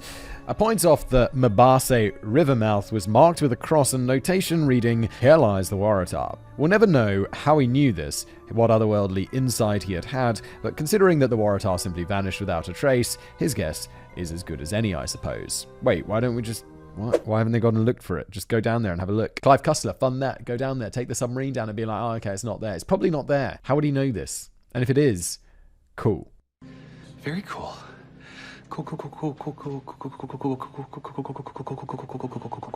The inquiry. Disasters of any kind have a tendency to generate a whole lot of paperwork, and thus to satisfy the bureaucracy gods, an inquiry was held in London in 1910 when it finally became clear that the Waratah wasn't going to be found anytime soon. Passengers and crew from the ship's maiden voyage were called to testify, but the testimonies differed wildly. Some considered the Waratah to be one of the safest and most stable ships that ever travelled with, while others claimed the exact opposite. Claude Sawyer, the man whose nightmare saved his life, was among those called to testify.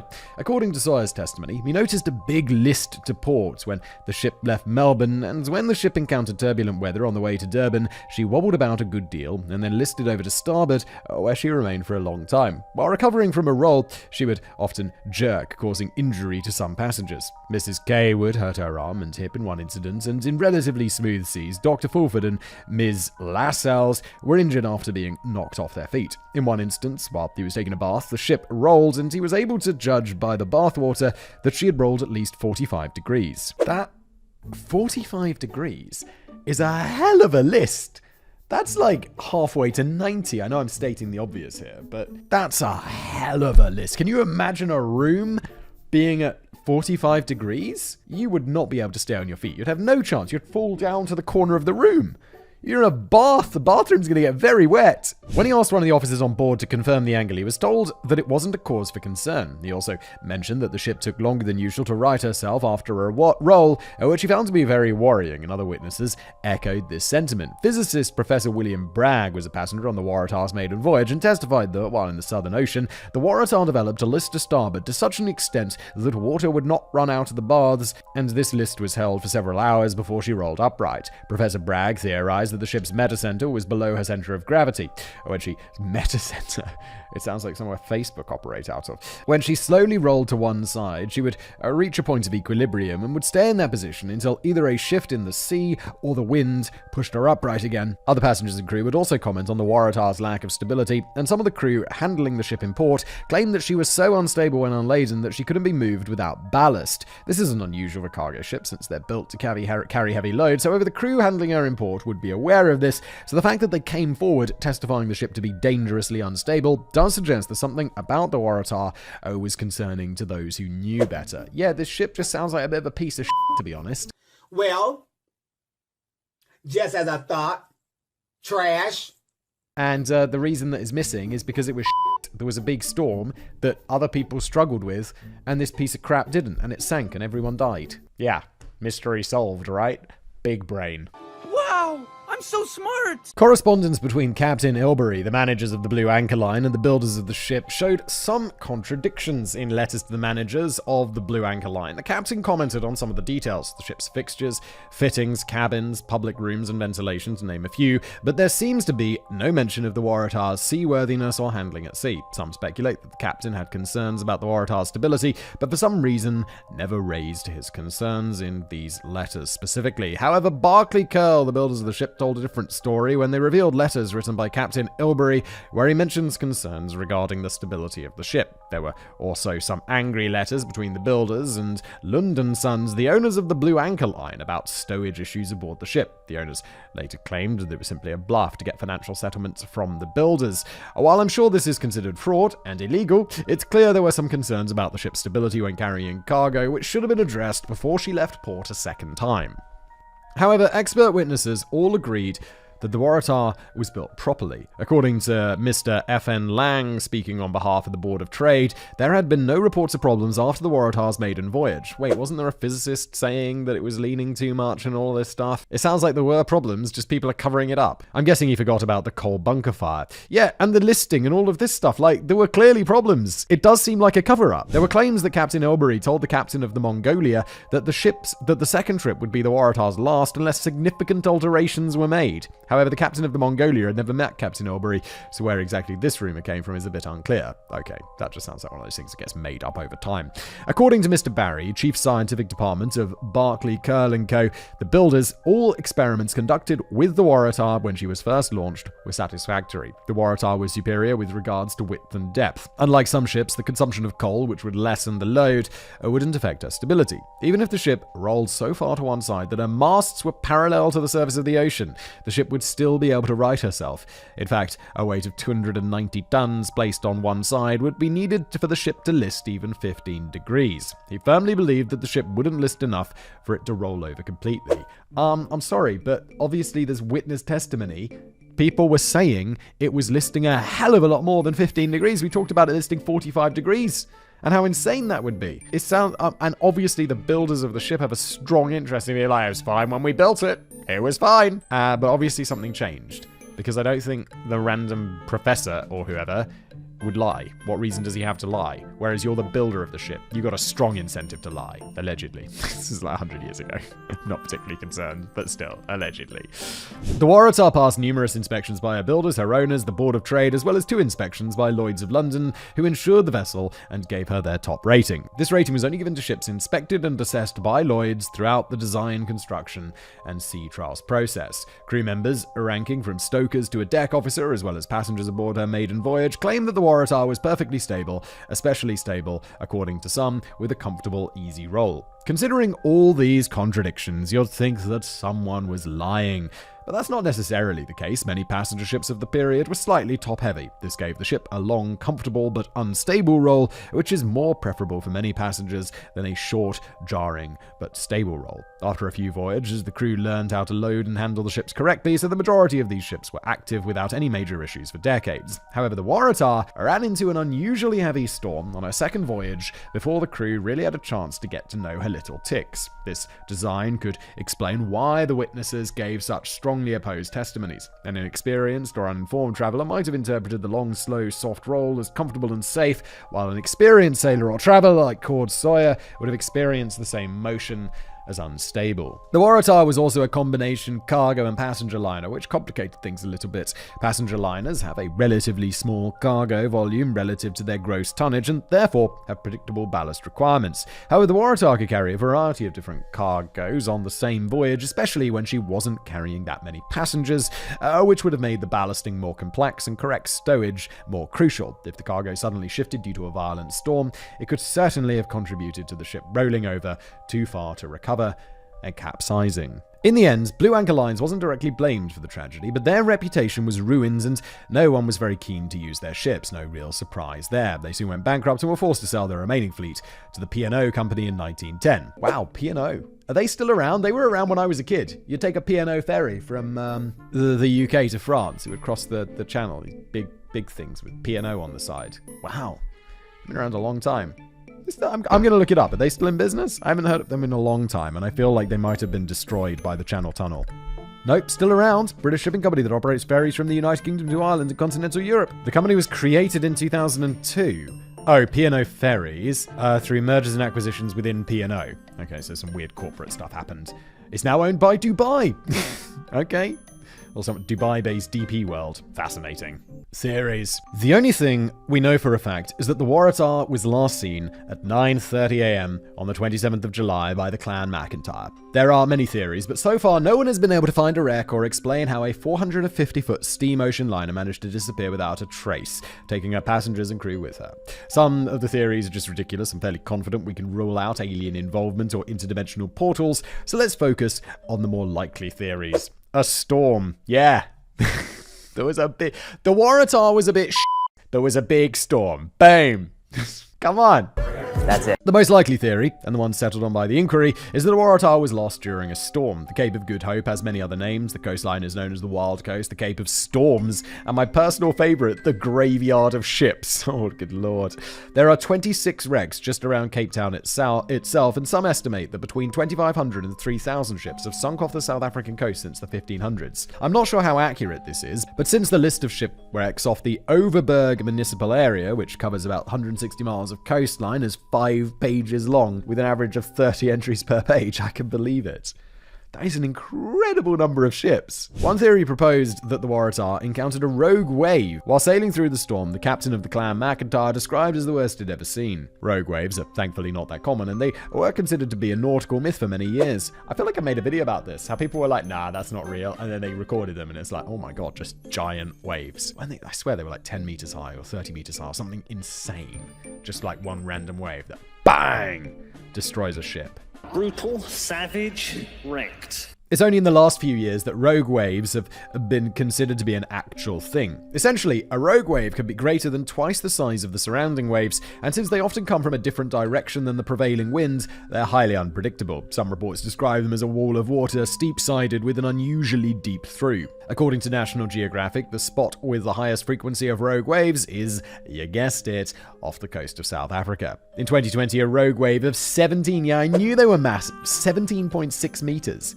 I don't know what that is in feet. 180 centimeters is 5'11".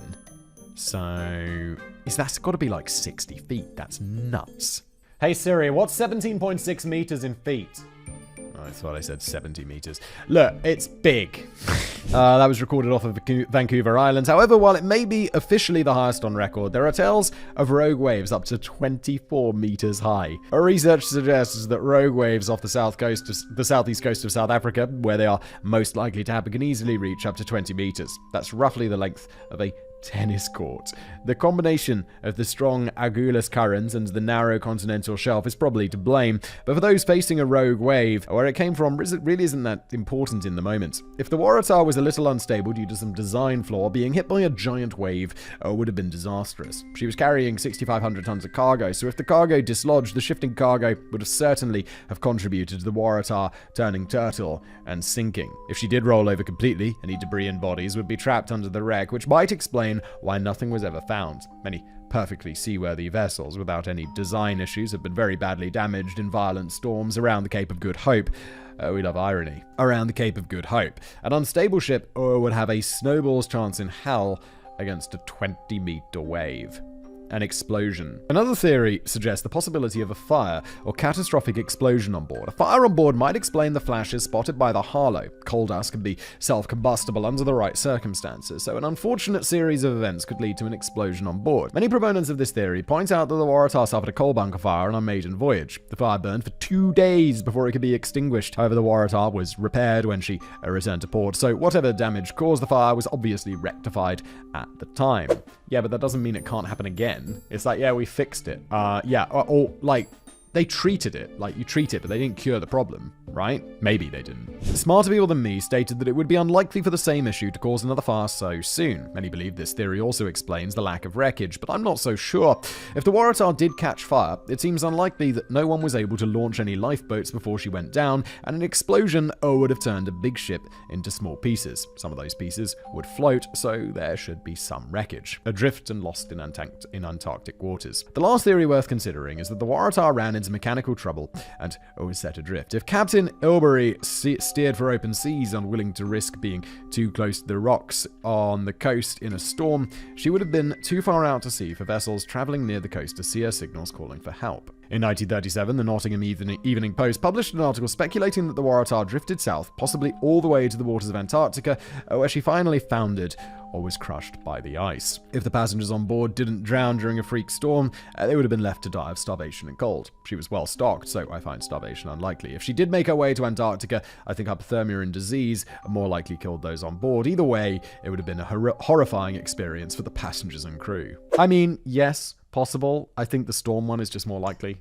Even if it's not a rogue wave, just this big storm Big storm. A story published by the Daily Standard of Queensland on the 5th of September 1913 gave some credence to the Antarctica theory. The leader of the Australian Antarctic expedition, Douglas Mawson, claimed to have come across what could be the wreck of the Waratah in the narrow inlet of a bay while exploring south of base camp. 3 attempts were made to reach the wreck, but a blizzard finally made that impossible. They did manage to recover a lifebuoy marked Waratah and even recorded seeing footprints suggesting possible survivors. However, the story was a hoax. I was like, well, that settles it then, easy. The Daily Mail wanted to see if their rival, the Daily Standard, was stealing their stories, and the Daily Standard fell for the ploy hook, line, and sinker. Oh, savage. Daily Standard's not around anymore, at least as far as I understand. Oh, maybe it could be the Evening Standard now? But the Daily Mail is definitely around. Pretty newspaper, to be honest. Yeah. Daily Standard. Don't know that one, though. That's right, I said it! Other theories suggested a whirlpool, a methane upsurge, or running aground on an uncharted reef, but none of these theories are very plausible in my honest opinion. She was too big to be sucked down by a whirlpool. A methane upsurge is incredibly unlikely, and if she hit an uncharted reef close to the coast, the wreck would most likely have been found. Another theory floating around is that she had fallen victim to pirates as she was carrying 300 tons of gold bullion. Was she really? No, this is just a legend. However, there's no record of the Waratah carrying any gold, so I think this is unlikely. 300 tons is an absolutely extraordinary amount of gold. Conclusion. The Waratah was probably doomed from the start. Between 1848 and 1894, 4 ships carrying the name Waratah were lost. On top of that, she was called unsinkable. Ships are like cats. The minute you call them unsinkable, they'll do their best to prove you wrong and sink at the first possible opportunity. But ships go down all the time, so why is the Waratah considered such a nautical mystery? Firstly, at 450 foot, the Waratah was a pretty big ship, yet she disappeared without a trace. On top of that, she went missing along a very busy shipping lane. I don't know how true this is for other beaches, but you can stand on any beach between the ports of Durban and Cape Town, and you'll likely see a ship. It's pretty crowded. Yeah, this is so true. Like, if you're by the sea and you look out, there's going to be some big boats out there, like big shipping boats with stuff on them. The captain might have put her further out to sea, and any visibility was very poor, but she likely foundered while there was more than one ship close enough to help. Finally, there was no wreckage, and despite searches going on for almost 50 years now, no sign of a wreck has been found. If she went down in the middle of the Atlantic, that would make sense, but it's possible that she sank within sight of the South African coast. The air search area is considerably smaller than it was for the Titanic, so where the hell is she? The documentary on Emil Brown's search for the Waratah is a story about adventure, but seeing the wreck of the Nailsea Meadow lying on the ocean floor, dark and silent, never to traverse the seas again, was a sobering sight. It wasn't the Waratah, but it reminded me that this isn't just a story. 211 people died, and their last moments, trapped on a ship with nothing but the icy cold waters beckoning them, must have been terrifying. This is not The Casual Criminalist. That's another show that I do. Check it out. But just this once, I think we need to remember not just the Waratah, but all the souls on board that she carried with her into the depths of the stormy waters around the Cape of Good Hope. Yeah, and that's where we end today's episode. That, for all the mystery, it's like it's a missing ship that went down in a storm, isn't it? In my opinion. Let me know what you think in the comments below, and I'll see you in the next episode. Thanks for watching.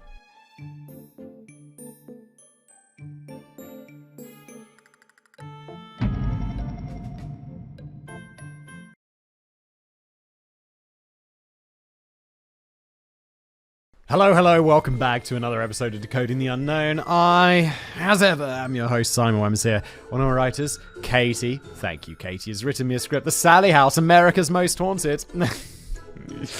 Oh, let's decode that right away. There's no such thing as hauntings because ghosts are not real. We've discussed this, but maybe this will finally be the episode where I'm like, oh no, turns out they are real. This is the one that convinced me. No. I'm always, I say that sarcastically, but I am very much open to being convinced. Just if it's a high bar to convince me that ghosts are real, because it's just, I mean, just good luck proving that one. Because if there was proof ghosts are real, people would be like, it would be a whole different world. We'd be like, oh my god, okay, this changes everything. But they aren't. Let's carry on.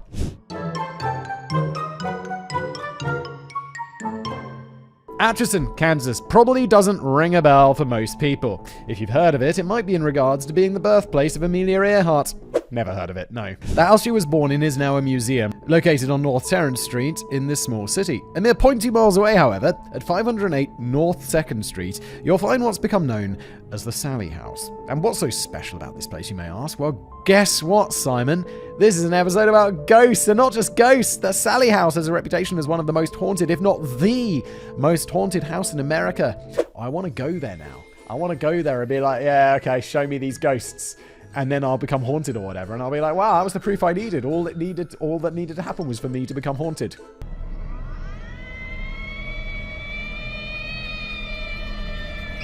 And I sat through a whole hour-long feature about this, and you get to hear all about it too. Let's get into it, shall we? Oh, God. I do enjoy the episodes where it's... I know it's bad because there'll be like people watching this be like, Simon, don't be so close-minded, blah, blah, blah. But I do love it when Katie's also on side with me. Because Katie's a little probably less skeptic than I am, I would say, having read her scripts and stuff. But, you know, it's still pretty like, I just sit through this hour-long story about ghosts. I love it when we on this together. Let's go. And here we go. The slightly nebulous history of the Sallie House. What are the ingredients of a good haunted house backstory? Well, death, obviously, preferably in a violent or tragic way. If a child's involved, so much the creepier. Moving objects, cold spots, unexplained electrical phenomena, apparitions, and actual contact between the living and the dead are the sorts of things that you'll be looking for when making a trip to a haunted house. And the Sallie House hits every one. How about some photographic and video evidence? Well, check and check again, my friends. Oh, I'm so skeptical. It's like video evidence. Yes, but no. Even though the history behind the paranormal activity associated with the house is kind of open for debate, with more than one origin story floating around, it is generally agreed that there is someone or something haunting the place. So let's go back a little bit and find out about the most popular version of how the ghost came to be. Let me guess, violence? Children? What's it going to be this week? Back in the 1800s, Dr. Michael Finney bought a couple of plots of land on North 2nd Street and ended up building two houses there, numbers 504 and 508. 508 was finished in 1870, with Dr. Finney unfortunately dying only 2 years later. I'm not sure about 504, but number 508 at least remained in the Finney family for decades after. Early in the 20th century, Finney's son Charles, another doctor, was living and working in number 508. The whole downstairs of the place was set up like a doctor's office with personal living areas on the upper floor. In the middle of the night, sometime in 1906, the doctor was woken by a frantic knocking at the door. Opening up, he was met with a frightened mother holding her young daughter in her arms. This little girl was suffering from horrendous stomach pains, which Dr. Finney Jr. was quick to diagnose as acute appendicitis. What year was this? Early 20th century? That's gonna be risky. Like appendicitis today, it's like, yeah, you go to hospital, what, they chop it out, you sit in hospital for a few days, take some antibiotics, bada bing, bada boom, you're all good. A friend of mine here, my brother-in-law, they've all had appendicitis, and it seemed like, yeah, it's a bit miserable, it's painful, then they cut it out, it's a bit painful recovery from surgery, but you're all good. Back in the day, it'd be like, okay, well, we got to go for some very risky surgery. We're not really sure about, whether you're going to recover from this. You might get an infection and just die. Wow. I think they'd nailed down the part about washing their hands at this point, though, which is that's at least nice. Knowing time was short, he hurried the girl to a table, but the tale differs slightly here. He either knocked the ether over in his haste, or didn't allow it long enough to take effect before deciding to operate. Either way, he attempted an appendectomy with no anesthetic on a young child, which ended up with her dying in agony. Since then, the spirit of the girl, who was later identified as Sally, has haunted the house, behaving in a hostile manner towards men in particular, which I guess is pretty understandable. Wait, how is it understandable? It's like, yeah, you're hostile towards the guy who was trying to save your life. It's not like he was doing this for fun. He's not like, oh no, we don't need to wait for the ether. It's like, we'll just carry on straight away. No, it's because there's a mega rush, because your appendix is going to explode. And if your appendix explodes inside your body in the early 20th century, now, you might die from infection afterwards, but if that happens, you are You're dead. You are dead. Bop, boop, beep, bop, bop, boop, bop. You're dead. Another variation on the story is that Sally and her mother actually roomed in the house, so were already very familiar with Dr. Finney, and that Dr. Finney was incompetent and had botched the operation or misdiagnosed Sally. Yet another version is that Dr. Finney had an affair with an African-American woman, shock horror, and Sally was their illegitimate child. Wow, that is a completely different story on a completely different timeline. How about that? We don't really know where the ghost came from. What a surprise. Because it's probably just a made-up story that whoever owns this house fabricated in order to make a little money. It's always money. When she became too ill for him to help, he refused to take her to the hospital, resulting in her death. Sally's mother then attacked him and he either killed her or she died by accident. This left two spirits, a woman and a child, haunting the house at 508 North 2nd Street.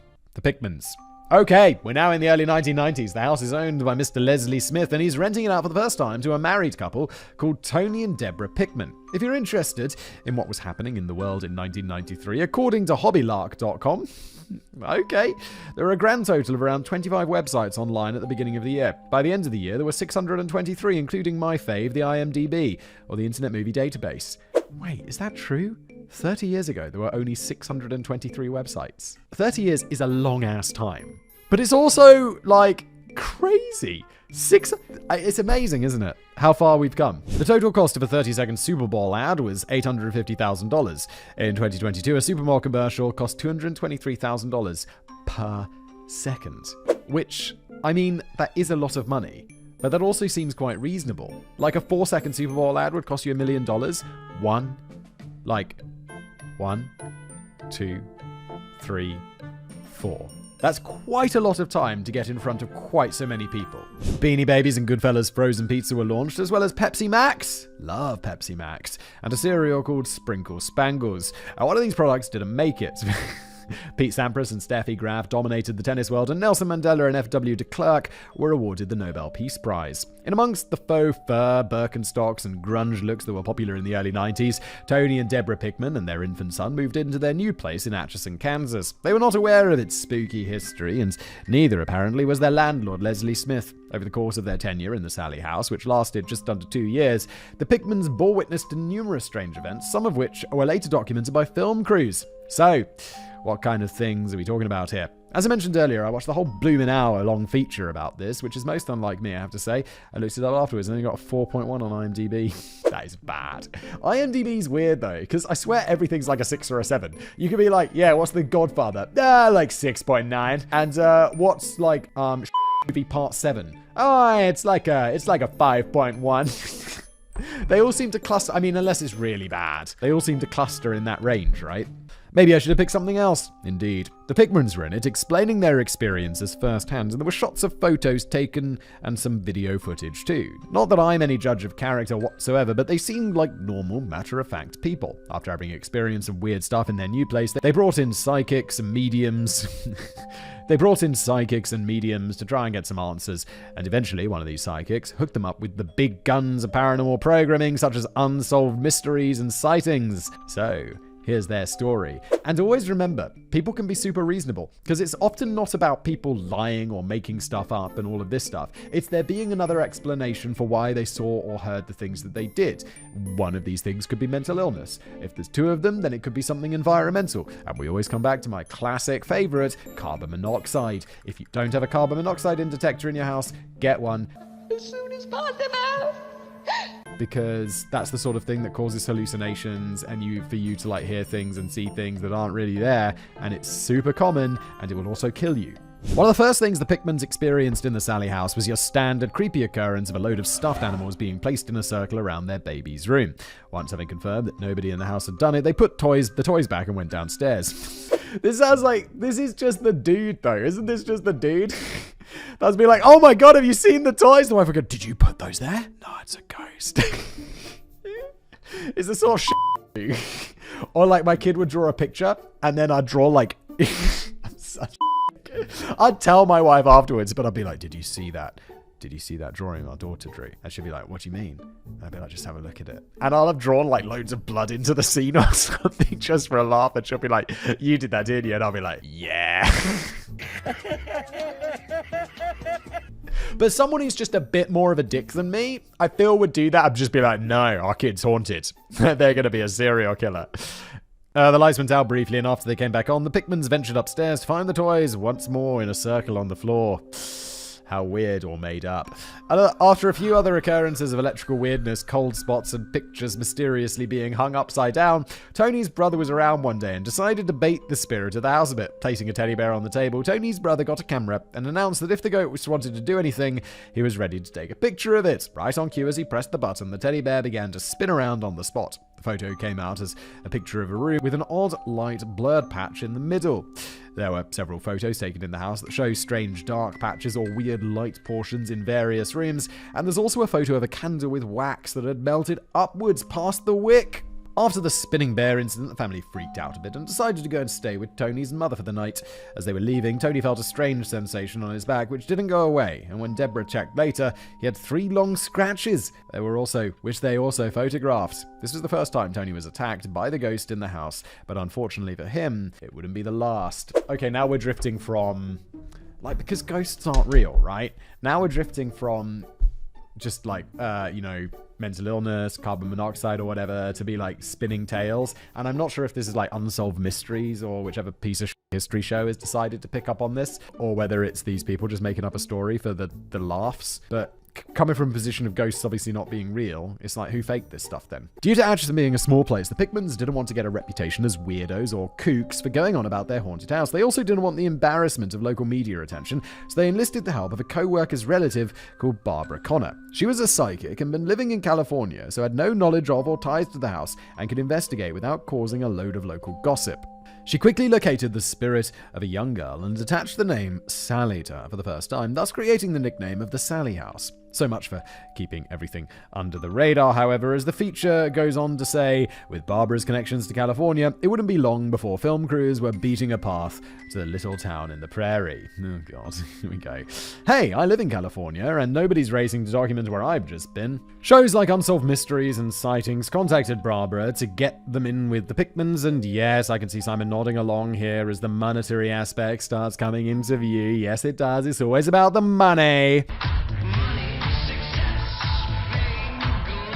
I'm saving my poo-pooing for the end though, so here's the rest of the story. The day before the first crew filmed anything, property owner Leslie Smith did a walkthrough of the house. In the feature, he says he doesn't believe in the supernatural and didn't think the house was haunted in any way. As a joke, he spoke out loud to the ghost before he left and said something like, "Sally, if you're there and you don't want them filming you, just give me a call, okay? Give me 2 rings twice so I know it's you. Goodbye now." He wrote down his number and left it by the phone. As you do. Oh my god, what is he setting up here? Could it be that the girl they're gonna call and he's gonna get the 2 rings? Oh my god, who would ever guess this? So yeah, I guess what happens later that day, his phone starts ringing and stops after 2 rings before he can pick up. He had kind of forgotten his earlier instructions, but then when the phone rang twice again, he stopped and suddenly remembered. Picking up the receiver, all he could hear was some static. He called a handy priest friend who told him not to get involved any further, to carry out anything he'd promised the spirit, and then just leave it the hell alone. Smith told the film crew that they could film for 1 day, but then they had to leave. He didn't try talking to Sally again. Wait, his priest friend was like, dude, do what the spirit says. What the spirit wanted to be left alone, and he's like, okay, you can film just 1 day, okay, just 1 day. This isn't non-fiction. This isn't non-fiction. Just when you watch these shows, it's fake. You know that, right? It's not real. The crew for the show Sightings ended up coming to the Sally house 5 times over the 2 years that the Pickmans were there, and strange things did indeed occur. Tony Pickman would suddenly be covered in scratches, ranging from a few on his arm to a whole mass across his chest and stomach, and some long, deep ones on his back. Tony. It's like, beat me.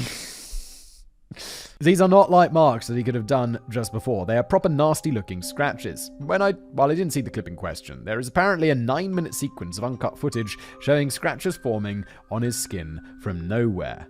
There is? Okay, well, why haven't you seen it? Probably because it's not real. I said what I said, and always. I'm not changing on it, okay? I said what I said. It ain't changing over here. Eventually, Tony started seeing apparitions of a young girl dressed in old-fashioned clothes. He drew her one day, and his wife agreed that this must be Sally. Tony definitely bore the brunt of the hauntings, as he also started hearing scratching in the walls and sounds like furniture being dragged around, although Deborah didn't seem to hear the same things. Then one day, he was lying down trying to rest, and a lady wearing black lace gloves materialized before him and shot out a hand saying, "I'm gonna," and then she disappeared, leaving poor old Tony scared shitless. Things Tony needs to see a psychiatrist. Tony needs to get that carbon monoxide protector. Things finally came to a head when Tony became worried over his wife Deborah's safety. It sounds like you need to be worried about your own safety, mate. Deborah seems fine. You're the one with big scratches on your body. In the feature, he says, "I would watch her getting ready for work, and the whole time I'm thinking, I just want to hurt her. I wanted to stab her, to be honest with you. That was the thought going through my mind." Uh-oh. Tony, someone keep an eye on Tony. Yikes, Deborah, you better run. Luckily, instead of killing his wife or going on to marriage counseling, the Pickmans finally moved out. At some point in the intervening years, other evidence of bad stuff happening at the Sally house came to light. A pentagram was found on the basement floor, along with other evidence of satanic signs and rituals. A bloody sweater was found in the attic, and a luminol test confirmed evidence of blood spray in a closet.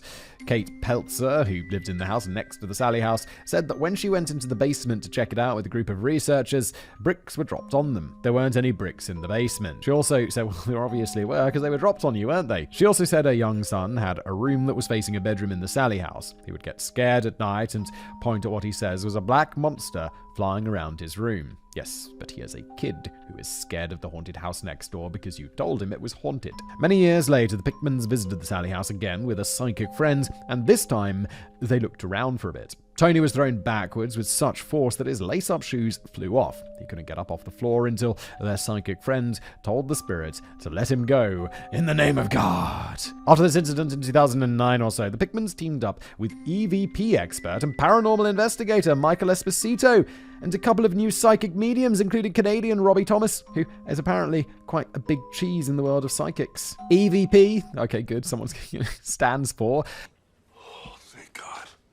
electronic voice phenomenon, and is where people go around with some form of electronic audio recording device, and you can sometimes capture brief ghostly noises and voices on them, allegedly. You know, when there's just the noise of static and then a horrible cackle breaks out and you hear a deep voice saying, "Worship Satan" or whatever. Anyway, Esposito is filming the Pickmans and a medium during a seance with the lights off. The medium has made contact with an adult woman and is asking whether she wants them to bring a priest to the house. When you see Tony suddenly scoot backwards and almost swear, although he does remember he's on camera, so he tries to cover it up. He then says, "It burns." The lights go back on. Tony lifts up his shirt for the umpteenth time, and you see a bald patch where his hair has been singed off and a mark starting to form. Esposito mentions there's a burning smell in the air. Okay, that's pretty intense. That's pretty heavy. Yeah, like, how does that happen? That's curious to me. The psychic medium Robbie Thomas walks around the house, and in his opinion, he can sense at least 2 young girls, and there is also the presence of something more menacing and probably male. He thinks that Sally refers not to a child, but to the doll of a child. He gets the names Emily and Anna from the house. He also brings his spirit-sensitive dog to the house, and it point-blank refuses to enter one of the bedrooms. Other people, including Deborah Pickman, have also theorized that it is indeed a malevolent demon in the house masquerading as a little girl. But what should we make of all of this? Can we make a clear judgment one way or the other? Well, judgment between whether it's a demon or a little girl. How about it's nothing? I'm very curious about the singeing chest, though. That's quite clever. How did they pull that off? It's on camera, right? Wait, am I delusional? I bet the footage doesn't actually show any singeing. It's just something that could have been done before. And the guy's like, smells of burning flesh. And you know what we can't smell on video? Well, smells. At all. Let's get to the poo-pooing. Listen, I'm a pretty accepting person, but when weird things come along, I generally tend to look for ways in which they might be a hoax or fake or a misunderstanding, etc. While there does seem to be a lot of compelling evidence for a real-life haunting at the Sally house, there are definitely things that I, as a very amateur investigator, can poke a few holes in. Simon's probably already covered some of these as well, but here goes nothing. Yes, here we go. Number 1. Why didn't any reports of ghostly behavior come out prior to the Pickmans living there in 1993? Apparently, the tenants before the Pickmans had said that they were aware of Sally and that their daughter had called her an imaginary friend. There's not much more detail than that, though, so either they're making it up after the fact or they just experienced a few odd bumps and flickers and put it down to just a generic ghost in the house. Oh, no, that house. There are some people who are just so blasé about what I just think is just, not ignorance, but, just nonsense. They're like, oh, yeah, no, that house, like my old house, was definitely haunted. Definitely. No doubt. And it's not open for question or anything. It's just like, yeah, no, it was. It was. There were ghosts. There were many ghosts. It's like people who are like, yeah, no, well, 9/11, it was definitely an inside job. Yeah, it was. It was. Trust me. And it's like, please. Stop with this, please. The landlord, Leslie Smith, was also not aware of any goings-on. I read that the Pickmans were his first tenant, so presumably he bought the house after the other tenants moved out, maybe not giving him any time to acquaint himself with the resident ghost before renting the place out again. Either Sally really had something against the Pickmans, or they're just making the whole thing up. Number 2, why didn't they leave earlier? The Pickmans, and especially poor old Tony, were subjected to a barrage of supernatural attacks shortly after they moved in. Why did they stay for 2 years? If weird scratches start appearing on my body and my candles are melting upwards, losing the deposit is the last thing I'd be thinking about. Cynically speaking, maybe they only stayed while the TV people were still interested. Is that right? Could that be it? Could it be to do with money? Oh, what a shock.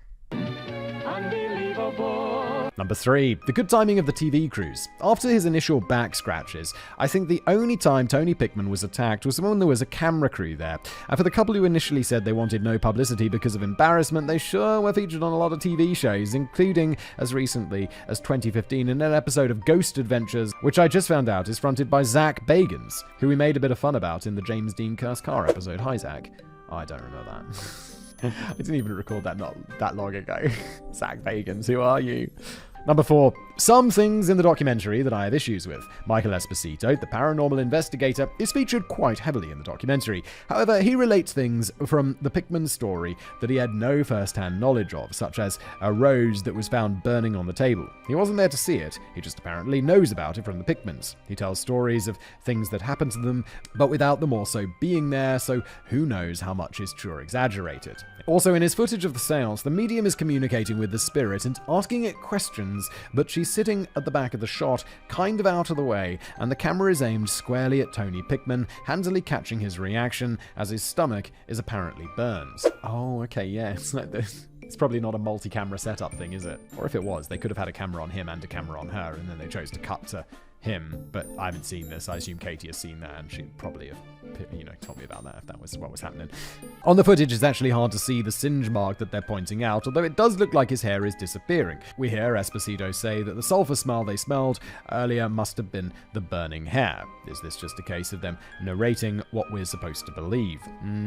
Perhaps. After the initial shock, it seems like it's all over, and Tony just lies back in relief and is all smiles, which is a weird reaction if you ask me. If my body hair just started burning off for no reason, I'd be freaking out for a lot longer than a couple of seconds. The footage is quite bad quality, so it's really hard to be sure of what we're looking at, so we can't say for certain if anything really happens or not. Yeah, it's always like, any of these things is always like, why is the quality so bad? Why is it so grainy? It's never good quality. It's never like, we got 4K. Oh, this is, back in the day. So maybe that's an excuse. But nowadays, it's still all bad quality. It's still not very good. And it's like we got for like 4K, 8K cameras and stuff. It should always be good quality. Moving on to Robbie Thomas, the psychic medium. It says in the documentary that he always does a walkthrough of any house that he's asked to look at the day before any official reading is carried out. Why is a pre-reading walkthrough necessary if you're a psychic? Cynics among us might think that he's getting the lay of the land to provide a more believable session the next day.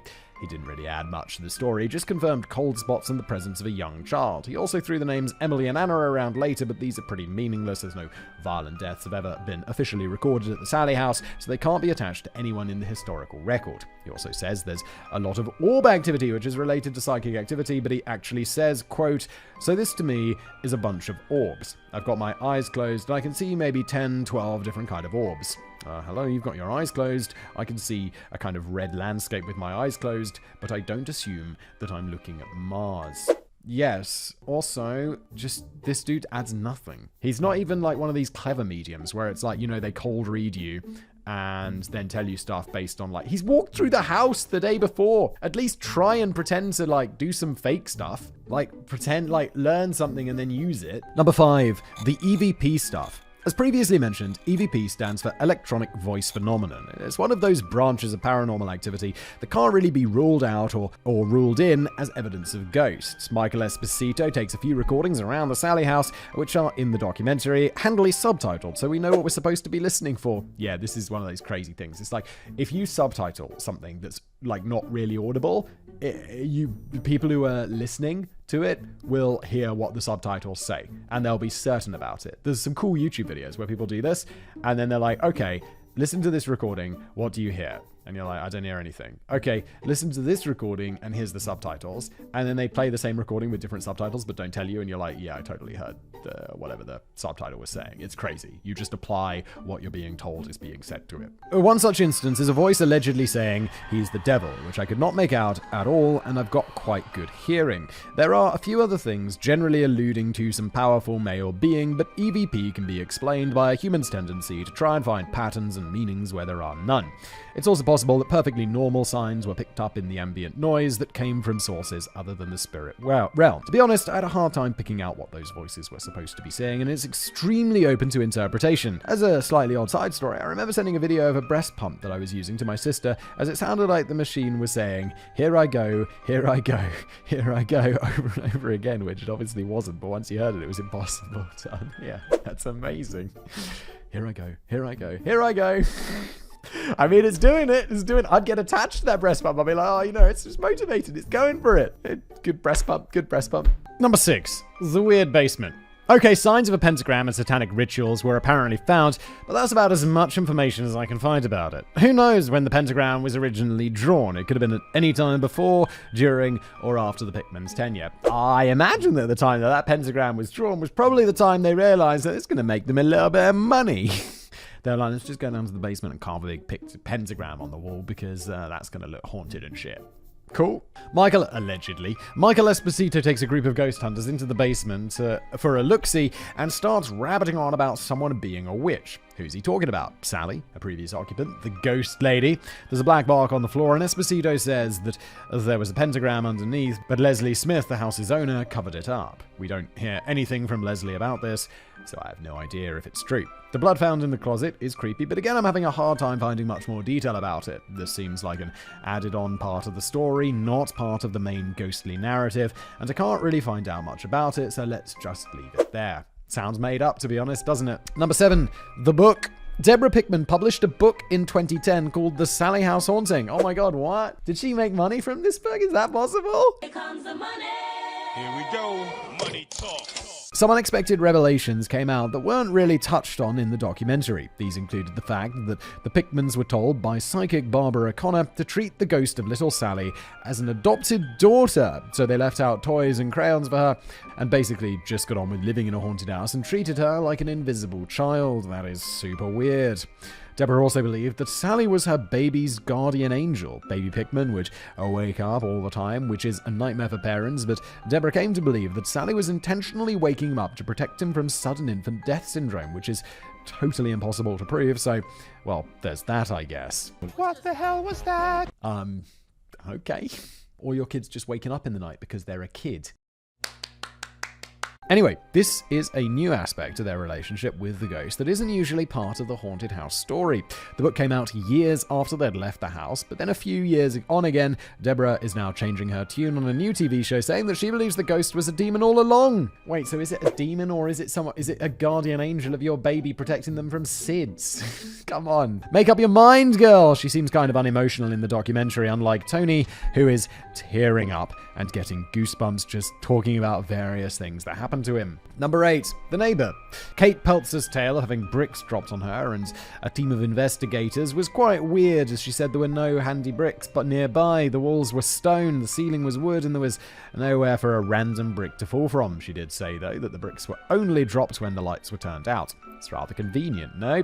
Her son, having nightmares and pointed to a monster flying around his room, can easily be discounted as childish fears, so sorry, Kate, I'll need a bit more convincing than that. Yeah, it's like, why is he scared of a monster? Because you told him there are monsters. He's a kid.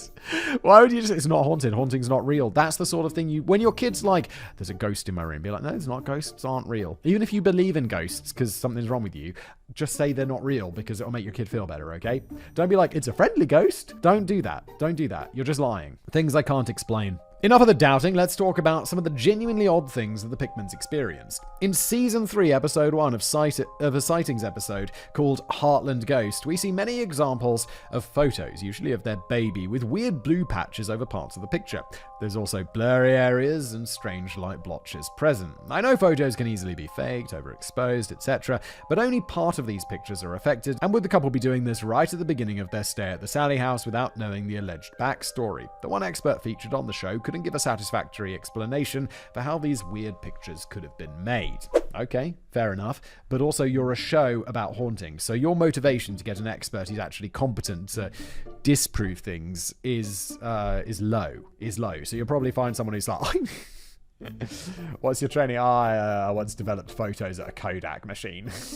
You know, expert. There's no motivation. There's so much, like me, I am dispassionate. Like, I'm happy to be proven right. I'm happy to, like, see things. I'm very skeptical, but I'm open to proof. Whereas this show is like, well, if we just push it towards too much skepticism, people are going to not watch because our show is for people who believe in this stuff. It's a huge conflict of interest. Also, what the hell's going on with Tony Pickman and his scratches? Although I haven't seen it myself, there's apparently a 9-minute section of uncut footage where you see scratches start forming on his body with no outside interference. I did try to find this, but only found other people looking. There is a part in the Sightings episode where you hear him cry out and the crew rushes over to see some bleeding cuts on his upper arm, but this could have been faked, as we don't see what he was doing beforehand. His wife just admonishes the ghost of Sally and doesn't seem particularly bothered one way or the other. She also presses a paper towel to the cuts, but it doesn't look like any blood is cleaned off. The burning stomach hair that we mentioned earlier is also a bit strange. We're being told what we're supposed to be seeing and smelling by Michael Esposito. The film quality is not very high,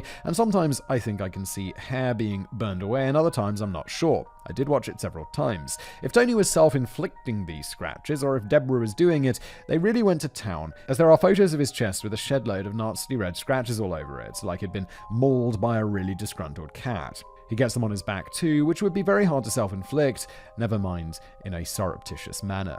Yeah, I still think they're self-inflicted, or his wife did it, or it's anything but ghosts. That's right, I said it! Conclusions. So, after all is said and done, I have no real idea what to think. I don't know when the whole Sally dying during an appendectomy story started, and really, appendectomies weren't in your average doctor's playbook in 1906, so if Sally really did exist, she was pretty screwed from the start. It seems the urban legend behind the hauntings grew from information given out by psychics. Barbara Connor was the first person to suggest the name Sally, and that wasn't until 1993, sometime later. So maybe that whole backstory just evolved and was embellished until it became what it is today. Only, it's really not as scary when you realize it's only 30 years old. The Pickmans, although they used pseudonyms in the Sightings show, got some level of notoriety and presumably money from the whole experience, and even though they lived there less than 2 years, they've gone back multiple times since with various TV crews, usually to Tony's detriment. Deborah also wrote that book, and their experiences have brought thousands of tourists, psychics, and amateur ghost hunters to 508 North 2nd Street.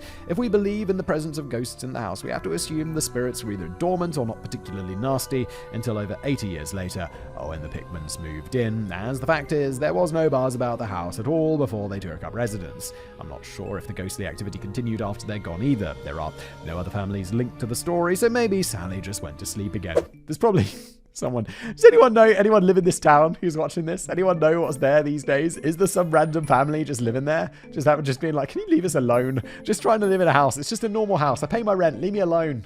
Why can't you just let me be happy? I'm a bit bothered about Deborah Pickman's change of heart. While she was living in the Sally house, she just seemed to put up with the ghostly occurrences and treated Sally as a member of the family. Over 10 years after she moved out, she wrote a book about her experience, mentioning that she thought her baby was protected by Sally, etc. What then changed? That a few years later, she suddenly started saying that Sally was a malevolent demon disguised as a little girl. Was it just that people were losing interest in the story, so she threw in a new angle? What? Could it be that, Katie? Yes. Allegedly. There was a couple of Sally House websites referencing the book and on Deborah's Facebook page, but neither of them are currently up and running. Really, the main beneficiary of this story is Les Smith, the owner of the Sally House. Apparently he still owns it today, and you'll be excited to hear that you can go and see the Sally House for yourself and even spend the night there if you wish. Okay, there we go. That's what's happening to the house today. He's found a way that's more profitable than tenants. Hey, it worked. All right. Easy money. Come on. It's currently $125 per person, or a bit more during Halloween season, but you're not allowed to go in the basement. Boo-hoo. Some people say they felt and experienced things, others say nothing happened at all. I suppose the only way to convince yourself one way or the other would be to go and spend the night there, but for me, I don't get paid expenses, and to be honest, I'm not that bothered. It's like nothing's gonna happen, it's not real. Sorry, Sally. If you go and check it out, make sure Les isn't hiding around the corner next to a stack of old bricks and and you'll probably be fine. Yes, you'll be fine. Ghosts aren't real. Entirely unconvincing episode. Thank you for being here nonetheless. If you enjoyed it, smash that like button. Make sure you subscribe. If you're watching on, if you're listening as a podcast, leave me a review. That'd be grand. And I'll see you next time.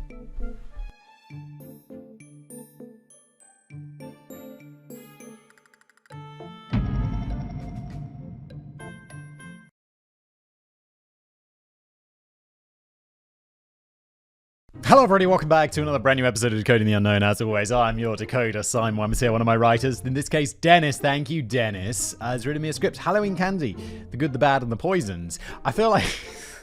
Oh no, the date of submission was the 12th. Dennis is very professional. He always includes at the top Dennis and his full name for Simon Whistler, Decoding the Unknown. And then he includes the submission date. And I'm thinking, like, as soon as I get this, I'm recording this in December. I'm like, yo, this is definitely my fault. This was definitely supposed to be a Halloween episode. I should record this like 4 months ago. But no, it's actually not. So I don't know what that's about. I guess we're just talking about Halloween candy in December because why not? And I hate capitalizing on trending views, apparently on YouTube. If you're listening to this as a podcast, I don't think it matters that much because people just subscribe to the podcast and then you listen. Thank you so much, by the way. Leave a review if you haven't already. Why not? And let's jump in.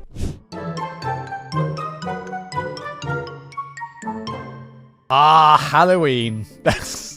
That beautiful time of year that was probably 4 or 5 months ago by the time...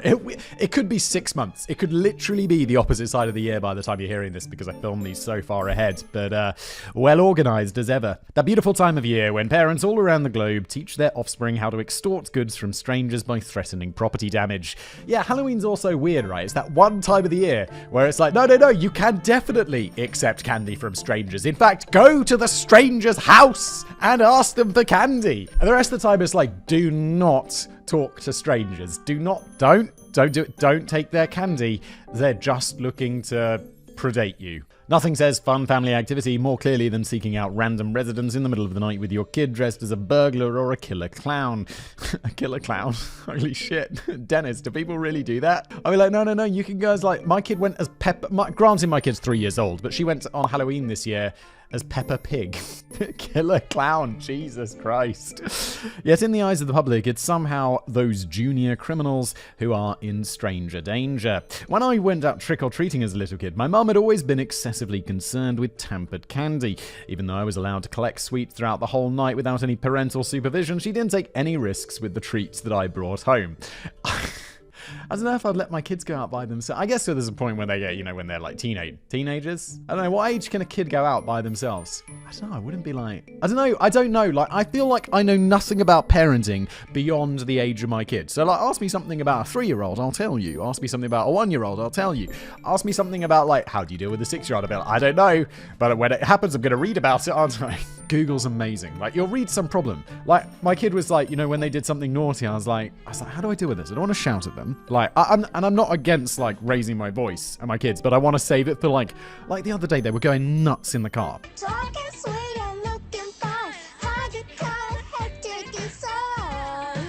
And I'm trying to drive, and I'm driving through the city, and it's, like, super hard. And they're like, blah, blah, blah, blah, blah, blah. And I'm like, hey, enough. And they both shut up, because it's, like, rare for dad to shout. You have to be serious. But like, I looked it up on Google. It's like, how do you deal with a kid who's being naughty without shouting? And it like, there's like an article, and it's like so long, and I read the whole thing. Takes me like 5 minutes, and it's got all these tips, and then I use the tips. Boom, totally works. Who would have thought? It's amazing. It's actually amazing. The internet's amazing. In her cautious and protective way, she insisted on pre-tasting the bulk of it for poison before letting me have my way with the rest. And now that I'm writing this, I do realize that I've been scammed. God damn it, Mum, we're going to talk about this. On the other hand, there is apparently no escaping the flood of alarmist caution alerts during the weeks leading up to Halloween. Colorful ecstasy pills mixed in with M&Ms, razor blades, and needles embedded in chocolate. And this lady's colleague's neighbor's aunt swears she once discovered her son with the complete works of Karl Marx hidden in the peanut butter cup or some hogwash like that. Clickbaity stuff. I feel it's all just like media clickbait, right? I think I've even made a video about this previously where I was like, no one does this. Because also just economically, it's like, who's like got a stash of ecstasy pills and is, what I'm not going to do? I'm not going to take or sell those ecstasy pills. What I'm going to do is I'm going to give them away to children for free. It makes no sense because you want those pills for yourself. It would be like giving away cocaine. It's an insane thing to do. The media never fails to mention the dangers of accepting treats from strangers, as if children were dropping dead by the thousands during the spooky season. But are our streets really haunted by the ghosts of minors who died from cyanide-laced candy bars, or are those just living children wearing ghost costumes? Has anyone ever checked? The important questions, Dennis. This is a dad joke and a half. Are you a dad, Dennis? I don't know.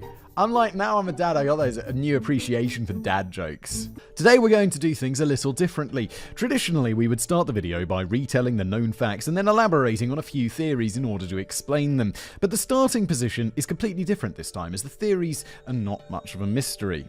The open question is whether we can find a factual underpinning in their support. So, in a way, we're starting at the end and working our way back to the beginning with the occasional socio-philosophical hot takes sprinkled in along the way.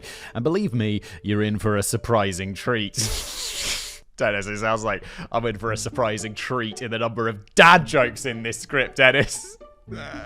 And puns. Oh, puns. Poisoned candy. Has it ever actually happened? And pay attention and listen closely, as the next time a windowless and somewhat scuffed van pulls up next to you during a lonely night walk with the driver hastily inviting you into the candy-filled cargo hold, you may use this episode as a reference point to make an informed decision. No. If a van pulls up next to you, let's say you're a kid and you're listening to the show, in this case, what the fuck are you doing? Your parents need to set up some sort of filtering on your devices. Don't, that's not Halloween. That's a pedophile. Don't do it. Spooky stories. They pill it up in plastic and then they distribute it. It's very hard to detect, warns the presenter, gazing deep into the soul of every parent watching Fox News. Then the camera pans to another anchor. I mean, basically, parents have a decision to make, she adds frantically, before offering only a single option to choose from. You don't let your kids get that candy. Oh my god, the clickbait. Stop. I know it's and every Halloween you see these like news titles around the web like be careful. It's like, just be careful.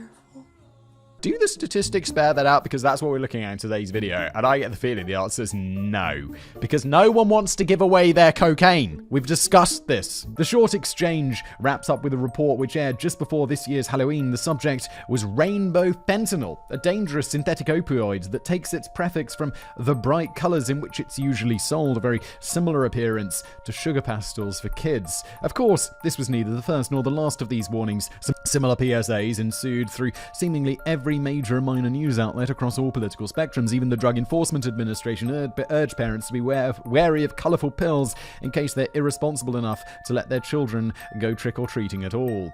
There is absolute unanimity. That word's hard to say. Unanimity. It feels like it's got too many syllables, like effortlessly.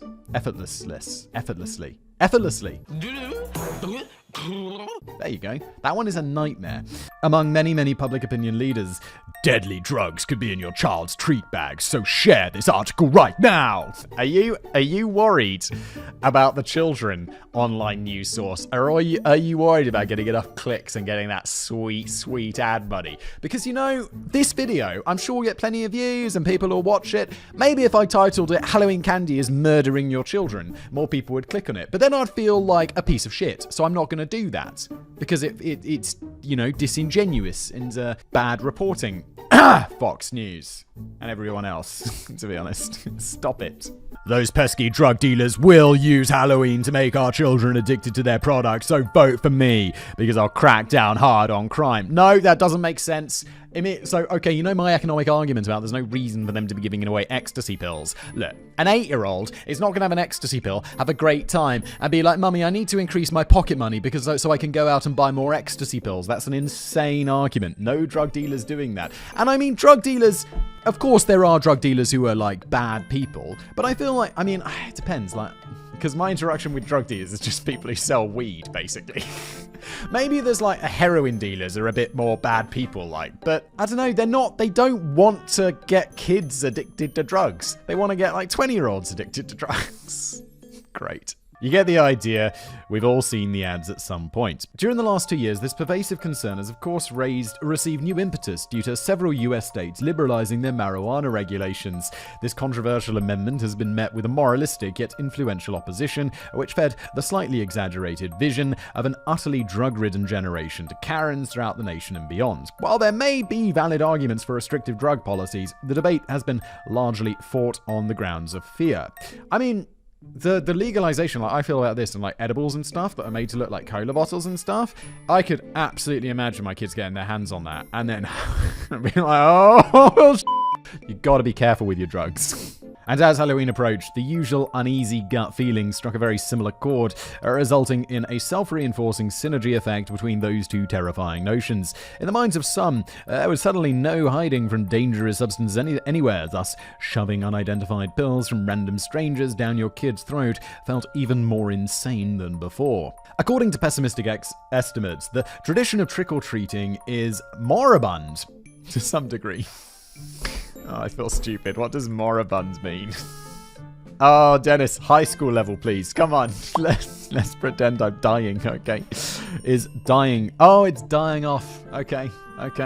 Dennis, if you're watching, a note for the future. Simple words, please. For my small, smooth brain. Recent statistics show that fewer and fewer parents let their children participate, and even among those without children, a significant proportion considers it to be critically dangerous. The custom is therefore gradually phased out by less risky alternatives, such as Halloween parties at home or in religious congregation centers.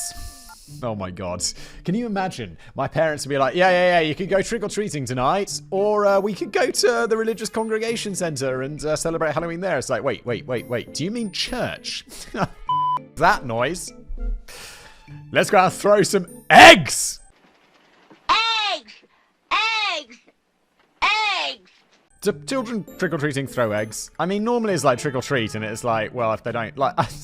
If you don't have candy, they're not going to actually throw eggs at your house. Is that a thing? I don't know. Another possible backup plan is the so-called trunk-or-treating, in which groups of already associated parents would meet in a parking lot and distribute candy to each other's children out of their cars, which is neither weird nor sad. Oh, it is so weird or sad. I don't understand. Why can't we just do it like the rest of the, how the whole industry works? You don't go into a candy shop anymore. When I was a kid, and this is the most back in the day old man story, but and somehow I'm only 35, but it does feel like I grew up in the past. We'd go to the tuck shop at school, and it'd be like, yeah, I'll have 100 grams of cherry cola bottles, I'll have 100 grams of fizzy cola bottles, I'll have 50 grams of there was this delicious chocolate thing. It's called chocolate fudge something. It was so good, but it looked like little poos. Like animal poo. But that's what we do, and then that's great. They'd take the big jar off the wall. I sound like a 90-year-old man right now. They'd take it off the wall, they'd pour it into a big scale, and then they'd put it into a paper bag. But we don't live in those worlds anymore. We live in a world where you go in and they sell the little 10p bags of Haribo bears, or they're all pre-packed and sealed. Just get those. Why not just get those? And then any candy that your kid doesn't get that's unsealed, just be like, don't eat the unsealed ones. Don't eat those loose Smarties. Don't eat those heroin pills. That kind of thing. Don't eat the fentanyl. COVID likely contributed to this development, of course, but oh my god, I'm so all of this stuff where you're like, yeah, so they went to car parks and they did it out of their cars. It's like, how about now that we don't really have to worry about COVID as much, we go back to regular Halloween? Because it's not like, oh no, now that COVID's over, I'm social distancing, I'm never going to the cinema, I stay at home. It's like, no! Now it's not all restricted. I'm living my life again. And I love it. Although my life is extremely limited these days because at the beginning of COVID, I had a kid. Then I had a second kid more recent, or during COVID, but just in COVID. And so now I've exited COVID and it's like, yeah, please tell me I have a baby. Are we going out once this week, wife? Please, let's go. I want to go to a restaurant. But an overarching downward trend has already been a widespread assumption before the pandemic started. Despite all of this, roughly 15% of households disregarded the urgent warnings last year, donned their witch hats and zombie masks, and went on the prowl for treats. This begs the question, how many rehab kindergartens do we need in consequences? Well, it's been roughly 3 weeks since Halloween now. Oh my god, this video will probably air in the spring. I'm not even joking. This is crazy. And as leaving aside unverifiable chain letters and share pics, there hasn't been a single recorded case of this fear-mongering becoming reality. No credible reports of any drug lords using Halloween to gain new clientele anywhere. To me, this isn't much of a surprise. Drugs are pretty expensive and risky to purchase. Giving them away for free seems like a pretty horrible business strategy. Obviously, there's the idea of hooking new customers by handing out free samples, yet I imagine toddlers to be the worst possible target customer group that you could think of. However, the narrative of drug dealers on sneaky customer acquisition is only the first of 3 broad categories that can be delineated. And since this first one is obviously folly, we will not bother with it any further, but in a later chapter we will trace where this widespread fear is coming from and why so many people fall for it. The second category could only be described as trolling. By this, I mean handing out obscene or undesirable yet overall harmless objects such as condoms. Jesus Christ. That is like, okay, I get why you think it could be funny, but don't the people who live in areas where kids go... It's not like kids are going trick-or-treating to, like, the student village where all the students live or whatever. They're probably going trick-or-treating in their neighborhood, which is probably just filled with other people with families. And they're not going to find it very fun. Like...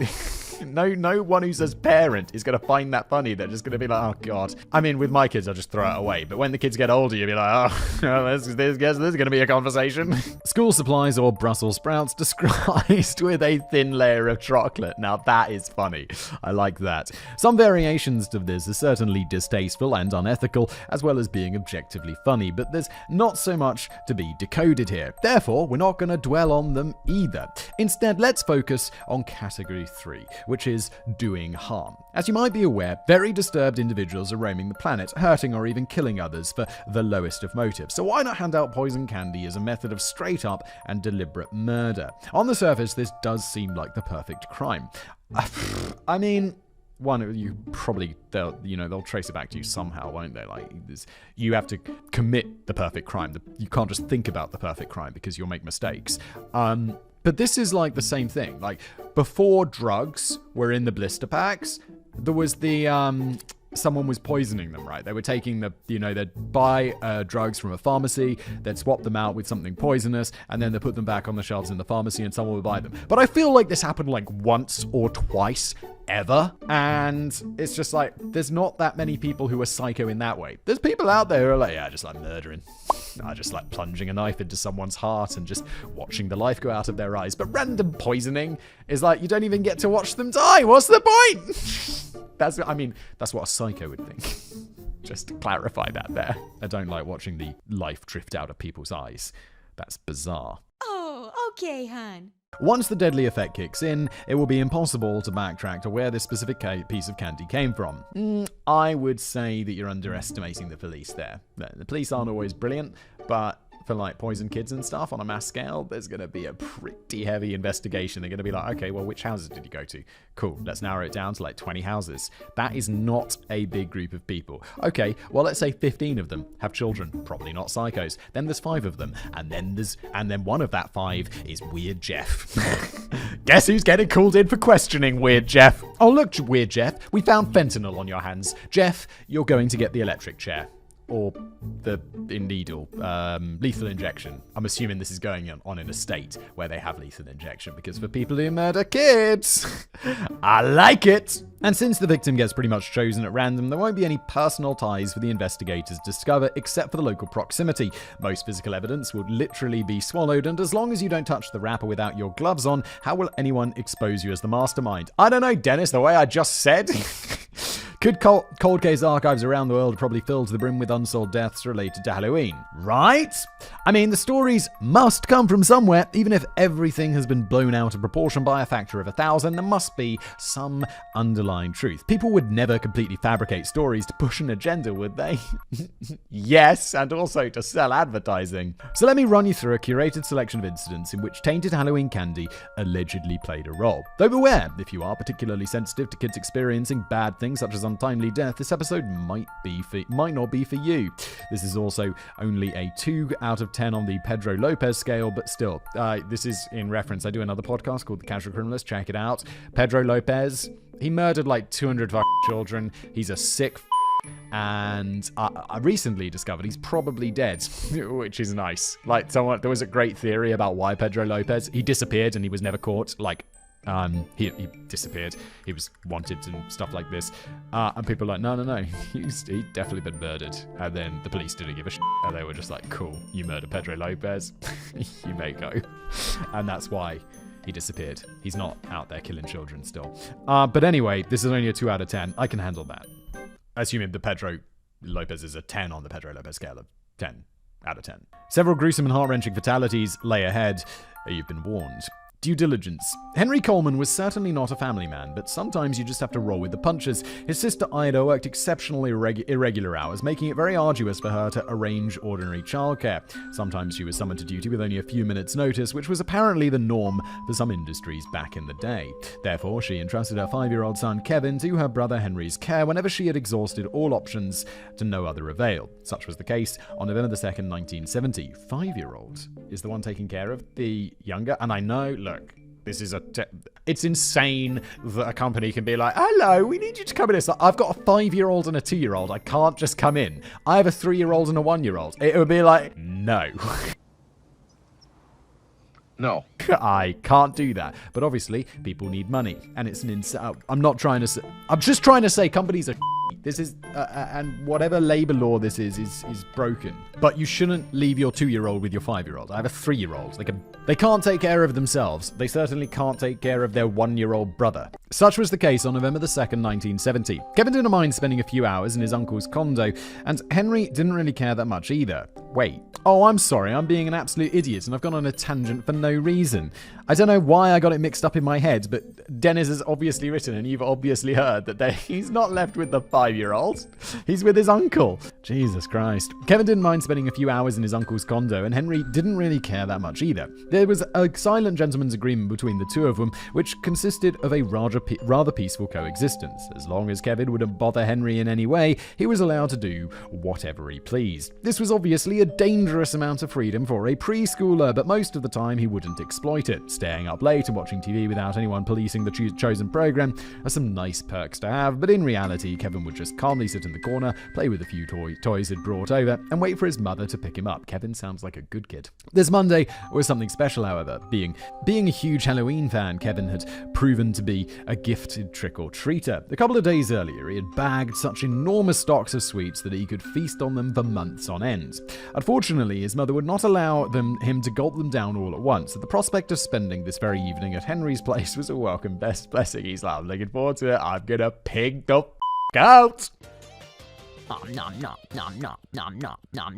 All he had to do was smuggle his loot over, and then he was free to stuff his belly without restraint. The stars aligned just perfectly. Due to the stress and time pressure, Ida had completely failed to notice that instead of toys, Kevin had packed his bag with a metric ton of Halloween candy. Later that evening, as he spilt his treasure out onto Uncle Henry's carpet, he could hardly believe his luck. A banquet of motley sweets poured out before his eyes, begging to be eaten. And so, he happily sank into an ungodly feeding frenzy. Caramel and toffee, marshmallows and jelly beans, cookies and gummy bears. His little hands reached out for every treat he laid his eyes on, and his belly quickly started to swell with sugar and unspeakable joy. And also fentanyl! No, I don't know, but I get the feeling, because the way this is set up, that Kevin's gonna get in trouble. It was not long into this binge, though, before Kevin realized that something was wrong. He felt a dull, throbbing pain growing in his abdomen, rendering him almost unable to continue. After a final large bite of nuggety goodness, a torrent of vomit blasted across the room. By the time Henry realized how sick his nephew had suddenly become, the situation had already spun out of control. Of course, Henry's first assumption was that Kevin had simply overeaten. Therefore, he took him to the bathroom in case he needed to vomit some more, but as Kevin wouldn't stop retching and heaving, it became clear something much more serious was going on. When the boy turned completely unresponsive, Henry finally called an ambulance. Yeah, if my kid was throwing up everywhere, I'd be like, okay, let's go sit in the toilet for a little while. But if they continue just heaving and throwing up, it's like, okay, let's call the poison center. I'd be like, okay, the poison center will be like, you need to call an ambulance. You'll be like, okay. Unfortunately, Kevin would never regain consciousness. Dude, Dennis, man. Hard left, bro. You can't do that. I'm like making a joke. I'm telling a family story, and then it's like, and then he's dead. Whew. He put up a heroic fight, but despite intensive medical care, he passed in Detroit's Henry Ford Hospital 3 days later. I don't like this. Medical staff instantly grew suspicious of the circumstances. Indeed, excessive amounts of sugar and carbohydrates can pose a serious threat to the digestive tract of young children, though a simple case of too much candy was clearly out of the question here. This gave rise to the theory that toxic Halloween candy had been put in circulation by an unknown individual, with Kevin being the first known victim. When questioned by police investigators, Henry doubled down on his accounting of events. At the same time, Ida would emphatically confirm that her son gathered the sweets from random homes throughout the neighborhood. The obvious conclusion was corroborated by the toxicology analysis of Kevin's stomach contents, which revealed a massive dose of heroin in his system. Oh my god. That is horrible. And when the lab checked one half-eaten chocolate bar, which police had collected from Henry's place, they found the identical heroin quinine powder cocktail sprinkled over it. The case pretty much solved itself. A mysterious murder undoubtedly killed Kevin by lacing Halloween sweets with a deadly dose of drugs. Given the circumstances, there was little hope of ever catching the culprit. Really? They assumed murder? I would not assume murder. I'd be like, someone made a heroin chocolate bar. Because look, people make, like, I've never made a heroin chocolate bar, but like edibles and stuff, like, for like pot. It's like, yeah, people do that all the time. And then you'd be like, oh no, where's my heroin chocolate? Oh no! And then what do? Jesus Christ, you got to call in, like, if that happens, if you've done that, if something has happened like that, just call in an anonymous tip as soon as you can. Just phone up anonymously, somehow, use a payphone, if they still exist, or find a way to do this. Just don't keep silent, just anonymous tip off. Do it. By the next day, the New York Times turned the incident into national news with the following wording. A 5-year-old boy who had eaten Halloween candy laced with heroin died today without regaining consciousness. He collected the candy last Saturday on his trick-or-treat rounds. Other news outlets followed suit, citing the New York Times as a source. This prompted parents across the country to instantly dispose of their gathered candy in defiance of their children's tears. Somewhat understandably. I'll just replace the candy. I'll be like, okay, we're going to throw this all away, but we're going to go to the supermarket and it's going to get wild. You don't want to take any risks with a crazy poisoner on the loose. However, there's a big catch to all of this. As Inspector Robert A. Slotka thumbed through the case file, he couldn't shake the feeling that something was amiss. His gut instinct kept him from shelving the case just yet, even though he could not pinpoint where his concerns were coming from. And then he made an observation that would put Sherlock Holmes to shame. The clincher turned out to be that half-eaten chocolate bar with heroin powder sprinkled over it. Slotka, who had a keen eye and vast professional experience with the common street drugs, noticed a very specific peculiarity. You see, the amount of powder matched precisely the dose of a standard pill that you could buy off the corner by mere milligrams, but it was half a candy bar, so you'd expect half a pill of heroin on it, right? This indicated to his razor-sharp mind that someone had laced the candy bar after Kevin ate the first half.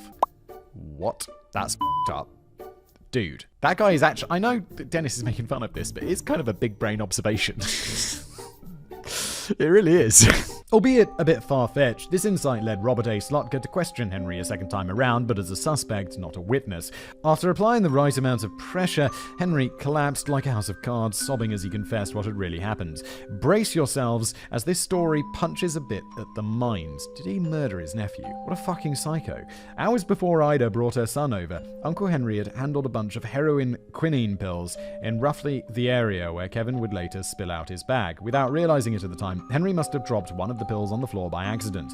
You can probably see where this is going. Later, when Kevin dumped his sweets onto the rug, Henry's pill got mixed in with the sweets, and the boy accidentally swallowed it. Oh no. And then he, covers the chocolate bar in it, so he doesn't get into trouble. Oh, dude. This is so sad. Oh, what a up. Be careful with your edibles, and be careful. Especially if you got heroin edibles, which I didn't even know was a thing, to be honest. Jesus. I guess it's not, because he sprinkled it on there afterwards, but I didn't even know heroin pills existed. I think you had to inject heroin. Although people put I know people eat heroin, right? And smoke heroin. Okay, never mind. A little later, after the first moment of shock had passed, Henry realized what must have actually happened. To divert suspicion from himself, he sprinkled the contents of another identical pill on the half-eaten chocolate bar. This way, investigators would hunt down the random and entirely innocent person who had originally given Kevin the chocolate on Halloween. To be fair, he already got away with that plan, as it fed into a well-established narrative. Thankfully, this was one of the rare cases of outstanding police work. As it turned out, the candy itself had been absolutely fine, but the carpet hadn't. Shakespearean levels of tragedy. The New York Times did run a follow-up article in the wake of Henry's arrest, but don't get any wrong ideas. This is not like that Halloween story is like front page news. This will be like on page like 70 at the bottom in tiny font, being like, we're really sorry. How about like newspapers, when you make a retraction, you have to make it as big as the original story, because that would encourage better journalism. Not that I'd actually want that, because when I make a mistake in a video, I'm just like, I'm really sorry in the comments. That was an error. I don't want to make another video talking about this mistake, because that's just, it would, not even the fact that I wouldn't want to do that. It's just no one's going to watch those videos because no one really cares that much. And then that's going to tank any YouTube algorithmic love that I have, because if you make a video that people hate, that doesn't just, that is bad for everyone. It's bad for your whole channel, I think. Whereas it used to be. Maybe it's not so much anymore. I think this is not interesting to anyone. So I'm just going to be quiet, but just say that I think like YouTube treats videos a bit more standalone these days. Who knows? Not interesting. Let's move on. Next. This was not a huge retraction, but just a short note literally on page 51, exactly. No one paid any attention to this twist of events, so the myth of the unknown Halloween poisoner persisted.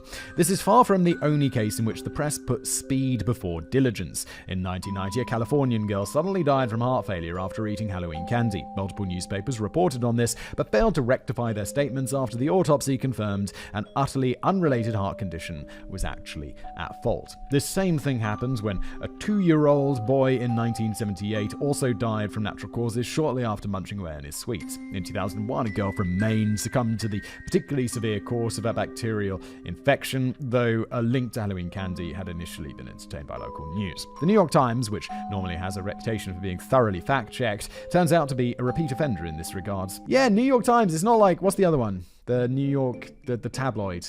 Post? New York Post? That feels right. Like, and I don't know, we've got, let me use British examples. Like if you read the Times, you'd be like, oh, it's going to be much more like, it's going to be less splashy titles. You feel like it's going to be better reviewed than The Mirror, for example, which is like a tabloid. In 1991, a family father died from a heart attack after evoking the parental tax on his son's Halloween candy. This was pure correlation according to the coroner, yet when he officially released his findings, the New York Times had already spread the news of another Halloween sadism case nationwide. This list could go on, but I'll stop for now. Exact statistics will be provided in the 4th chapter. Spotting the underlying pattern is an easy task. Faced with constant pressure to be first, journalists are sometimes willing to sacrifice accuracy for the sake of a scoop. Maintaining an edge in the news cycle is often the difference between winning and losing readers. And when the subject matter is such a sensational one, waiting for the investigation to conclude is apparently rather difficult. So why not print now and retract later? Yeah, of course. And as someone who makes videos and stuff, and I mean, I don't really do stuff that's like current, but sometimes I do. And sometimes, more information comes out, but you're reporting the news. You're reporting something that's going on. Things can change. The problem with this habit is self-evident. Reports of grisly murders spread like wildfire, but nuanced corrections do not. And so, little by little, a collective consciousness is nourished in which everyone knows a diffuse story that never occurred. In the case of Kevin Dawson, the truth had, in a way, been even darker than the initial assumption. So let's follow it up with the obligatory comic relief. Okay, again, hard left turn. I don't know. I don't think that the story turns out the kid was sadly accidentally killed by a family member. I'd say that isn't as dark as he was murdered by a psycho who's like giving heroin pills on chocolate to children. That's more crazy in my opinion. Happy little accidents. Have you ever found yourself in a situation so unbelievably absurd that even when you could explain everything truthfully, you still had to cook up a fictional yet more credible excuse? I don't think so. I think if I was in some absurd situation, I'd just be like, you will not believe what happened to me. I've not been like, well, that was so absurd, I have to lie for something less absurd. I mean, maybe this happens more often than is immediately coming to mind, but I don't think so. No? Well, obviously, you're not Malcolm W. from Hercules, California. He got himself into quite a pickle when he accidentally became a drug kingpin in the autumn of 2000. The best things in life often come unexpectedly. I don't know if that's the best thing in life. You'd be like, oh no, I'm a drug kingpin. It's not good news. Is it? I mean, I guess you're rich. But then he would know, wouldn't he? He'd be like, oh, I know. Where did your money come from? Where did you get that golden Rolls Royce? drugs. You know what you did. You know what you did. His sudden career change started with a very outraged mother reporting a very special surprise to the police. My son found spinach in his Snickers, she told the dispatcher, utterly furious. But I think it's not even spinach. Wait, has he got weed in his Snickers bar? That's weird. It wasn't spinach. When a police patrol went to inspect the item in question, it turned out to be one of the finest and fanciest strains of good old jazz cabbage on the market, pressed into the shape of a chocolate bar and hidden inside a Snickers wrapper. It's kind of genius. The lucky finder, drug smuggling is genius. Like these little submarines that you read about, where it's like, yeah, no, it's like tiny little submarine made by some drug dealer, and it just to sneak drugs into America or whatever. It's crazy. I'm usually quite impressed by what they're up to, and those are the ones that get caught. The lucky finder, a teenage boy, vowed vigorously to both police and his enraged mother that he'd come into this possession unintentionally. He admitted to trick-or-treating the day before, but he certainly hadn't asked for any special ingredients. Why the heck would I ask for spinach? He added, somewhat confused at the serious faces all around him. The responsible investigators were initially unsure what to make of this. On the one hand, they found the boy thoroughly credible, so they let him off the hook right away. Then again, as well-trained police agents, they also understood the high-end weed was not usually bestowed on random ungrateful brats. In the following days, similar reports from other startled parents in the same city district kept pouring in. I've never heard of this story, but my guess is this dude probably works for like Costco or something, and he's like, oh yeah, Halloween's coming up, so what I'm gonna do is I'll just pop into the, or maybe you don't even work for Costco. Like there was a story here in Czech Republic where I live, like recently, and it was like some supermarket found like 10 kilos of cocaine in like a banana box from like South America. Like it had just been shipped in. And obviously they got to the wrong address because it was not bananas. It was Coke that had been shipped to the supermarket. So, I mean, I reckon this guy bought like a box of Snickers that somehow got misidentified, and he's handing it out thinking it's Snickers, but it turns out to be drugs. So I don't think this is a good thing because he's dealing drugs by accident and he's not even making tons of money off it. If you're going to be a drug dealer, you've got to have at least one gold Rolls Royce. I mean, like a drug kingpin. Otherwise, there's no point being a drug kingpin. You're just risking it all for nothing. You don't do it for free. You do it for gold Rolls Royce. And not that wrap where it's like wrapped in gold. You know, actual gold. Very heavy. When opening the wrapper, it was obvious at first glance that these were no ordinary chocolate bars. Therefore, no one inadvertently ingested any of it. But when the police went to collect the 8th limited edition Snickers, the existence of a pattern could not be dismissed. The big question remains, what could have been the motive? As previously indicated, free sample sales tactics don't work on minors. Also, if it's like compressed weed or like, it's got to be like, not weed, but the other one. Resin? What's it called? Where it's like the tarry stuff that you can also smoke. Oh god, what's that called? Can't believe I can't remember this. I don't really like it as much. It doesn't matter. But you know what I'm talking about, that like resiny pot. And it's got to be that rather than actual spinach, because then it would be like super lightweight. Or maybe it's like compressed down really hard, because this sounds like a drug smuggling operation rather than like a drug dealing operation. Seriously though, I can prove this mathematically. In the US, the median allowance for children under the age of 16 is just shy of $8 per week, so 3 weeks worth of rigorous saving would merely get you a single gram. Roughly. Assuming an optimistic customer return rate of 35% and 300 children living within your catchment area, your profit margin would be $242 a month or $1.48 per working hour. Now subtract the expenses for free giveaways, which do not result in regular customers, and you're performing at a loss. Yeah, no one thinks this. It's interesting maths to see, but we know it doesn't work out. According to the full 5-year business plan, now we're riding this joke hard, aren't we? I developed while researching this, a slick advertising campaign could probably consolidate your toddler drug empire by the 5th year, though. You'll find Simon's business card. No, you won't. Anyway, if you can rule out luring new customers, what was this all about then? Perhaps there was someone behind it who simply loathed teenagers, or someone who liked teenagers a lot, depending on your perspective. Yeah, no one's like, oh no, look at all this free weed I got. Because if you're a teenager and you don't smoke weed, you definitely know someone who does. You'd be like, hey mate, do you want this? They'll be like, bro, do I want this ever? Yet for an absurd joke, the pot was far too costly, as the processing indicated an industrial scale. It certainly hadn't been a crazy prankster growing a couple of plants in their basement for shits and giggles, so maybe they were dealing with some sort of statement. Or was it to create clout for a new drug overlord in town, perhaps? No, it was a smuggling mistake. It's just this blindingly obvious to me? Am I being led down this path? And then Ness at the end is going to be like, yeah, and it was actually not what you expected, Simon.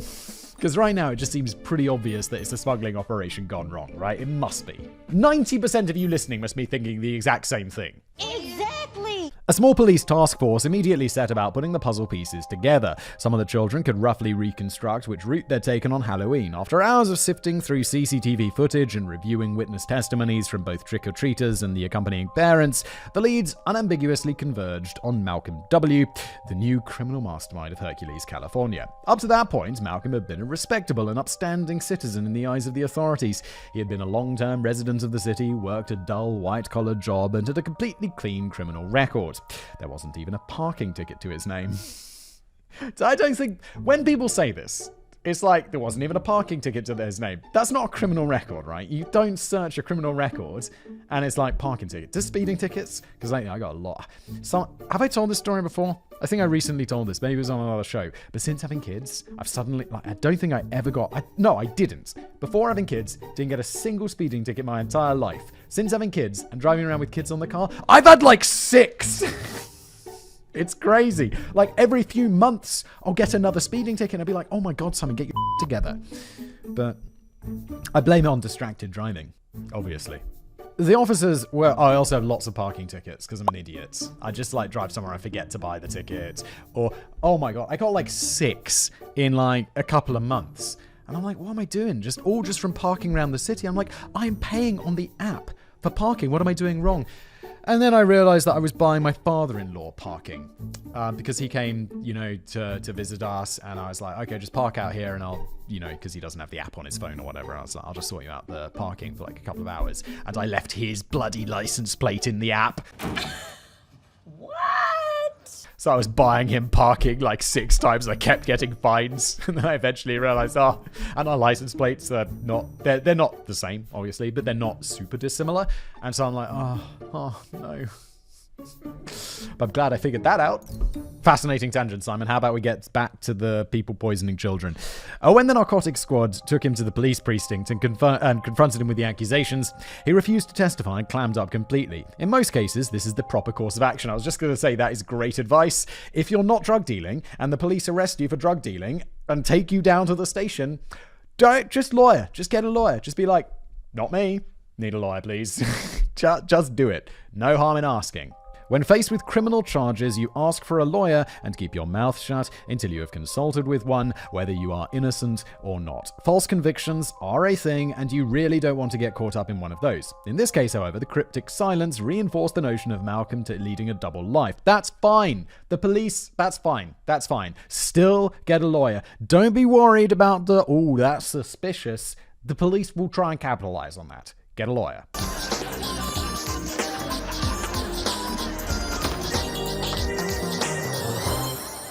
Post office clerk by day, underworld boss by night. Especially Halloween night. Since Malcolm refused to talk, investigators scoured his life looking for any clues. How long's this lawyer taking? Go, go, go! His apartment had been void of any drugs, though they did discover very compromising wrappers of a bulk Snickers pack in his trash can. How are the police not thinking this is clearly a mess up, and old Malcolm bought a big box of Snickers from Costco, he gave them away to kids, and then he ate the rest of them and threw the wrappers away? Like a normal human being. Poor Malcolm. Then again, his colleagues at the post office painted an exceptional favourable image of Malcolm's personality. He was polite, easygoing, and only ever had good things in mind. For instance, he had been in charge of the dead letter section. Mail and parcels that could not be delivered for any reason usually ended up in his hands, and if nobody claimed ownership within a month, their contents would either be destroyed or donated to charity. Malcolm loved to distribute such involuntary donations. His co-workers, accordingly, had a plethora of anecdotes to offer. Just a couple of weeks earlier, a misaddressed pack with no visible return address had arrived, since no owner could be identified, Malcolm had gladly taken it upon himself to do something good with it, which was an easy task in this case. The box contained a batch of Snickers, so he decided to distribute the individual bars at the upcoming Halloween festival. Oh, wait a minute. I made a stupid small brain error. That Snickers bar pack with the empty wrappers in the bin, it's like, what, so he ate all of the weed that was in there? That's a bit weird. Or maybe just likes Snickers anyway. Maybe he's just eating regular Snickers. Or maybe half the box was... Oh, I think maybe some of them were regular, like the ones around the outside, and then the ones inside were weed, and by some chance he just handed out the weed ones and was eating the Snickers ones himself. I think I speak for the entire Hercules Police Department when I say whoopsie diddly do. No good deed ever goes unpunished. Even though Malcolm had, of course, immediately been released or with all charges dropped, the unfolding of this false accusation had likely been quite a frightful experience for him. Yeah, no sh**. At least he now has one heck of a story to tell. I precautionarily changed Malcolm's real name, given the relative proximity of these events, though I imagine with a tale like this, he's the gravitational center of any party up to this day. That's good of you. Yeah, I didn't think about that. We didn't give his last name, did we? So it was just Malcolm from Hercules. I think people are like particularly tying that together. Yet, what is the greater takeaway for our analysis? While the previous story of Kevin Toston represents the phenomenon of premature news coverage, Malcolm stands for the accidental distribution of contaminated Halloween sweets. The exact course of his story had certainly been a one-off, but generally speaking, tainted candy regularly gets into circulation during Halloween by pure chance, mostly due to production slip-ups. In one documented case, bad corn had been used to sweeten a batch of trashy bonbons. Some children suffered stomach issues as a result. Similar consequences arose from another incident in which high-level copper contamination found its way into glucose syrup. Faulty pans at the factory were to blame, as the US Bureau of Chemistry would later discover. The US has a Bureau of Chemistry? That's awesome. That investigates this sort of shit. I guess so. That makes sense.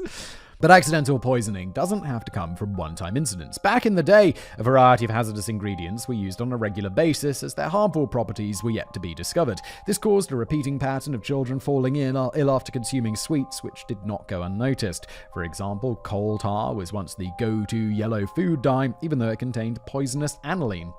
Oh my god.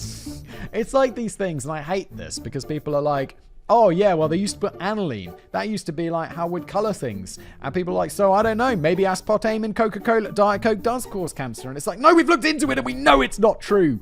But people always call us like, well, we thought this was safe. And it's like, yeah, because we didn't do science properly back in the day. And guess what we've got good at? Science. We know.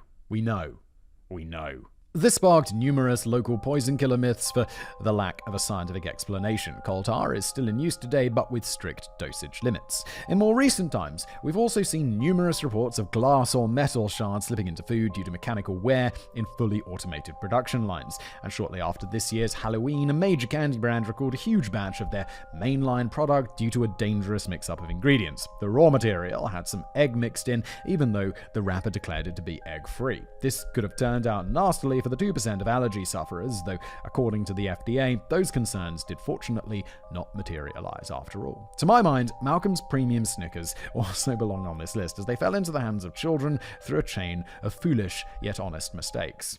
Wait, it's like weed, isn't it? Like, someone at some point is going to be a criminal. When was this happening? I guess it could be recent, because this was in California, right? They legalized weed, so maybe that's what's going on. Let's see.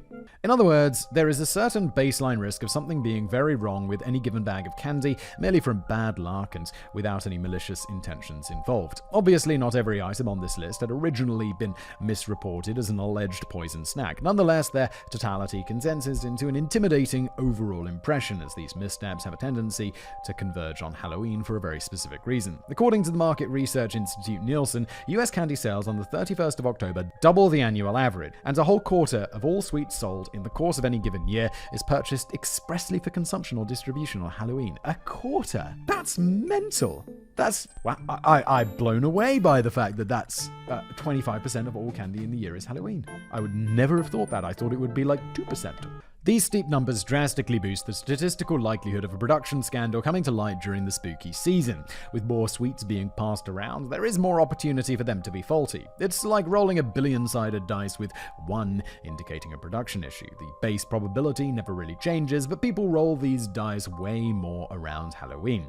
When ignoring such statistical factors, one might notice the peak of incidents during late autumn and attribute this to any cause in line with your preferred conspiracy. Abstract numbers and correlations are often a little challenging to grasp, which sets the stage for more manifest yet entirely erroneous conclusions. Production slip-ups will usually get detected with several days of delays, leaving at least some windows of opportunity for people to speculate wildly. Once that Pandora's box has been opened, the blaring mumbo-jumbo will easily outspeed any factually correct follow-up statements. Yeah, because it's on page like 70 at the bottom. Stupid. And so, we have unearthed yet another hidden mechanism fueling the candy scare narrative for no good reason, wrongly assuming a greater meaning to arbitrary and randomly distributed accidents. I'm not ready to leave behind the Snickers thing. Like, Dennis is all like, it's just unfortunate accidents. And it's like, bro, someone, and I said, maybe it's because it's legal. I'm like, well, in that case, they're not trying to smuggle it, are they? They're not hiding inside Snickers bars, which kids might access, and they're not going to eat it, so it's not really a big deal. But I don't think it's just accidental. Someone at some point was like, let's hide some weed in some Snickers bars. You're probably wondering by now just how relevant and impactful could this factor be. Is there really a significant number of people seriously inferring anything sinister and mysterious from a bunch of co-occurring recall campaigns, apart from a certain degree of industrial negligence? Yeah, but it's also industrial negligence. Sure, it's industrial negligence, whatever, but it's like there's industrial negligence in May. Or June. It's just more likely to be discovered in October, as we just discussed. Taken on its own, I'd entirely agree it's a bit of a stretch, but in the long run, such incidents might infuse Halloween candy with a negative aura, which potentially creates a disquieting sentiment towards them, albeit in a very subtle way. Yet subtle fears are the fuel of most bullshit stories, aren't they? If you're prone to conspiracy theories, this will absolutely help you get there, but we have to put it on hold for just a moment. Let's first gather all the explanatory patterns together before attempting to quantify their efficacy. There will be a whole dedicated chapter to this, and we still have one major story ahead of us. If Kevin Toston's tragic death hit close to your limit, the following chapter will go beyond it. This is not one of those reverse ecology disclaimers designed to garner attention. Another emotionally draining death awaits, so in all seriousness, please do be aware. The Pixie Sticks Killer, a case study in evil. I feel like I've heard of this. I don't think I've made a video about this on Casual Criminalist, but someone could well be pointing out in the comments that, Simon, you made a 90-minute video about this 3 months ago, and you have no memory of it. Embarrassing, isn't it? In the 1970s, few cities were able to keep pace with Houston, Texas. An unprecedented economic boom had transformed the region into a vibrant metropolis whose ever-changing skyline inched a little closer to the sun with each passing day. The city had quickly established itself as the heart of many modern industries, hosting NASA Johnson Space Center. I didn't know that. Oh no, of course.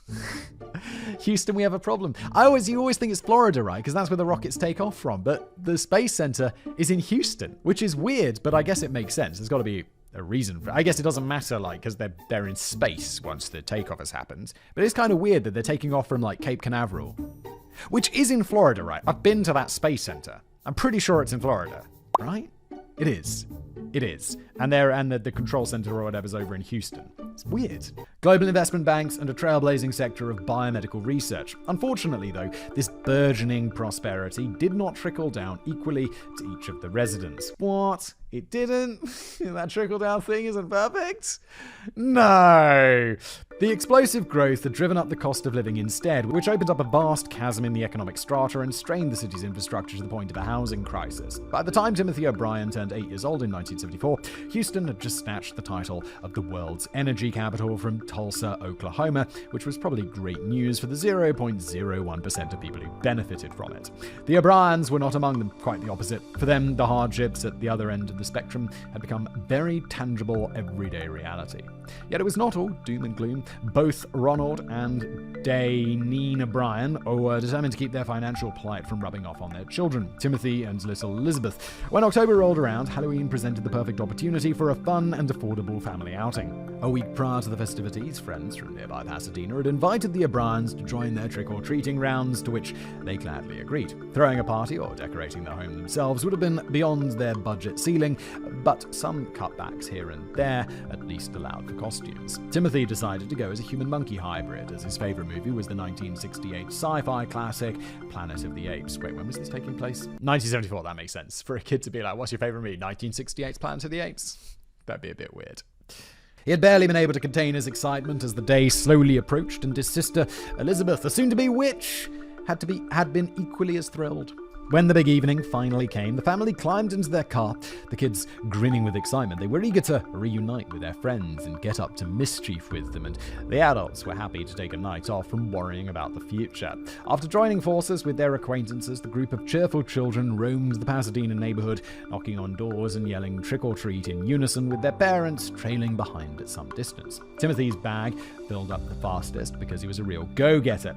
He had been raking in the candy as if he'd spent his entire life training for this very day. When the doors in front of him swung open, he'd strike a pose and imitate the movie character his costume portrayed. Residents rewarded his little performance with well-deserved bonus sweets. His yield eventually grew so enormous that he was forced to unload his bag at his father's, who would then redistribute the excess treats to less successful gatherers. Oh, that's nice. This happened multiple times throughout Timothy's foray. They hadn't had this much fun in a long time. When they returned to their house later that night, a rare sense of ease lay in the air. Their party continued a little longer in their living room, and to round off this exceptionally enjoyable day, Ronald allowed his children to each have one final piece of candy before bedtime. Timothy went for a strawberry-flavored pixie stick, but after he spilt the first smidge of fizzy powder into his mouth, he complained about his choice, asking his dad if he could swap it for a lollipop. Ronald declined the request and pointed to the clock, arguing that a lollipop would take him forever to finish. Timothy accepted his father's decision, yet he put aside the half-eaten pixie stick anyway. He knew about pixie sticks. The twist on this brand was the overly sour taste, but with this specific piece, an excessive bitterness had also made him throw up instead. Whoa, okay, that's heavy. Bitterness is associated with cyanide, right? And poisons. From my experience, most children tend to be somewhat fickle about their food preferences. Yes, from my experience as well. My first child. My son, the 1-year-old, he will eat anything. He'll just destroy whatever. He eats more than the 3-year-old. The 3-year-old is like, what did she want the other day? She wanted I want a croissant. And so I made her a croissant. She's like, I didn't want croissant, I wanted porridge. And I'm like, you wanted bloody croissant, eat the bloody croissant. Loving certain ingredients today only to randomly start hating them tomorrow is mostly normal child behavior. Oh, dude. Like the cheese. My kid loved cheese, so it'd always be like, let's make cheese, like an omelet, put some cheese on there, toasted cheese sandwich, spaghetti, put some cheese on there, anything with cheese. And then one day it's like, putting the cheese on there, she's like, I don't like cheese. Why? Why? Don't like cheese? Dad, I don't like cheese. Take the cheese off. Dad, it's melted into the bloody thing. This might explain why Ronald didn't pay much attention to Timothy's grumblings at first. He brought his son a glass of Kool-Aid to wash down the funny aftertaste and then told him to prepare for sleep. Yet before Timothy could even finish his beverage, something more substantial made itself felt in his demeanor. With each sip, his eyes turned glassier, his stance a little shakier, and his face became a blank porcelain mask. Without saying another word, he suddenly dashed to the bathroom, clutching his stomach in agony. Ronald and Deneen, now somewhat concerned, followed close behind and found their son hunched over the toilet, vomiting uncontrollably. Within seconds, Timothy started shaking and cramping, and by the time his legs gave way, he was frothing at the mouth. Before anyone could really react to it, the 8-year-old boy went entirely unresponsive and limp, collapsing in his father's arms. They yelled and screamed at Timothy. They desperately shook him by the shoulders, but they wouldn't get any reaction out of his lifeless limbs. When Ronald checked for vital signs and couldn't find any, the yelling stopped. For either a second or an eternity, they stared at their son's corpse, frozen in a mixture of shock, disbelief, and horror. It was like looking at a wax replica of their child. They were jolted out of their stupor by the thought of their daughter. Deneen rushed back upstairs to check on Elizabeth, though she fortunately had selected an entirely different type of candy and was therefore just fine. To save her from her trauma, Deneen shut the door and remained on the second floor for a while, distracting Elizabeth while barely holding back the tears. At the same time, Ronald called the emergency services and informed the dispatcher of Timothy's sudden death. Blaring sirens and flashing lights pierced the night as the ambulance arrived at the scene within minutes. An army of paramedics jumped out and quickly sprang into action, checking Timothy's pupils, administering IVs, and briskly yelling commands at each other. Ronald and Deneen watched in horror. It took them a second until the obvious dawned on them. The first responders wouldn't have done anything like that on a dead body. Two of the paramedics wheeled Timothy's gurney into an ambulance and closed the door with a dull thud. A wave of emotions washed over the parents. They didn't know what to feel first. Fear, anger, hope, grief. Was there justification for a faint glimmer of hope? Well, yeah, definitely. It seems like he still might be alive. It's obviously a massive medical emergency, but yeah, I'd be like... On the outside, they kept their composure, but inside, they were falling apart. As the ambulance pulled away from the scene, another set of vehicles arrived, a squad of police cars and a forensic van. The officers quickly cordoned off the area, making sure to keep curious neighbors at bay. Inside the house, the detectives began their investigation, taking pictures and collecting evidence. One of the detectives approached Ronald and Deneen, introducing himself as the head of the investigation. He gently informed them that Timothy had indeed been alive, but his survival was hanging by a thread. He then insisted on interviewing them right away, as the situation was potentially very dangerous for other children in the area. The couple, overwhelmed with this emotional roller coaster, nodded and followed the officer into the kitchen as they understood the stakes and didn't want to waste any time. They provided information as much as they could, even though their minds were foggy with worry and fear and their nerves were frayed beyond breaking points. Wow, I don't even want to imagine being in the situation, but to be able to do that and to go to the kitchen and tell these officers what they need when your kid is hanging by a thread in hospital, to get your shit together enough to be to know that, understand the danger, it's good for you. This is really good for you. They began recounting the events in chronological order, starting with their drive to Pasadena, but only a few sentences into their testimony, their words were cut short by an interruption from another officer. He whispered something to his colleague with a grim expression. Oh my god. The look on his face told the O'Briens everything they needed to know. Ronald and Deneen would never see their son again. Timothy Bryan had passed away en route to the hospital. Upon learning this, police officials knew that they had to act even quicker and as vigorously as possible. There was not a single second to squander, as more tainted pixie sticks were likely in circulation. Since the O'Briens had been put in the company of other families, police patrols immediately sought out their address to retrieve the potentially hazardous candy from them. Thankfully, none of the children had yet tasted the deadly treats, but one family was plunged into panic when they could not find the pixie sticks in their son's bag of goodies, though they did recall receiving one. When they went to check on their son, they found him fast asleep in bed with the unopened candy clutched in his fist. He had not been able to open the clip sealing of the wrapper. In parallel with this, investigators had also sent off Timothy's pixie sticks to the lab for an examination. It tested positive for cyanide, a mitochondrial toxin that is among the most lethal substances known to humanity. In fact, the lab found enough cyanide in it to kill several grown adults. If Timothy had swallowed the entire amount in a single gulp, he'd have been dead before he hit the floor. On the upside, though, this compound can be detected rather easily, which is why they were able to run follow-up tests on other samples right away. When they checked the pixie stick specimen collected from the other Pasadena families, the lab assistants couldn't believe their eyes. Every single one tested positive. Had officials been just a tiny bit slower to react, there could have been 4 more children's bodies in the morgue by now. But this also vividly highlighted the immense hazard to other children, of which they were unaware. In the wake of this unprecedented mass poisoning event, police officers were ordered to contact all the local hospitals, asking them to be on the lookout for children with severe abdominal pain, vomiting, and nausea. They also issued a citywide warning, urging parents to carefully inspect all Halloween candy, especially pixie sticks. If that was the situation, I'd be like, I'm really sorry, but we're throwing everything away. Everything is going away. This is not an accident. This is not one of those ones where it's this happened by accident. How? It's cyanide. That doesn't accidentally form in pixie sticks. No one's smuggling cyanide. I can't think of a rational explanation. Following the press release, an unimaginable media circus descended on Pasadena, conjuring a wave of paranoia among parents. Mums and dads rushed to the hospitals with their children in tow, convinced they were infected with deadly toxins too. You see, virtually every single child in town had enjoyed Halloween candy during the previous days, so anytime one of them fell ill in any conventional way, it brought about rushed conclusions. I'm not judging when it comes to the life of your children. Better safe than sorry is not the worst principle to live by. Yeah, no, I'd be like, I would be like, well, you should maybe go to the hospital. My wife would be already at the hospital. Anytime the kids get, I'm always like, let's try and be a bit rational. Let's think this through. But I guess that's because I'm, not to gender stereotype, I suppose. But I think I'd be the more it's probably just a cold. But in this situation, it'd be like, there's so much poison about this cyanide. A kid died. Better go to the hospital, just in case. All those panic-stricken parents could eventually be relieved, though. None of the subsequent medical examinations revealed any evidence of poisoning. Nevertheless, the police had to keep up the pressure. With no suspects in sight and no real leads whatsoever, the investigators had to think outside the box. The O'Briens were obviously key witnesses. They must have had a direct encounter with the poison killer at some point during their prowl. To Deneen, the evening had already turned into a blurry conglomeration of nameless streets, nondescript houses, and featureless faces. Nothing of relevance could be derived from her testimony. Ronald had felt unable to add any substantial information too. At most, the vague image of a disembodied hand had come to mind, a male hand giving the candy to Timothy through the crack of a door without ever stepping into the light. Even though details about the house eluded him, this vague image was among the few clues that investigators had to go on.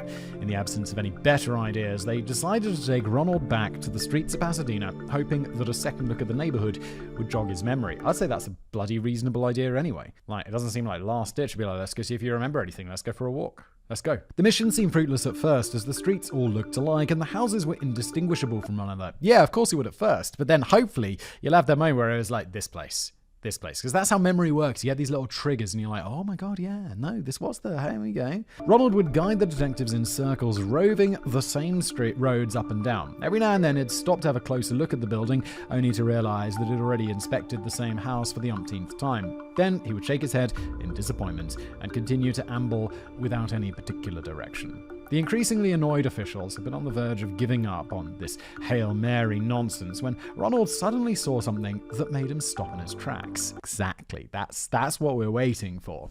Oh my god, yes. Oh my god, yes. There, he exclaimed with a sudden rush of enthusiasm. This is the one. This is where Timothy got the pixie sticks. There was apparently no doubt in Ronald's mind as he pointed to the white bungalow with a jubilant gesture. And indeed, this moment turned out to be the big break that they'd been hoping for, albeit not in the way that you'd quite imagine.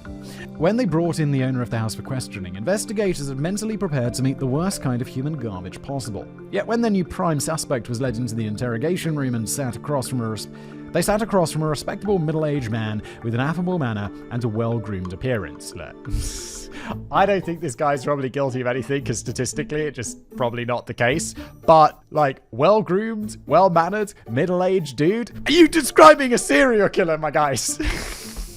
I mean, you're describing like 90% of people, but it's like, it's never the guy who's got like, it's also often the shifty-looking guy. But like Ted Bundy, like all these famous ones, you're like, seems like a really nice guy. Seems he was so charming. I had no idea he cut faces off. C. Melvin did not strike anyone as dangerous, twisted, or psychologically conspicuous.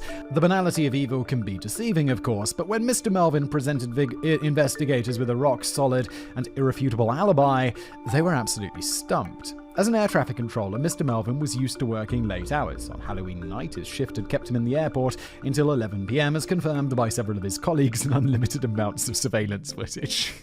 I could think of, there's probably rarely a better alibi than that. It's like, where were you? I was at my job at a highly secure facility with plenty of monitoring and records.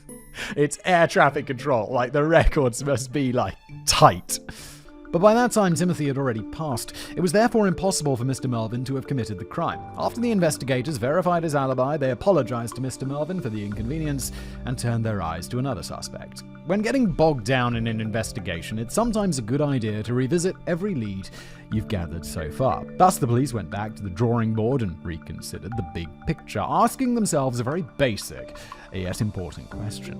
What about the known individuals? Is there anyone we know for sure to have handled pixie sticks? Oh, I don't want to say it, but is this where this is going? I'm not going to say it. You probably also had the same thought I did right now, but I don't want to jump to any wild-ass conclusions. Let's pretend Simon didn't spoil the solution to this case right after reading the headlines, so we can get wise to the true culprit together. Okay, I didn't spoil it. Let's go. If you had been the chief investigator, you probably would have scrutinized the O'Briens themselves right away. Okay, there we go. That's exactly what I was thinking. Just, check the parents. You might have spotted the resemblance to the Kevin Toston case, and surprise, your gut instincts would have been spot on. For the real investigators, it first needed some desperation to even consider this direction. But when they finally did look into the O'Brien family, the puzzle pieces fell into place very quickly. Yeah, but there was also, whoa. They would have also, didn't they find cyanide in other pixie sticks? So they would have had to have distributed that to other kids. Like, I can't understand it, but I can understand why the police would look into parents when a kid dies. Like, that's reasonable. Or Child Protective Services or whatever, social services. They come in, they're like, just going to make sure everything's okay. Good job. Fine. But then to distribute the pixie sticks with the poison to hide the fact that you're murdering the child to put other children in risk and almost certainly kill them.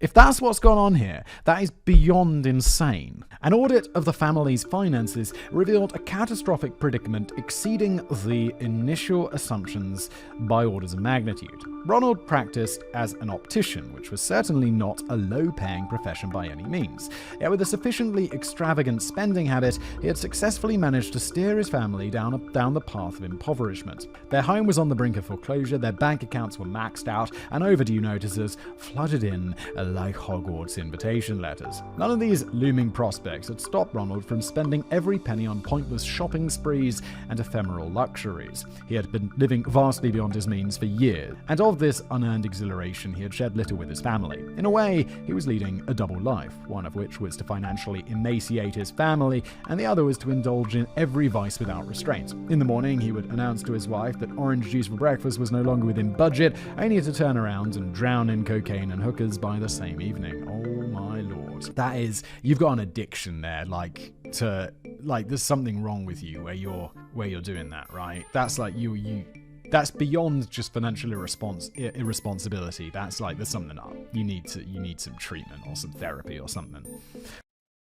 We need to discuss your life choices. But one long-term investment he did commit to. In January of the year Timothy would die, Ronald took out $10,000 in life insurance on both of his children.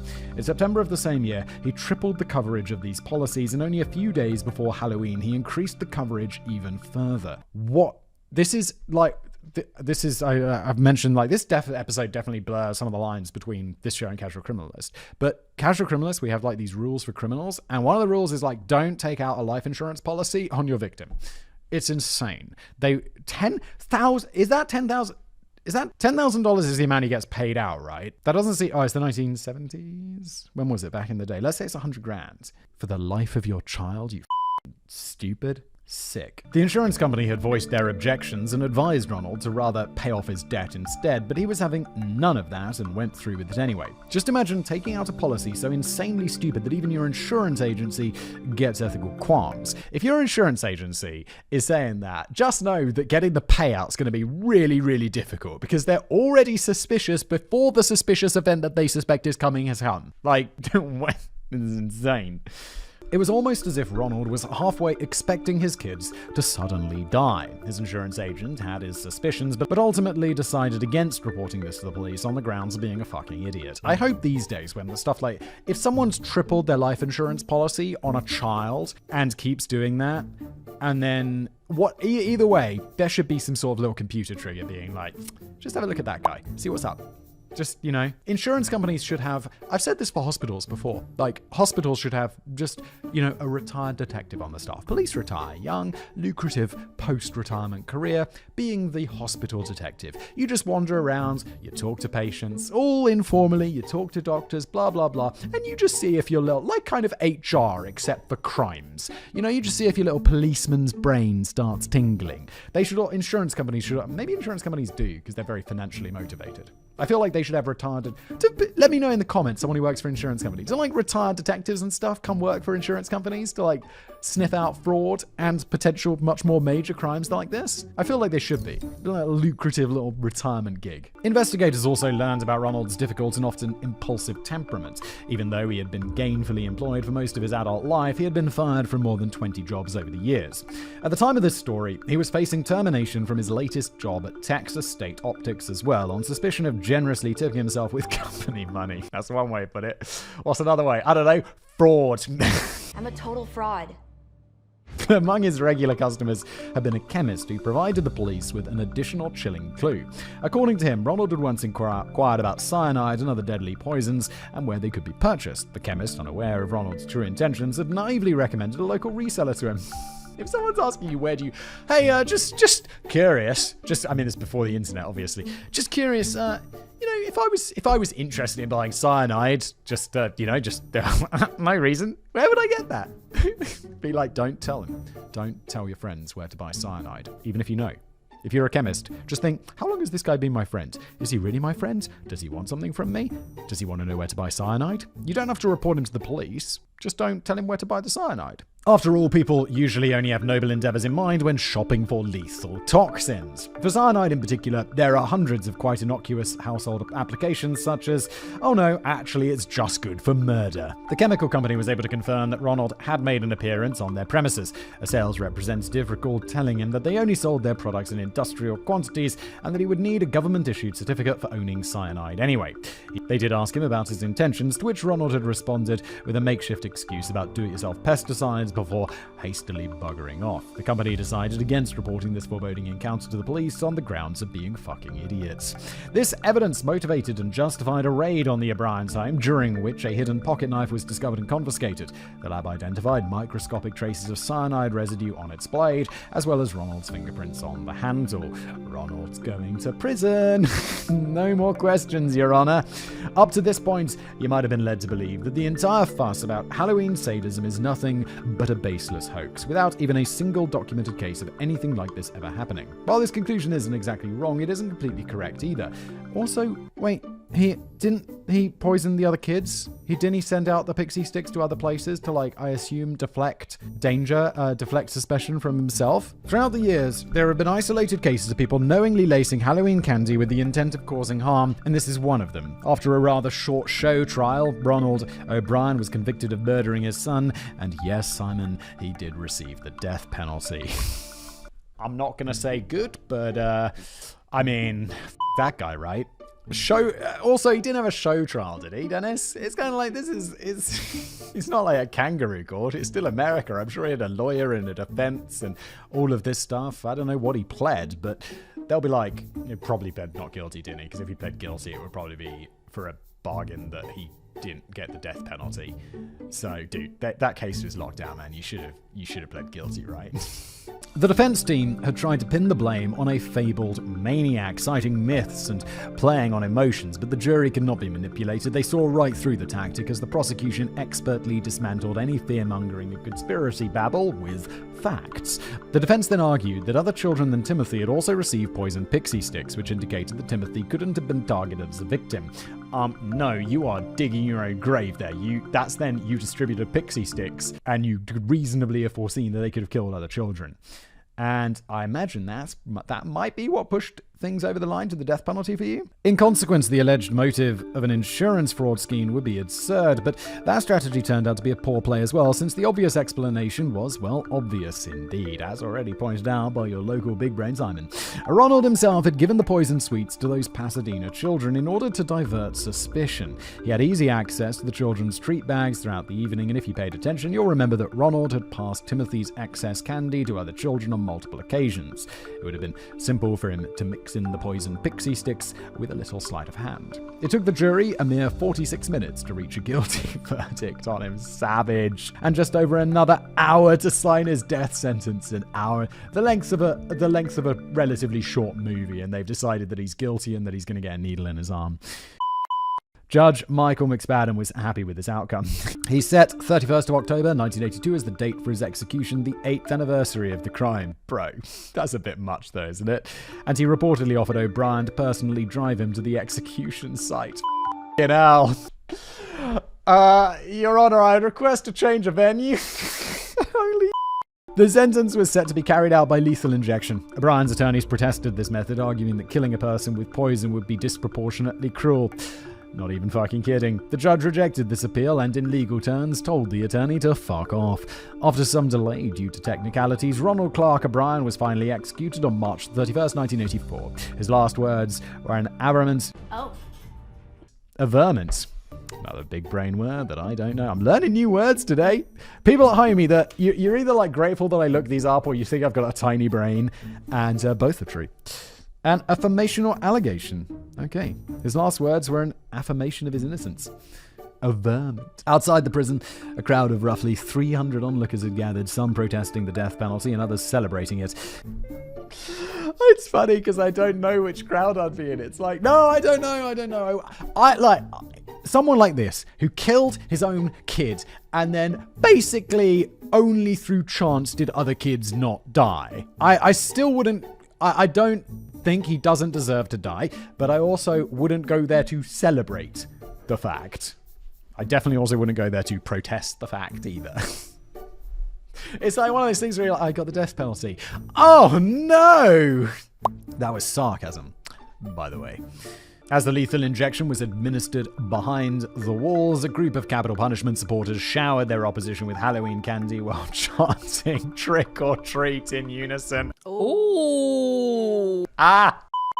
Savage! Diane was completely cleared of any involvement in the murder plot. She had no knowledge of it until the police discovered the truth. In fact, there was a lot about Ronald's life that she didn't know about, including his spending habits, his embezzlement accusations, and the insurance policies. She was like, but Ronald, where does all the money go? You're an optician. We know other opticians. They're not as poor as us. They're just not that poor. And you've always got all these fancy clothes, Ronald. Where's the money going, Ronnie? I'm not going to go through the details given the length of this episode, though from the information I have gathered, I can endorse her innocence with relative certainty. Diane divorced Ronald during his trial, and I can imagine she and her daughter went into hiding afterwards, as they pretty much vanished off the records after Ronald's execution. Excellent, just go live your lives. Try and move past this horrific thing that happened to you, because, yeah, just go, get on, try to move. This is so savage. It's just not right. Despite her proven innocence, her reputation was probably beyond repair. I don't know. She was innocent. Her daughter's innocent. Just leave her the f*** alone. The Pixie Sticks killer had committed the ultimate act of treachery. He had not only extinguished the innocent life of his own son, but also tarnished the beloved family forever. In the aftermath, the legend of poisoned Halloween candy became entrenched in the collective memory forever. At least, that's what German Wikipedia says. But is this really true? And if so, is it justified? German Wikipedia, not a random reference. Dennis is German, so that's what's going on here. I'm so embarrassed. Dennis is German, and he has a better vocabulary than me. And he's a much better writer than me.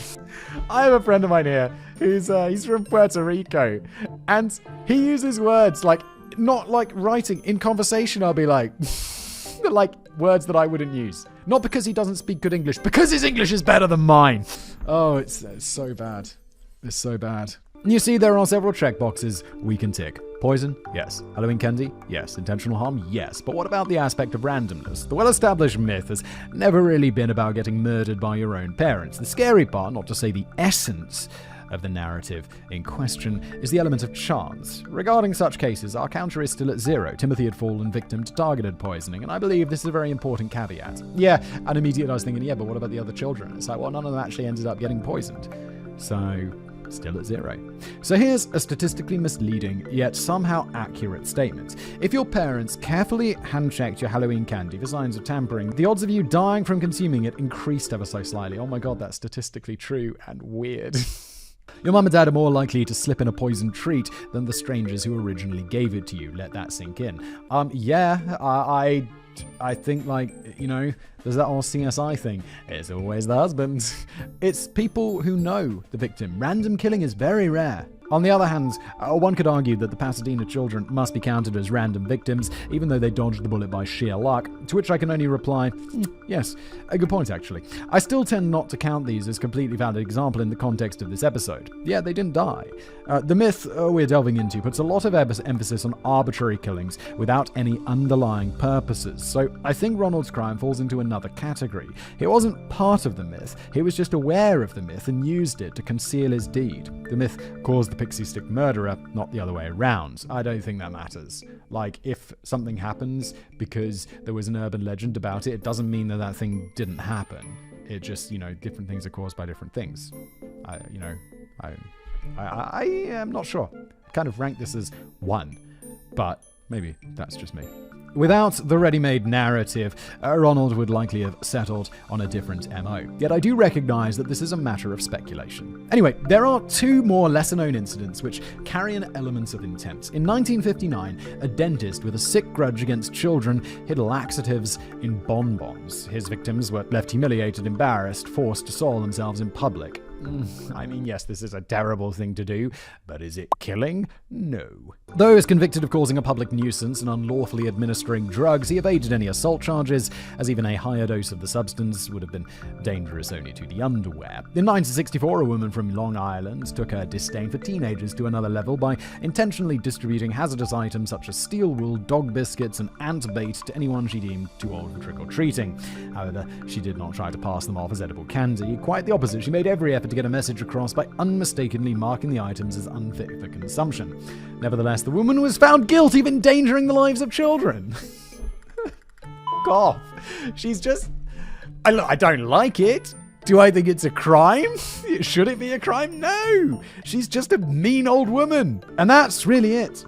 Oh, okay, that's it. Oh. Okay. The debunking of the debunking. You're probably thinking right now, well, thanks for all the anecdotes, but where is the reliable scientific data, you imprecise chatterbox? Oh my god, imprecise chatterbox, give me my Twitter bio. This is the Fact Boy Cinematic Universe, not an Alex Jones podcast. Well, let me introduce you to Dr. Joel Best, who is a professor of sociology and criminology at the University of Delaware. He is widely regarded as the leading authority on the myth of poisoned Halloween candy, and although this area is only a tiny and relatively unimportant part of his extended academic work, it is the only one he ever gets quoted on. Yeah, this often happens. Like, someone will do something that's really big, and even though the rest of their stuff is important and impressive and all of this, it's like people are like, well, that's the one that got picked up by the media, so that's what you're known for. Like, who's that guy? There was a I'm gonna butcher this half story, but I think his name was like Professor. He was a British advisor to the government about the use of like drug legality and stuff, and he was basically like, weed should be legal. Like, I'm a professor of drugs, or whatever he was a professor. He was like a big time academic, like super big brain. And he said to the government, yeah, I kind of think drugs should be legal, like, or weed should be legal or something. And then he got fired for this, and this is what people remember him for, even though he's like, he was like the main advisor to the government on drugs or something, and that's what people remember him for, which is fine, I guess. You're an academic, you're not like looking for fame or whatever. I don't know. Am I making a point here? Not really. Let's just move on. It's such a pointless ramble, I'm sorry. And a half-finished story about some dude. Throughout his career, Dr. Best conducted groundbreaking research on the perception of statistics, which shaped the way modern scholars think about scientific publishing. Yet every time his phone rings, it's just another goddamn journalist asking him stupid questions about that one bloody paper on Halloween candy that he published in 1984. Life is unfair sometimes.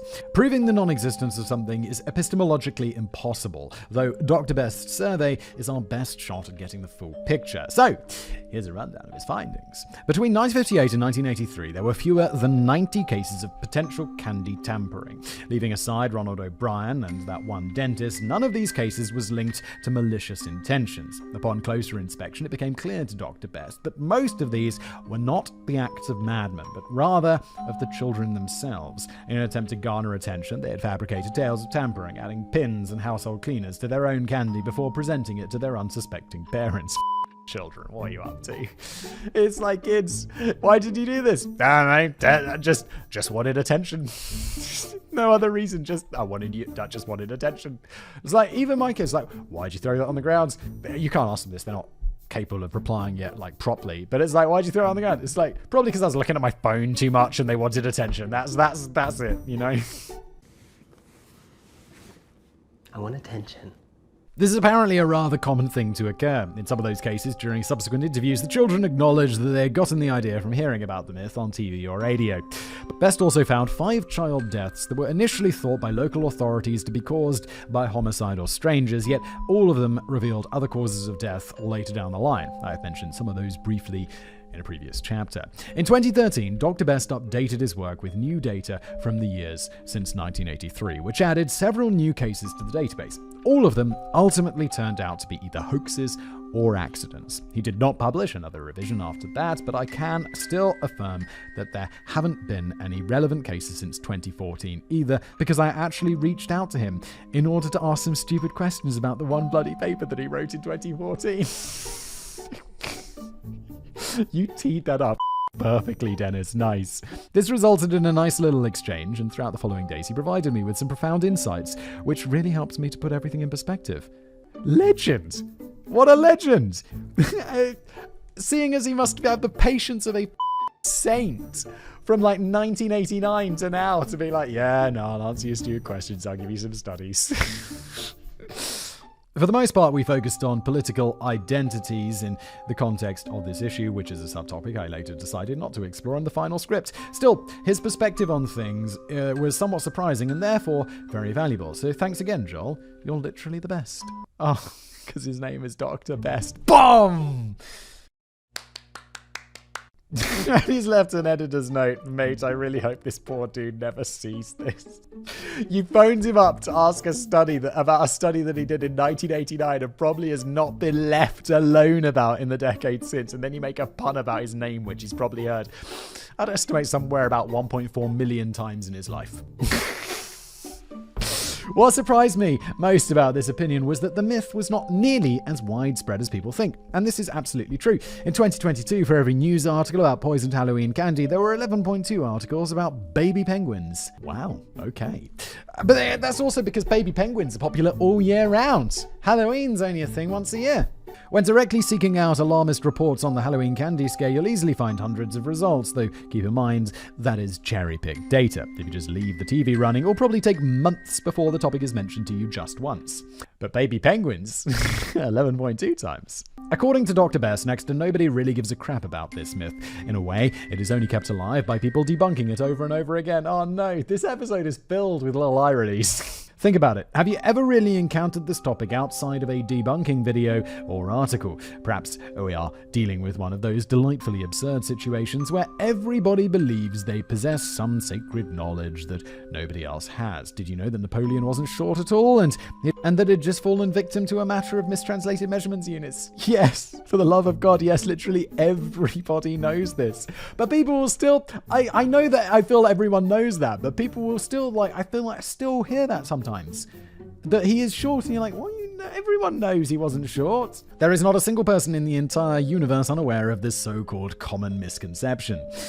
When it comes to debunking myths, there is a point at which the roles reverse, at which the existence of the misconception becomes the misconception. The debunking, therefore, addresses a problem which doesn't really exist. Of course, every conceivable conspiracy has a following, but in this case, it is probably nowhere near a size worth mentioning. In the introduction, I stated that this myth is slowly killing trick-or-treating. I asked Dr. Best if he'd agree with this prognosis, which he clearly did not. He predicts that participation rates will stabilize back to their usual levels after the pandemic, and statistics support his opinion. There was a dip in 2020 and 2021, but if you zoom out far enough, there hasn't been any substantial decline at all, not even in the wake of the Ronald O'Brien case, which had putatively killed Halloween.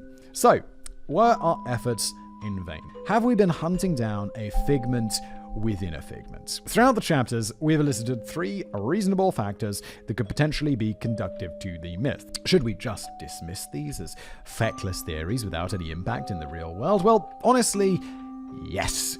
Poisoned Halloween candy has never been a phenomenon of any significance. There have barely been 1 or 2 incidents which don't even fit the narrative that precisely, but the myth about it hadn't really been a widespread thing either.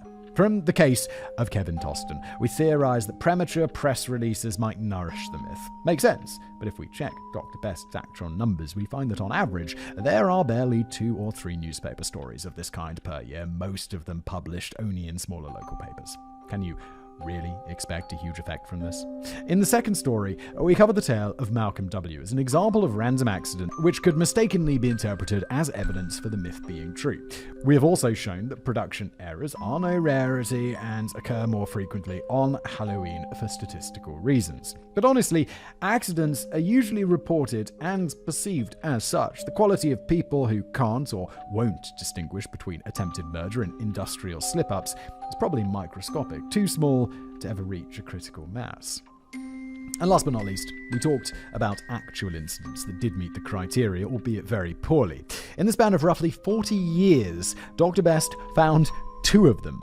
In retrospect, it seems only logical that this did not result in a large anti-Halloween movement that would survive the ages. This surely is a bit of disappointment to all of you. After all, our rationale seemed so plausible, and the stories from which we derived them were so illustrative. How can our theories make so much sense, yet turn out to be hooey in the end? Because statistics. Like, that's statistics. You know, there were only 2. Yeah, but they're really good stories. They're really 2 good stories. Yeah, but they're just 2. It feels like a betrayal, doesn't it? Well, what can I say? Those darn facts have once again spoiled our fun. Unfortunately, the plural of anecdote is not data. Yes, that is a nice quote. The plural of anecdote is not data. I like that. That's very nice. On a meta level, this insight lay in front of our eyes the whole time. Uncle Henry had tried to blame the negligent killing of his nephew on the myth, but that plan had flopped as the myth wasn't nearly as established as he thought it was. Inspector Slodka therefore saw right through his lies. The same thing had happened to Ronald, who also attempted to pin his crime on a legend. The prosecutor had an easy time exposing this because the jury had never taken the myth seriously. Both Henry and Ronald believed random Halloween poisonings to be a common occurrence known to everyone, and they were wrong. But there remains one thing that science did not study, something that transcends any facts that we can grasp, but not our minds. It's the thought of what if? Let's face it, a little bit of unease remains. If you have children, you are filled with concern for their well-being all the time. Will you let your kids go trick-or-treating next year? If you do so, you might think of this episode while watching your kids having their way with their candy, telling yourself that a random dude on the internet assured you it's fine, but what if? Yeah, I don't know. For trick-or-treating is not a thing where I live, so I don't have to worry about it. But I'd just be like, just eat the sealed ones. And I know some psycho can reseal things and stuff, but it's just like that extra barrier. Just like, make sure it's sealed. Yeah? Cool. Cryptic illusions. Oh, I see. Again, I'll bring up the other podcast I do called Casual Criminalist. We have the first writer who ever wrote for that channel called Everything in the Appendix, Dismembered Appendices. And it just was picked up and used. And Dennis has introduced cryptic illusions. And he says, can we use this as the Dismembered Appendices for decoding the unknown? To that I say, yes, Dennis, you may. And if the other writers choose to pick up on it, then they can as well. Everyone is free to do whatever they want. Halloween carnage. It's a funny quirk of human nature that we tend to constantly worry about the most unlikely scenarios while ignoring the very real dangers all around us. Focusing on things we can easily avoid is a great method of coping with all the things that we can't control. I'd rather feel safe from flash floods than scared of lung cancer. That's why I took out flood insurance a couple of days ago, despite living on top of a 5th floor atop a hill 700 kilometers from the coast. I'm writing these lines with a tobacco pipe in the corner of my mouth, and I feel very protected from the ocean. Oh... Yeah, the real things, right? With that in mind, it shouldn't surprise anyone that children are exposed to thousands of genuine hazards on Halloween, which no one really cares about. For example, road accidents. Your child is 3 times more likely to be hit by a car on Halloween than any other day, so why not spread a few myths and legends about Halloween car sadism instead? Don't believe everything you hear on the internet, except this video, of course. Throughout this episode, we've criticized the media for misrepresenting reality from time to time. But what does that mean for the foundation of this script? Anecdotes such as Malcolm W.'s misfortune get passed from narrator to narrator, and of course, each adds their own personal 5% of writer's creative freedom. Different versions of a retelling always vary in detail, and at some point it is no longer discernible whether a previous author added a specific piece of information through factual research or poetic embellishment.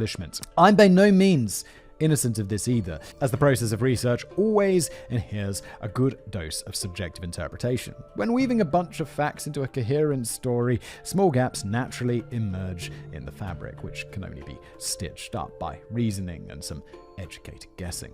At the same time, you need to balance all of this with the pursuit of making it entertaining. I apologize for this rather lengthy tangent, Simon. You don't need to. I told a story earlier that makes no sense. That didn't even have a sensible conclusion. It's like, okay, yeah, your tangent will be better than mine, almost certainly, Dennis. But I think methodological transparency is important. Let me give you an example. Let's say we know for a fact that a man from the 70s went to a casino every single day, and roughly a year into this, his house got repossessed by a debt collection agency. But compiling these 2 facts into a script, it's safe to assume that he lost his home due to a gambling issue, and we might also infer that it had been a year of misery. Yeah, but they're not necessarily, it might be more likely that they're connected, but maybe his house was foreclosed because he lost his job, or I don't know. There could be another reason is what I'm trying to say. Strictly speaking, though, this hypothesis is somewhat frivolous. He might as well have won a fortune at the blackjack tables, thus living the best year imaginable, only to then lose it all in the stock market. This is like, I know this seems obvious, there's these tests. You know when you apply for jobs and they have the maths test and then they have something called verbal reasoning, where it's like they'll give you a paragraph and then they'll ask you questions about the paragraph. Like, I'm not super big brain, like, but for some reason, I remember like going to like the law firms would always ask this, like they'd do these quizzes, and I would always score like, it was like beyond the 90, like my math skills are terrible. I'd be like barely passing those just enough to get an interview. But the verbal reasoning tests, I was like beyond the 99th percentile, but I have no idea what reason. Like, I'm not a particularly great reader. I'm not like super, super bright, but the one thing I'm incredibly good at apparently is verbal reasoning. So I would get all sorts of job interviews just because I crush verbal reasoning tests. And then they'd be like, interview me, and they're like, you're not that big brain. How did you get this job interview? It's a verbal reasoning, just amazing. And I don't know what calling I have missed, being some sort of verbal reasoning god. But yeah, I don't do that. I just read scripts. Anyone, let me know. What can I do with incredible verbal reasoning abilities? But my point was, these are the sorts of things they'd ask you. Like, they'd weave a story around this dude going to the casino, and then it'd be much more subtle about the dude going to the casino and then his house being repossessed. And they'd be like, you know, did Donald get his house repossessed because he was gambling? And it would be like, yes, no, unclear. And I think it's unclear. It's clearly unclear. But people would want to tick yes. But that seems like you just have to be reasonably, I don't know, ends this. It's a tangent within a tangent. I don't know what to say. I'm sorry. Let's move on. These are the compromises you occasionally must make when writing about the obscure, and this is especially true for the first two stories, as they have been retold countless times despite a very thin supply of primary sources. In their essence, the events happened the way I reported them. I would never take risks with the major cornerstones of a story, but when it comes to the finer nuances, there is unavoidable room for errors. Please keep this in mind. On Decoding the Unknown, we explore dubious topics by definition. If there was a broad catalogue of reliable source material, we wouldn't write an episode about it. I can only vow the utmost care, but apart from Dr. Best's data, nothing of this lives up to scientific standards. Thank you for understanding. By the way, I tried reaching out to Malcolm W. in order to confirm some details, though I'm not 100% convinced I even got the right person. It doesn't matter though, because the moment I mentioned that I worked for a guy who had quite a similar experience when he happened to purchase a drug trafficking drone off a prison gang by accident, he immediately blocked my number. In hindsight, I understand why. Oh my god, dude. Like, I know Dennis is a fan of my stuff, but that is a deep pull. That's got to be a 3-year-old story that I told on one of my other channels, which I'll retell now for your enjoyment. I purchased like one of those drones, you know, a camera drone or whatever, and it arrived broken, and like one of the rotors just wasn't spinning around, so I bought it off eBay, and so I wrote it from some dude in the UK for whatever reason. It must have been cheap, and I wrote to the dude and I was like, hey man, like one of the propellers isn't working. And he didn't reply to me. And so I like waited the like 2 weeks or 20 days or whatever it was for eBay. And then I wrote to eBay and was like, yo, this guy sold me something broken. And he never replied to me. And PayPal are like, cool, we'll send you your money back, no worries. Because PayPal and eBay are same company? Look, whatever happens, I got my money back from eBay through PayPal. Okay, cool.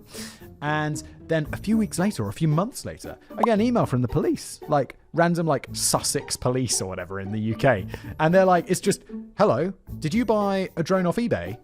And I'm like, what have I done? Have I committed a crime by asking for a refund from some? Have I like defrauded this dude somehow because I got a refund because he never replied and he sold me something broken? You know, that paranoia that enters your mind. So I just emailed the police pal. I'm like, what's this about?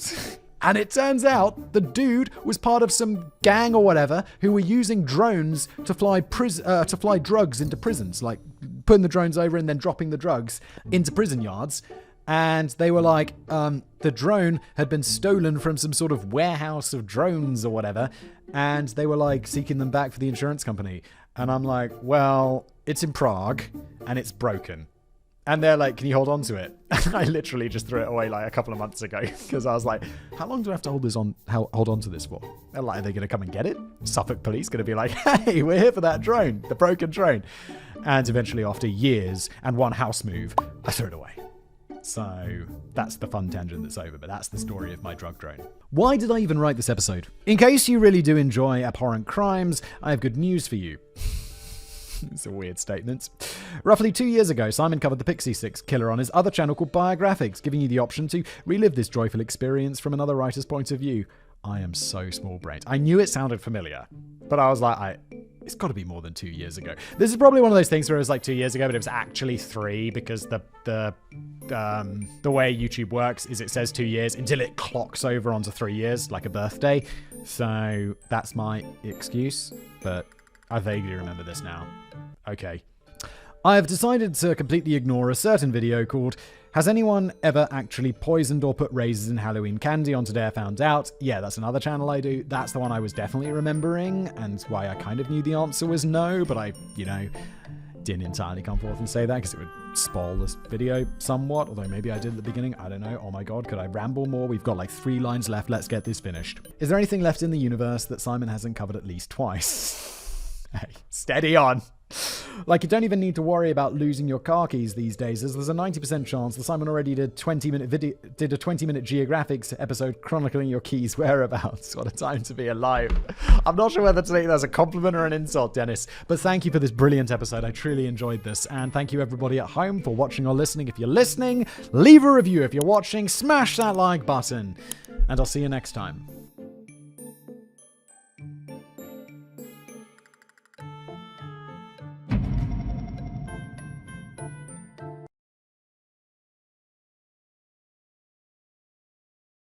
Hello everybody, welcome back to another episode of Decoding the Unknown. This episode, Alien Abduction, the Travis Walton story. Why am I saying one of my writers in this case? They haven't put their name on the script, so I don't know who it is. Maybe we'll be able to identify. I'll put the name on the screen now, and we'll see if I get it right, or maybe I won't guess because it'll be embarrassing. Put your name on the bloody script. As this is my first title, the format is I've never read this before. We're going to explore it together, or decode it, one might say. Let's jump in.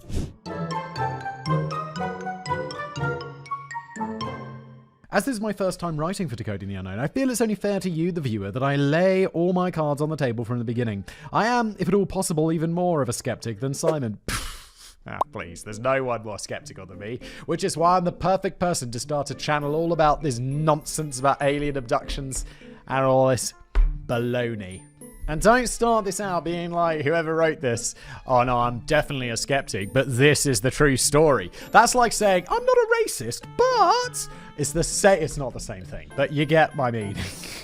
I don't believe in ghosts, and even if I saw one, which is particularly unlikely as I am completely blind, I know who wrote this script.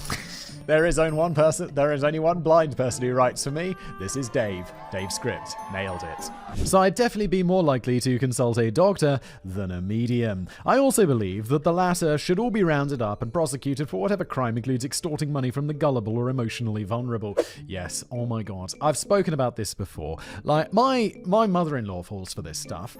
And the latest one was, have I told this story before? It was like a few months ago. They've got a dog. The dog's quite old. And the dog has a lump in its manly parts. And they take it to the doctor and it's like, yeah, he's got a tumor in his balls. And they're like, we're going to have to cut that out. And so he has a surgery scheduled. It's like a month away or whatever, because I guess, I remember a friend of mine got like testicular cancer they found he was like, oh, I found a lump. He went to the doctor. The next day he went to have surgery and just had it cut out. I guess for dogs, they're like, oh, it's a little bit of a cue. Because I'll be like, get it out of me now. Get it out. I can survive with one testicle. Wow. What was I talking about? Oh, yeah. And so the month goes by. This is lovely. I'm finding some food stuck in between my teeth. I just had my lunch. Delicious. And my mother-in-law goes out and buys cancer music, which is music that you play to your dog. I love that song. That's so beautiful. And whoever selling it is like, no, it definitely helps with the cancer. And I'm like, oh God, was it expensive? And she's like, yeah, it's really expensive, so it must be good. No, no, that doesn't work like that.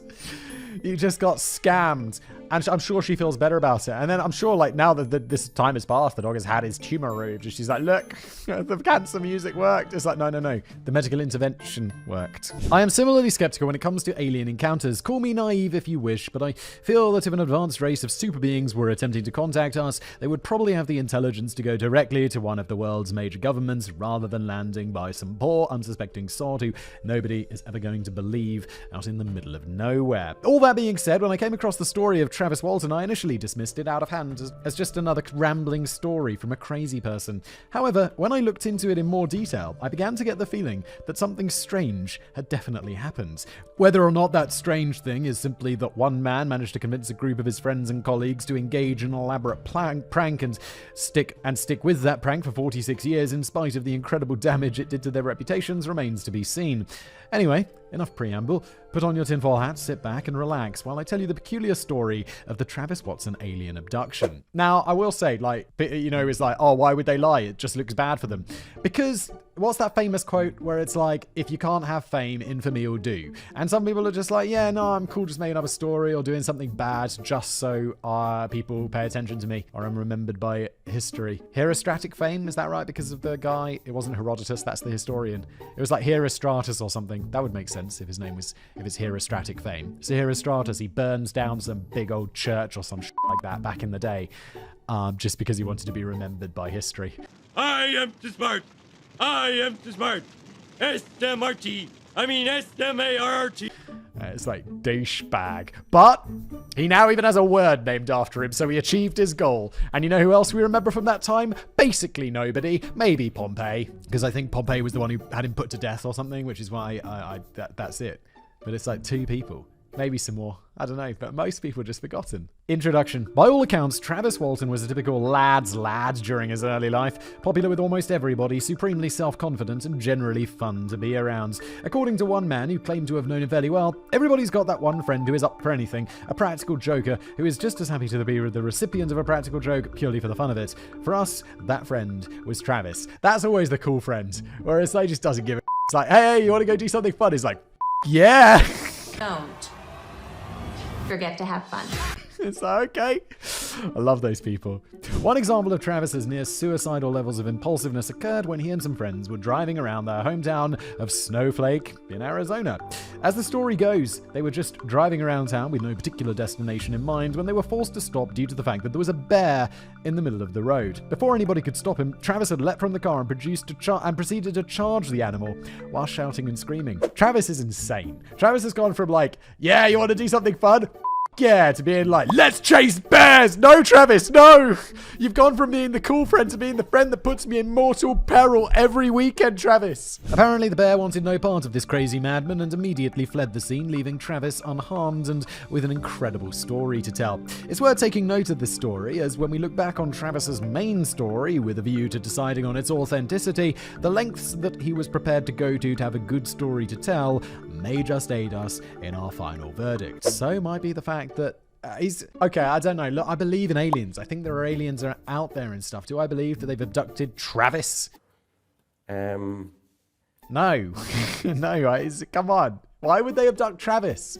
They'd abduct like whoever was the president at the time. Or like someone important. The incident. While carrying out research for this video, I've both read and listened to many different accounts. Some from journalists who reported on the case, some from people who claim to have witnessed it firsthand, and some from Travis himself. To the best of my knowledge, the following contains the most accurate, or at least the most frequently reported by those involved, version of the story. On Wednesday, the 5th of November, 1975, Travis Walton and the rest of his logging crew, boss Mike Rogers, Alan Dallas, John Goulet, Dwayne Smith, Kenneth Peterson, and Steve Pierce. They spent a comparatively normal day felling trees in Apache Sitgreaves National Forest. You can fell trees in a national forest. Isn't the point of national forests that they shouldn't be logging? Although I guess there's like, they'll fell. Like, I don't know, I've got a little house in the forest, and there's people that, you just come by and it's, oh, wasn't there a tree there before? And it'd just be a tree stump. And some forestry man has just come down and chopped this tree. Cutting. And then, oh god, there was one tree that like fell over in a storm and it was like hanging in half right above. We have this deck out back. And I'm like, at some point that's definitely going to fall down while I'm sitting on that deck. And it's a big half of a tree. So I'm like, I don't know what to do. It's really high up. Should I get a little air rifle or something and just gradually like until it falls off, at least in a safe way? And then one weekend I come back and it's fallen off and it's smashed like a big corner of my deck off. Brilliant. That's nice. It's going to be very expensive to fix. And it was. Fascinating story, Simon. Thank you. Till next time. According to Travis, nothing of any particular note happened that day, save from when Alan, a team member who seems to have held a grudge against all of the others at one time or another, attempted to hit him with a falling tree. That is kind of intense, dude. That getting hit by a falling tree. I imagine they're not felling small trees. That sounds like attempted murder, mate. Apart from that, the day proceeded as normal until about 6 o'clock when the crew packed up and left the site in Mike's old pickup truck. As they drove back towards town, Travis and the others became aware of an unusual light shining through the gaps in the trees. Travis claims that he initially believed it to be the light from the setting sun before remembering that the sun had gone down some 30 minutes ago. He's like, oh look, the sun came back up. Wait a minute, that's not how this works. As the truck reached a gap in the trees, Mike slammed on the brakes and the entire crew stared dumbfounded at the most incredible sight any of them had ever seen. The following description comes from TravisWalton.com, which contains a detailed description of the entire event, purportedly written by Travis himself. He's got a website. Oh, by the way, just for clarity, it's Travis-Walton.com. If you want to go check that out for some reason. However, having heard him speak in several interviews and having read many of his direct quotes, I believe that it is highly likely that he may have employed the services of a professional writer to assist with this retelling. The style is almost poetic in some places and just does not seem to fit the image and style that has been built up around him over the last 46 years. Yeah, look, you can obviously be a logger and be brilliant at prose, but there's probably not a huge amount of overlap there. Nevertheless, here it is. I estimated the object to have an overall diameter of 15 or 20 feet. It was 8 or 10 feet thick. The flattened disc had a shape like that of two gigantic pie pans placed lip to lip with a small round bowl turned upside down on top. Barely visible at our angle of sight, the white dome peaked over the upper outline of the ship. We could see darker stripes of a dull silver sheen that divided the glowing areas into panel-like sections. The dim yellowish light given off by the surface had the luster of hot metal, fresh from a blast furnace. The luster of hot metal fresh from a blast furnace. It feels professional. It feels like someone has written things before. If I tried to write something, it wouldn't be that good. It just wouldn't be that good. Trust me. As the rest of the crew sat in stunned silence just staring at the craft, Travis says that he was seized by an overwhelming urge to get closer and take a proper look. Seeing as this was the guy who got out of the car to check out a bear, I think the overwhelming urge is just your lack of... What's that part of the brain that makes you scared? The amygdala! It's your lack of amygdala.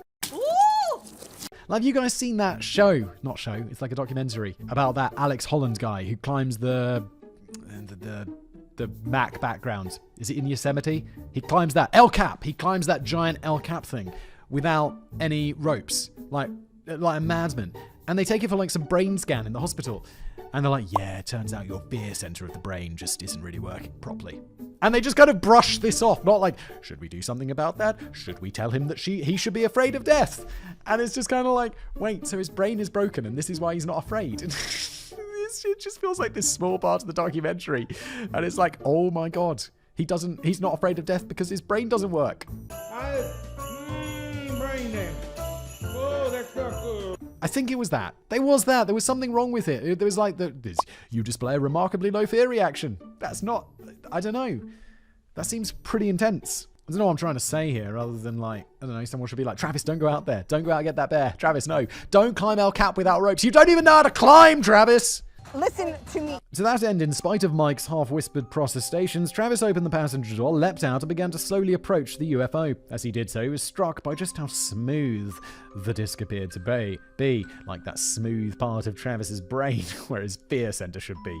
There was no visible antennae or protrusions of any kind, nothing that resembled a hatch, ports, or window-like structures could be seen. It was at this point that doubts began to surface in his mind as to whether or not what he was doing was wise. Oh, maybe he does not have that smooth amygdala. He was stopping briefly to look back at the rest of the crew in the truck. He decided that if all else failed, he could at least run away. His decision made, he stepped fully into the circle of light cast by the disc and almost immediately began to hear a strange noise as if this incredible machine was somehow powering up. Unfortunately for him, before he could run back to the truck, something happened. That something took the form of a jet of light, described later by the others as a tremendously bright blue-green ray. It shot from the craft, striking Travis in the head and the chest. He was immediately thrown about 10 feet backwards before hitting the ground and losing consciousness. Okay, so far, it could be... I don't think it's aliens. I think 1, these guys could have made it up for a bit of a laugh. 2, it could be some military craft or something like that. I don't know. I think that's probably a distant second likely for me right now. Disappearance, the search, and police response. Understandably, upon seeing their colleague attacked in this way, the rest of the crew were somewhat rattled. Mike Rogers explained what happened in an interview with Kevin Randall for a Different Perspective podcast. Travis hit the ground, flat on his back, and did not move. I particularly remember Alan Dallas screaming at me to, get the hell out of there. I waited, about 3 or 4 seconds. I just did not feel like, we could leave at the moment, but everybody was yelling at me, and it was very frightening, so I very quickly became panicky. I hit the gas and took off down the road real fast. A quarter of a mile down the road, Mike came to his senses and stopped the truck. Foremost in his mind was the fact that they had abandoned Travis.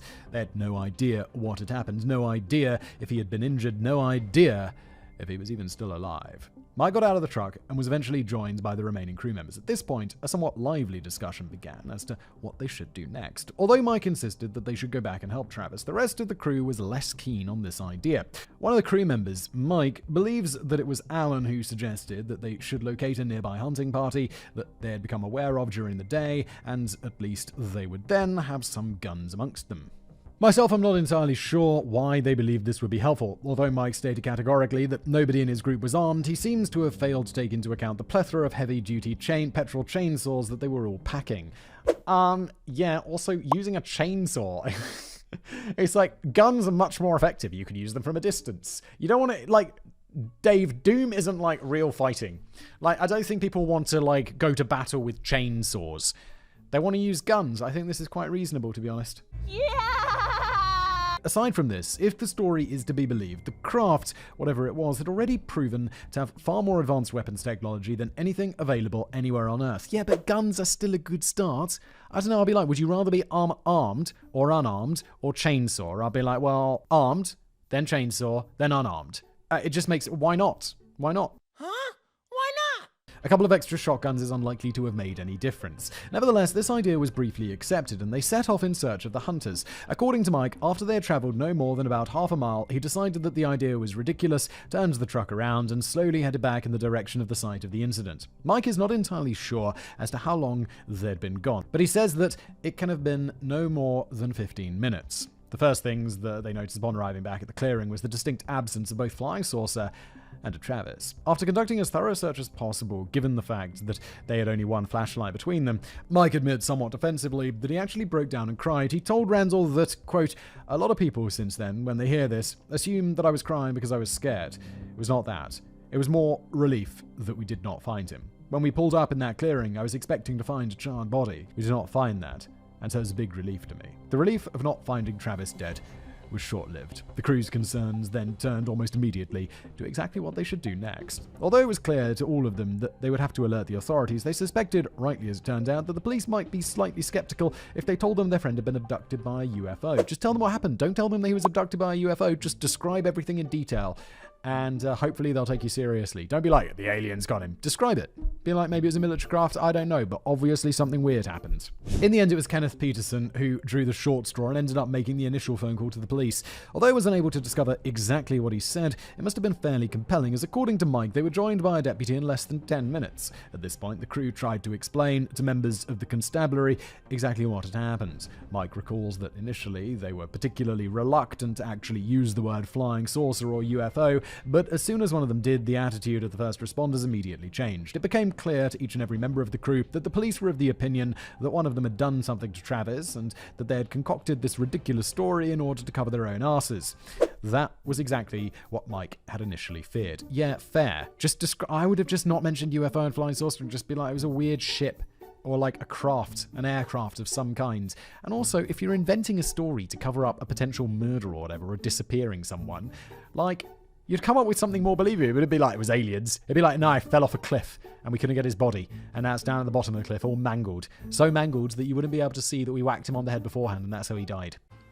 Smart. That's the story you tell, obviously without the admission on the end, right? You wouldn't be like, it was aliens. That's just stupid. Fortunately for the men, there was just one problem. The police had absolutely no evidence to back up their suspicions. An exceptionally thorough search of the area in which the police were aided by Mike and the guys would not only end with a complete lack of Travis, but also a complete lack of any evidence that could point towards foul play.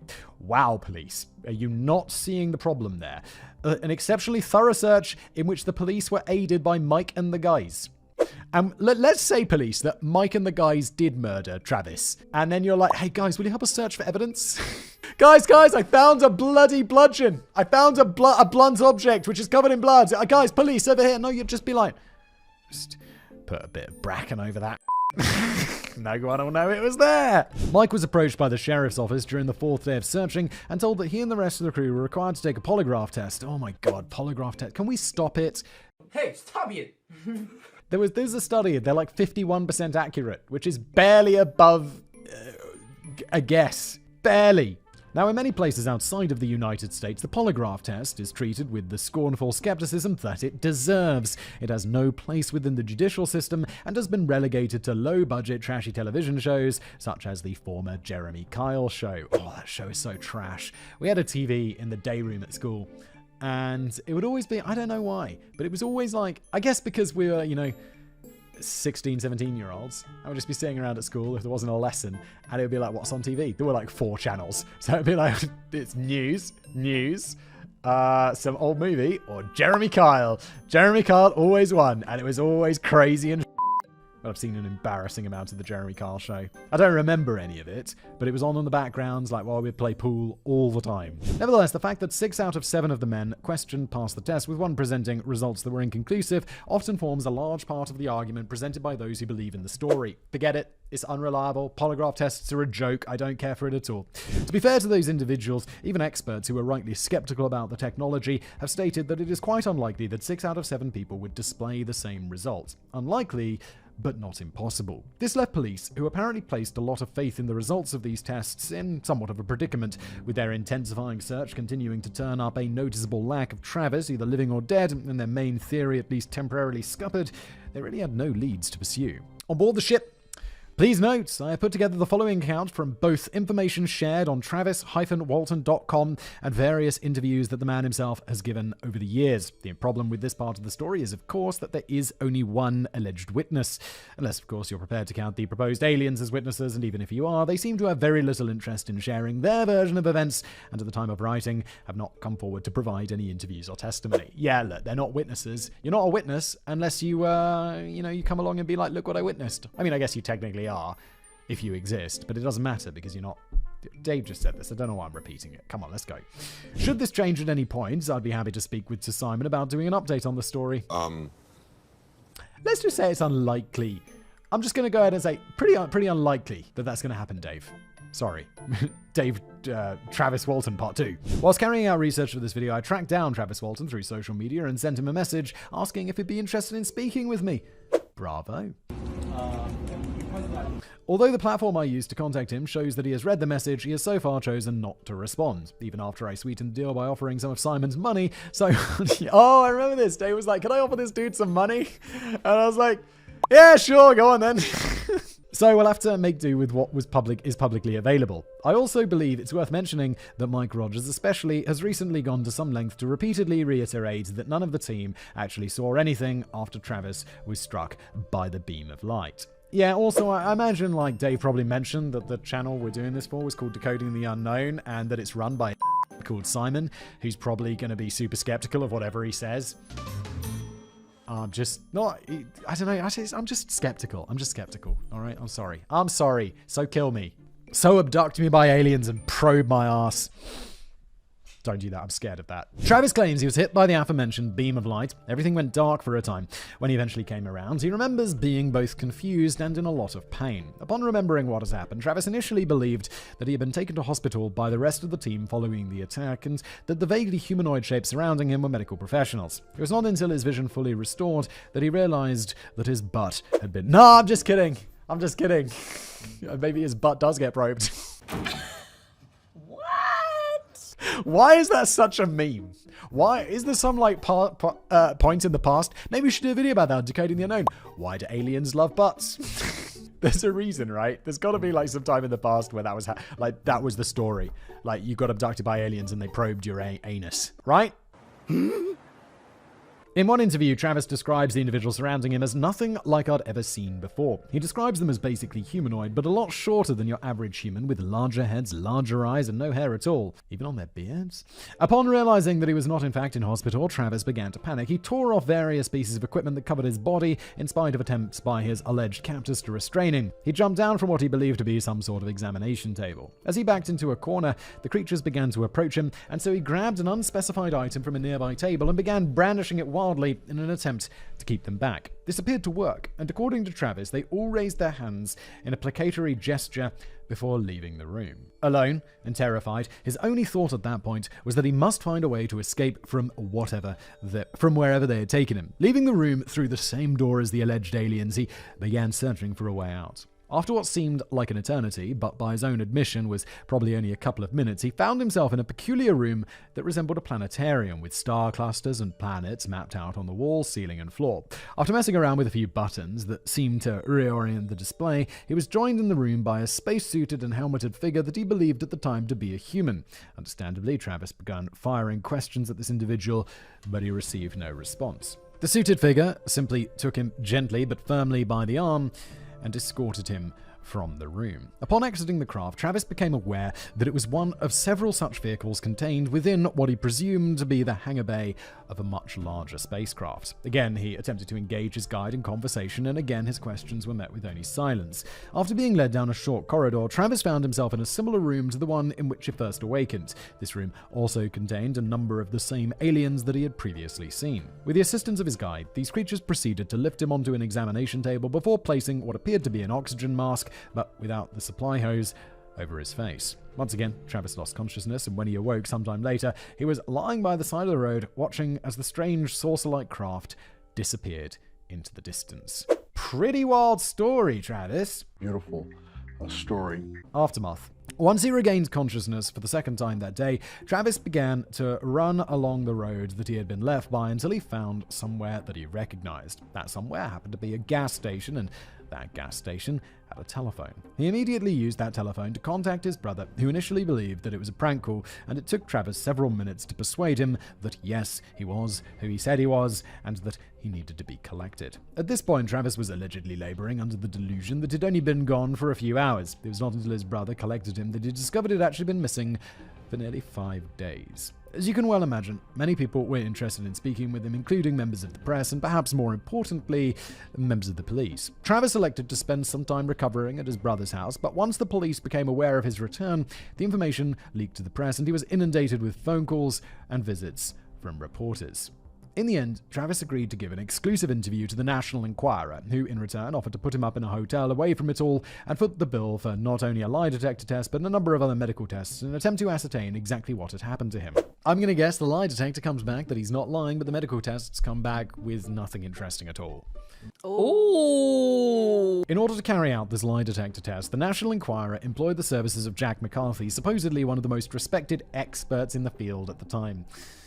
Oh, please, with this lie detector nonsense. The following is McCarthy's account of what happened. I got a call at my home asking me to come to the Sheraton Hotel and not to tell anybody where I was going, period. Naturally, I told my wife, picked up my portable equipment, and left for the hotel. When I completed my examinations, after reading my charts, I rendered the opinion to the reporters from the National Enquirer that the charts were deceptive and that, in my opinion, he was trying to perpetrate a UFO hoax. Okay, that is not the result I expected, and I still I didn't hold any weight for when they said it was true, and I'm not holding any weight for when this guy says it was false. I don't believe lie detector tests at all. I think this is no evidence that he's trying to make a hoax. The quote continues, "While the lid blew off the room, I thought his brother Dwayne was going to throw me off the balcony. He was raging like a bull, saying there was no way that his brother would lie. The charts were very clear. Obviously deceptive. Prior to the examination, the reporters from the National Enquirer asked me if I would have any objections to pictures being taken of my charts, the equipment, and myself following the examination. I said no problem. Well, after I rendered my opinion, the pictures were completely forgotten and they had no more interest in pictures. But what they did do, they went into an adjoining room and drew up a little form for me to sign to the effect that I would not reveal where I had been that day. I would say nothing about the examination, and so forth and so on. The National Enquirer would later pay for a second lie detector test that Travis would pass. Oh, solid journalism there, National Enquirer. 1, using lie detectors at all, and 2, when the lie detector doesn't give the result you want, just doing another one that gives the result that you want. National Enquirer, who are you? Wait a minute. Who are you? I've heard of you. Are you reliable? Because this isn't good journalism, is it? The newspaper would go on to award the group the UFO Encounter of the Year award. This particular award came with approximately $5,000 in prize money in 1970s money. That's a lot more money today, and that is a strong motivation to make up a story about UFOs. The skeptics. Although many people among the UFO hunting community have accepted the words of Travis Walton as gospel, there are many others who believe the tale to be even more fictitious than those contained within the Bible, allegedly. None of these critics were perhaps more outspoken than Philip Klass, the late full-time UFO investigator from PsyCop, now known as the Committee for Skeptical Inquiry. In a book that he wrote that allegedly disproves several alleged alien abduction stories, he raises several interesting facts. Firstly, although the police were able to verify that a phone call had been made from the telephone at the gas station at around the same time Travis claims to have called his brother, none of the fingerprints that were found on the receiver belonged to Travis. Secondly, in a taped interview with reporters conducted during Travis's alleged absence, his brother said that they were both highly interested in UFOs, had seen several themselves, and had recently had a long discussion on exactly what they would do if either of them was ever abducted. The final quote, taken from an article on Skeptoid.com, sums up the whole situation rather nicely. The few bits and pieces of physical, testable evidence that Travis's story would have produced, if true, were never present. To summarize, there is and never has been any proof that anything ever happened. The far more plausible explanation, that of a youthful money-making or attention-getting scheme by a couple of UFO enthusiasts, has worked out well. To critically analyze a far-out, incredible story like an extraterrestrial abduction, the first request we make is to show us any evidence. And at this first hurdle, the Travis Walton story has failed completely. End quote. Yeah, I'm pretty much of the same opinion as Skeptoid.com here. There's just no evidence for it, and there's some evidence against it, I guess. So yeah, that's kind of it for me. That's same opinion as Skeptoid.com. Thoughts and opinions. As I said at the beginning, I initially believed that this story was just a media attention grab by a crazy person. I don't think I don't think Travis is crazy. I just think either in my opinion, I think it's just a story that he made up. I don't think that makes him crazy. I just think it makes him like a guy who likes to tell a good story. And that's okay. That's okay. And whilst I do believe that to some degree, there are a few things about this case that interest me. Okay, Dave, go on. Firstly, the remaining 4 members of the original team who were either dead nor Travis have not changed their original story in spite of the huge amounts of skepticism cast their way. At least one of them lost contact with family members who simply refused to believe their version of events. Also, although who's like, yeah, I don't want to talk to you anymore because you made up a story about alien abductions, or I think you made it up. That's kind of douchey. Family members. Also, although only one of the surviving team members is still on speaking terms with Travis, none of the others have attempted to expose the whole thing as a hoax. Secondly, having listened to many hours of interviews from most of the people involved, I've reached the following conclusion.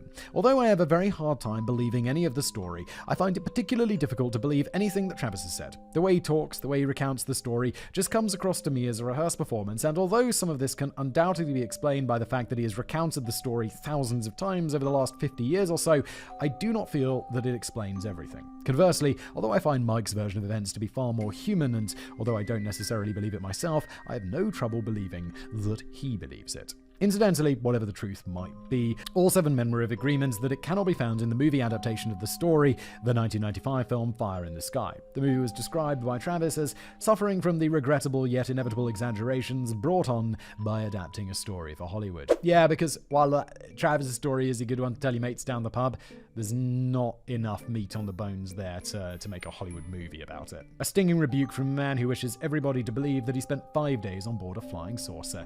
Yes, indeed, and my opinion is still the same as Skeptoid.com.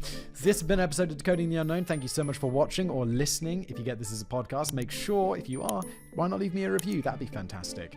And I'll see you next time.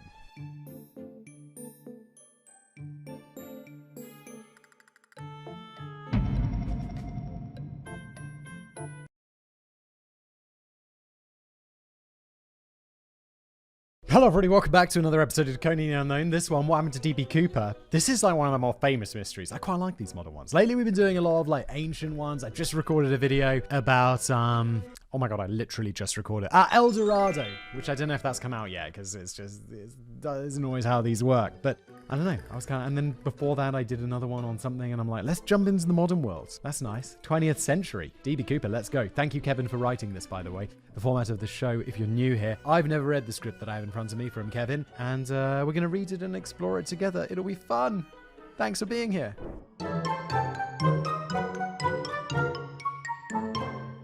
When people think of comic books, they generally think of superheroes running around in brightly coloured costumes, possibly while wearing their underwear over their pants. However, comics have served as inspiration for all sorts of movies and TV shows that people don't necessarily tend to associate with the medium, from shows like iZombie and Human Target to movies like Road to Perdition and the grossly underappreciated Kiss Kiss Bang Bang. Stories are ripped from the pages of comics, have entertained people for decades. I got a little personal story here. I'm a huge fan, or I was. I mean, it's been 20 years since it's been on the air. Do you guys know Smallville? It's like, most people know Smallville. It's like Superman the early years, right? I love that show. At some point I was talking to my wife, who I didn't know like 20 years ago. And I was like, yeah, no, Smallville's a great show. She's like, yeah, I love Smallville. And however we were talking about it, she didn't realize that it was to do, I think she hadn't seen like the later seasons where it becomes a bit more obvious. But she's like so out of touch with comic books that she didn't know. She was like, yeah, it's just about a boy called Clark Kent. She didn't know that is who Superman was. She's just liking Smallville as just a random TV show. And I'm like, look, I'm no like comic book nerd, but I knew that. I definitely knew that. The comics have provided inspiration for more than just light-hearted entertainment. When a 2,000-ton cargo ship sank in Kuwait City's harbor, which was coincidentally also the source of their drinking water, salvage teams had to act quickly. What are we talking about suddenly? The ship had been carrying 6,000 live sheep whose now rotting carcasses threatened to poison the water supply. An international call went out for help across the globe, and help would come from a Danish engineer and inventor, Carl Kreuer. What are we talking about, Kevin? Have we suddenly just jumped into a random story about a ship sinking in Kuwait? Okay.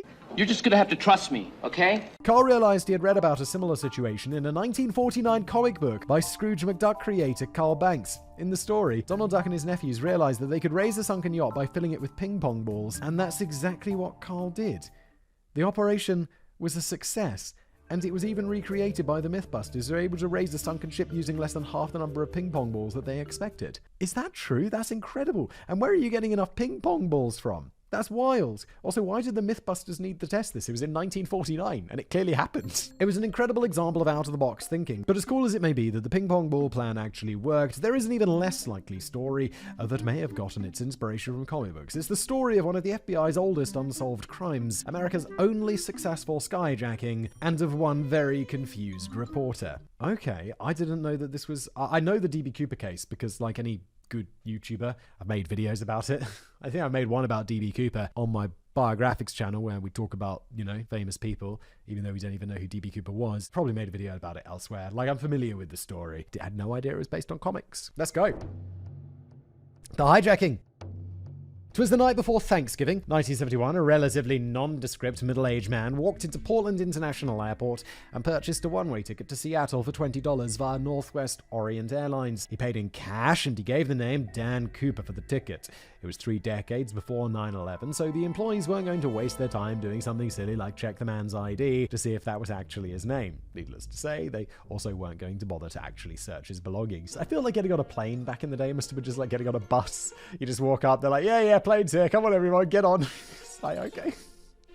No security, no ID check, no nothing.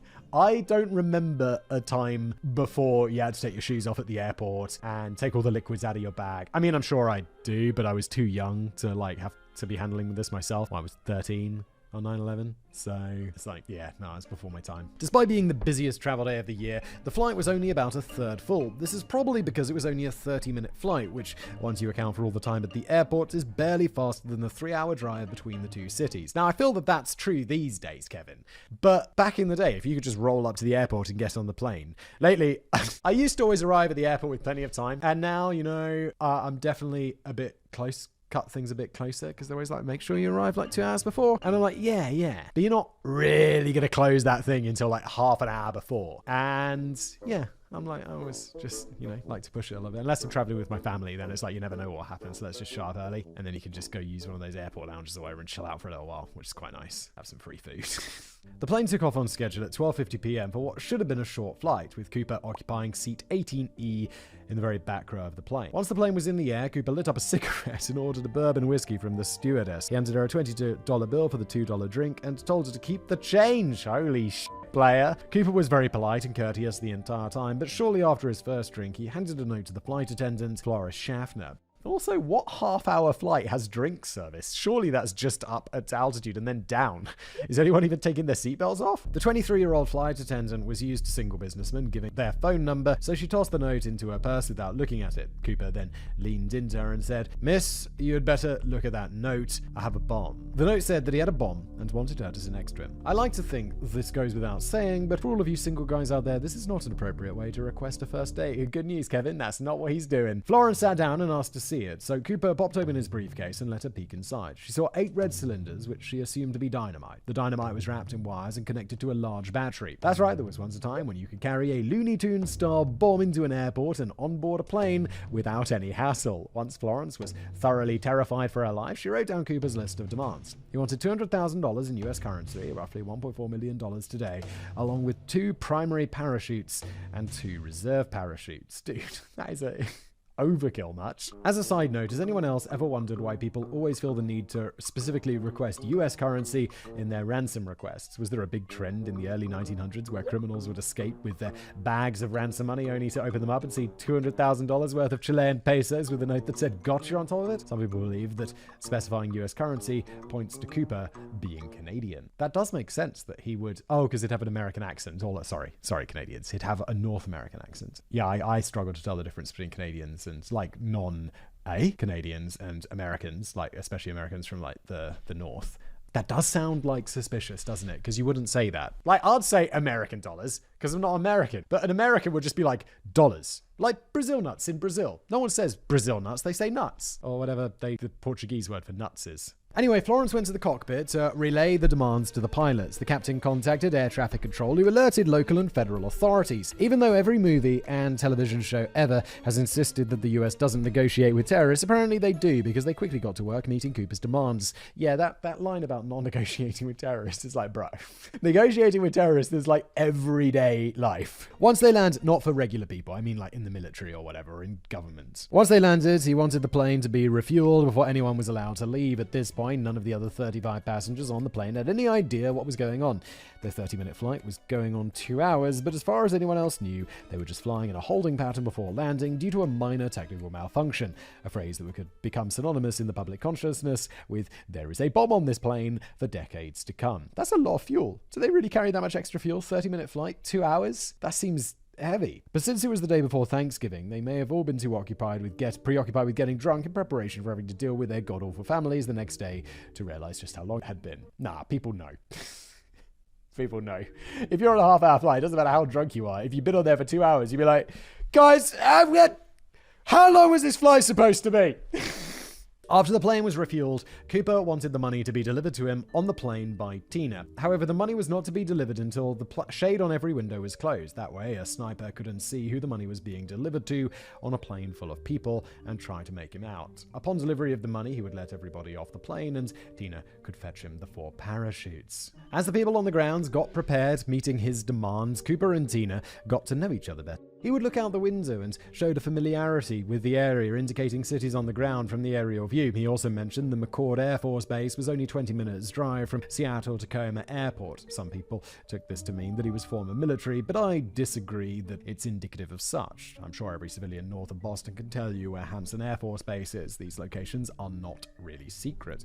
When Cooper was informed that they'd acquired the money as well as 4 military parachutes, he rejected the offer and instead demanded civilian parachutes. Tina said that the entire time they were in the air, Cooper didn't seem nervous at all. He was friendly and kind, a perfect gentleman. He ordered another bourbon and paid with the $20 bill, telling her to keep the change. Unfortunately for both Tina and Florence, it was against company policy to accept the tips he had offered them. Given the circumstances, I'd like to think the airline would have turned a blind eye to such impropriety. As they continued making small talk, he asked Tina where she was from. She said she was from Pennsylvania, but was originally from Minneapolis. Cooper responded by saying that Minnesota, the state where Minneapolis is located, was a very nice country. To some people, this is further evidence that he wasn't from America, and possibly that English was his second language. To others, it was an obvious red herring. That seems a bit like, even I know, like country?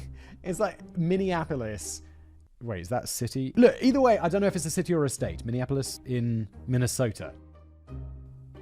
Like, if I know that they're not countries, and didn't we say he sounded Canadian, or he said this? They're gonna know if English isn't his first language, because he's gonna speak with an accent. He's gonna sound like me, an American, Australian, Canadian, New Zealand, one of those, South African, like one of these accents. He'll be like English first language, or he's gonna sound like, I don't know, Spanish. Or whatever, and even though he's slightly Spanish sounding, isn't he? They had a conversation for hours. When Tina asked where he was from, he got upset and refused to answer. At some point during the flight, she asked him why he had decided to hijack a Northwest Airlines plane. His response was simply, "It's not because I have a grudge against your airlines, it's just because I have a grudge." That also sounds like someone who's not American. Because, what was it called? Northwest Airlines? Sounds like an American airline, right? Flying in America. It's not because I have a grudge against your airlines. Sounds like your, as in American Airlines, right?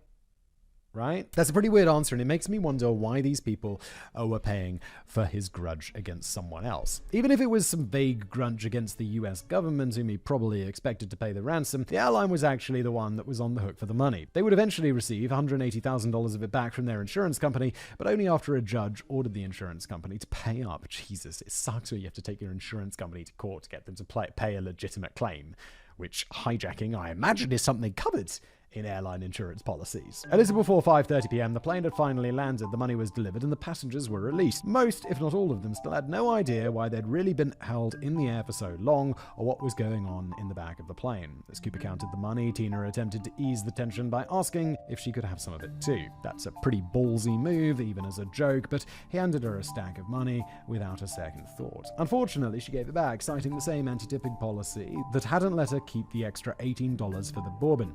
She also probably didn't want the FBI to see the money and view her as an accomplice. Speaking of the FBI, it took trips to several different banks in the Seattle area, but the agents were able to assemble 10,000 unmarked, non-sequential $20 bills. Wait, that sounds like a bad idea. Don't they want it to be like sequential and marked? Isn't that the whole game? Non-sequential, unmarked bills is the sort of thing I'd ask for if I was asking for a ransom. That might seem like every criminal's dream, right? A large ransom in unmarked, non-sequential bills in an era before they could hide a GPS tracking device inside the bag of money. Surely, they'd have no way of ever tracking that money down again. That would be true if it wasn't for the fact that despite apparently paying ransoms, the FBI generally doesn't around. Before delivering the money to Cooper, they took pictures of every single bill that was included in the ransom, so they would have a record of all the serial numbers. This would allow them to track where they were spent, assuming the money ever made it into a bank. Wait, when it goes into a bank, like back in the day, are they really writing down or scanning all those serial numbers and entering them into some sort of crazy database? I can imagine them doing that now because computer technology is insane, but like back in the day, surely not. At this point, the plane was now empty except for the 3 flight crew and the flight attendants. Only Tina was allowed to exit or enter the plane, and she had to go and retrieve the 4 parachutes for Cooper. Florence asked if she could get her purse, which was stored behind him, and he agreed. She then asked if she and the 3rd flight attendant could leave, to which he replied, "Whatever you girls like." Let this be a lesson to any would-be criminals out there. If you want to go down in history as a folk hero instead of a dangerous criminal, you need to be super chill about your crimes. If your hostages ask for some of the ransom money or for their freedom, just let them have it. Either you're going to get away with the crime or you're not, so it doesn't cost you anything to be kind, but also, please don't commit crimes. Yeah, this is it. If you're going to just be a good criminal, like, there's no need to hurt people. I mean, maybe there is if you're like robbing a bank or some shit. But generally, like, yeah, this is good advice. Don't be a dick. It applies to non-crime life as well. All that was left was to wait for the plane to finish refueling. The refueling was delayed and required 3 fuel trucks, which annoyed Cooper. He was also annoyed that the ransom money was delivered to him in a cloth bag instead of the knapsack that he had requested. He pulled out a pocket knife, because you could carry those on planes back in the day, and tried to fashion a bag out of one of the spare parachutes. He tied the bag up with the parachute cords and then tied it to his waist. The FBI noted that Tina's account of what had happened here was pretty vague, but seeing as Cooper had no idea what the fuck he was doing, I'm not sure how Tina was expected to. The escape.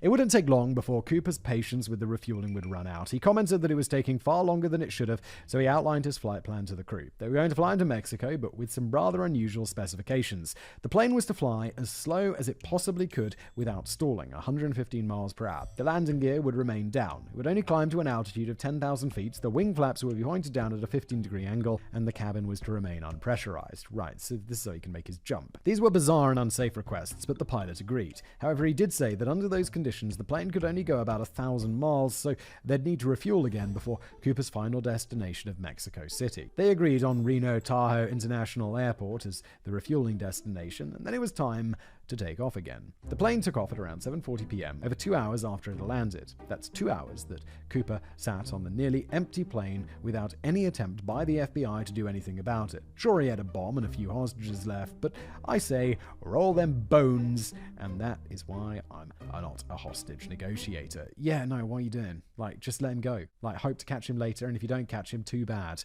But it's not worth lives. It's just money. It's just money that's going to be paid by an insurance company that I'm sure gets paid plenty of money by the airlines. And obviously don't want to encourage this stuff, but it's better than people dying. And as we've already established, negotiating with terrorists is a thing.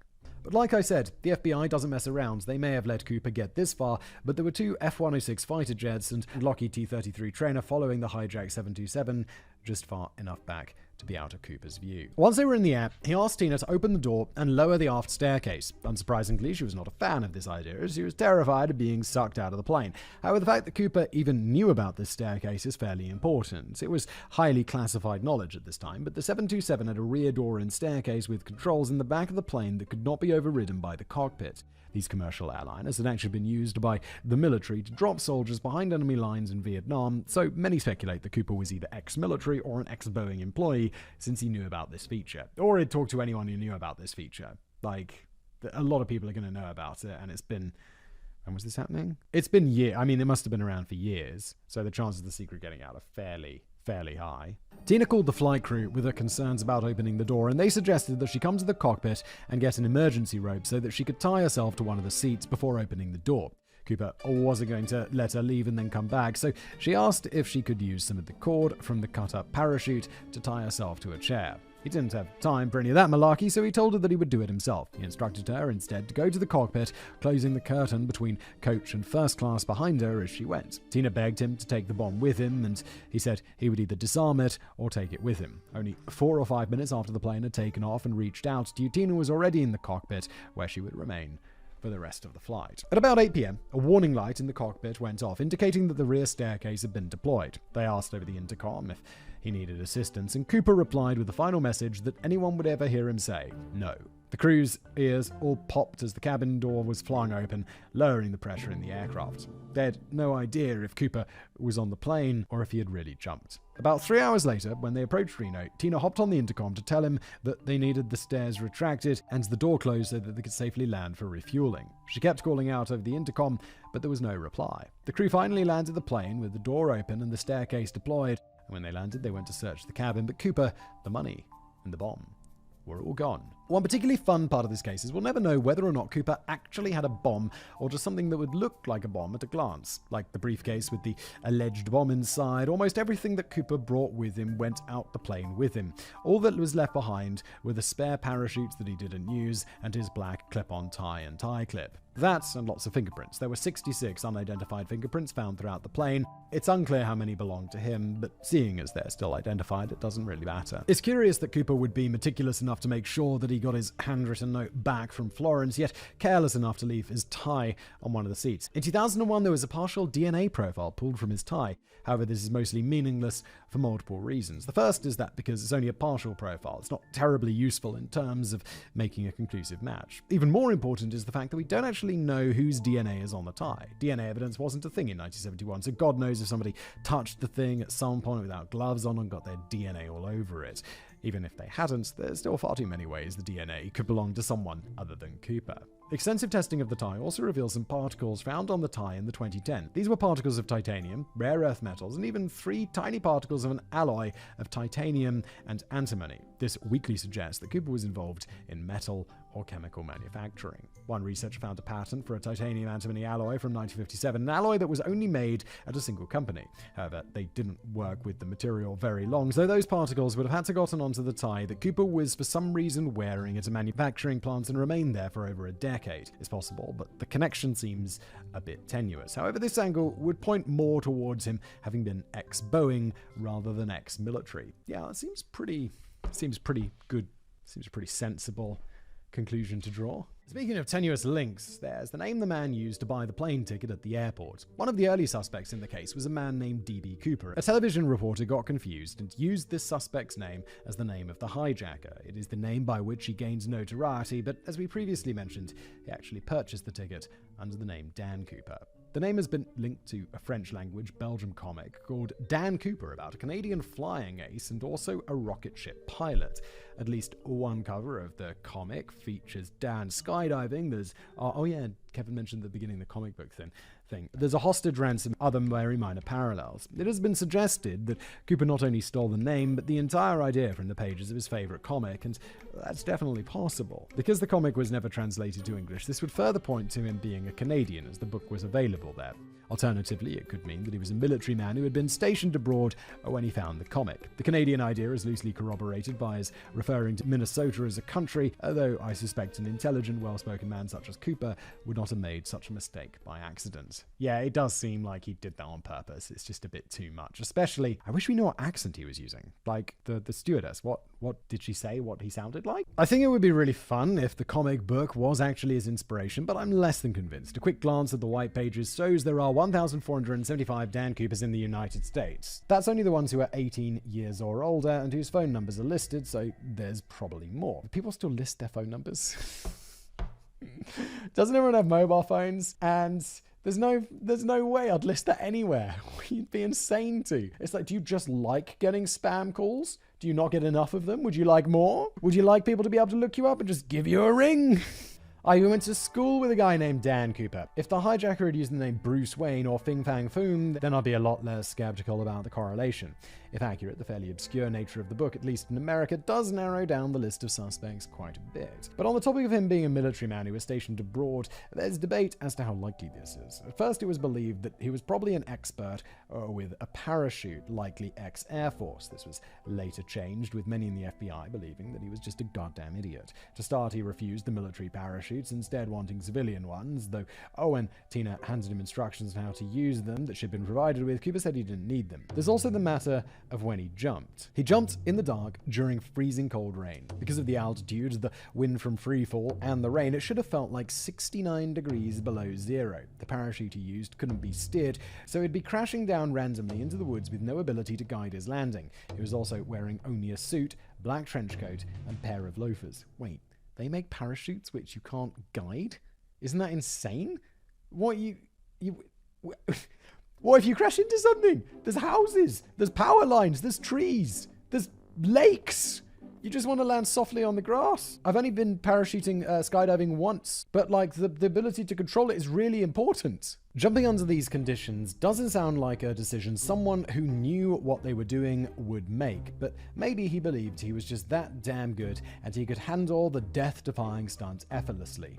Despite my skepticism about both these points, the theory from the FBI's last lead investigator on the case is that Cooper was in fact an Air Force pilot that had been stationed in Europe where he was exposed to the Dan Cooper comics. Then it leads to the Minnesota thing.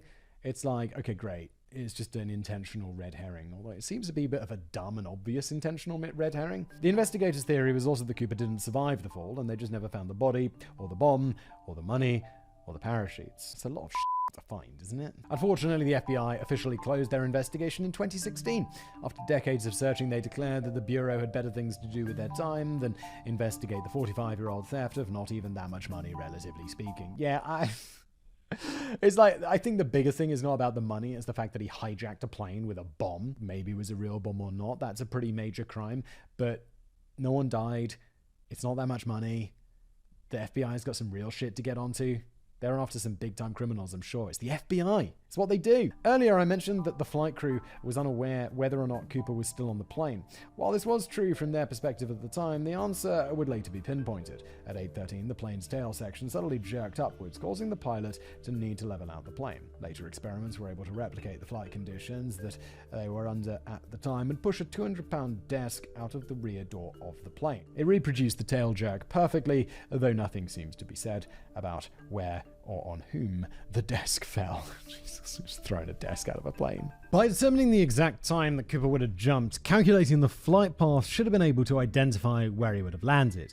There was just one problem with that. GPS wasn't installed on planes until 1994, and the pilot was flying the plane manually rather than using autopilot. They actually needed to calculate the path rather than just be able to look at exact coordinates. Any tiny adjustment on one of a number of different variables would result in wildly different results. Not like 1,000 miles different, but different enough that it resulted in an absolutely massive search area compared to what would be a pretty contained search in modern times. Later investigation and experiments would also show that this initial search wasn't even close to where Cooper would have jumped. Now, I mentioned that they never found a body or parachutes or the money, but that's only mostly true. One of the strangest things about this case is the vast majority of the money has never been found. The serial numbers were sent to the likes of banks and casinos and eventually were published publicly. One moron had the bright idea to print counterfeit bills with some of those serial numbers so they could try to sell a story to magazines, but it turns out the FBI doesn't have a hard time telling the difference between real and fake money. Yeah, isn't counterfeit money's never going to be good enough to stand up to proper scrutiny by an expert, right? It's always just got to stand up to someone in a shop or someone you're selling something to, right? You can't make it good enough that it's completely foolproof. Otherwise, it'd be a huge problem. However, in 1980, a portion of the money was found. An 8-year-old boy was raking the sandy banks of the Columbia River so that he could build a campfire.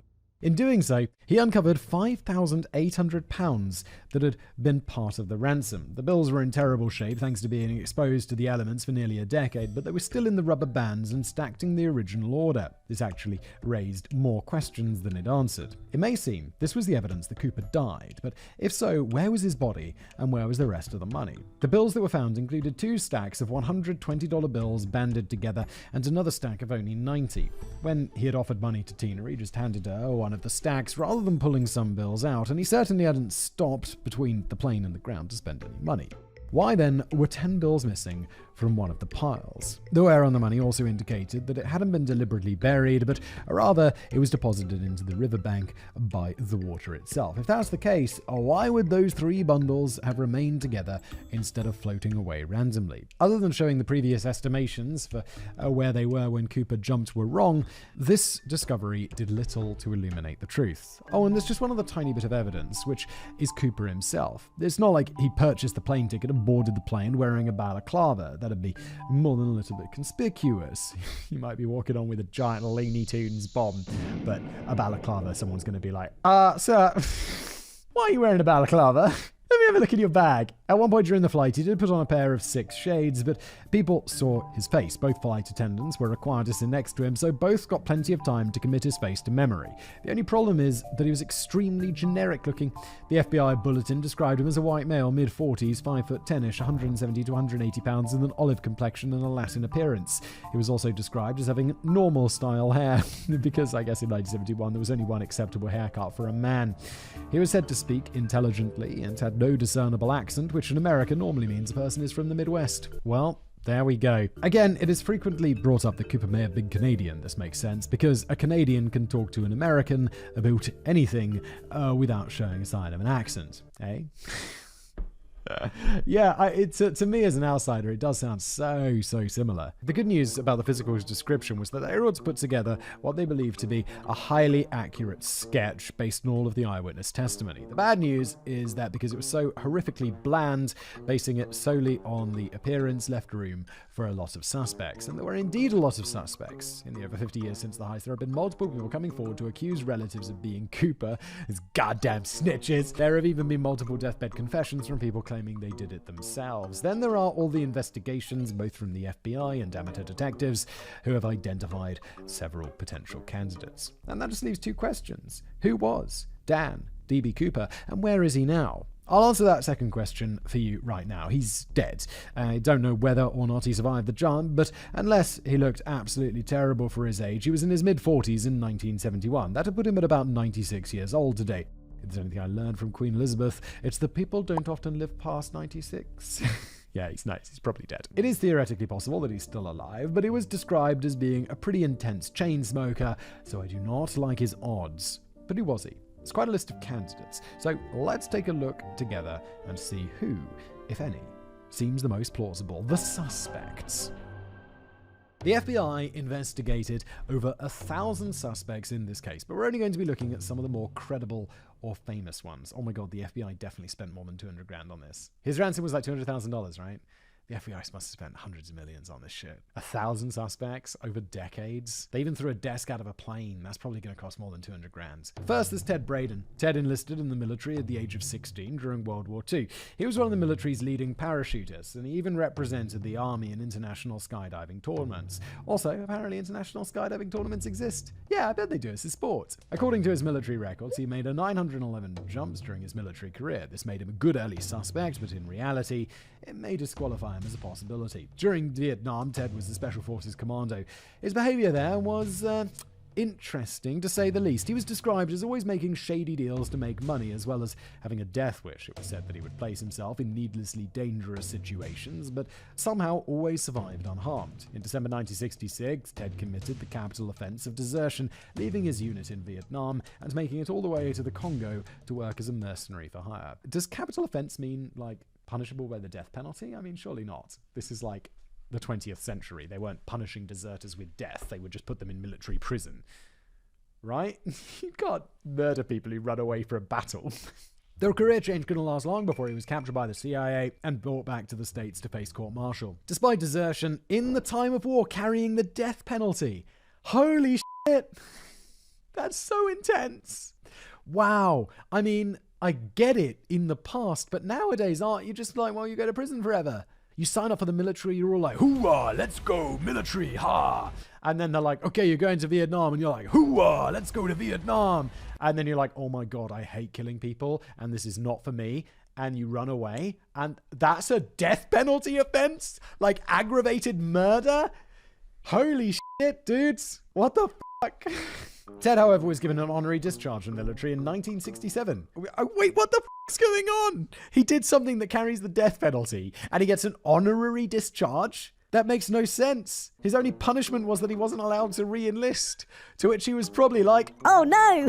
The details of his life become a bit hazy following this. He seems to have led a life of crime, though a conviction wouldn't stick until 1980. What we do know for sure is that at the time of the hijacking, Ted was working as a truck driver close to where the hijacking took place. He mostly matched the description of Cooper, but was only 5'8" according to his military records. Those measurements would have been taken barefoot, but it's unlikely that a pair of loafers was going to give him those extra couple of inches that Cooper was reported as having by witnesses. Aside from the height, however, Ted was a dead ringer for the police sketch of Cooper. He also had a grudge against the US government from blacklisting him from flying to other countries after he was arrested for his mercenary work. Wait, I thought the only punishment was that he was not allowed to re-enlist. What's the problem if he wants to go work abroad as a mercenary in the Congo? It sounds fucking horrible, but isn't that his choice? It's even possible that he was exposed to Dan Cooper comics while in the Congo, a former Belgian colony with French as its national language.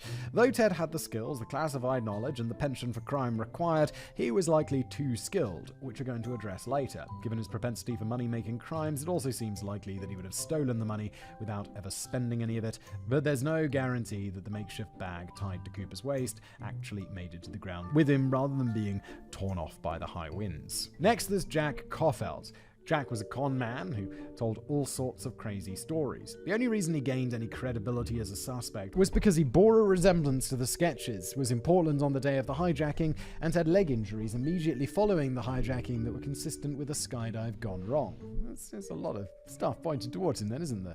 Jack began claiming that he was D.B. Cooper in 1972 in the hopes of selling his story to a movie company. His story was reviewed by the FBI, who decided it was inconsistent with the actual story based on details that had not been made public. But Jack never gave up hope. He kept trying to sell his story until the day he died in 1975, despite it being rejected by both Hollywood and news programs like 60 Minutes. Though he was absolutely full of shit, you've got to give it to him for dedication, persistence, and a failure to realize that if anyone actually did believe his story, that he would go to federal prison. Yeah, dude, what are you doing? You gotta wait for the statute of limitations to run out before you start bragging about your crimes. Everyone knows that. And honestly, even then, you probably shouldn't. But this was before the Son of Sam laws, so maybe he felt the payoff would be worth it. I don't know what the Son of Sam laws are. That sounds interesting. Kenneth Christiansen was accused of being Cooper in 2003, nearly a decade after it already died. His brother Lyle had watched a documentary on the case and became convinced that Kenneth was the famous skyjacker, but his evidence was flimsy at best.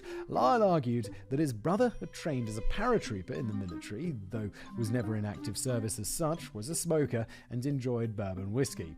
Well, that really narrows it down. That is pretty much all the evidence he had. Florence was shown a picture of Kenneth and said that he looked more like Cooper than any of the other suspects that she had shown, but she couldn't say it was conclusively him. Seeing as it was over 30 years later, that's hardly surprising. Despite the complete lack of physical evidence and pretty shaky circumstantial evidence, Lyle was able to hire a private investigator, Skip Porteous, who went on to write a book that claimed Kenneth was Cooper's real identity. It doesn't seem to have been a bestseller, but maybe it at least drove some business to Skip's agency, Sherlock Investigations. The year after the book came out, the History Channel show Brad Meltzer's Decoded did an episode featuring Kenneth as the prime suspect for Cooper. Unfortunately, this was the History Channel, so Decoded was just the ancient aliens conspiracy-style bullshit for modern-day mysteries. Between the book and subsequent TV episode, there are a lot of links drawn between Kenneth and Cooper that simply don't exist. For example, they claim that the perpetually broke Kenneth mysteriously purchased a house with cash shortly after the hijacking. In reality, this was less of a mysterious cash purchase and more of a standard mortgage that Kenneth wouldn't finish paying off until 19 years later. Something that is public record. Even though there is a lot of evidence against Kenneth as Cooper, it remains a popular theory. Lynn Doyle Cooper, or LD Cooper, was presented as a suspect in 2011 by his niece, Maria. How credible this story is depends on how much you believe the eyewitness testimony of an 8-year-old girl. An eyewitness account she would not actually share until she was 48 years old. I don't even like regular eyewitness testimony. Eyewitness testimony of children after 40 years is not reliable at all. I am happy to discount it entirely. But we're going to go into it. According to Maria, her family was at her grandmother's house the week of Thanksgiving, 150 miles southeast of Portland. She said that LD and another uncle of hers were planning something very mischievous involving the use of expensive walkie-talkies. The next day, the plane was hijacked while her uncles claimed to be out hunting wild turkeys. When they finally came home, LD's shirt was bloodied, which he claimed was the result of a car accident. That's not very convincing, but Maria also mentioned that her uncle was obsessed with the comic book Dan Cooper to the point of having one of the issues hanging on his wall. She also claimed that her parents believed that LD was in fact the hijacker. Considering that this is a 40-year-old memory of an 8-year-old girl, it's hard to put too much weight on her testimony exactly. However, there is a vague whiff of credibility here. It makes sense that someone with the last name Cooper would learn there was a comic book called Dan Cooper and become obsessed with the character. Also, does it? Does it? Like, just because you learn someone, like, what's the guy? There's a dude, is in Blade called Whistler. It's like, I've never seen, if I've seen Blade, it was so long ago, I don't remember. I was probably a kid. But like, just because a character shares our same name doesn't, it's not like, wow. And also, Cooper is a super common name. If LD had any parachuting experience, it certainly wasn't at a level that would disqualify him from suspicion. I don't really find this witness compelling, but it is a high level of coincidence. LD had been a leather worker, so when the FBI investigated, they tried to pull prints off some of the leather items that he'd made, but they were not able to find any. They did do a DNA test and found that it didn't match the partial profile found on the tie, but as you said, there's no guarantee that what they even found was Cooper's DNA. William Gossett was a military man having served in both the Korean and Vietnam Wars. He had both jump training and wilderness survival training, but he was not a paratrooper, so he may have been a novice as a skydiver. There's not much to link William with Cooper, other than the fact that he was completely obsessed with the case and that he admitted to having done it to his family, well, sort of. He once showed his sons a key, which he claimed to be to a safe deposit box in Vancouver, where the ransom money was stashed. Realistically, it was either a random key that he found or an old key that he no longer needed, and he just lied to his kids to seem cool. The FBI found that not only was there no evidence linking William to the case other than his own statements, they couldn't even definitively place him anywhere near Oregon or Washington at the time of the hijacking. Joe Lackett didn't become a suspect until decades later when the analysis of his tie found those tiny specks of rare metals. At the time of the hijacking, Joe was working in Nashville as a production supervisor at an electronics capacitor factory. As a supervisor, he may have been required to wear a tie to work and likely would have been exposed to the metals found on the tie. But what could a factory worker in the South have to do with a hijacking in the Pacific Northwest? For Joe, the theory is all about motive. He'd been a major in the US Army in the Korean War, so he may have had parachuting experience. More importantly, his daughter was killed 2 months before the hijacking in a failed hostage negotiation. Joe and his wife would eventually sue the FBI for negligence over their daughter's death and win their lawsuit. However, this came well after the hijacking. When Cooper told Tina on the plane that he had a grudge, just not one against their airline, it is speculated the grudge was against the FBI for getting his daughter killed. This makes some amount of sense, especially as I suspect most people would assume that the FBI, or at least the US government, would be the ones responsible for the payment.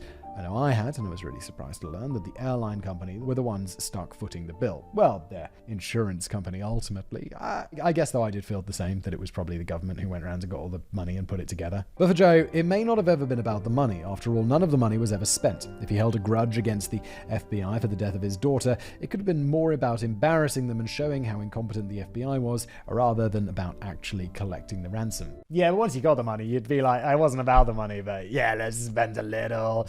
Although, then I guess you'd be like, well, that's going to increase my chance of getting caught. Whereas if you just throw it all away, then yeah, much less chance. That'd be intense. The ransom money's just a red herring. Sheridan Peterson served in the Marine Corps in World War II and went on to work in Seattle as a technical editor for Boeing. He was an early suspect because he had experience as a smoke jumper, firefighters that parachute into the woods as a first line of defense against wildfires. He was also known for his love of taking physical risks and bore quite a resemblance to the sketch of Cooper.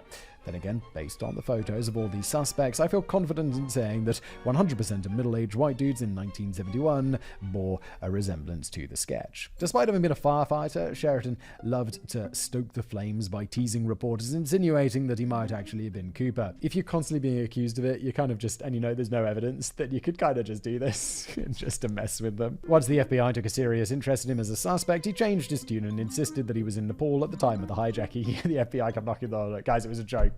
I just got sick of it. I'm really sorry. You can look into me. It's not me. Also, while his face looks a lot like the sketch, personally I think he was far too balding in 1971. The FBI bulletin was extremely descriptive, indicating the length of his barely existent sideburns and the difference in hair color between those and his head of hair. There's no way someone could be so far along in the development of a horseshoe pattern baldness without it being mentioned in the official description. Dicklepsy is another name that shows up in discussions a lot, so I figured I'd quickly dismiss the idea. Dick is one person that didn't really look like the sketch of Cooper, and he disappeared over 2 years before the hijacking even took place. He had stolen $2,000 from his work before his lunch break, then never came back. His car was found at an airport near Portland, and it's believed he fled to Mexico. It's among the more foolish of the theories, but it's popular enough that I know I'd get shit in the comments if at least I didn't mention it. Yeah, this is like the least likely one so far. None of these are particularly likely. Richard McCoy was, wait for it, yet another military veteran. I don't think Richard was Cooper, but he definitely wanted to be. He was most famous for performing one of the copycat hijackings several months after the Cooper heist. Despite performing the hijacking using a nearly identical method, there were a few key differences. Well, I feel like one of these is that we know about him, so he was probably caught. First, Cooper was cool as shit. He remained calm the entire time and was friendly and generous with the hostages. Richard was nervous, fidgety mess the entire time, even before he began to enact his plan. This would be true for all the copycats. He also left behind a handwritten ransom note, something the real Cooper had been smart enough to take with him. This, along with a magazine that Richard was reading on the plane, gave them plenty of fingerprint evidence. Still, he was able to collect a $500,000 ransom and skydive out of the plane over Utah. He was arrested 2 days later and sentenced to 45 years in jail. Yeah, don't hijack planes. It's a big jail time. Many were convinced that Richard was in fact Cooper, especially because he refused to either confirm or deny whether or not he was to the media. His family also claims that the tie and mother-of-pearl clip that Cooper had left behind belonged to Richard. Bloody snitches. Snitching on him for something you didn't even do. This is an unusual thing to claim because there is very credible evidence that Richard had been in Las Vegas at the time of the hijacking and was back with his family in Utah the next day for Thanksgiving dinner. Maybe they thought the Vegas trip was a cover story, or since he was going to be spending the next 45 years in jail anyway, maybe Richard's family thought that identifying him as Cooper, who was already regarded as a folk hero rather than a criminal, would give him some sort of cachet that would be beneficial while he was behind bars. Okay, that kind of makes sense. I kind of get it. He's off to prison anyway for 45 years, Jesus. Of course, Richard wasn't going to spend the next 45 years in jail. 2 years into his sentence, he and some fellow inmates staged a breakout by driving a garbage truck through the main gate of the prison. He was tracked down 3 months later and killed in a shootout with the FBI. Wow, 3 months on the run's not bad. People who escape from jail is usually very, very quickly back to jail with you.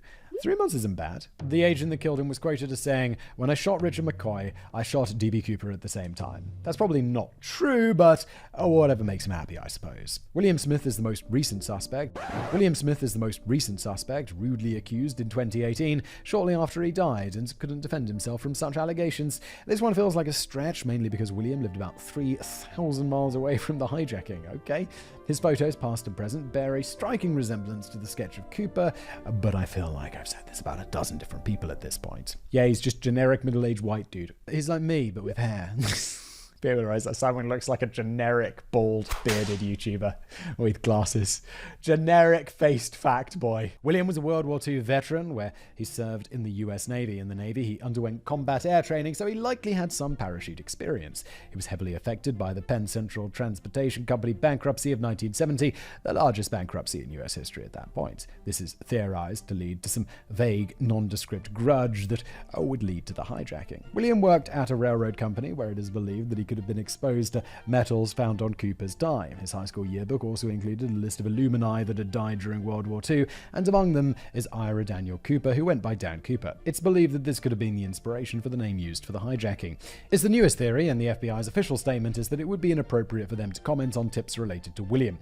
Wouldn't they not comment anyway because they closed the case in, it was a while ago, right? 2018, 2017, something like that? 2016? It was a while back. They closed it, so why would they comment? They'd be like, bro, we're not taking the tips anymore. The case is closed. We've got other shit to do. We're the FBI. We're busy. Many people have interpreted this to mean that the tips are being thoroughly investigated, so the FBI can't comment and potentially damage the search. In reality, it's probably their polite way of saying, we closed this case ages ago, please fuck off. Exactly. The only real reason I even included William on this list is to highlight how obsessed people still are with this case, as well as the desire many people have to prove that they're brilliant and special enough to solve it all on their own. This was a heavily researched theory put forth in 2018, nearly 47 years after the hijacking, and even a surface-level reading of it doesn't make sense. William lived 3,000 miles away from the hijacking, had a wife and 2 daughters, and held the same job from 1945 until 1993.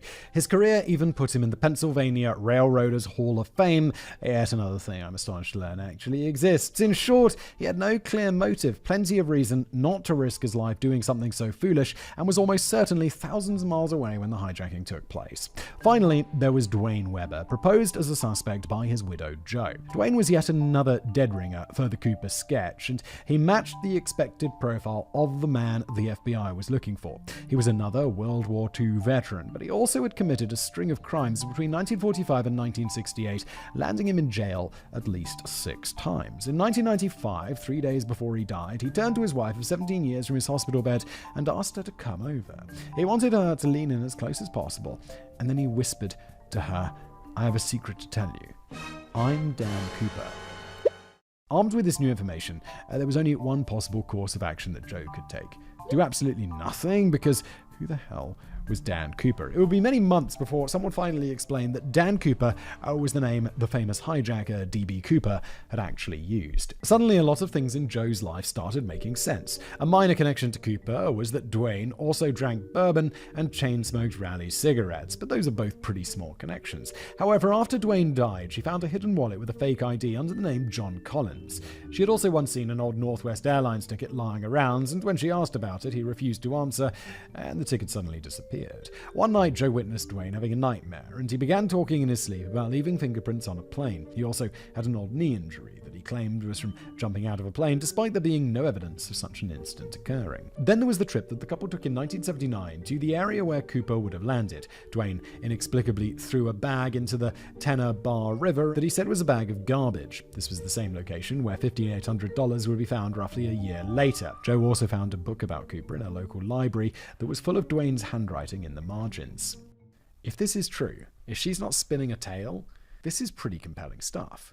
But she could just be making it up for whatever reason. There's a lot of solid circumstantial evidence with this one, and it's highly suspicious if nothing else. However, the FBI ruled Dwayne out as a suspect for 2 reasons. The first was that his fingerprints did not match any of the ones they found.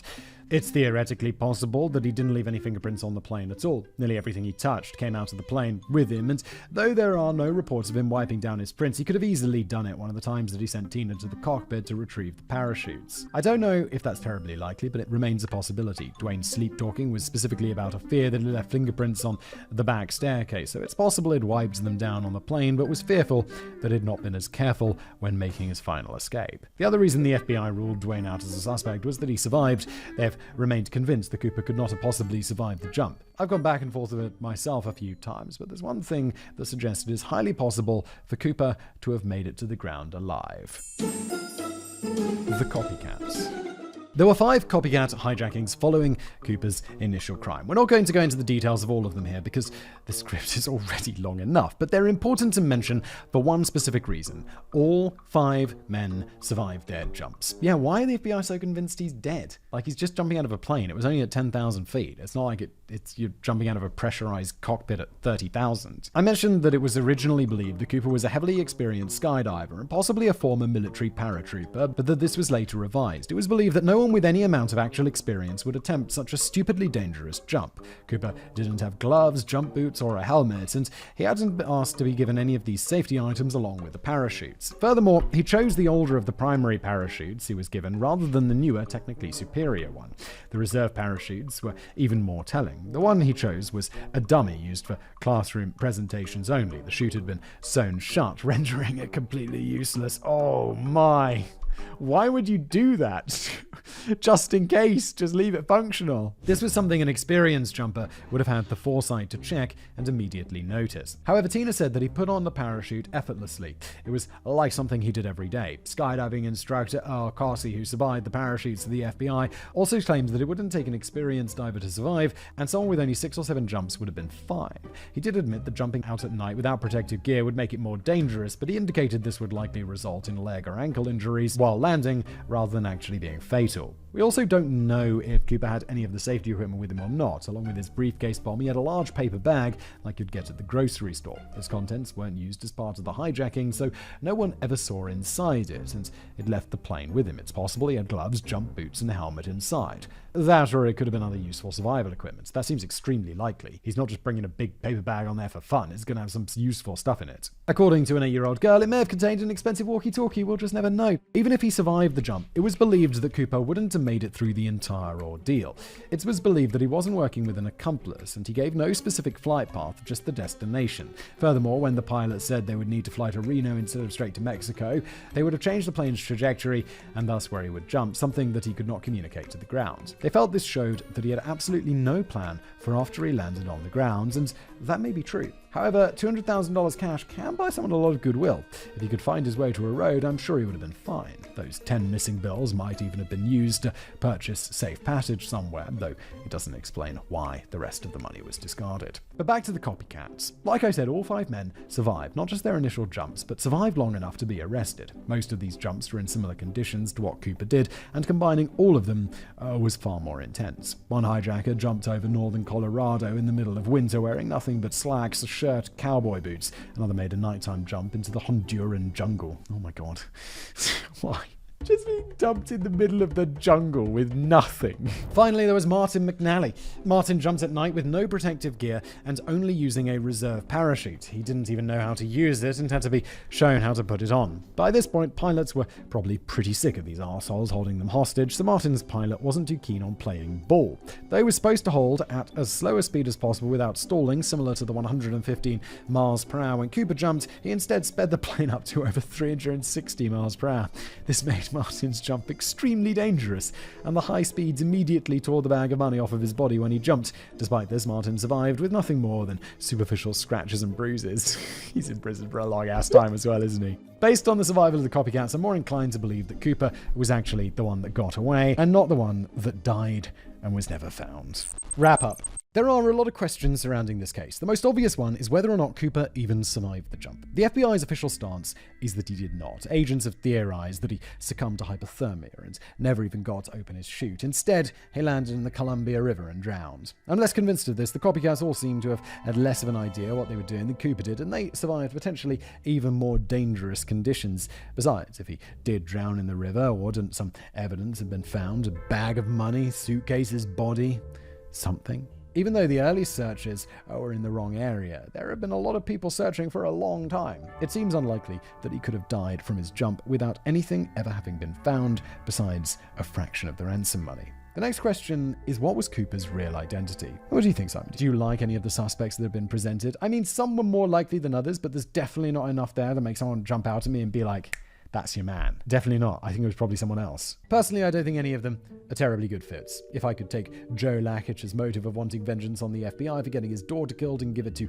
career criminal Dwayne Weber, who made the deathbed confession to his wife, I think we get a pretty good suspect. Unfortunately, I don't get to invent people for the sake of storytelling. Joe had by far the most reasonable motive beyond simple greed. I could be wrong, but I don't like greed as a motive for this because it's such a high-risk and high-profile stunt to pull. Cooper is described as being extremely intelligent, so I'm sure he would have been able to calculate that he could steal or extort a lot more than $200,000 in much safer and more reliable fashion. Dwayne's criminal history and a lot of the suspicions make him sound like a believable candidate, but there's some big question marks there as well.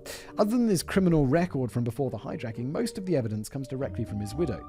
It's all either evidence she saw but is now gone, or things she says she witnessed but there's no way to prove. Yeah, and this is the thing. It could just be, as in many of these things that we see on Decoding the Unknown, sometimes it's just someone telling a real good story. If he really did fill in the margins of a book about Cooper with his own notes, it's possible he was just obsessed with the case and decided to gaslight his wife into thinking that he was the famous criminal. A lot of people still point to Ted Braden as the most likely culprit. If this was a fiction story, he is the exact character that someone would want to fill the role. He seems almost too perfect. Except for one problem, the money was never spent. Ted was another career criminal, even while he was in the military, and he seemed to be entirely in it for the money. Given that the plane was flying at an appropriate speed for him to jump, and that he had 911 recorded jumps in the military, I find it utterly unbelievable that Ted would not have tied the bag to his waist in such a way that it was guaranteed to make it with him to the ground. Once that happened, I find it equally unbelievable that he wouldn't have spent it. I'm not sure I want to just say it's not spent. Like, okay, so it's not spent. In America, right? It's American currency. They've got the bills. They're tracking the numbers. But what's to say you just didn't take the bag and leave the country and spend it abroad? Because it's American currency. You can spend that like wherever you want, like, or convert it to local money. And is your local money lender, is your random shop on the other side of the world going to report those numbers back to the FBI? No. I would discount the not spending of the money. I think if you've committed a crime like this, you probably do want to leave the country with your fat stack of American bills, thinking American bills are good pretty much everywhere, and they probably are. I don't think we'll ever know specifically who Cooper was, but we can at least theorize what kind of person he was. The case has been analyzed from every angle, and there are two main psychological profiles for the culprit, though there are variations. The first idea is that Cooper was a career criminal, likely a psychopath with antisocial personality disorder. He committed the crime entirely for the money, and he was willing to jeopardize the lives of everyone on the plane to get what he wanted. He had fallen onto hard times, and the hijacking was an act of desperation due to his financial situation. I don't think so. If he was a sociopath, he wouldn't have let people go. He wouldn't have had such a concern for other people's safety. He'd have just been like, it's all me, let's go. I don't think that fits. In this scenario, he was polite to the flight attendants because he was manipulative and thought it would help him get away with the crime. He was also most likely a loner by choice, which would make sense given the evidence indicates that Cooper did not have an accomplice and would be fending for himself when he got to the ground. Also, just in general, having accomplices for crimes is not a good idea. It's one extra mouth. The alternate theory is that Cooper was a thrill seeker who never expected to survive the jump. In this scenario, he was likely a skilled worker, someone that may have worked a manufacturing job with the rare metals found on his tie, and he wanted some excitement and to make a name for himself. It wasn't about the money, it was about committing a crime that would let him live in infamy forever. I think that is a much more likely profile. Maybe it's just more exciting and glamorous, which biases me towards it, but I think the first one's just a bit it's not quite on. This theory proposes that Cooper wasn't a loner, but he was now alone. He was someone that either had lost his wife or become estranged from his family for some reason, and decided he wanted to go out with a bang. His politeness wasn't a form of manipulation, but was either his normal temperament or something done to aid with the air of mystique surrounding the crime. I'm somewhere in between these. I'm not sure which one I'm leaning towards more. I definitely don't think it was about the money, considering it was never spent. It could be spent. Also, Ted Braden had been investigated by the FBI for stealing $250,000 as part of a trucking scam, yet he never faced charges from that investigation. I think a career criminal would know there are easier ways to steal money than hijacking a plane, and ones with a much higher chance of success. So I think it might be more of a thrill-seeking endeavor. I definitely don't think Cooper intended to die. None of the evidence indicates that he thought he wouldn't survive the jump. If we knew what was in the paper bag, or whether or not the bomb he had was actually real, I think it'd be a lot easier to come up with an accurate profile for him. Yeah, I don't think the bomb was real, and I think there was skydiving equipment or survival equipment in the bag. Because what else would there be in there? There's simply too little evidence, too many possible motivations, and countless millions of generic white dudes from the 1970s who match the police sketch perfectly. Similar to the case of John Benet Ramsey, when there is virtually no evidence and every theory has glaring holes, it's really hard to pick a favorite theory. If there's anything we've learned today, specifically from the ridiculous speculation surrounding railroad worker William Smith, it's that you can make a case for it literally being anybody in their 40s in 1971. There's still enough interest in the case that you can pick any random dude, no matter how flimsy or full of lies your argument may be, and you can get your book of speculation published and subsequently featured on whatever tripe the History Channel is currently airing. Mainstream historians would argue that this is unethical and immoral, but ancient astronaut theorists believe that it doesn't matter what you say as long as you get paid. Yes, which is why the History Channel is not an academic thing. This has been an episode of Decoding the Unknown. Thank you so much for being here and watching, listening. If you're listening, why not leave a review of this podcast? Thank you so much. If you're watching, smash that like button, make sure you're subscribed, and I'll see you next time.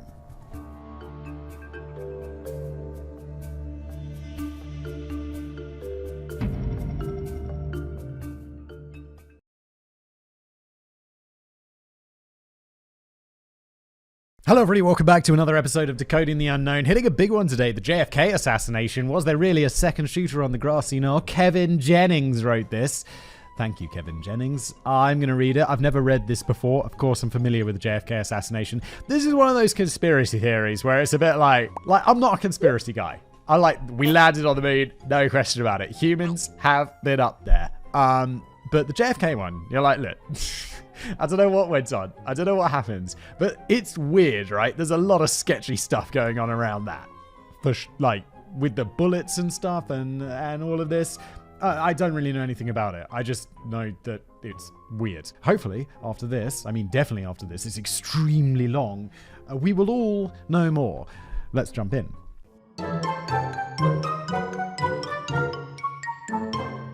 I've always been of the belief that conspiracy theories are stupid. The Earth isn't flat, man walked on the moon, the government isn't run by lizards, and there aren't Jewish space lasers.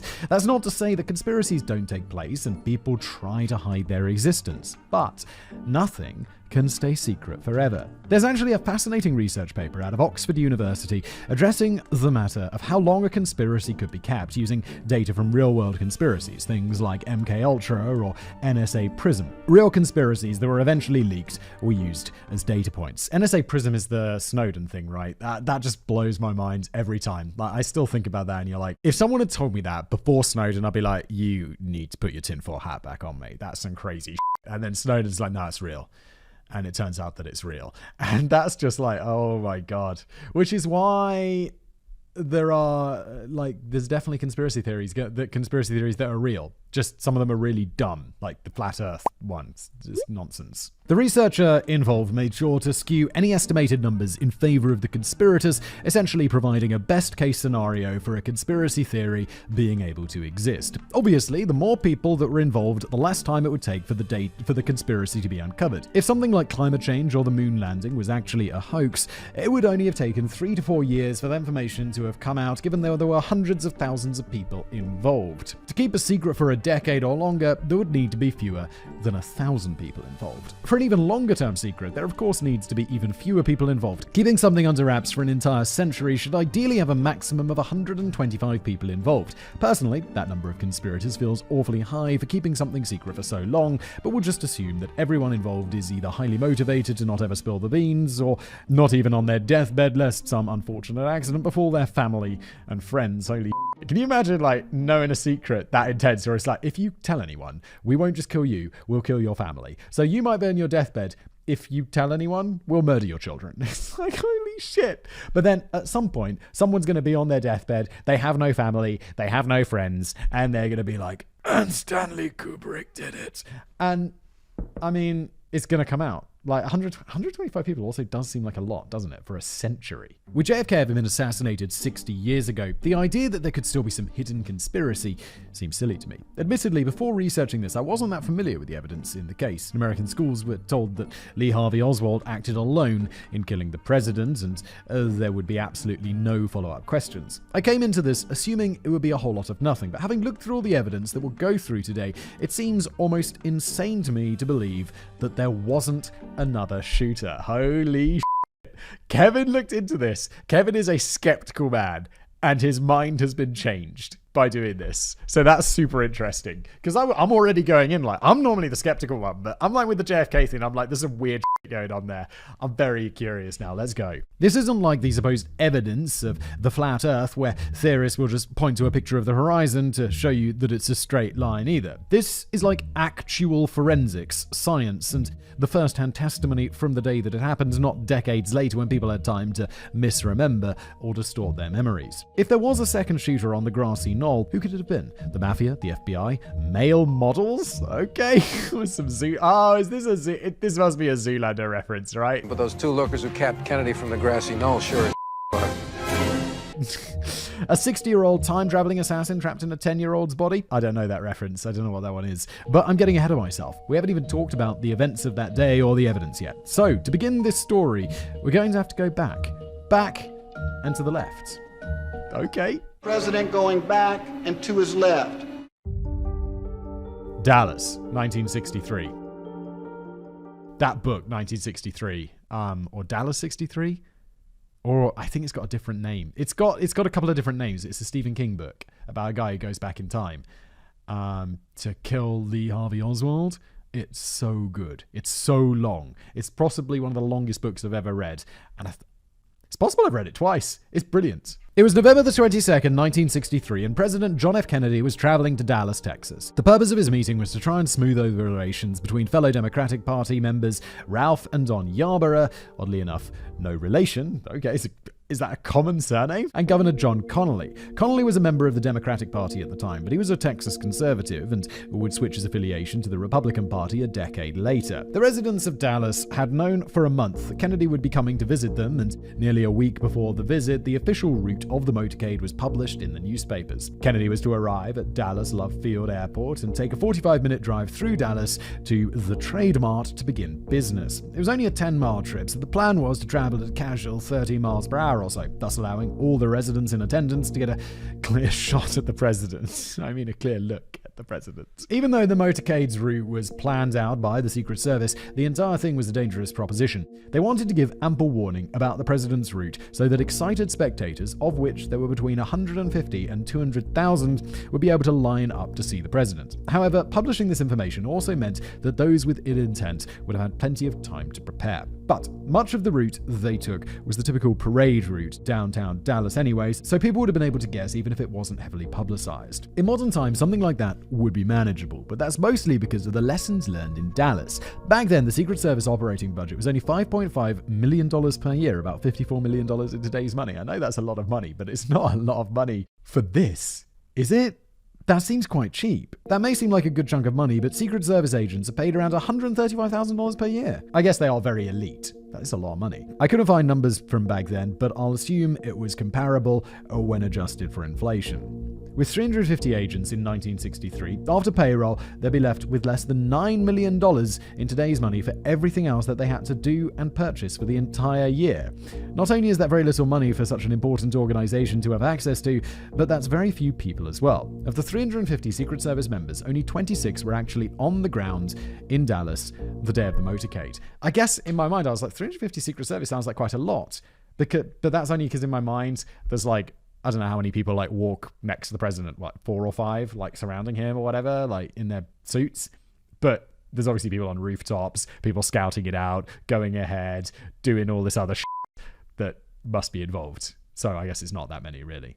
The other reason the number probably seems low is because it absolutely is, which is why the Secret Service now has 3,200 special agents, 1,300 uniformed officers, and another 2,000 technical and support personnel, and a multi-billion-dollar budget. That's insane. I mean, the Secret Service must do other stuff, right? I mean, famously, doesn't it do the money forgery thing? Isn't that because that's why it first existed with Lincoln? Because it was established on the day he was shot, that famous, like, fact, but it wasn't protection back then. So there's other stuff that they do as well, right? That does seem like, but when you think of Secret Service, you think keeping the president alive, right? That is a lot of money and a lot of people. Unfortunately, that was a lesson the US government was going to have to learn the hard way. Yes, nothing like a presidential assassination to get the Secret Service budget increased. That was the plan. Then there was the president's car, a 1961 Lincoln Continental convertible. Although the vehicle was heavily modified, it was mostly for comfort rather than security. There were a couple of telephones installed that operated by radio as well, but nothing was added to provide additional security for the occupants. In fact, there was the opposite. The backseat was on hydraulics so that passengers could be lifted up to give everyone a better view. Pope-mobile shit right there. There wasn't any armor plating on the car, and the car's top was down for the motorcade. One thing that really bothers me in TV shows now that I know about it, and I know it's stupid, is the president's limo. Like, the Beast is what it's called in real life, and I've made a video or 2 about it probably, and it's a monster. Like this, you know those doors when you get onto a passenger plane and that door shuts and it's like super thick? That's like how thick those doors on that car are. And in movies, they're always like, yeah, it's just a regular limo with some thin door. And you're like, it's not like that. In reality, it's a beast. Occasionally, people will point to the car not having its bubble roof attached as a fatal mistake, but it really wouldn't have made any difference. It was just a plain plastic bubble. It wasn't even bullet resistant, let alone bulletproof. The bubble really only acted as a deterrent, giving the illusion of security while still leaving the president visible for spectators. That's kind of a genius move, being like, nah, it's 100% bulletproof. And then it's just a plastic sheet. Anyway, enough backstory about the lacking security. The motorcade began at the airport at 11:40 a.m. Due to the overwhelming crowd that came out to see the president, as well as Kennedy insisting that they made a couple of unplanned stops, the cars were falling behind schedule. The first 40 minutes were great and everyone involved had a lovely time. Riding along with President Kennedy were his wife Jackie, Governor Connolly, and his wife Nellie, and 2 Secret Service agents who were the driver and the front seat passenger. The convoy had made it to Dealey Plaza, nearing the end of its journey.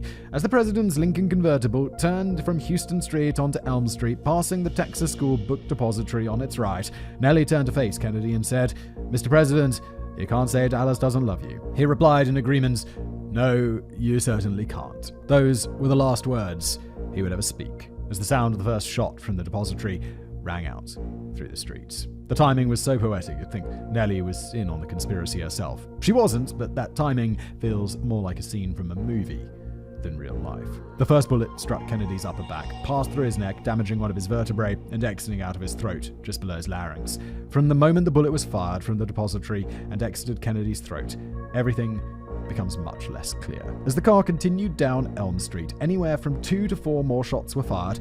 Connolly was also struck with a bullet entering his back, shattering 4 inches of one of his ribs, exiting through his chest, entering his arm just above the wrist, shattering his radius into 8 pieces, exiting through his palm, and finally lodging in his thigh.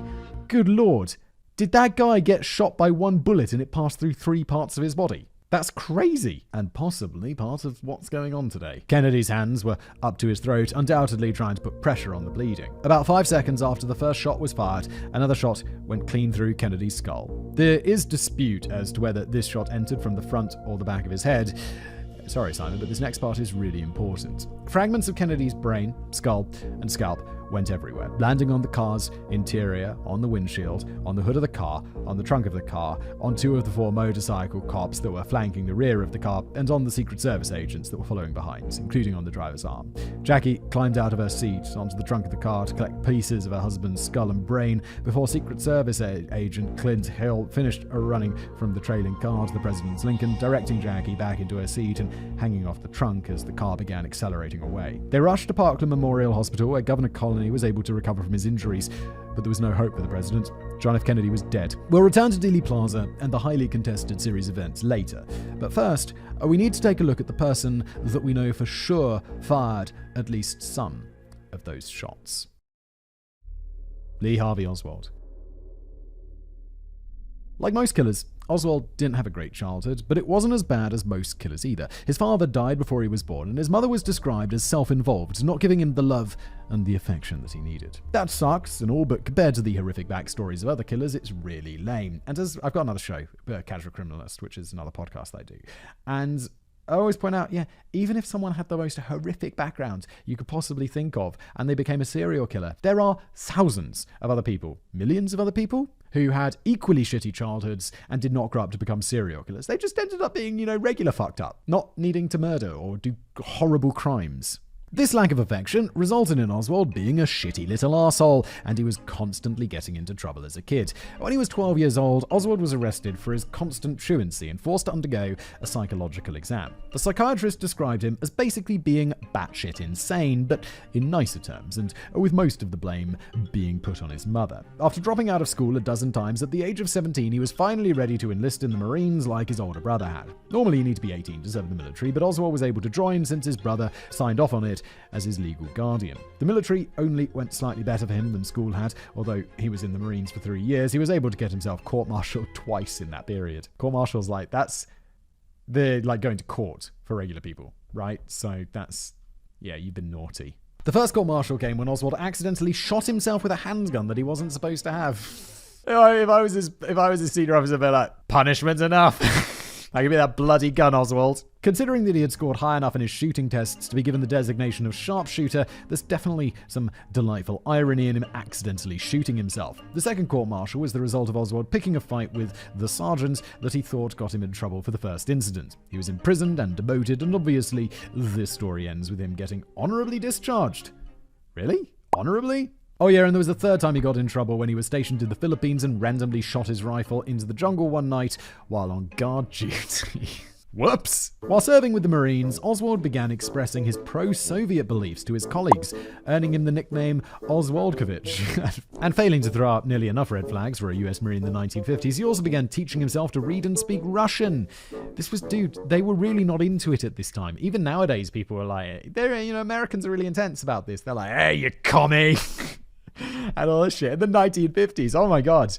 Where was it McCarthyism? That was to come a bit later.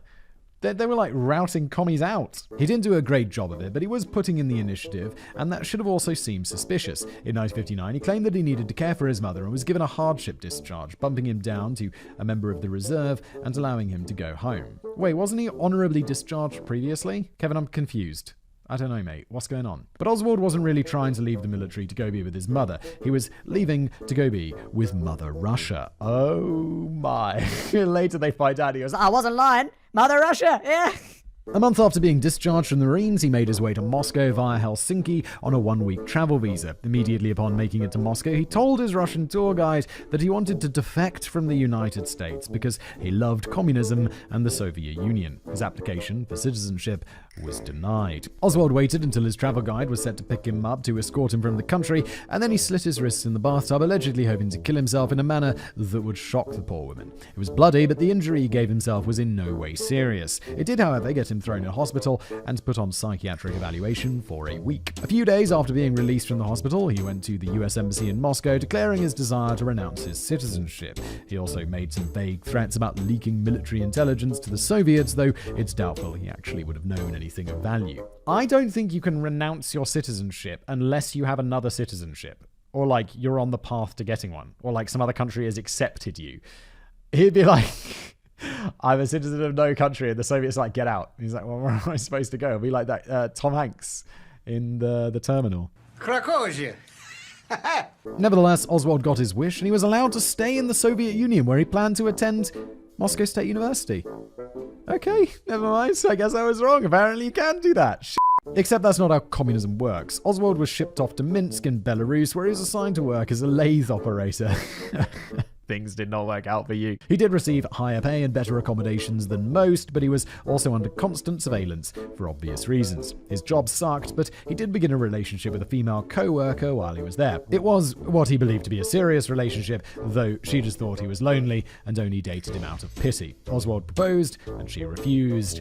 Womp womp. After this rejection, he began realizing that communism and the Soviet Union kinda sucked. Dude, you should have believed your mates. He'd be like, no, it's amazing. It's amazing. Oh no, what have I done? The work was boring and there was nothing to do with the money anyway. Soviet Russia wasn't really known for its happening nightclub scene. Shortly after the marriage proposal was declined, he wrote to the US Embassy asking for his passport back. I want to say that doesn't happen, but I also know he ends up back in the States. So I guess they were like, yeah, sure. I guess this stuff was like more chill back in the day, or maybe I just don't understand how it works. You see, he had basically walked into the embassy, thrown his passport at them, and said he wanted to renounce his citizenship. Except that's not how bureaucracy works. Oswald is like Michael Scott. I declare bankruptcy! Dude, you can't just do that. It's not how it works. You can't just declare your intent. There are official forms to be filled out. It doesn't matter how much you hate the country, rules are rules, and paperwork isn't going to fill itself out. A few weeks after sending that letter off, Oswald met another girl. A few weeks after that, they got married. She was 19 and a pharmacological student, and Oswald was already trying to move back to the United States, so if he shared those plans with her, then she may have just been using him to get American citizenship, where she could go and earn that sweet, sweet big pharma money. This is, of course, a lot of baseless speculation. I'll just be happy in knowing that he remained unloved until the day he died. Yeah, he's not a very sympathetic character, is he? Anyway, it took over a year, at which point the couple had already had a child, but in June of 1962, a little over a year before the assassination, known communist Lee Harvey Oswald and his new Soviet-born family moved to Dallas. To both Oswald's and my surprise, this wasn't really a big news story. When he defected to the Soviet Union and a couple of years earlier, it made national news, but now that it returned, it didn't receive nearly the same level of attention. Man regrets life decisions, returns to America. I feel like that's positive news for America. That would be like a propaganda coup. All people thinking about defecting to the Soviet Union being like, it was so shit. This guy went over there and he wanted to be like study at the university or whatever. They made him a lathe operator and gave him no money. He came back. Once back in Dallas, he wasn't able to hold down a job for even a year. He was a bit of a dick, something that cost his wife all of the new friends that she'd made, and his arrogance and rudeness frequently pushed people just to the edge of physical violence. Co-workers also saw him reading Russian magazines, which definitely didn't help his likability. It's interesting, like, I don't have any friends who are dicks, because you don't make friends with dicks, and it's very rare. I find it very rare for me to meet someone in like a social setting and for them to be a dick, because generally you don't get invited to social settings if you're a dick. So I guess it's like neighbors and stuff. I don't really know my neighbors because it's just not a neighborly thing. Like, I just live in an apartment building and no one really knows each other other than like in passing. I don't know, I just don't meet that many dickheads. Oh, there was one person I met who was a dick. I was just at dinner with some mates. And I was like, this is my other mates. And I think, I cut the guy some slack. I'm sure he was just having a bad day or whatever. But it's like, hang on. It's like, I vividly remember this because it was one of the times that you met, I met a dick. There you go. He was fired the first week of April in 1963, but he found a way to keep himself busy. The month before he was fired, Oswald was able to purchase an Italian military rifle from a World War II surplus store for $29.95. He was able to buy the gun through the mail using a fake name because, f*** you, this is America. Yeah, that's amazing. You can't even, I don't think I can even buy something. I couldn't buy like a phone. That's a bad example. Because phones can be... No one cares. Like, I couldn't buy like a laptop using a fake name. Because how's it going to get delivered to me? I'd be like, just deliver it to this address. It's like, yeah, but your name's not on the door, is it? So obviously it just gets sent back. I don't think that's how shit works. I guess you could get it delivered to a P.O. box. But then there's going to be that name form. What are you going to fill in? Like, P.O. box. The week after he was fired, Oswald used his new rifle in an attempt to assassinate retired Army Major General Edwin Walker. The bullet wound up hitting the window frame, and Walker only received minor injuries from some bullet fragments landing in his forearm. Walker, who had been fired for distributing right-wing literature among his soldiers, was chosen as a target by Oswald because of his strong anti-communist and segregationist views.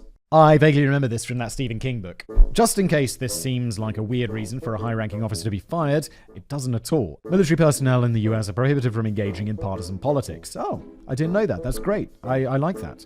I even have friends that worked at Raytheon, and they were strictly prohibited from making any politically charged social media posts since they dealt with military contracts. This military policy does make sense because partisan politics can get really polarizing, and it's probably for the best that our troops remember that they're all on the same side. Yeah, I think that makes perfect sense, and I think that's great, and I think that general should have got fired for distributing. Whether it was right-wing or left-wing, I don't care. You shouldn't have politics in the military like that. You should just do the military stuff. It's dangerous if you have politics in the military, because then they're like, what if it just gets swayed a bit one way or the other? And then they're like, guess what? Time for a coup! Following the attempts on Walker's life, police had no suspects, which makes sense because his views make him seem like such a likable guy. He even wound up getting arrested on charges of insurrection and seditious conspiracy due to his later efforts in opposition of desegregation, allegations that saw JFK's brother, Attorney General Bobby Kennedy, toss Walker in a mental institution, though he was ultimately released and never indicted on those charges. Within hours of the Kennedy, being like, supported segregation. It's like, bell end. You must know. And I guess you didn't, like back in the day. But it's like some stuff today. You know that if you're opposing this, I guess like trans issues would be a more modern thing. You must know if you're like, no, that shouldn't be allowed. You must know you're on the wrong side of history. Right? You might not like it, you might not be okay with it, but you must know that in like 50 years you're gonna look like you were wrong. Right? You must know that. Because look how history has gone. Look at the whole of history. To be fair, throughout history, like if you go back far enough, it has gone swings and roundabouts, up and down with like liberalism and stuff. But in like more modern history, you're not going to look good in like the short to medium term, or medium to long term. Within hours of the Kennedy assassination, the link between Walker and Oswald was identified, but it wasn't yet known. Following the attempts on Walker's life, Oswald went to New Orleans. His wife would join him a month later after getting a ride with her remaining friends. Friend, singular. They were in New Orleans a few months, but most of it isn't important. The highlights are that Oswald started a local chapter of the Fair Play for Cuba Committee, a pro-Fidel Castro activist group, and that he was arrested for disturbing the peace after getting into a physical altercation with a member of an anti-Castro activist group. I feel like, in the modern day, this guy would be being spied on by so many computers that, for him to get away with an assassination attempt today would seem just absurd, because he'd be just on so many watch lists. A charge like this is usually pretty minor, the equivalent to a bar fight. What makes the incident intriguing is Oswald's behavior after he was released from police custody. Before he left the station, he told police that he'd like to speak to someone from the FBI, a request they granted. Oswald told the agent that he was a member of the New Orleans branch of the FPCC, that they had 35 members, and that the branch leader was A.J. Hiddell. This was the same fake name that he'd used to purchase his rifle. Oh, dude, no, don't do that. You've got to have multiple fake names. You can't be using the same fake name for different things.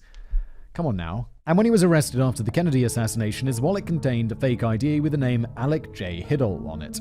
There are some that speculate the name was meant to be an anagram inspired by Jekyll and Hyde. And at this point, it's worth noting that as a student, Oswald was considered to be of average intelligence, but that he both excelled at reading and failed at spelling. Yeah, I'm a pretty good reader.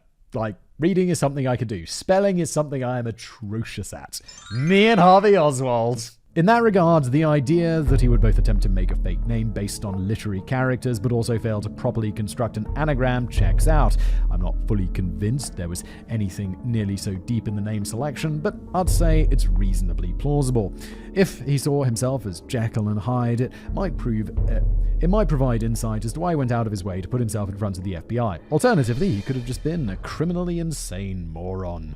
Oswald continued his pro-Castro activities in New Orleans for the next couple of months until his wife got a ride with her friend back to Irving, Texas, which is near Dallas. He was supposed to take the bus to join them a few days later after picking up his unemployment check, but instead he decided to take a detour to Mexico. Once in Mexico City, he went to the Cuban consulate and applied for a travel visa so that he could visit Cuba and then the Soviet Union. So he still likes the Soviet Union, even after he was like, they made me a lathe operator, I made no money, my wife didn't love me. And it was cold, and everyone had guns and smelled like soup. Why are you so enamored with the Soviet Union? It seemed to have been a bad time for you. Although your life seems to be a bad time, to be fair. So maybe you're just like, it was slightly less shitty there. I think it's like so much of life is just the attitude you have about it. Like, I don't know, I've always been like quite chipper.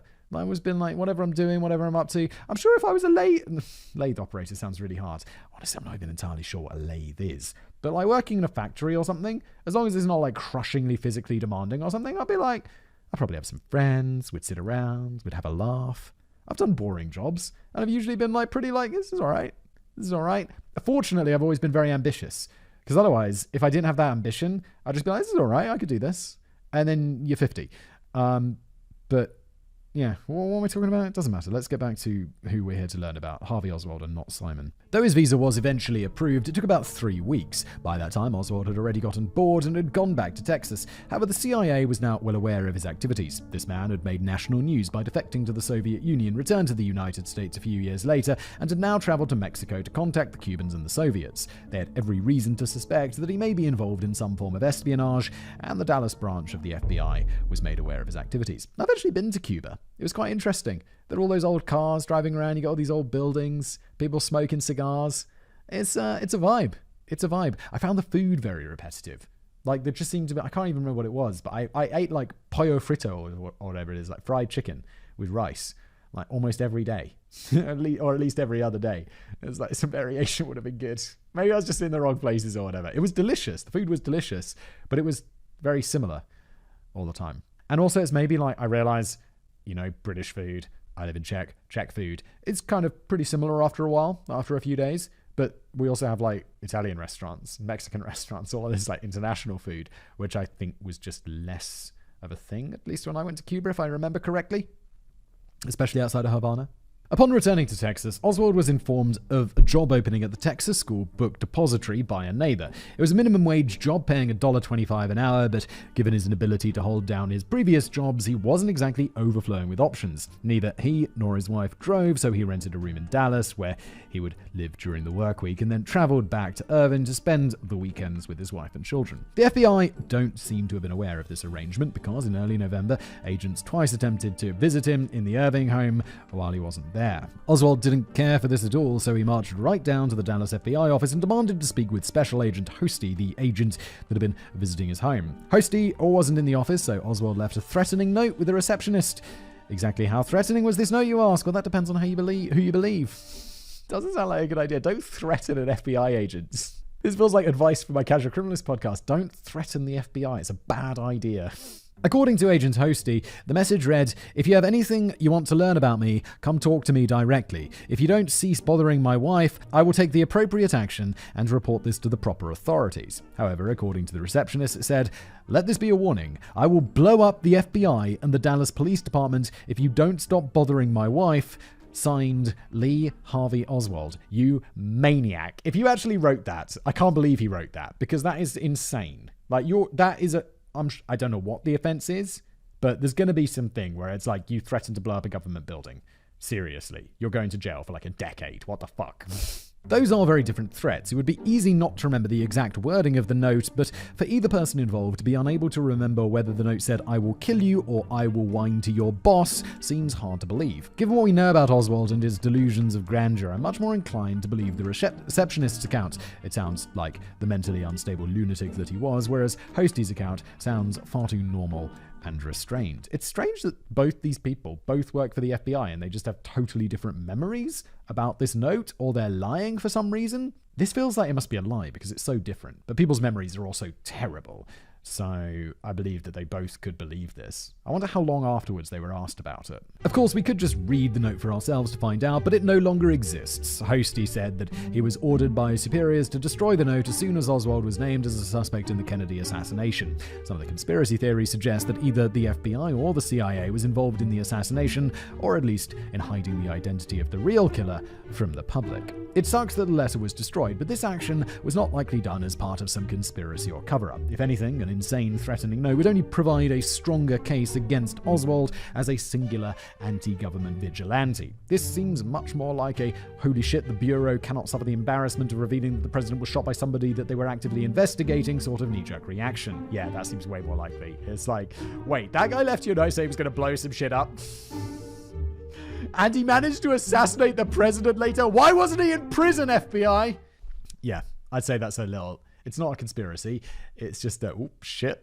We shit the bed on this one. The day before the assassination, Oswald asked the co-worker he got rides from on weekends to take him back to Irvine to pick up some curtain rods. The long paper bag he retrieved, allegedly containing said rods, actually contained the rifle that he had purchased. On November the 22nd, Oswald brought his rifle to work and set up a sniper's nest on the 6th floor of the depository. When the presidential motorcade entered Dealey Plaza at 12:30 that afternoon, Oswald fired 3 shots from his rifle. The official count was that the first bullet struck both Kennedy and Connolly, the second shot missed, and the third shot was the fatal headshot. Bystanders heard shots coming from the depository, with at least one person having seen Oswald firing from the window. About 90 seconds after the shots were fired, police were inside the building, confronting him.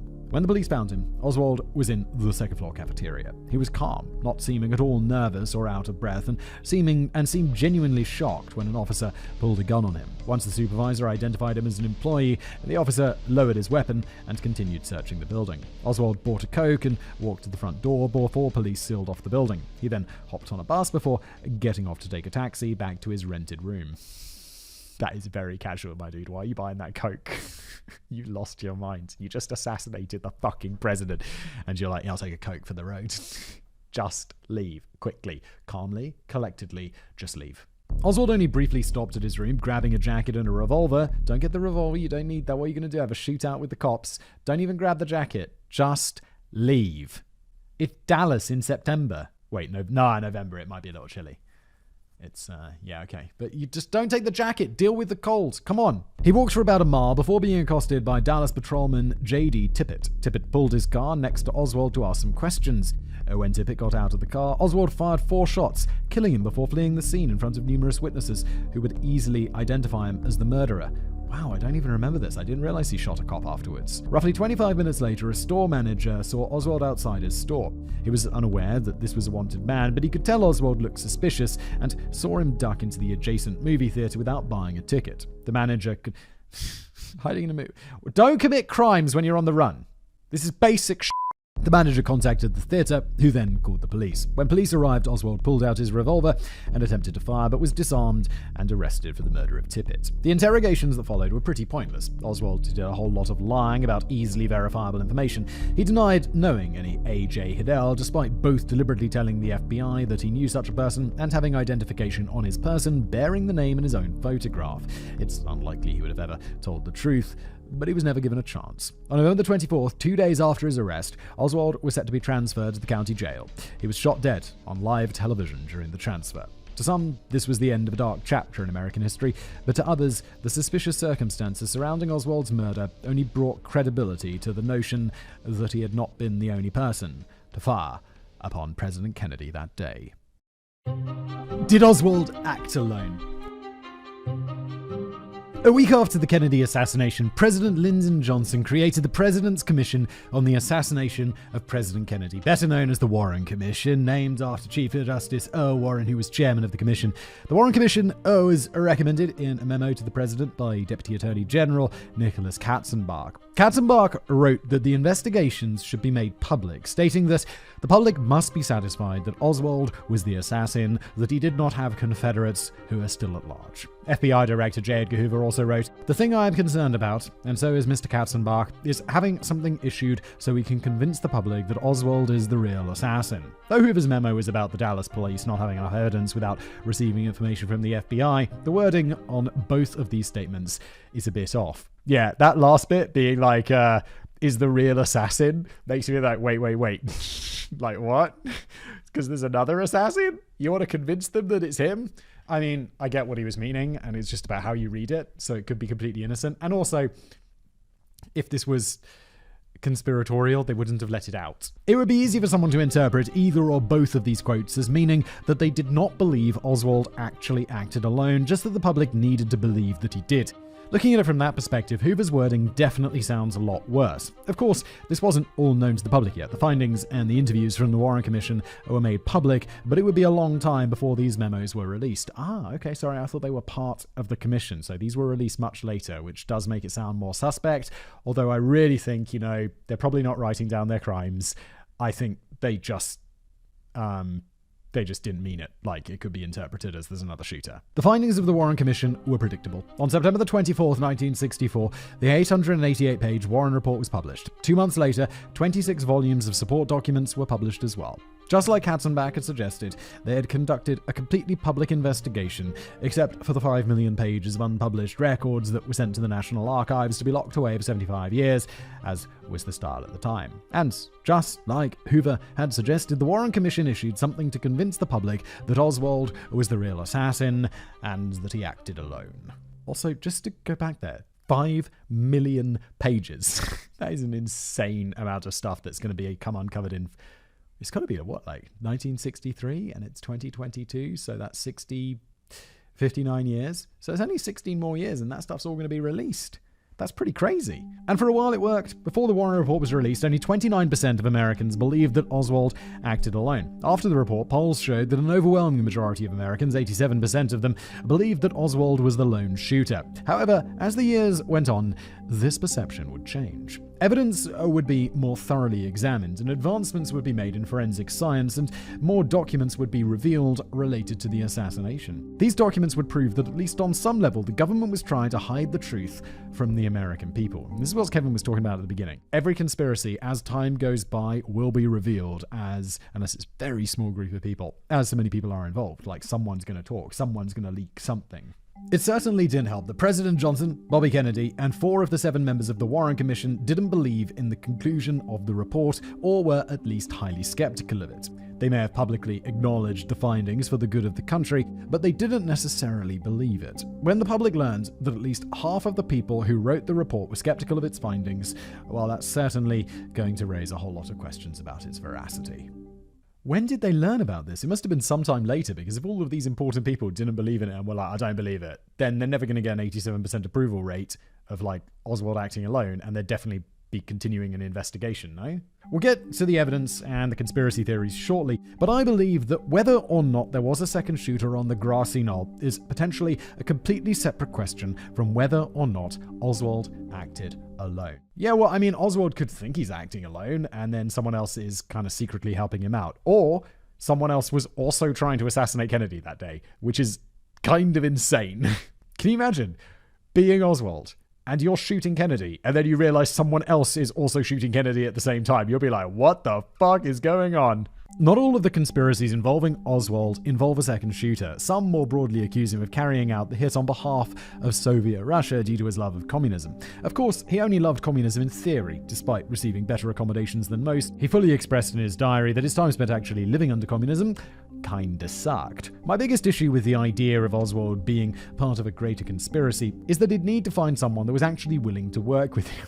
He's Kevin going to say, because we know he's a dickhead and no one likes being around Oswald. He was an unlikable douchebag and a loose cannon, someone who throughout his entire life seemed to have few, if any, friends. When he tried to defect to the Soviet Union, he was denied at first, then given a shit job and kept under constant surveillance. When he went to Mexico City in an attempt to travel to visit Cuba, the Cuban consulate wasn't interested. He said that he was disinclined to approve Oswald's visa on the basis that a person like him would do more damage to the revolution than some good. In the Warren Commission's attempt to explain Oswald's motivation, they had this to say about him. Quote begins. It is apparent, however, that Oswald was moved by an overriding hostility to his environment. He does not appear to have been able to establish meaningful relationships with other people. He was perpetually discontented with the world around him. Long before the assassination, he expressed his hatred for American society and acted in protest against it. Oswald's search for what he conceived to be the perfect society was doomed from the start. He sought for himself a place in history, a role as the great man who would be recognized as having been in advance of his times. His commitment to Marxism and communism appears to have been another important factor in his motivation. He also had demonstrated a capacity to act decisively and without regard to the consequences when such action would further his aims of the moment. Out of these and the many other factors which may have modeled the character of Lee Harvey Oswald, there emerged a man capable of assassinating President Kennedy. Quote ends. While much of the Warren Report is contested, I find it hard to argue with this analysis of Oswald as a person. Yeah, it seems to be, it's very wordy, as these government things tend to be, but it does seem pretty bang on. In terms of some large conspiracy, he seems at best capable of being a patsy or a fool guy. Even then, it's difficult to believe someone so volatile and unpredictable would be trusted enough even to undergo a suicide mission. Like the Cuban said, someone like him would do more harm than good to the mission. I feel like even for a suicide mission, I feel like suicide mission has got to be done by the person who's like got the nerves of steel, not some guy who's like halfway to insane. Without knowledge of the identity of the second shooter, should one exist, it will be impossible to definitively determine whether or not they and Oswald were linked in some way. It may seem outrageous to believe that there could be two unconnected shooters at the same time, but the world is a crazy place. I don't know if it could possibly be that crazy, though. That is a huge statement. To that end, though, let's take a look at the Umbrella Man. When Kennedy was shot, it was a bright and sunny day. And yet, standing right by the place where he was shot, there was a man standing with an open umbrella. I believe he was the only person in any of the pictures or videos from Dealey Plaza to have an umbrella with him at all, but he was absolutely the only one to have one open. People have umbrellas in the sun, though. Like, maybe this guy's got, like, I don't know, some like skin disease or skin condition where he has to have an umbrella to shield him from the sun. It doesn't seem super unreasonable. And also, if you are, like, it's a bright sunny day and you're on an assassination mission, using an umbrella just seems like an excellent way to draw unwanted attention to yourself. When Josiah Thompson, an accomplished private investigator who has since been involved in several high-profile cases, wrote his in-depth analysis of the assassination, 6 Seconds in Dallas, he believed that the Umbrella Man was part of the conspiracy to kill the president. It was believed that the Umbrella Man was used to signal the shooters to fire, potentially opening and closing his umbrella to signal to fire again. It was a beautiful day in Texas, and there was this man with an open umbrella standing right by where Kennedy was shot. How could these two things not be related? I don't know, there's reasonable explanations for a dude just having an umbrella. But like I say, the world is a crazy place where things happen all the time. No matter how strongly it seems that the two things must be related when it comes to the actions of different people, they could easily have nothing to do with one another. In 1976, the United States House Select Committee on Assassinations was created to reinvestigate the assassination of Kennedy and Martin Luther King Jr. They made a public appeal for the Umbrella Man to come forward, identify himself, and explain exactly what he was doing. So he did. Oh my God, really? I don't know this part of the story. I mean, to be honest, most of my knowledge comes from the Stephen King book, so I guess this wasn't relevant. So it's bad that most of my knowledge of JFK's assassination comes from a fictional book about time travel.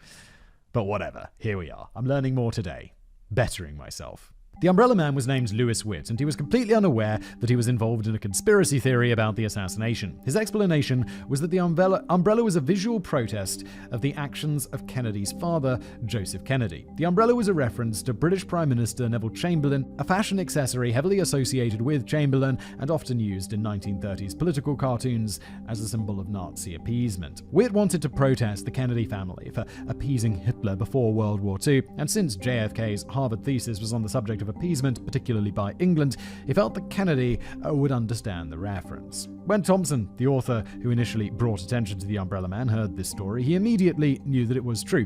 It had to be true, because it was too ridiculous a story not to be. Yeah, I totally believe it. And also, if the Umbrella Man, if he just wouldn't have come forward. If he was like, no, why are we doing that?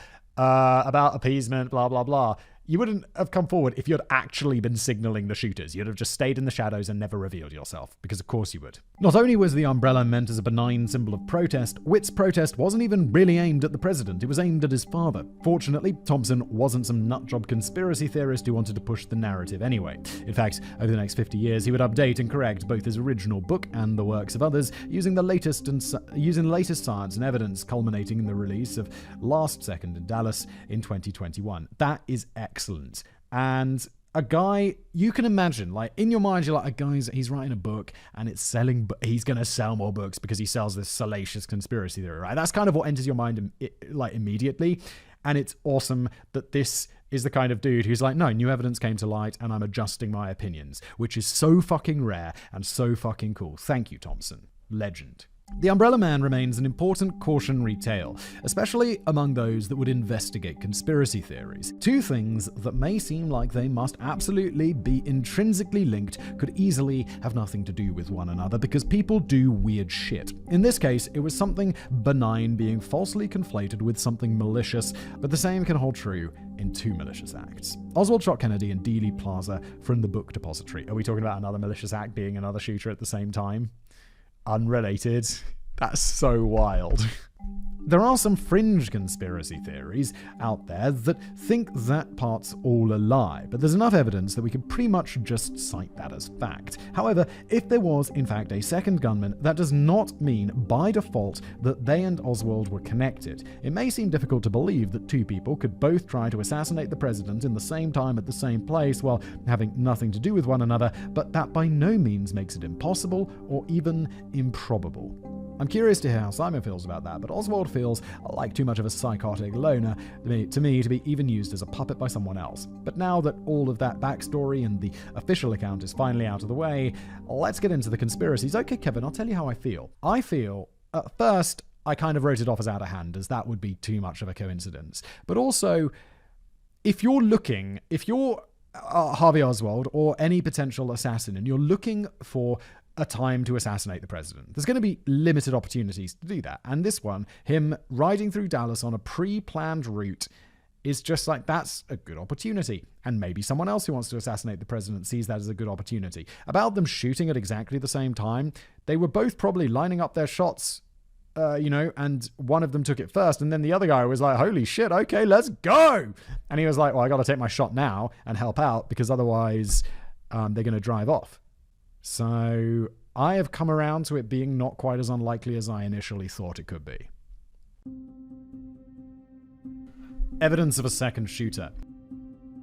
Over the nearly 60 years since Kennedy's assassination, there have been volumes of research done. Theories have come and gone, but one that persists is that there was a second shooter on the grassy knoll. There are a few key pieces of evidence that suggest the existence of a second shooter. There's a Zapruder film, the Dictabelt recording, and eyewitness and ear-witness testimony. First, we'll cover the witness accounts, since those tend to be the least reliable. As the motorcade traveled down Elm Street, it was approaching the Triple Overpass, a bridge that went across 3 roads. With only 26 Secret Service agents available, this was one of the few locations where agents were stationed. Because spectators on the overpass would be directly above the president's head, it was seen as the premier location for an assassin to strike from. But there was a dispute among witnesses over both how many shots were fired and where they were fired from, which isn't terribly surprising given what an emotional and chaotic experience it would have been for those in attendance. Also, there's going to be big buildings around reflecting shots and stuff and echoes, and that's going to be confusing evidence.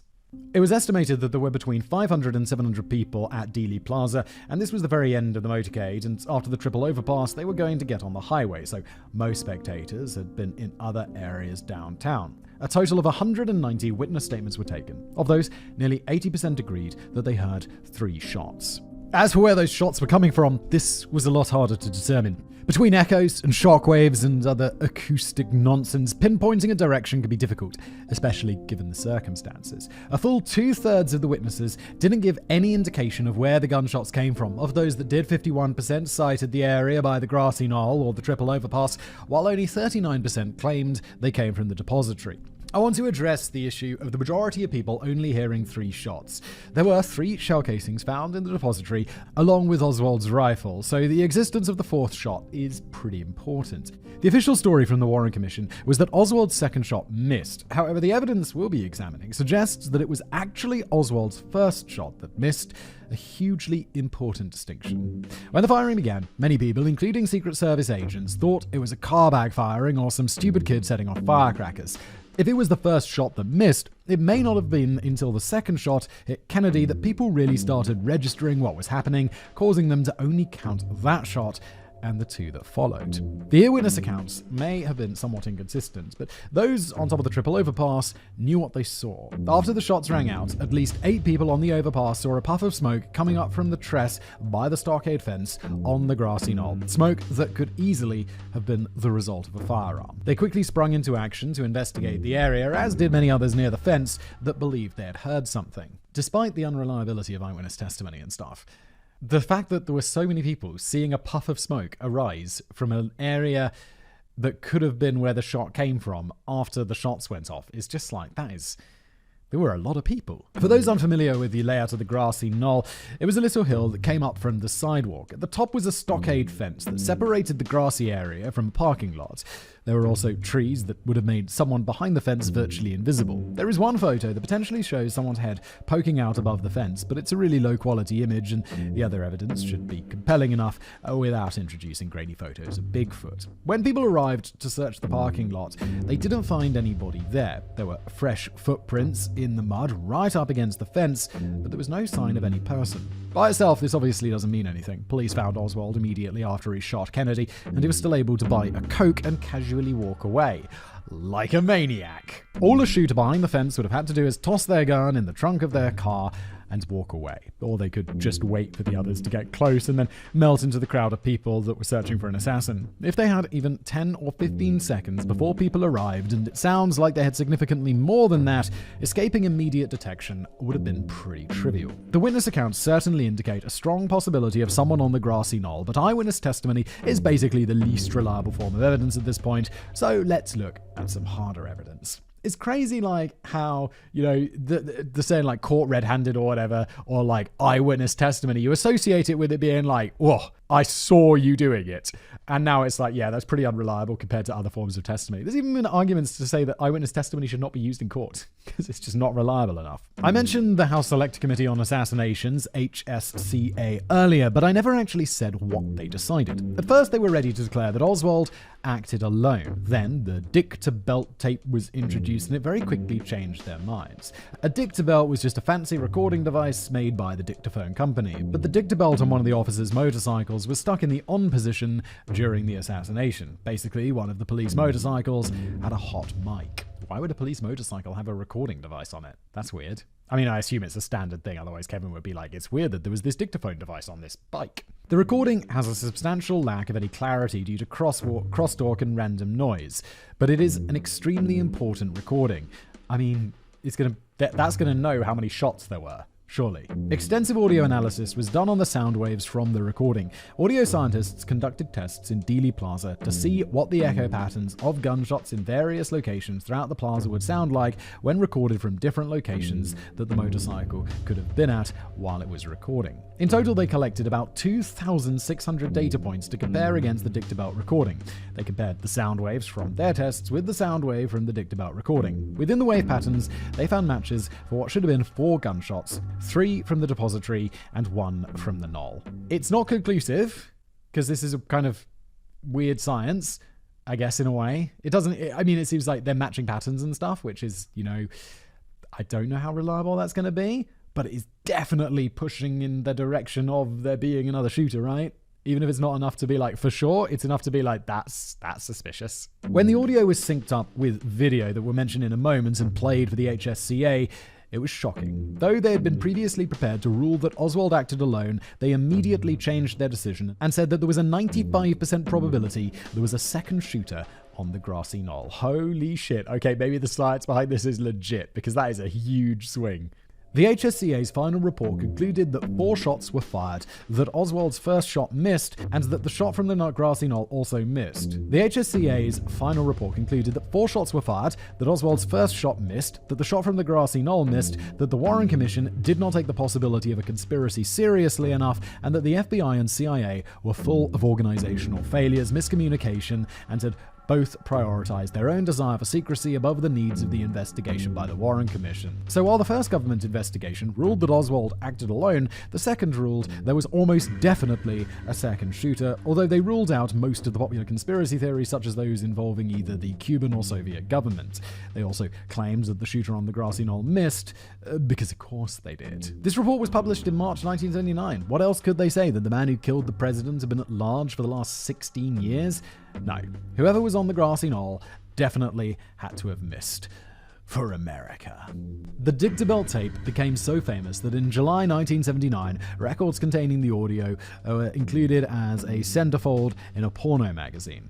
I'm sure the idea of putting murder evidence in a porno mag sounds weird to you, Simon. It totally does. I'm waiting for to see what this is about. Like, was there a naked woman holding it in front of her lady parts? Like, what? What's going on? But you lot put porno on page 3 of your newspapers, so I don't want any guff. We don't do that anymore, and we definitely did do that in the past. Not in, like, proper newspapers. In, like, shitty newspapers. No offense to the Sun. Slight offense to the Sun. Based on an oddity in the recording that was ironically discovered from someone listening to one of these porno magazine records, the DOJ paid for the National Academy of Sciences to review the Dictabelt audio.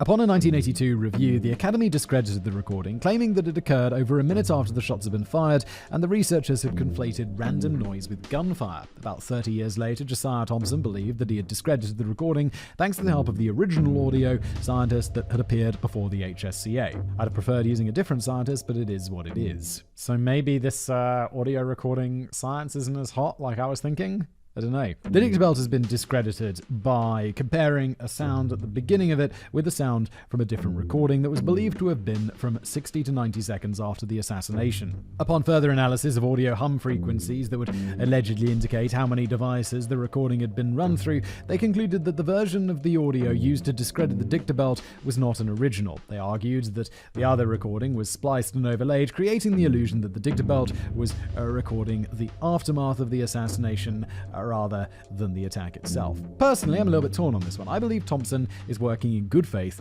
and focuses on good science. But the explanation, as I understand it, sounds a little implausible. The National Academy of Scientists winding up with a degraded second or third generation copy of the audio instead of the original isn't at all crazy. But once you add in that it was deliberately and deceptively spliced or overlaid, it becomes a harder pill to swallow. On the other hand, the Dictabelt audio lines up so perfectly with the video that it's equally hard to believe that it was just random noise.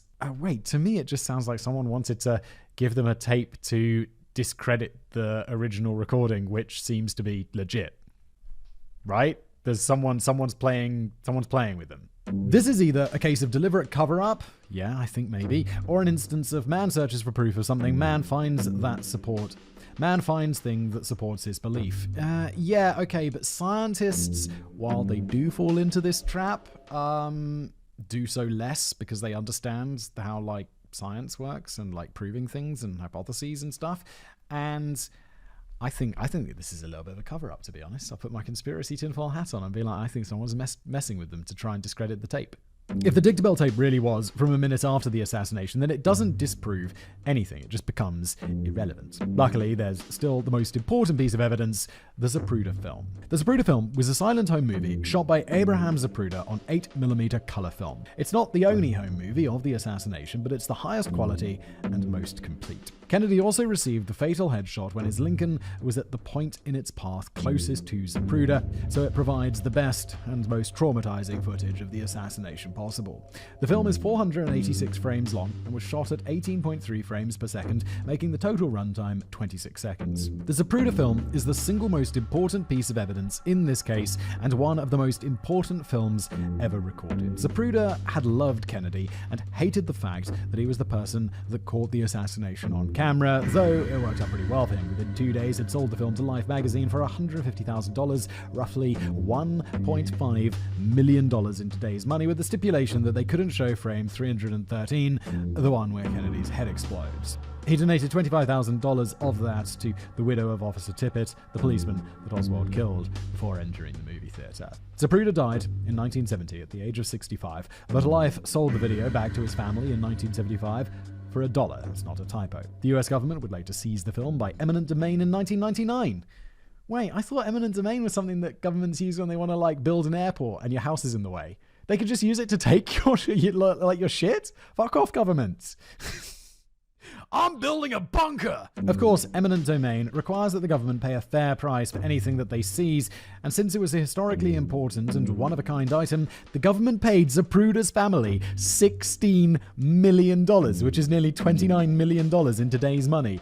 Good fucking lord. Holy shit, okay, forget it, I'll take it. Take it. Eminent domain, my ass. Come on, let's go. Jesus, why wouldn't they just like, well, you know, Life sold it to you for $1, and after like 20 years of inflation, that's $1.75. Congratulations, $1.75. No, $32 million, $29 million in today's money. Jesus. That's a windfall. As for the contents of the film itself, if you've ever seen the footage of the assassination, this is almost definitely what you're looking at. What you're looking at. I have seen it. It has been painstakingly analysed for decades, with every single frame of the film looked at in excruciating detail. It's been digitally enhanced with new technology, synced to the potential audio, and even examined in every way imaginable. We're not going to do a frame-by-frame analysis, but we will touch upon the most important aspects. The gunfire began at approximately frame 190. But from the video alone, it's difficult to tell the exact moment. Kennedy's right arm was raised to wave to the crowd on his right, and it seemed like he was starting to react. However, from frames 207 to 224, he is obscured by a sign for the highway past the triple overpass. There's about 1 second between when the first shot was fired and when he was hidden by the sign, and another second until the vehicle emerges. Once back in view, Kennedy is clearly holding his hands up to his throat, but Governor Connolly does not appear to be showing signs of having been injured yet. If the same bullet passed through both of them, as the Warren Commission had argued, it should have all happened in the space of a single frame, given the speed of the bullet. The first pain response Connolly seems to manifest is at frame 238. There is an argument that he may have had a delayed pain response, and this is possible. Alternatively, there is the possibility that Oswald's first shot did not miss Kennedy, and the second shot he fired was the one that hit Connolly. The second shot was fired just before they came back into view, so if this one hit Connolly, he would have been reacting less than a second after being shot. We'll briefly touch on the magic bullet theory later, but for today's episode, it's not actually the most important thing. We're trying to determine whether there was a second shooter, and since shots 1 and 2 were both fired by Oswald, it doesn't really matter which one hit Connolly, other than to discredit the Warren Commission in support of a government conspiracy. The part we are most concerned with begins at frame 313. Having visual aids would certainly help here, but since this show is also a podcast, I don't really think Simon wants to look at them anyway. I'll have to go on without it. Hell, I'd have been happier if I didn't have to watch the Zapruder film so many times and so intently, but this topic was my idea, so it's my own stupid fault. Yeah, I've seen it once, and I have no desire to watch it again. Seeing someone murdered is, just that's not something you really want to see. I remember, I think we made a YouTube video about this once, and we showed shots of it, and it was like, well, no, obviously we're not going to show a dude getting his head blown off because, well, it's just not nice, and I don't know, it's also kind of disrespectful, I feel, to his family, right? I mean, I know he's long dead, but he's still got living relatives. Jesus. Anyway, at frame 313, the fatal bullet struck Kennedy. Blood, brain matter, and skull fragments exploded from his head, sending it back and to the left. At this point, the grassy knoll was in front of him and to the right, so this motion would have been following the trajectory of a bullet fired from that direction. There were arguments made before the Warren Commission that his head could not have been propelled in the direction from which the bullet made contact after the exit wound was formed, but the science was flawed at best. At frame 327, we can see what is believed to be the fourth shot. Kennedy's head is suddenly propelled forward, following the trajectory that a bullet fired from the book depository would have taken. A close inspection of the individual frames shows more blood and brain matter being expelled from the front of Kennedy's head. These shots struck Kennedy roughly 0.76 seconds apart. There have been various tests conducted by SWAT snipers, the NRA, and private citizens. The results have varied, with some showing it was possible for him to fire 3 shots and some showing that he could not have fired 3 shots within a span of 6 seconds or so. Looking at all the different data, I think it's safe to say that Oswald could have fired 3 shots within the time span. Even if the minimum cycle time that his rifle would mechanically allow was 2.3 seconds, as given by the Warren Commission, the clock doesn't start until he fires the first round, meaning that he would only need to cycle the rifle twice. In some of the tests, this was more than adequate for a skilled marksman to fire 3 aimed shots. And that's fine. Though the majority of people in attendance only reported hearing 3 shots, they were in agreement that the final 2 shots were much closer together than the first and second shot were. This indicates that the final 2 shots were much closer together than the first and second shot were. This indicates that the final 2 shots they heard were the ones the Zapruder film shows struck Kennedy 0.76 seconds apart. It may have been possible for Oswald to fire 3 shots within the overall time span, but it was absolutely not possible for him to get off 2 shots in 3/4 of a second with a rifle that he had. So if they can prove that there were two shots close together, then that seems pretty locked down that there was a second shooter. There was also the matter of blood and brains that we mentioned flying everywhere at the beginning of this episode. Skull fragments and brains were violently propelled outward from the back of Kennedy's head, once again flying back and to the left. And to the left. The left side of the hood and windshield of the follow-up car were covered, as were 2 motorcycle officers to the left side of Kennedy's car. This splatter would have been consistent with a shot fired from the grassy knoll. The motorcycle officer that was further forward reported that he had been hit in the chest by the debris with such intense force that he thought he had been shot. It's highly improbable that this officer could have been hit in the chest with that amount of force if the bullet had been fired from behind. Then there was the blood on the Lincoln's windshield and hood. This would have been the likely effect of the second shot striking Kennedy's head from the opposite direction.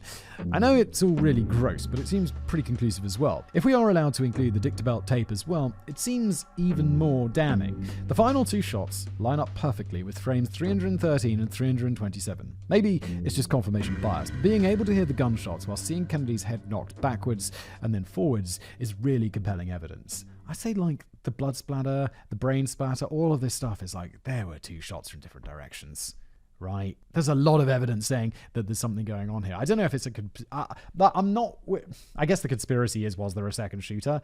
But it doesn't seem like anyone's saying absolutely not, other than the Warren Commission, which people didn't like in the first place, like, was reinvestigated.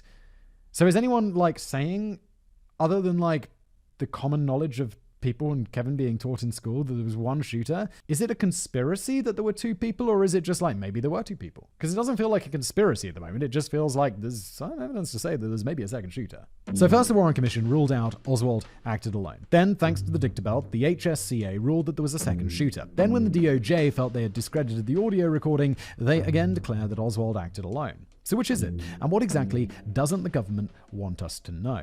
I think the government just wants people to be happy with there being 1 shooter who is now dead, because it's simple and tidy, and they haven't let a criminal who killed a president be on the loose for the last however many decades he survived afterwards. Potentially could still be alive. I think that benefits the government, because then it's like they haven't failed. But I don't think that's a conspiracy. I think that's just, like, sensible for a government.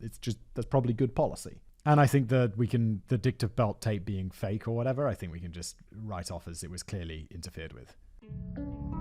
Evidence of a conspiracy. This section could easily be called circumstantial evidence of a conspiracy, but that doesn't sound nearly as catchy. There is absolutely no hard evidence tying Oswald to a greater conspiracy, which is why I argued that it was possible that he acted alone despite the presence of a second, unrelated shooter. Whether he was part of a conspiracy or not, some of the facts of this case do point to a larger conspiracy in play. If nothing else, we know that the government hasn't been entirely forthcoming about the investigation. And right now, I think it's going to have to be something really compelling to make me believe that there's something conspiratorial beyond just a second shooter, either by coincidence or by design or whatever. But to be like, the government did it, I don't think so. It's going to have to be really super strong evidence or something like that, or the Cubans or the USSR. I'm pretty skeptical. The Warren Commission was supposed to be public. They published their report along with 26 volumes of supporting documents, but that wasn't all the information they had. We know that most of the documents were sent to the National Archives, where the official policy was they remain sealed for 75 years. However, this rule no longer exists. It was essentially replaced by the 1966 Freedom of Information Act, but just because you make an FOIA request doesn't mean the request will be granted. Aside from those few years between the HSCA declaring there was a second shooter and the Dictabelt tape being discredited, the government has maintained that Oswald acted alone. Director Oliver Stone didn't agree, and in 1991 he released the film JFK. The film focused heavily on frame 313 of the Zapruder film, and Kennedy's head being knocked back into the left, trying to demonstrate that the shot had to have been fired from the grassy knoll. The film also alleged a conspiracy involving the FBI, CIA, and military as co-conspirators in the assassination. Stone's film played a major role in reshaping public perception about events, and Congress wanted to set the record straight. See, first part of that, double shooter, totally can believe in. Second part of that, involving the FBI, CIA, and military as co-conspirators, I'm like, where's the evidence for that? Show me some evidence. And it better be more than circumstantial. In 1992, and in no small part due to Stone's movie, Congress passed the JFK Records Act. The law set a firm 25-year time limit, with all assassination records being required to be released to the public in full by October 26, 2017. Unless the President of the United States decided to postpone them, that is. Well, 2017 has come and gone, and when time was running out on the clock, the FBI and CIA decided that they didn't really want to release that information. President Trump sided with the intelligence organizations, allowing them to postpone the release of thousands of documents until 2021, which the time of recording was last year, or when you're listening, probably 2 years ago, because these are recorded well in advance. Once 2021 came around, roughly 1,500 new documents were released, with President Biden allowing the rest to be postponed again until December 2022. That's this month. That's when I'm recording this. So depending on when this video releases, either there'll have been a major breakthrough or another delay, probably the latter. As best I can determine, there remain about 6,000 completely unreleased documents, with another 4,000 that have only been released in partially redacted form. Of the documents that still remain unclassified, the vast majority are files related to organized crime. This has led to heavy speculation that the mafia was involved in the assassination, though that speculation is by no means new. When Bobby Kennedy was given the news about his brother, he was reported as saying, "I knew they would get one of us. I thought it would be me." Bobby had been waging war against the mafia in his role as Attorney General, and they obviously didn't appreciate this. Yeah, but I don't think this is... Saying the mafia could have been involved in the Kennedy assassination, I don't believe... You're not a conspiracy theorist. You're just like, that is one person who could have potentially assassinated him. Could have been the Soviets. Could have been Cuba. Could have been Oswald just pissed off at Kennedy. I don't think... This doesn't fall into conspiracy theory for me. It just falls into we should all be critical thinkers and consider the different pieces of evidence. I mean, if there's no proof of it, you can't be like, it was the mafia. But to say that it doesn't seem like an unreasonable thing. There are claims that Jimmy Hoffa even explicitly said that it was time to kill the president. Those close to him believed his statement to be a joke, while lower-level mafia members were seen as taking his order deadly serious. The continued unwillingness of the government to even release redacted versions of these files with confidential informant names blacked out is seen as highly suspicious, with a strong implication that the mafia was somehow involved in the assassination. One of the members of the Warren Commission had argued against the mafia conspiracy theory in an interview in the 1970s. He said that they would have loved to have been able to tie the mafia to the assassination. Well, he was already trying to take them down, and if they had been responsible for JFK's death, then it would have completely turned the public against them. It would have aided the government in their goal of eliminating organized crime. That's not a terrible argument, but it leaves out a major detail that wouldn't have been revealed for decades. Project Johnny. It wasn't until after the 1992 Records Act that the public learned that the CIA, on behalf of President Kennedy, offered to pay the mafia $150,000 to assassinate Fidel Castro following the disastrous Bay of Pigs invasion. The mafia respectfully declined this proposal. They said they'd do it for free, out of their love for America. This was the reason they gave anyway, but of course, it wouldn't really be free. The marriage of the mafia and the Teamsters Union had made them nearly as powerful as the federal government. If they were to kill Castro on direct orders from the president, the way they saw it, they would own the entire fucking country. Of course, they never actually succeeded, and the Kennedys were growing increasingly impatient with the lack of results. Between Bobby Kennedy bearing down on the Mafia, Jimmy Hoffa's misinterpreted joke, and the Mafia's inability to do the one thing that would make them own the White House, it's not inconceivable that they could have been involved in the assassination in some way. If they had been, it would make sense to use Oswald as the fall guy rather than risk revealing the underhanded dealings between Kennedy and the Mafia. Even if Oswald and the Mafia hadn't been working in concert, his arrest was too good of an opportunity to pass up. Though the connection between the Mafia and JFK is now known, if the Mafia was involved in the assassination, the government is unlikely to voluntarily admit to lying to the entire country for the past 60 years, if they could avoid it. There's also the matter of Oswald's assassin, Jack Ruby. Ruby was a known associate of the Chicago Mafia, and many believe that the murder was carried out with police cooperation to silence Oswald. It's all circumstantial, but there's a good amount of circumstantial evidence. Yeah, it is like... The fact that he was assassinated is himself. Oswald was assassinated. It's just like, that's very convenient, isn't it? Unrelated to the Mafia, there's also the matter of Oswald's trip to Mexico. It turns out there was a lot more to that trip than the CIA wanted people to believe. For example, Oswald, who was under much heavier surveillance than was initially let on, is known to have openly bragged about his plans to kill President Kennedy while he was there. Personally, I think they would have hid this information out of embarrassment, not because they were somehow complicit in the assassination, but while there are those that take it the other direction. Much more notable was Oswald's trip to the Soviet embassy in Mexico City, if it even was Oswald. In 1993, the transcript of a phone call between J. Edgar Hoover and President Johnson was revealed. In it, Hoover says that they were all very confused about this incident. They had images and audio of a man who went to the embassy claiming to be Oswald, but it wasn't him. Neither the face nor the voice matched Oswald, and Hoover believed there was a second person there with him. It's hard to call that revelation anything other than a bombshell, and it's the one piece of evidence that makes it difficult for me to argue that the two shooters weren't necessarily working together. Unless, I guess I must be missing something. Must be my smooth brain. But just because he has an accomplice and is doing something weird at an embassy with someone else, it's very circumstantial, isn't it? What am I missing? Let me know in the comments. Kevin will probably watch this and he'll be, Simon, is it not obvious? I'm like, it might be obvious to someone with a big brain like you, Kevin, or like 99% of the audience, but I don't understand. I just think it's circumstantial, or maybe I'm just too skeptical. One of the central arguments for the Oswald acted alone theory, particularly as put forth by the Warren Commission, is the single bullet theory. This is often referred to as the magic bullet theory because of how implausible it generally seems. The Warren Commission believed that the first bullet Oswald fired struck both Kennedy and Connolly, the second missed, and the third was the fatal headshot. Is this the bullet that traveled through like Connolly in a weird way, and now they're saying it also went through Kennedy's throat and then through Connolly's body?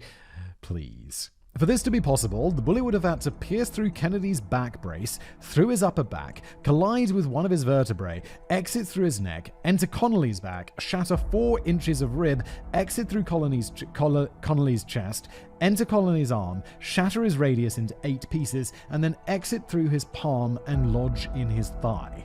That seems extremely unlikely. Whether or not that sequence of events would be physically possible is heavily debated. There's a lot of analysis of bullet angles and exactly how far to the left or right Connolly was sitting in his chair, and we're just not going to get into that. Instead, I'll just show you the bullet. This is the bullet that fell out of Connolly's thigh when he was placed on a stretcher in the hospital. Okay, I'm looking at it in front of me. I'm sure you're also looking at it on the screen, but for our podcast friends, I'll just say that it looks like a remarkably intact bullet. For the Warren Commission's findings to be true, that bullet that is in that condition, very good condition, had to have done all the damage we just said. If the bullet was rotated so that we could see the bottom of it, there is some extremely minor damage but the bullet is by and large intact. For comparison, here is one of the fragments of the headshot bullet. You'll notice that I say fragment as it did not remain in one piece. And for our listeners at home, it is just a small piece of wrecked metal. It does not look like a bullet at all. It looks like a fragment of a bullet, as Kevin just described. It's about 1/3 to 1/4 of the size of the bullet. The full bullet. The first bullet allegedly went through 2 people and multiple bones while remaining in almost pristine condition, but the other bullet that should have been from the same gun was crushed, deformed, and broken into pieces. Even if such an angle existed where both men's wounds were caused by one bullet, for that bullet to be in nearly pristine condition just seems a bit improbable, doesn't it? Again, yeah, it does. I don't think it's impossible. I don't find this to be the most compelling, like the state of the bullet, I find that to be a bit circumstantial. Could have been extremely lucky and just not got broken. I mean, people fall out of planes and survive, so I'm saying it's unlikely, but it's not conclusive. Also from the Warren Commission, there are lots of reports of witness tampering, suppression, and intimidation.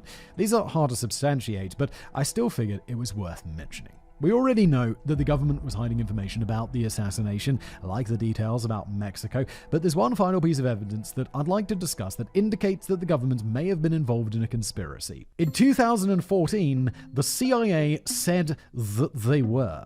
Okay, fine, it's a little more complicated than that. David Ribage, who has been a member of the CIA's history staff since 1996 and chief historian since 2005, published a report that CIA Director John McCone was part of what he called a benign cover-up. The report stated that the CIA had deliberately withheld information from the Warren Commission and instructed its officers to give the vaguest and least helpful answers to questions when possible. Ribage concluded that McCone was not interested in letting the public know the full truth, only in guiding the Warren Commission to what the agency believed at the time was the best truth, that Lee Harvey Oswald, for as yet undetermined motives, had acted alone in killing John Kennedy. It was a benign cover-up because McCone wasn't trying to cover up any CIA involvement in the assassination. He just wanted the American public to receive the most sanitized version of the truth, even if it was incomplete. I said this earlier, it looks good for the government. I don't think there's a conspiracy. I just think they were like, yeah, it's better if we look more competent and it doesn't look like we screwed up and it doesn't look like there's been someone on the loose or blah, blah, blah, blah, blah.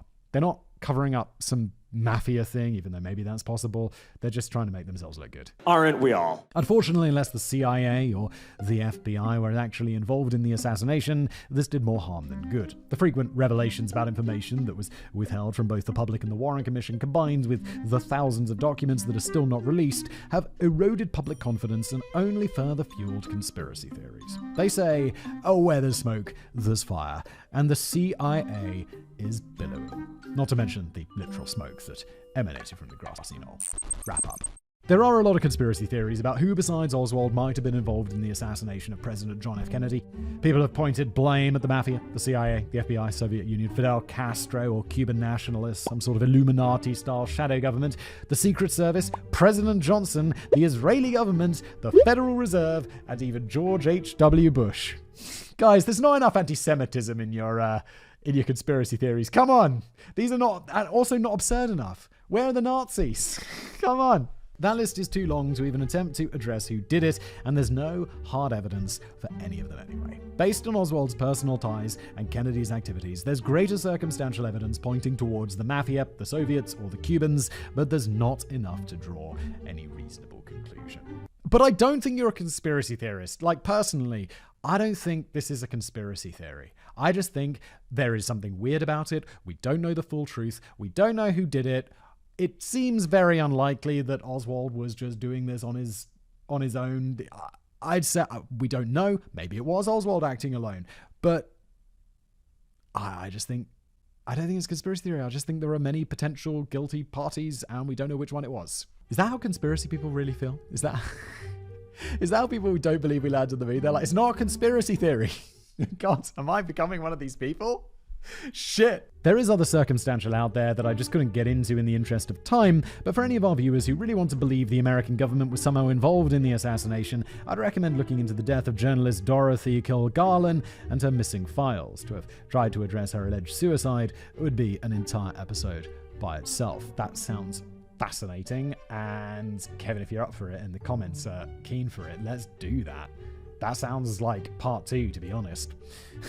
But since our goal wasn't to try and address which of the myriad of conspiracies was most likely, it brings us back to the question at the heart of this episode. Was there a second shooter on the grassy knoll? Like I said at the beginning, when I began this project, I assumed the answer would obviously be no and would just have some fun dunking on conspiracy theories, but that is no longer the case. Yeah, people have been asking for this episode for ages. When is the one where Simon is persuaded? And I kind of went into this less skeptical than before because the Kennedy assassination is the thing where I'm like, there's more, something's up with that. It's weird. And I've come even more convinced, reading about it, learning about it today, that there is something weird there. I probably think there was a second shooter. I'm a conspiracy theorist. Get me my tinfoil hat. The key physical evidence seems to strongly suggest the evidence of another shot fired from behind the stockade fence on the grassy knoll. Even without the dictabelt audio, the frame-by-frame analysis of the Zapruder film seems almost irrefutable. Combined with all the witness accounts and the trajectory of the blood and skull fragments, I really don't know how to argue that there wasn't a second shooter. I'm curious to hear what you, Simon, and our viewers think. Maybe I've inadvertently left you with some huge unanswered question, or maybe there's some contradictory evidence that you feel I didn't value highly enough. You can all feel free to argue about it in the comment section, and I'll be back next time. Back and to the left. Thank you everybody for listening or watching this podcast. If you enjoyed in its audio form, please leave a review. That is super helpful. It gets the podcast into more people's catchers? Is that the official term? Podcast apps? I don't know. And yeah, if you're on YouTube, like, subscribe, and thank you for watching. See you next time.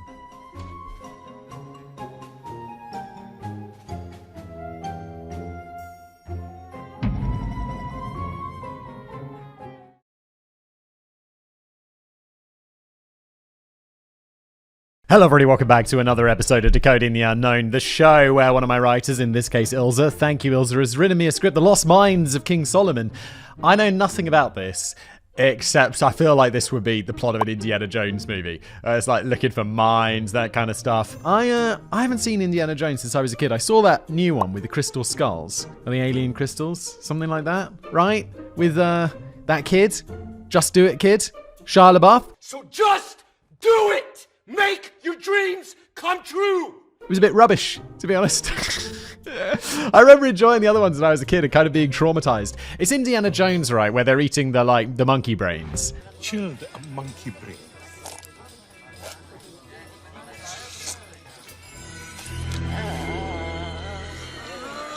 Oh, no. Is it Indiana Jones where there's a snake and they cut open the snake and there are all these little snakes inside and they eat the little baby snakes? Is that Indiana Jones? Because I remember being traumatized by that as a kid.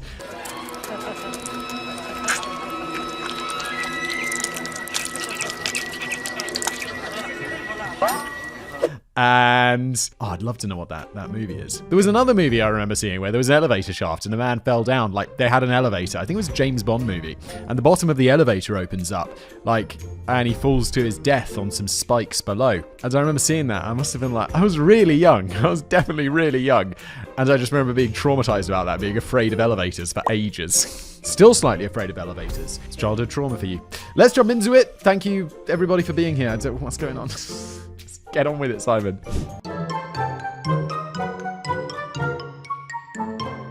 I was fairly young when I first came across the story of King Solomon's Mines. It had all the hallmarks of an Indiana Jones movie, exactly! Minus those bloody Oh god. How far are we in? 1 minute 40. Whoever's editing this, can you please bleep out because if it's like this early in the video, I might get demonetized. So let's just bleep that out, alright? Thank you. Oh god, now I've said like 7 times. So I'm sorry, I'm making so much work for everybody.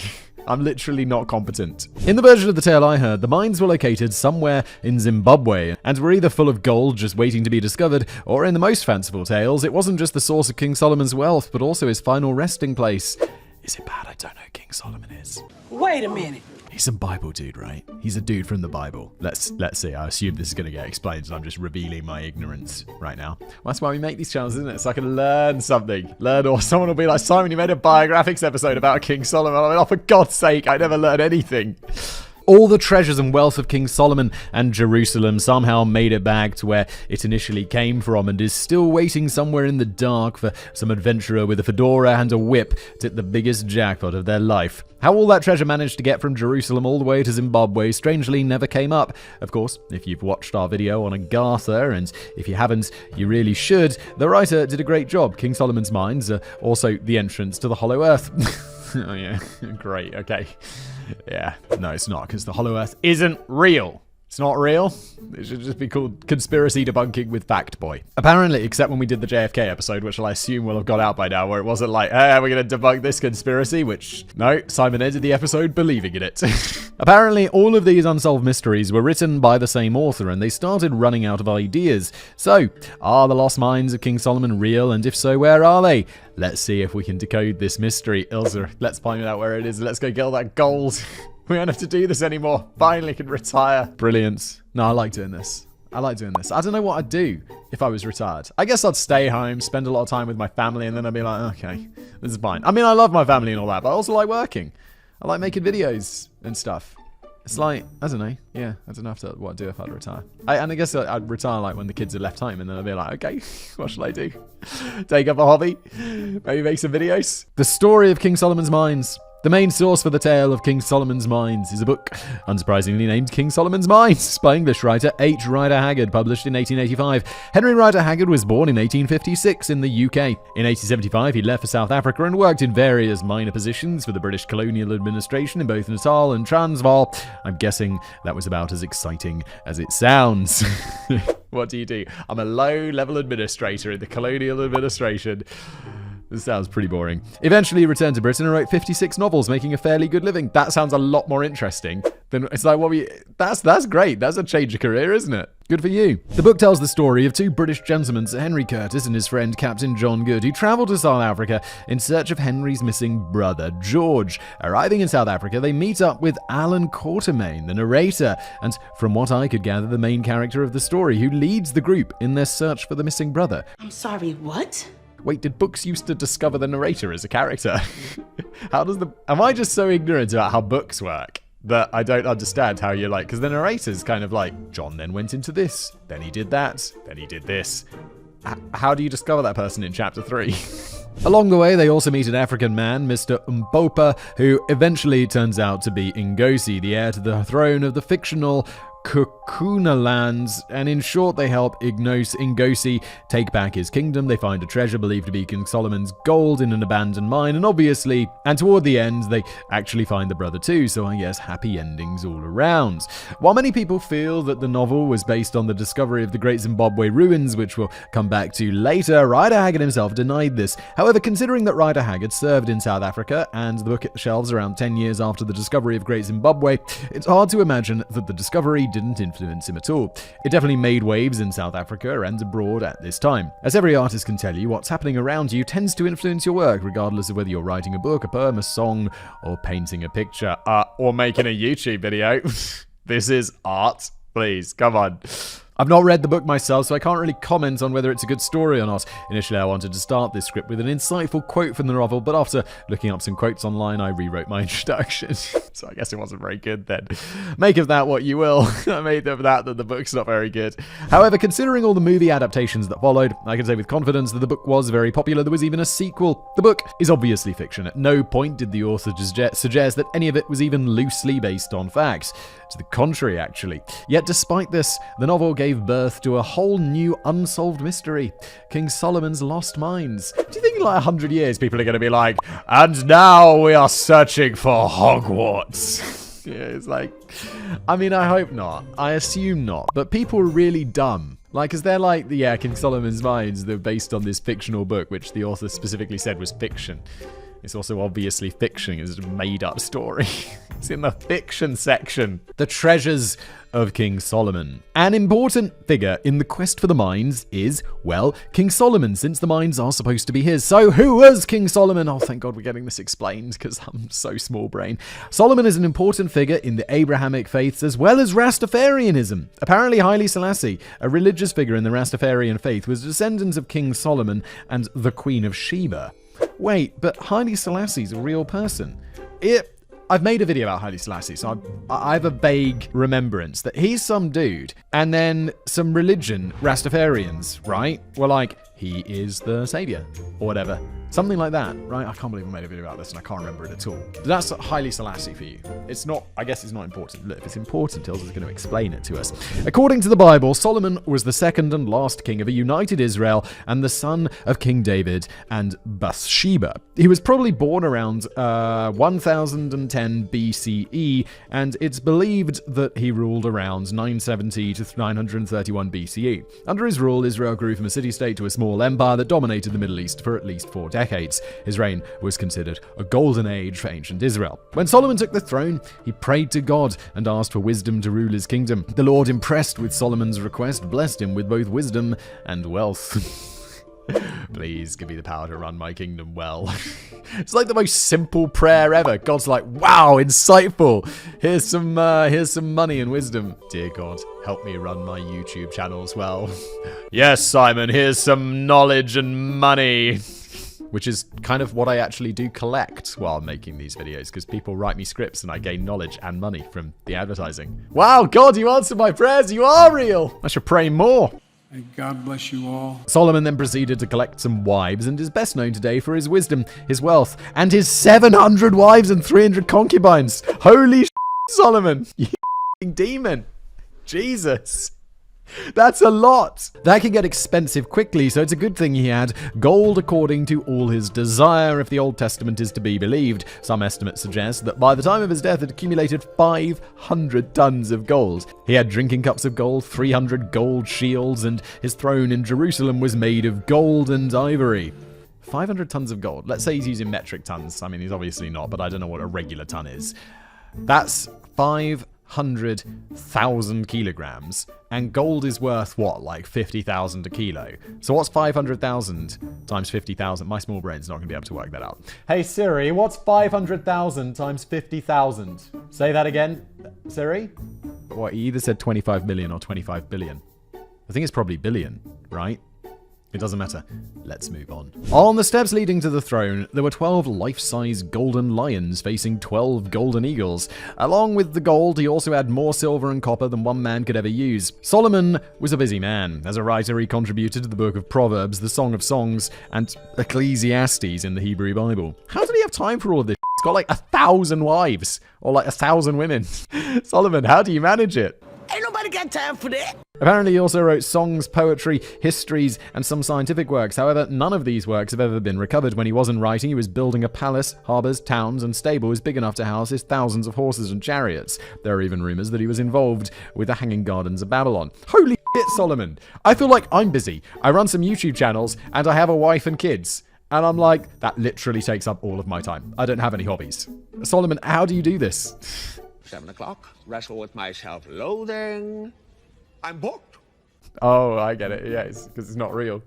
King Solomon's greatest achievement construction-wise, and probably what he's best known for, was the Temple of God in Jerusalem, built to house the Ark of the Covenant. It was constructed mainly from stone with cedar paneling, which was then overlaid with gold. The inside of the temple was decorated with elaborate carvings, golden lampshades, an altar of incense, also known as the Golden Altar, and 2 bronze pillars, among other things, and the outer doors were made of ivory. Sadly, the temple was destroyed in 587 BCE by the Babylonians when Nebuchadnezzar conquered Jerusalem. All the gold, silver, and precious stones were probably looted and returned to Babylon at this time. I know I just said that King Solomon wasn't real and all that, so I didn't really mean that he wasn't real. I'm just like, that's obvious exaggeration here. Did he really have 700 wives? Did he really?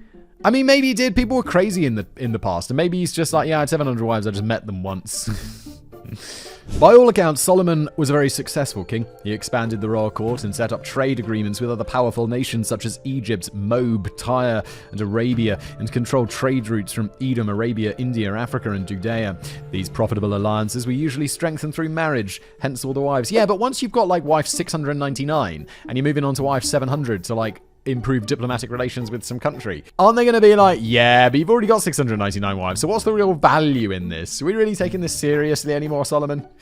Are you going to even see your wife again? One of the most famous relationships was with the Queen of Sheba. While we don't know for certain where Sheba was, it's speculated that it might have been modern-day Yemen.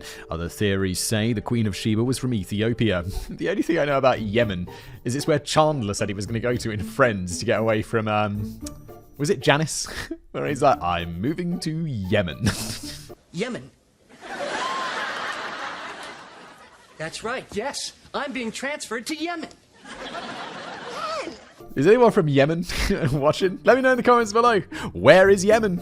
Other theories say the Queen of Sheba was from Ethiopia. The queen visited Israel with gifts, including gold. She was deeply impressed by the king's wisdom and all he accomplished, and the two started a relationship, which may have led to a son. This is going to come up again later. Despite his great wisdom and initial success as a ruler, things went downhill later in life. He turned away from God, instead worshipping the false gods of his many, many wives. God was apparently not happy with this state of affairs, and Solomon lost the protection and favor of God, which led to political unrest. Solomon finally died around 931 BCE, aged 80. Shit, man, you're doing well for some dude in the past. His son, Rehoboam, inherited the throne, and this quickly led to a civil war that ended the United Kingdom of Israel around 930 BCE. The Golden Age of Israel had passed. Was King Solomon real? Outside of the Bible, there is no archaeological evidence that King Solomon was ever real. We know enough about archaeology to know that any kingdom that size with that level of organization would have left behind some evidence of its existence, but alas, nothing has ever been found. Yeah, okay, so I'm going back to my theory that it's not real. None of this is real. One theory states that David and Solomon were renowned tribal chiefs rather than all-powerful kings, and the true size and significance of their united Israel was a teeny tiny bit exaggerated. Exaggerated to the point where archaeologists, instead of being like, we should definitely know there was a giant kingdom, to being like, we have detected nothing. Egypt is very good at keeping records, and despite Solomon being married to the pharaoh of Egypt's daughter, which I reckon is something fairly important, there are no records in Egypt mentioning King Solomon or this marriage to the royal daughter. So Solomon either never existed, or the real Solomon has very little resemblance to the king described in the Bible. Historian Ralph Ellis spent 20 years researching the tale of King Solomon in search of these elusive minds. Since no archaeological evidence of Solomon or his kingdom has ever been found, Ellis came to the conclusion that the story was just a misinterpretation of historical texts. Instead of powerful Israelite kings, David and Solomon were the pharaohs, oh my lord, Susenes II and his successor Shosenk I, a name we'll be hearing and mispronouncing again, whose empire included both Israel and Egypt by the 10th century BCE. Since stories of pharaohs weren't considered acceptable by biblical authors, they changed the story to create an Israelite hero, King Solomon. Ah yes, writing the Bible. Oh, look at this historical fact. Let's just change that to fit our narrative a little bit. And I mean that... I say like authors of the Bible, but there's also like authors of history, a long period of history, and arguably even at some points today, like the victors write the history books. I do feel historians are a lot more sensible and serious today, though. They're like, well, we do, like historians who are taken seriously at like academic institutions and stuff. They're like, well, we have to find, such things as evidence, there's peer review. Whereas in the past, Herodotus, he's like, I shall just take my bestest of guesses. The treasures of Solomon aren't missing. They can be found on display at the museum in Cairo. Ellis claims that there are plenty of similarities between the two pharaohs and the two biblical kings, including ancestors and family members. He also claims that if we accept that the two were pharaohs, the inconsistencies in the biblical account are suddenly explainable. Unfortunately, he doesn't really go into detail in any of the articles that I read. Fortunately, he did write a whole book about it if anyone is interested in learning more. However, I should probably point out that his theory isn't widely accepted or taken very seriously by pretty much anyone. While there is no proof for Solomon specifically, there are some suggestions that the House of David and some kind of organized kingdom might have existed around the same time as Solomon and David. In 1828, Jean-Francois Champollion, that's the guy that discovered the Rosetta Stone, wow, okay, found a list of peoples defeated by Pharaoh Shosenk I inscribed at the Temple of Amun in Thebes. Thebes? Thebes, right? I think it's Thebes. On this list are people from the Highlands or Heights of David. This would have occurred under the rule of Solomon's son, Rehoboam. This suggests that Pharaoh Shosenk I from Egypt is the same king Shishak of Egypt mentioned in the Hebrew Bible. Then in 1993, Avraham Biran discovered the Tel Dan inscription on a broken stele in northern Israel. It commemorates the victory of an Aramaean king over the king of Israel and the king of the House of David. However, the stele dates to a century after David. At this time, Israel was ruled by slightly less impressive kings, such as Amir and Ahan. You gotta be disappointed, like, these two guys were kings of, like, a kingdom. Obviously, Simon, big brain. Obviously. But it's like, the note in the video today is just they were less impressive. Is that less impressive kings? Like, Charles the II? Oh my god, I don't know which king version he is. He's just gonna be like, historians in 100 years are gonna be like, yeah, the follow-up king who didn't rule for very long, wasn't as popular, and like the queen was pretty chill. Like she was, I'm no fan of the royal family, but like if we're ranking monarchs, Charles II or whatever the he is, no, it's Charles III. Charles that I don't give is gonna like rank below Elizabeth II by some way. Not that anyone should care. Exactly.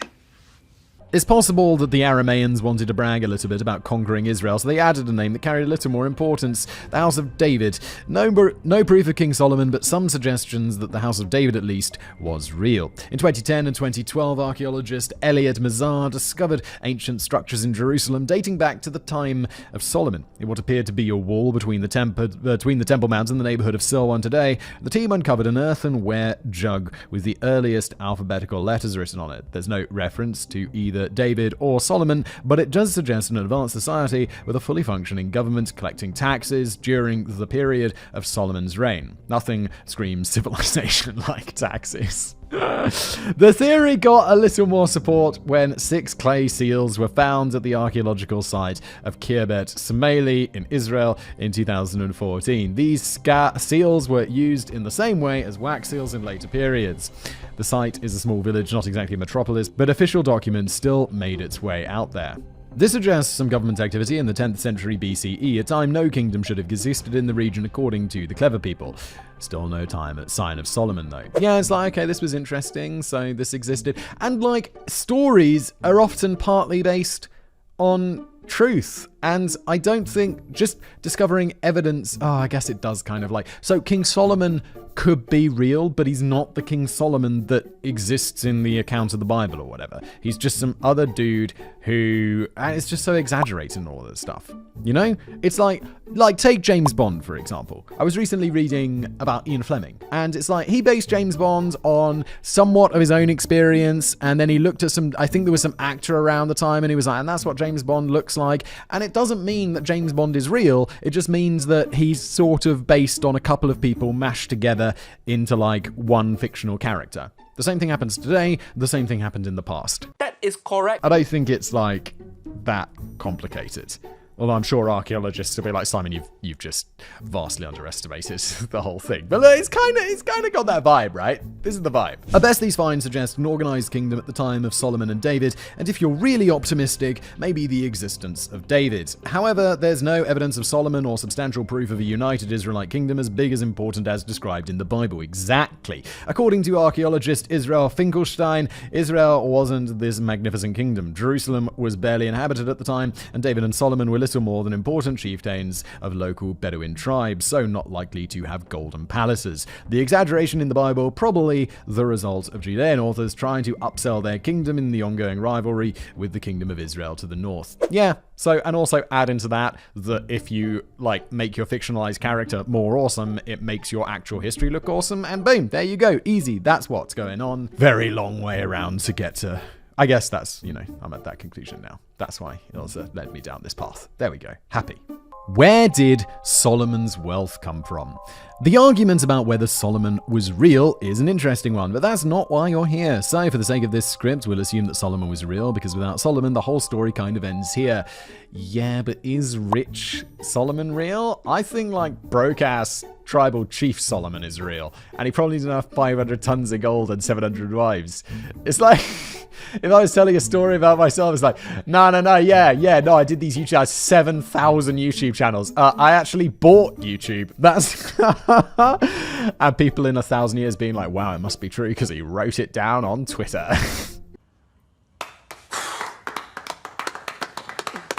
I mean, look, I know we're only a third of the way through, but I'm already like, none of this is real. There's no solid, there's no gold. But let's carry on because we've got an episode to do. I don't think I'm going to become any less skeptical there as we go through, have I? The Bible describes Solomon as a merchant king, and a large chunk of his wealth came from Ophir. If you don't know where that is, you're not alone. Ophir is as much a mystery as King Solomon's mines.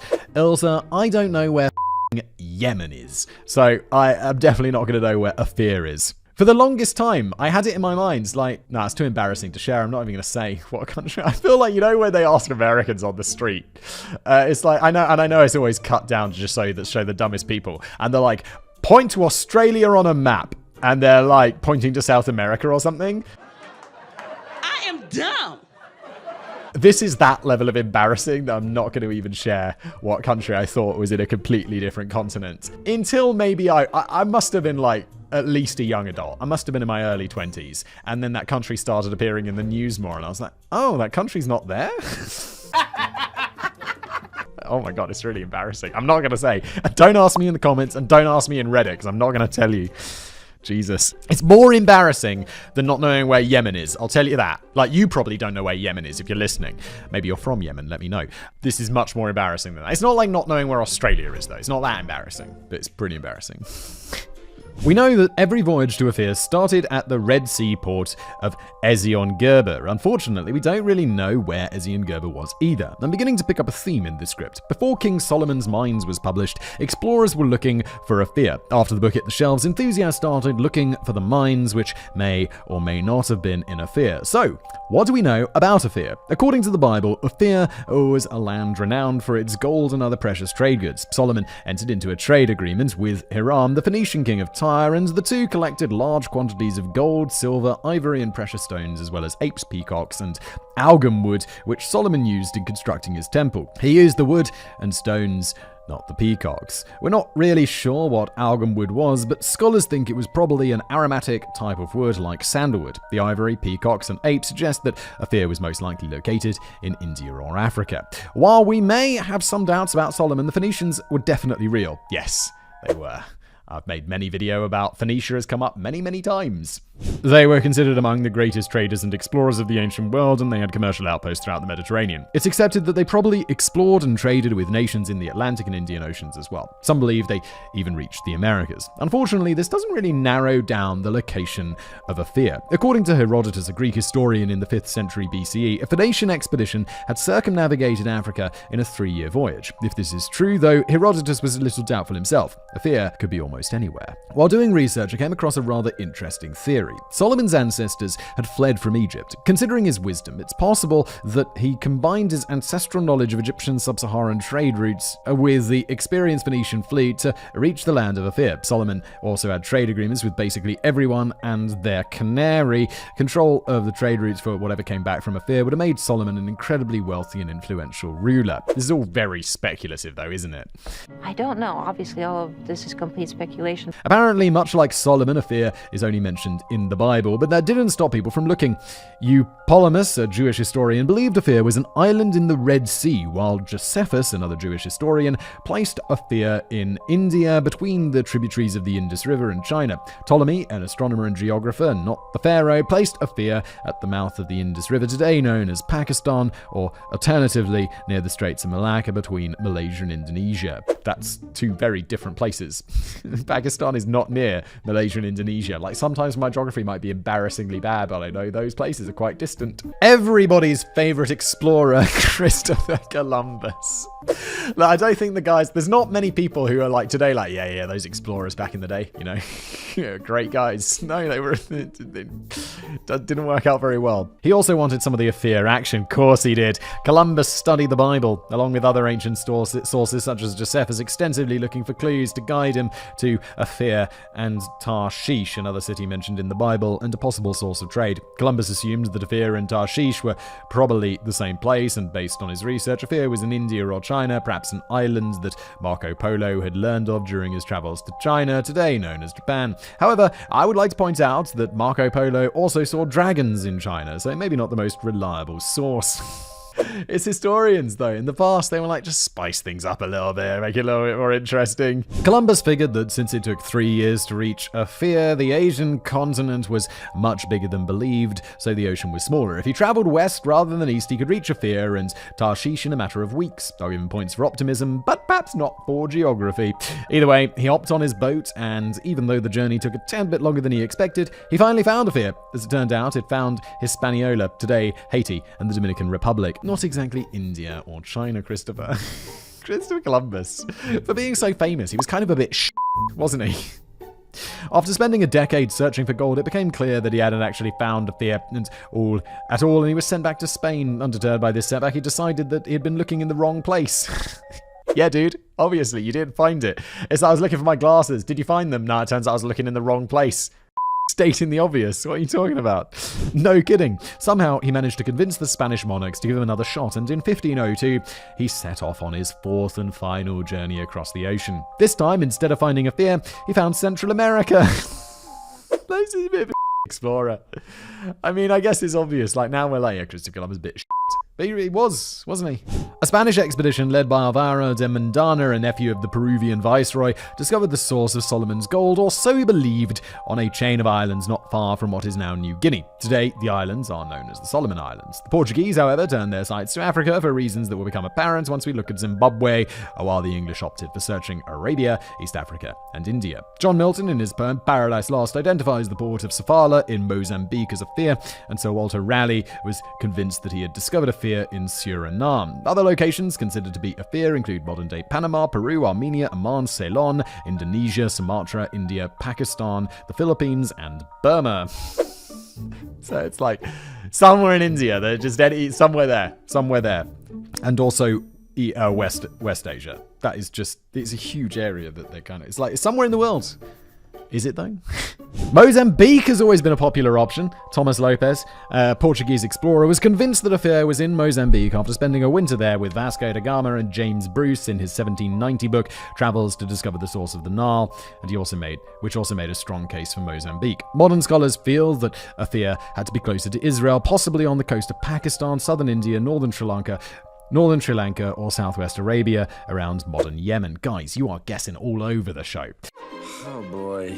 However, there's no indication that Solomon owned any mines in Afia or that he had any control over Afia. He only traded with them. It's an interesting side quest, but it doesn't actually bring us any closer to King Solomon's mines. Possible locations of Solomon's mines. So other than the Bible, we have no proof that Solomon was real. The mines aren't mentioned in the Bible at all. The only place mentioned as a source for Solomon's wealth is Afia. Is it just me, or is this mystery unraveling really fast? Oh, Ilsa, this mystery unraveled in like the first 3 lines of today's episode. But we've gotten this far, so let's press on and take a look at some locations that are people all giddy with excitement because they believe they'd found King Solomon's mines. Let's first consider the possible inspiration for the book that started the whole thing, the Great Zimbabwe Ruins. Great Zimbabwe. Zimbabwe is the Shona word for stone houses, and the ruins of Great Zimbabwe are located around 30 kilometers southwest of Masvingo in Zimbabwe. The ruins are considered to be the most extensive ruins in sub-Saharan Africa and consist of 3 sections: the hill complex, also known as the Acropolis, the valley ruins, and the Great Enclosure. The complex covers around 1,779 acres and at its height in the 14th century housed a population of around 18,000 people. It's also surrounded by gold mines. You can see where all this is heading. The hill complex is the oldest part of the site. According to UNESCO, it was probably the royal city, and it was built between 1100 and 1600. Bird figurines carved from soapstone found on the eastern side of the hill complex suggest the people of Great Zimbabwe worshipped bird-like gods. The Great Enclosure is built in the form of an ellipsis and dates around the 14th century. Under the wall of the Great Enclosure, fragments of drainage wood dated to between 591 and 702 CE were found, so the wall might have been built on a much older foundation. The valley ruins appear to have been the main living area, with living ensembles scattered throughout the valley. The first person credited with the discovery of Great Zimbabwe is German geologist Karl Mauch, who rediscovered the ruins in 1871. He had been commissioned by the Transvaal government to chart the area between the Limpopo and Zambezi rivers, and upon discovering gold in Mashonaland and along the Tati River, he decided that he had found the biblical land of Afia. So, with the help of Alexander Merensky, a German missionary who'd published a story about the Zimbabwe ruins in 1865, after hearing about it from some of the native peoples and a man named Adam Render, Mao set off to find his Afia. Some articles claim that Adam Render, a German elephant hunter, had actually visited the ruins in 1867, which means the credit for finding the ruins should probably go to him. I'm making assumptions here, but considering that Render had married a Shona woman and lived among the tribe, he probably had much more respect for the culture and history of his wife's people. Had he known the circus that would ensue, he might not have taken Mauch anywhere near the ruins. Mauch got permission from the king of the Nedabele to enter the territory, claiming that he wanted to hunt. So the first step in finding the biblical city was to lie about it. We're off to a great start. Yeah, this can't be new though. Like, white European dude goes looking for gold in Africa, lies about it. Shocking news! When Mao finally found the ruins, he concluded that they were a copy of the house in which the Queen of Sheba stayed during a visit to Solomon in Jerusalem, suggesting a link not only to Solomon but to the Queen of Sheba. Did he have any evidence to back that up? Really? According to Mauch, the Queen of Sheba was the ruler of Great Zimbabwe. Since the local tribes used clay, wood, and dried grass for building material, Mauch decided that the stone structure was completely out of place and therefore the native peoples couldn't possibly have built it. Some classic racism that is like, the pyramids must be built by aliens, because how could these primitives build them? They can't build that in their small brains, racially inferior brains. Of course. His conclusion was that Great Zimbabwe had been built by the Phoenician workers the Queen had hired to get the job done. He discovered some wooden beams in one of the doorways and promptly identified it as cedar. How? I don't know, which could only have come from Lebanon, and Solomon was known to have used cedar extensively in his own building projects. What is it? Is it hard to identify wood? That doesn't seem like a stretch. An archaeologist, this man was not. He published his findings, taking most of the credit. However, Mauch and Renza weren't the first Europeans to discover Great Zimbabwe. In the 16th century, Portuguese explorers mentioned the ruins of an ancient city in the interior of Africa, which they called Simbawi. These tales were part of the inspiration for Mauch in the first place. Getting a job to chart the area was just a nice bonus, but Mauch had heard stories about the ruins well before he set off on his exploration of Africa. What is interesting is that these initial explorers made no connection between the ruins and Solomon. After visiting Great Zimbabwe in 1506, they accepted that the city had been built by the native Shona peoples. The city's abandonment wasn't entirely in the ancient past just yet.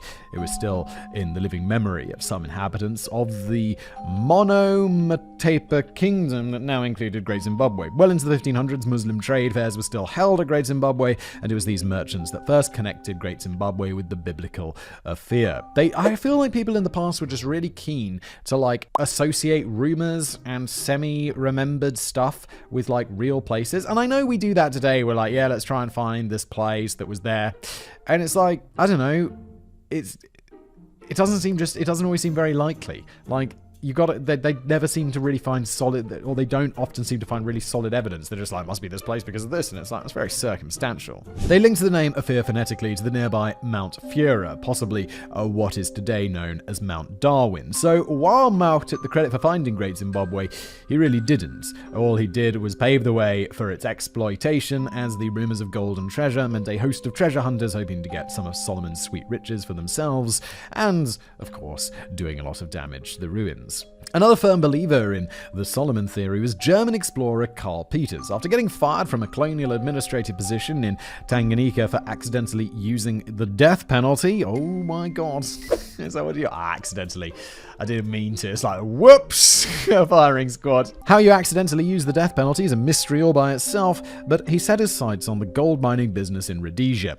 He felt that Germany had dropped the ball when they didn't rush in to colonize the area after Mao, a fellow German, discovered the ruins. He claimed that the root word for Ophir and Africa was the same, and wrote a book based on his expedition of Mashonaland named The El Dorado of the Ancients. The book was mostly dismissed as just another travel book and didn't sell particularly well. According to Peters, the Phoenicians, who had a trade agreement with Solomon, traded gold in the area and later colonized the region along with the Sabaeans, another ancient group mentioned in the Bible, as well as the Israelites. He also made the connection between Mount Fura and Ophir and described Mount Fura as such.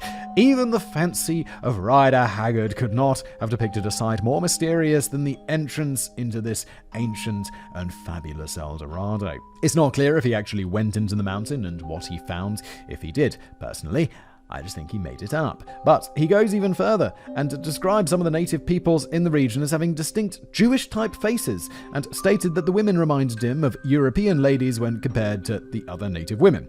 I will not be repeating his incredibly disrespectful description of the other native women. Of course, his team also spotted all those goods that arrived from Ophir. He tried to convince investors that the mines were still full of gold, but that was about as successful as the book, so in the end, his search for Ophir just cost him a lot of money. The first archaeologist who visited the site was James Theodore Bent of the British Association of Science, sponsored by Cecil John Rhodes. You might have heard of him. Yeah, Cecil Rhodes. Isn't he the...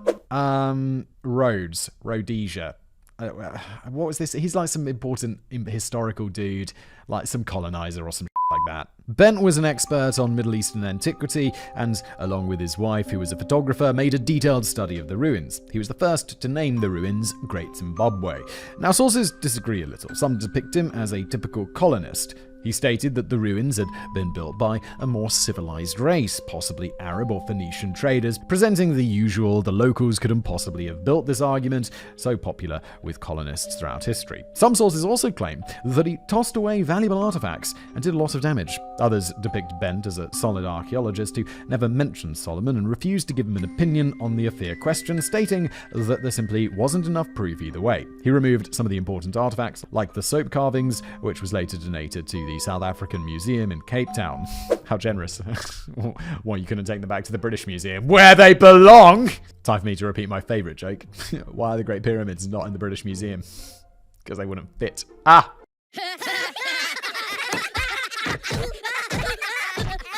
While he's criticised for this, it's lucky that he removed those artifacts before the Ancient Ruins Company was given commission by Cecil John Rhodes. Yes, that guy again, to exploit the Rhodesian ruins. And exploit they did. They didn't just pillage Great Zimbabwe, but other Iron Age sites as well, carting off anything of value and throwing away what they couldn't sell, some of it valuable artifacts. The Ancient Ruins Company weren't the only ones doing damage. Richard Hall, initially appointed to preserve the ruins, launched his own excavation despite having no archaeological training, and did so much damage that he was eventually fired. Getting fired for damaging a ruin that's literally getting looted all the time is quite the achievement. Thankfully, more excavations by better trained and more considerate archaeologists followed, and most of them came to the same conclusion, a conclusion that didn't sit well with old Cecil John Rhodes. In 1905, David Randall McIver, an Egyptologist, visited the ruins and concluded that the ruins must have been built by the local Shona peoples after uncovering some artifacts similar to those used by the people in the area.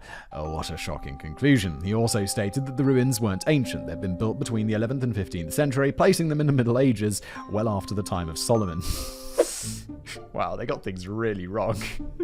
They finally get a guy. All these people are showing up. There's people looting, there's amateur archaeologists, there's idiots, and they're all like, wow, look at all this shit. Let's steal it and break some stuff. And then a real archaeologist comes along and he's like, yeah, it's from the Middle Ages. It's not even that old. There's no Solomon's mines here. This is a valuable ship, but it's already been stolen, and everything's wrecked. Thanks, everybody. Great work. In 1929, Gertrude Catton Thomas's team, entirely female, also visited the ruins and came to the same conclusions as Randall McIver. The ruins were distinctly African, no sign of Solomon or Ophir. And at this point, oh my god, what a surprise! This didn't go down well with Cecil John Rhodes, who had his own reasons for keeping the belief in Ophir and the connection between Great Zimbabwe and King Solomon alive. Part of the British justification for their very profitable presence in Africa was bringing civilization to the backwards Africans.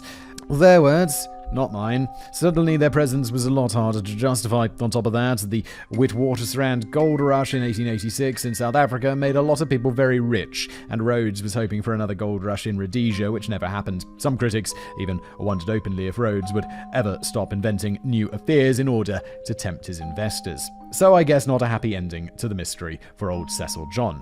I guess not, but also, he's kind of running his own little grift there, isn't he? Because he's like, yeah, maybe King Solomon's mines are real. Maybe this is the Ophir place, and maybe this is, maybe this is related. Give me some money and we'll go on and do some investment. I'll live a really plush life on your money while we look for gold that probably isn't there.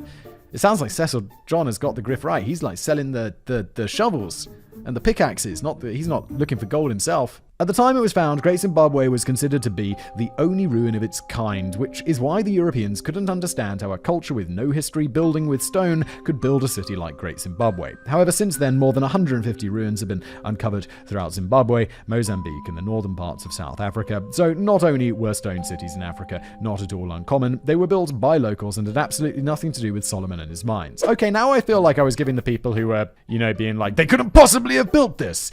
I was saying, like, it feels a bit racist, doesn't it? A bit like superior race, thinking that there's other, like, natives can't do this. But to be fair to them, this was the only one, and throughout history, at the time, that was what they had knowledge of, that everything else wasn't built like that. So I can kind of see why they would think that without them having to be racist, although they probably also were, because it was the past. But I could see why you could draw that conclusion. It's because it's the only one. And obviously later on they discovered many more, and now we have a different conclusion. When Rhodesia finally fell and gained its independence, it was renamed Zimbabwe after the Great Zimbabwe Ruins, and the ruins were declared a World Heritage Site in 1986. The copper mines in the Timna Valley. This time, there are proper mines involved, not just ruins and some convenient gold mines in the same area, that later turned out to be from the Middle Ages rather than the time of King Solomon. In the time of Solomon, copper was a valuable commodity, probably what oil is today, so was the source of King Solomon's wealth copper. Now, before we dive into this bit, there have been a lot of excavations happening in this area for almost 100 years now, so keeping track of who dug where became a little confusing. I'm not familiar with the area, and I couldn't find a map that showed all of the locations I needed, so I just had to compare different maps from some a little older than others to try and figure out all of it. If I'm off a bit on my descriptions, I apologize in advance for any confusion. Don't worry, I already forgive you. In 1934, Nelson Gluck, a rabbi and archaeologist from Ohio, came across what he thought were Solomon's mines at a site called Tel El Khalifa in the Araba Desert, 500 meters from the northern shore of the Gulf of Aqaba. This site was strewn with fist-sized chunks of black rock, the slag left behind when copper is extracted from ore. Pottery shards uncovered at the site dated back 3,000 years, placing the ancient copper mines in the same time of King Solomon.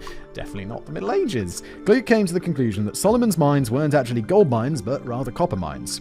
According to the Bible, Solomon built a fleet of ships at the port of Ezion-Geber near Elath on the shore of the Red Sea, from where the fleet sailed to Ophir. As we stated earlier, Tel El Khalifa is 500 meters from the northern shore of the Gulf of Aqaba. Gluck concluded that Tel El Khalifa was the settlement of Ezion-Geber, and the port was still hidden in the desert waiting to be found. What? It doesn't make a lot of sense to me neither. A port in the desert. Pretty sure ports need water. But apparently building a port city away from the actual ocean wasn't uncommon. Okay. However, he later revised his theory, deciding that Ezion-Geber was the name of the port, Elath was the name of the town, and Tel El Khalifa was actually the ancient settlement of Elath, which makes a lot more sense. At the northwest corner of the site were the ruins of a large square building. Initially, Gluck thought this was where the smelting took place, however, there wasn't enough slag around to support that, so Gluck figured out that the actual smelting of the ore probably occurred near the mines themselves, located deeper in the Araba Desert, but the final casting and refining was done at Tel El Khalifa. If Solomon was trading copper for gold, silver, and peacocks in Ophir, it would make sense that the port from which the ship sailed would be close to the source of the copper. Things went a little sideways 30 years later, though, when Benno Rothenberg, who had previously been Gluck's assistant and photographer during the first round of excavations, returned to the site leading his own expedition. Rothenberg was more interested in dating the local mining and smelting activities, and he was wondering why the Bible would mention Ezion-Geber but leave out the large-scale mining operations that occurred in the area. In 1969, Rothenberg began to excavate near a rock formation dubbed Solomon's Pillars, close to the actual mines, around 30 kilometers away from Tel El Khalifa. Here they made a discovery that threw all theories of this being Solomon's mines into question. An Egyptian temple dedicated to Hathor, the Egyptian goddess of sex, drugs, and rock and roll, according to Colonel Jack O'Neill, complete with hieroglyphic instructions from the Book of the Dead and some cat figurines. I like that Ilsa is a Stargate SG-1 fan. I didn't know that, and that is awesome.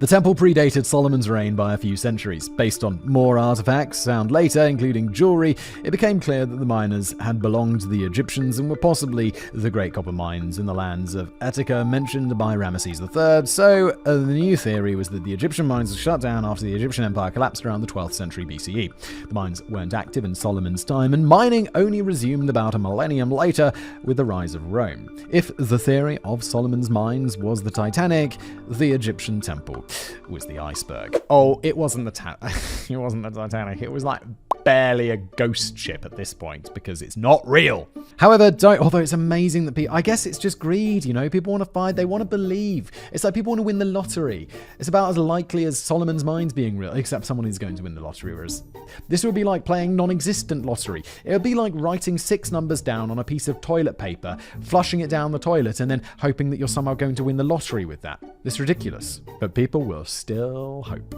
However, don't give up on our biblical king just yet. We're going to take a quick detour to neighboring Jordan and the site of Kirbet En Nahas, about 100 kilometers away from the Timna Valley, and the work of Thomas Levy and Mohammed Najjar. While it's not strictly part of the site uncovered by Nelson Gluck, which we'll be coming back to shortly, Levy considered the mining operations he had been excavating to be part of the extended mining network in the area. The evidence collected by Levy's team suggested that mining operations on this site started 300 years later than originally assumed. For those keeping score, this places us back in the 10th century BCE and the time of King Solomon. The area is covered by more than 24 acres of black slag, and Levy and his team have excavated through 20 feet of slag, which suggests a sizable mining operation. Oh my god, how much slag is made when you, bring copper out of ore? Holy shit.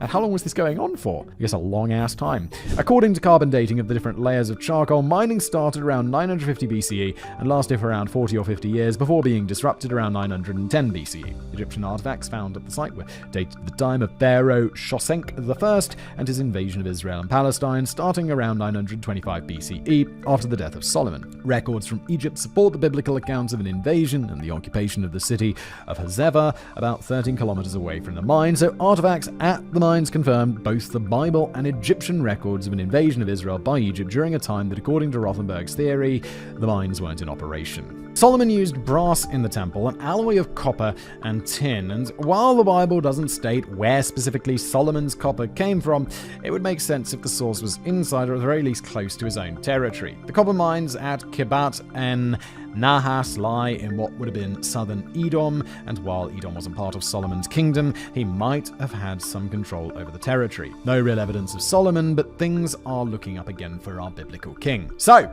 now we're heading back to the Timna Valley, and that's where the temple to Hathor was found. And we're skipping ahead to 2009 and the arrival of an expedition led by Erez Ben Yosef. At this point, it was still assumed that the Timna Valley was an Egyptian site based on Rothenberg's work. Ben Yosef decided to focus his attention on Slaves Hill, an acropolis named by Nelson Gluck, who initially thought that it was a prison for forced labor as it showed all the trademarks of an Iron Age slave camp: furnaces, harsh desert conditions, and a massive barrier to keep the prisoners in. However, Ben Yosef was the first to do thorough excavations at Slaves Hill. The excavations mostly confirmed what everyone else had been finding: dozens of furnaces and layers of slag, but this dig uncovered even more. The arid conditions of the Timna Valley are great for preservation, so a whole lot have been preserved, waiting for the interdisciplinary team to find: bones, seeds, fruits, and even fabric, all suggesting a developed and well-organized culture at work. But not an Egyptian culture. Radiocarbon dating performed on artifacts discovered at the site by the University of Oxford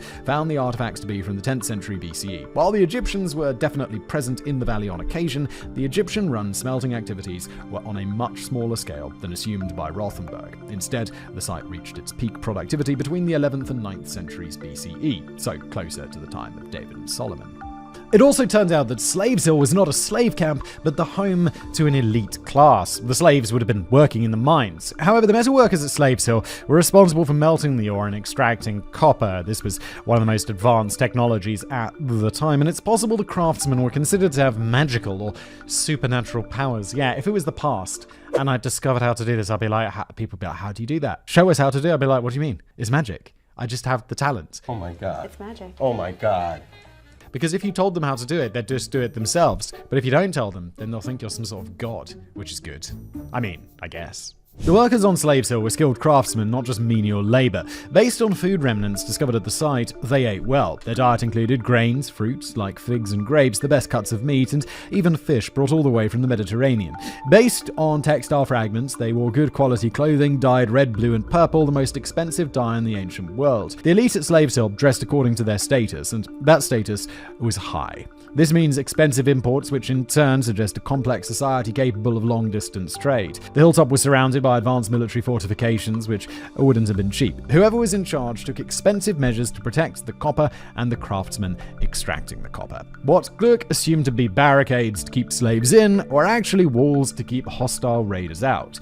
So, what does this have to do with Solomon and his mines? Well, Israel was involved in a number of military conflicts during the time of King David. One of these was a conflict between Israel and the Edomites, the main enemy of Israel in the Arava Valley. A biblical account mentions King David striking down 18,000 enemy soldiers in the Valley of Salt. According to the Bible, David's conquest of Edom was brutal. He killed every male. So if the Bible is correct and David did defeat the Edomites, it's possible that the mines were mined by the Edomites but controlled by David and Solomon. There's no evidence to back this up, but if Jerusalem Jerusalem shared the revenue generated either through military threat or peace treaty and trade agreements, it won't necessarily show up in the archaeological record. And we now know why this region was so important: copper. However, if the Edomites were advanced enough to mine and extract copper and engage in long-distance trade across the desert, why is there no trace of them? There are no structures at the site that you're normally associated with an advanced society like homes, monuments, a cemetery, or a palace. But Ben Yosef has a theory. The Edomites were nomads. They moved with the season, living in tents rather than permanent homes, and by doing that, they essentially made themselves invisible to future archaeologists. If it wasn't for the copper mines they left behind, there wouldn't be any evidence that they existed at all. However, the glaring absence of any reference to the abundance of Edomite copper in the Bible is striking. Ben Yosef suggested that this is deliberate. Tensions between Israel and Edom were high. We're talking religious hatred, and religious hatred led to some horrifying events in history. Since the copper was probably used in the temple, giving it a somewhat sacred quality, the writers of the Bible most likely didn't want to admit the copper came from them unholy Edomites. So the history of the Timor Valley has changed. It appears that the Egyptians were there first, and they built the temple to Hathor based on artifacts found at the site that date to the 13th century BCE. However, the mines only really reached their peak output after the Egyptians left. This period also coincides with the kingdom of Solomon and its neighbor Edom. While we still don't know who owned these mines, the quality of the food and clothes, as well as the mining, smelting, and transport of the copper would have been a complicated and costly affair, so the society responsible, whether they were Israelites or Edomites, had to have been sophisticated, wealthy, and probably powerful. We still don't have proof that we found Solomon's mines, but so far, it's the theory that makes the most sense to me. Solomon traded with Ophir, but that doesn't mean his mines were in Ophir. Ophir was a 3-year round trip, so Solomon wasn't trading fresh produce with them, he was probably trading precious metals, I'm guessing copper. If you don't agree with this theory, have no fear. I have a few more up my sleeve, however, be warned, while it might seem impossible, the next two theories are a little bit more fantastical. Yeah, I'm like, I don't know, okay, so it was copper, maybe, if at all. The idea that it's gold and stuff, it's just like, no. Stop looking for it, you're not going to find it. Stop playing the lottery. Ethiopia. One theory states that the Queen of Sheba didn't actually come from Zimbabwe, but rather a place closer to Israel, Ethiopia. The land of Sheba is as lost to us as Ophir and King Solomon's mines. However, some believe that Solomon and the Queen had a son. Oh, we mentioned this dude earlier. Menelik, who became King Menelik I of Ethiopia. Apparently, Solomon wanted to declare Menelik as king of Israel, but Menelik decided to return to Sheba, and in some tales, he took the Ark of the Covenant home with him. Tales. So there is a link between Ethiopia and Jerusalem, working Solomon's mines and the source of his wealth in Ethiopia. Well, the country certainly is very rich in gold, so it seems as likely a spot as any to find the mystical Ophir. Travel writer Tahir Shah wrote a book in search of King Solomon's mines exploring the Ethiopian angle. In his book, he mentions visiting the Debre Damo monastery, where he got a look at the Kebra Nagast, written in the 14th century in Ge'ez, the ancient language of Ethiopia. This 700-year-old epic details the story of the Queen of Sheba and Solomon, which is sort of the foundation of the Orthodox Ethiopian Church. According to Shah, when he asked the monk translating some of the text for him the location of King Solomon's mines, the monk got hostile, told Shah's guide that the book does indeed hold the answers to Solomon's mines, but it was not to be shared with outsiders, and promptly kicked both Shah and his guide out of the monastery. I read this excerpt from Shah's book, and while I'm not entirely convinced Shah is a good writer and it's an enjoyable read, yeah, it's a travel book, it's a tale, it's the blurring of reality and faith. Like, I don't believe this. I just don't believe this. Come on. My own research into Kebra Nagast online doesn't show any mention of King Solomon's mine specifically, so unless one of our viewers has access to the original book and can read Ge'ez, I guess we'll never know if the answers are there. Of course, this theory places Sheba, Ophir, and King Solomon's mines all in the same place, Ethiopia. Nothing in the Bible, which is the primary source for Ophir and Sheba, even suggests that this could be the same place. While this connection certainly makes for an interesting story, I'm not really sold on the idea.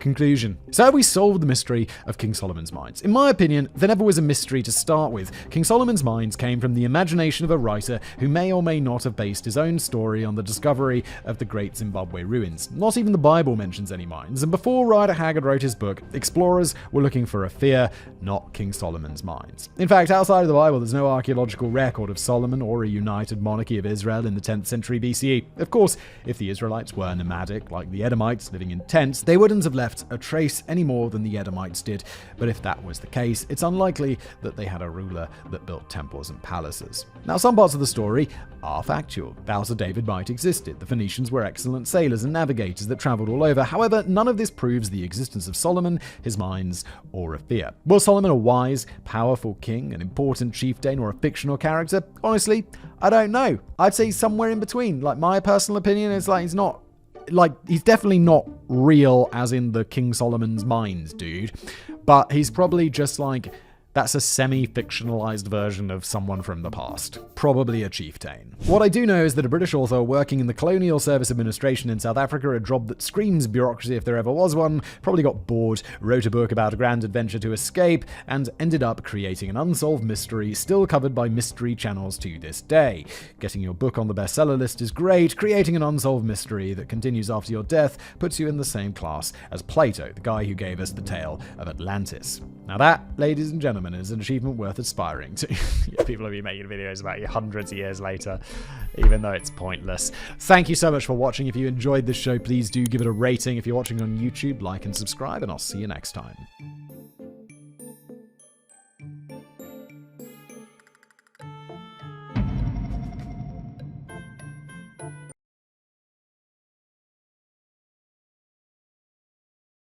Hello everybody, welcome back to another episode of Decoding the Unknown. This is The Witch of Raymire's Hollow, written by Katie, read by me. That's the format of the show. We're going to explore it together. Let's just jump in.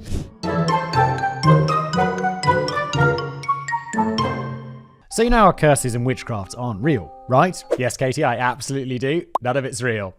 How about traditional folk remedies and natural cures for things? Might be a little bit more believable, but honestly, we'll get into this later, and let me tell you now, a lot of things conceived of in 1820 do not hold up. Yeah, natural cures, fine. Traditional folk remedies, I'm sure there's some stuff that works. All I require is that if there's some old remedy from the past, let's just give it to some scientists, and they can do some double-blind studies with placebos and such and see if it actually works. That's how they figure things out, and then they're like, oh yeah, were people eating like tree bark in the past because it had like penicillin or like some painkiller in it? And people were like, this tree bark makes you better. And I'll be like, please. And then they'd test it. They'd be like, oh, because it contains this like penicillin drug or whatever.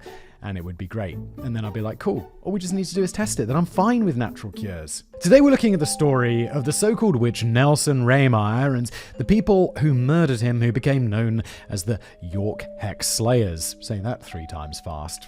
It is a mouthful. Thanks to YouTube commenter Trevin Lieb for suggesting this topic. So now let's head back to a small town in Pennsylvania, USA in the year 1928 to find out how far some people are willing to go to lift a curse. How far some people are willing to go to get rid of something that never existed in the first place because it's not real. None of this is real. What was going on in Stewartstown in 1928?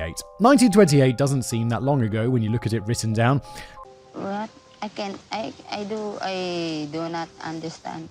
It doesn't? It's like 100 years ago.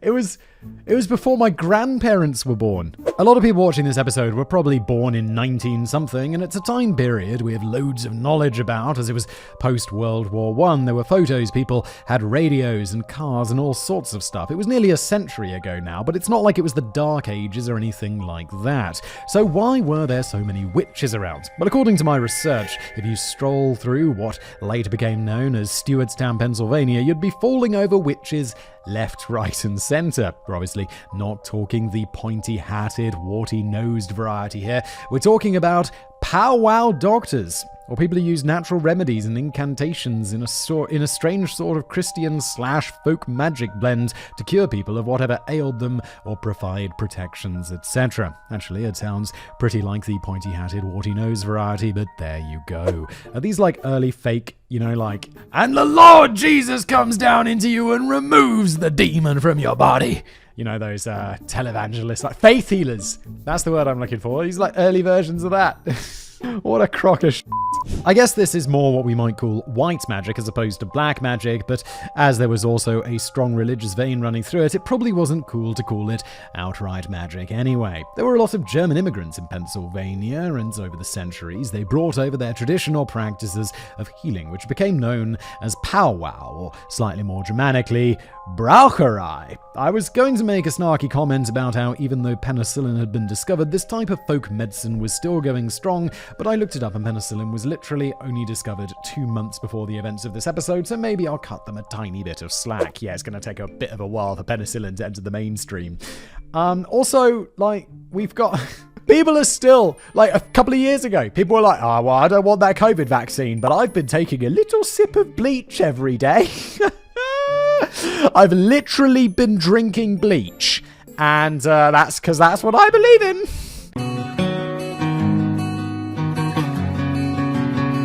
Like, even today, when we have a wide host of antibiotics and antivirals and vaccines and all that stuff, people are still like, no, I'd just rather go to the witch doctor. The witch doctor being some dodgy website or some Alex Jones star character who's selling you something that doesn't work, allegedly. Anyway, in this area of Pennsylvania at least, being a powwow doctor was quite a popular side gig for a lot of people, one of them being Nelson Rehmeyer, a 59-year-old farmer who lived by himself in a house that is now known as Rehmeyer's Hollow, or Hex Hollow. So... what was up with Nelson then, and why was he blasted for being a witch as opposed to just your common or garden variety powwow practitioner? Well, actually, it all starts with another witch, Nellie Knoll. This was more of a nickname, I think, because I've seen a couple of variations on her name, but this is the one that stuck for obvious fairy tale sounding reasons. She was known as the River Witch of Marietta. So, I guess being an out-and-out witch was okay, as long as you weren't going around hexing and cursing all and sundry. Anyway, if there weren't enough witches clogging up the place, here's another to add to the cauldron, John Blymer. I'm sorry about all the ambiguously pronounced surnames, by the way. Just pick one to stick with, Simon, and good luck. Oh, I'll probably even change their names, like Blymer, Blymere, Blymer. I'll just variate it. You know, it makes it more entertaining, doesn't it? It's more fun that way, and it's easier for me. It's good for engagement as well. This also goes out on YouTube, so there's a comment section below, and people will be like, oh, Simon, it's actually blah, blah, blah, blah. And thank you for the engagement. The Three Witches. John Blymer was born in 1895 and had met Nelson Rehmeyer when he, John, was a child. Rehmeyer had successfully performed a powwow remedy on him to cure him of a supposed hex that was causing him to waste away. Later on, Blymer worked on Rehmeyer's farm digging potatoes, so they definitely knew each other. According to the Encyclopedia of Witches, Witchcraft and Wicca, Rehmeyer was seen as, quote, a brooding giant of a man who reportedly could conjure Beelzebub, one of the major demons of hell. Better make sure you dig those potatoes properly then, boy. As he grew older, Blymer wasn't a particularly charismatic or popular chap, but he also dabbled in powwow cures, and according to the encyclopedia again, he had modest successes as a witch. By the time he was 17, however, Blymer started to be afflicted by the wasting disease he'd had as a child and had been unlucky with money. He began to think that the hex was back, and he started to become obsessed with finding out how to break the curse. He needed to find out who had cursed him in order to lift it, and he spent an absolute ton of money asking other witches to perform spells to work it out, but nothing ever came of it, and the hexer was still unknown. What a surprise. It's kind of weird that a guy who's like sort of a witch himself goes to other witches. We're back, witches. Because if you're a witch yourself, aren't you like, well, no, it's not real? Or are you that delusional? Because I know there's people who are like, think they're witches today and do curses and like edgy teenagers or whatever. And it's like, but you know it's not real because it doesn't work. It's never worked. And you see that firsthand. So why would you then think that it works for other people? It's got to be just some delusion, right? Blymer's health continued to be bad, and eventually, by 1928, at the age of 33, he was ill, divorced, and suffering from other episodes of frequent bad luck.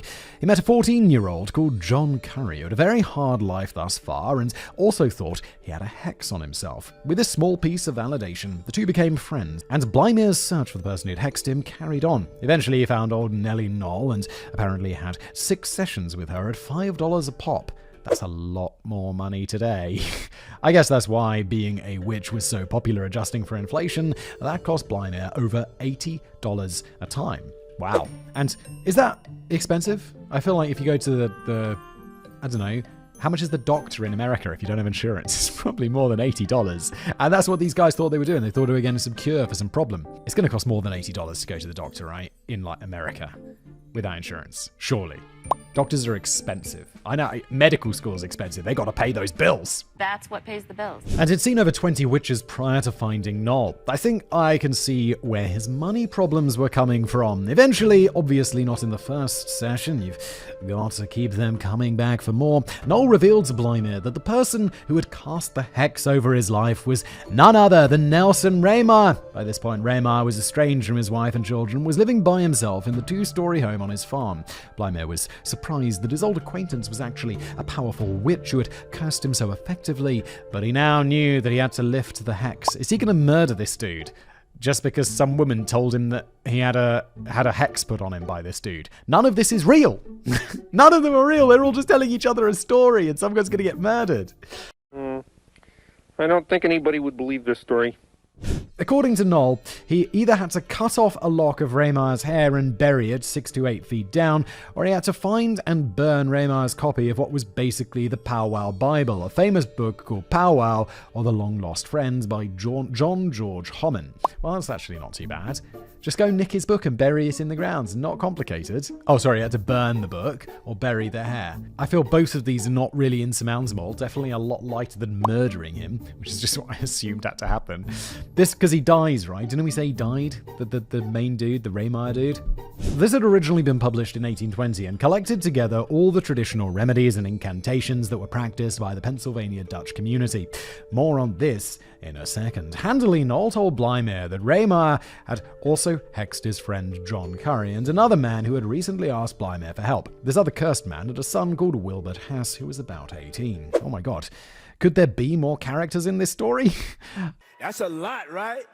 Okay, now the stage is set for the final showdown. But first, I want to sidetrack for a minute to give Simon a bit of a laugh. Oh, I'm having a laugh already, because it's all so silly. There have been mentions of powwow and incantations so far, so let's take a look at some of the examples given in the book The Long Lost Friend. I suppose this will come off as us mocking the beliefs of a bunch of early 20th century rural types, but honestly, you need to hear some of these things. Oh, I got no problem mocking people.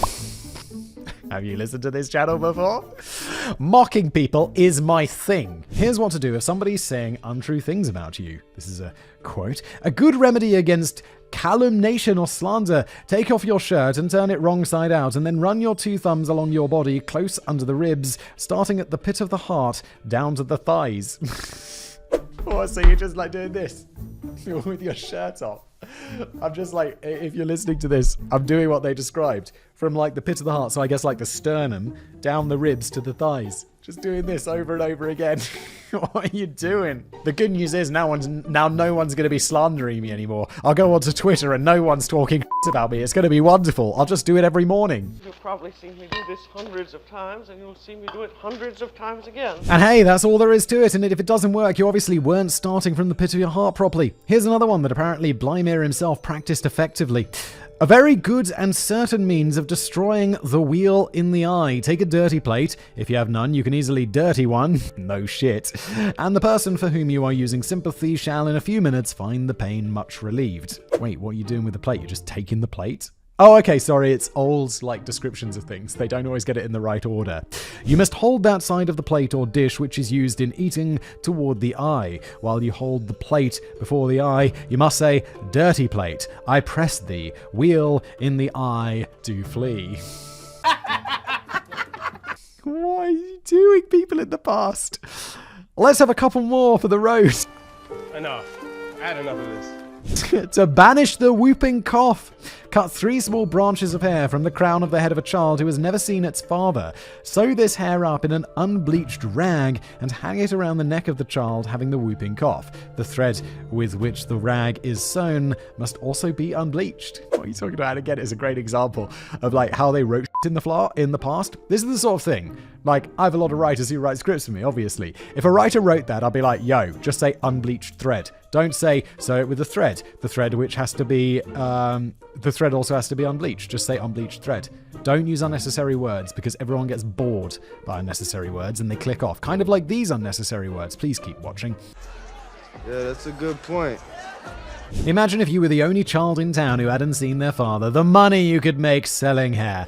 I guess a lot of fakers who had seen their dads got in on this action, though, as the cure is followed by, quote, another remedy for the whooping cough, which has cured the majority of those who have applied it. Thrust the child having the whooping cough 3 times through a blackberry bush without speaking or saying anything. The bush, however, must be grown fast at the 2 ends, and the child must be thrust through 3 times in the same manner, that is to say, from the same side it was thrust through in the first place. Okay, just say thrust through the same side. Jesus, people in the past, why did you were you getting paid by the word? I mean, good lord. Yikes. And apparently this was effective in the majority of cases. I wonder how many people tried it. Maybe any child being shoved through a thorny bush multiple times in grim silence was too scared to ever cough again. This book and the stuff in it was still being used in 1928. Yeah, I mean, it was a long time ago, but it's also like 1928, really?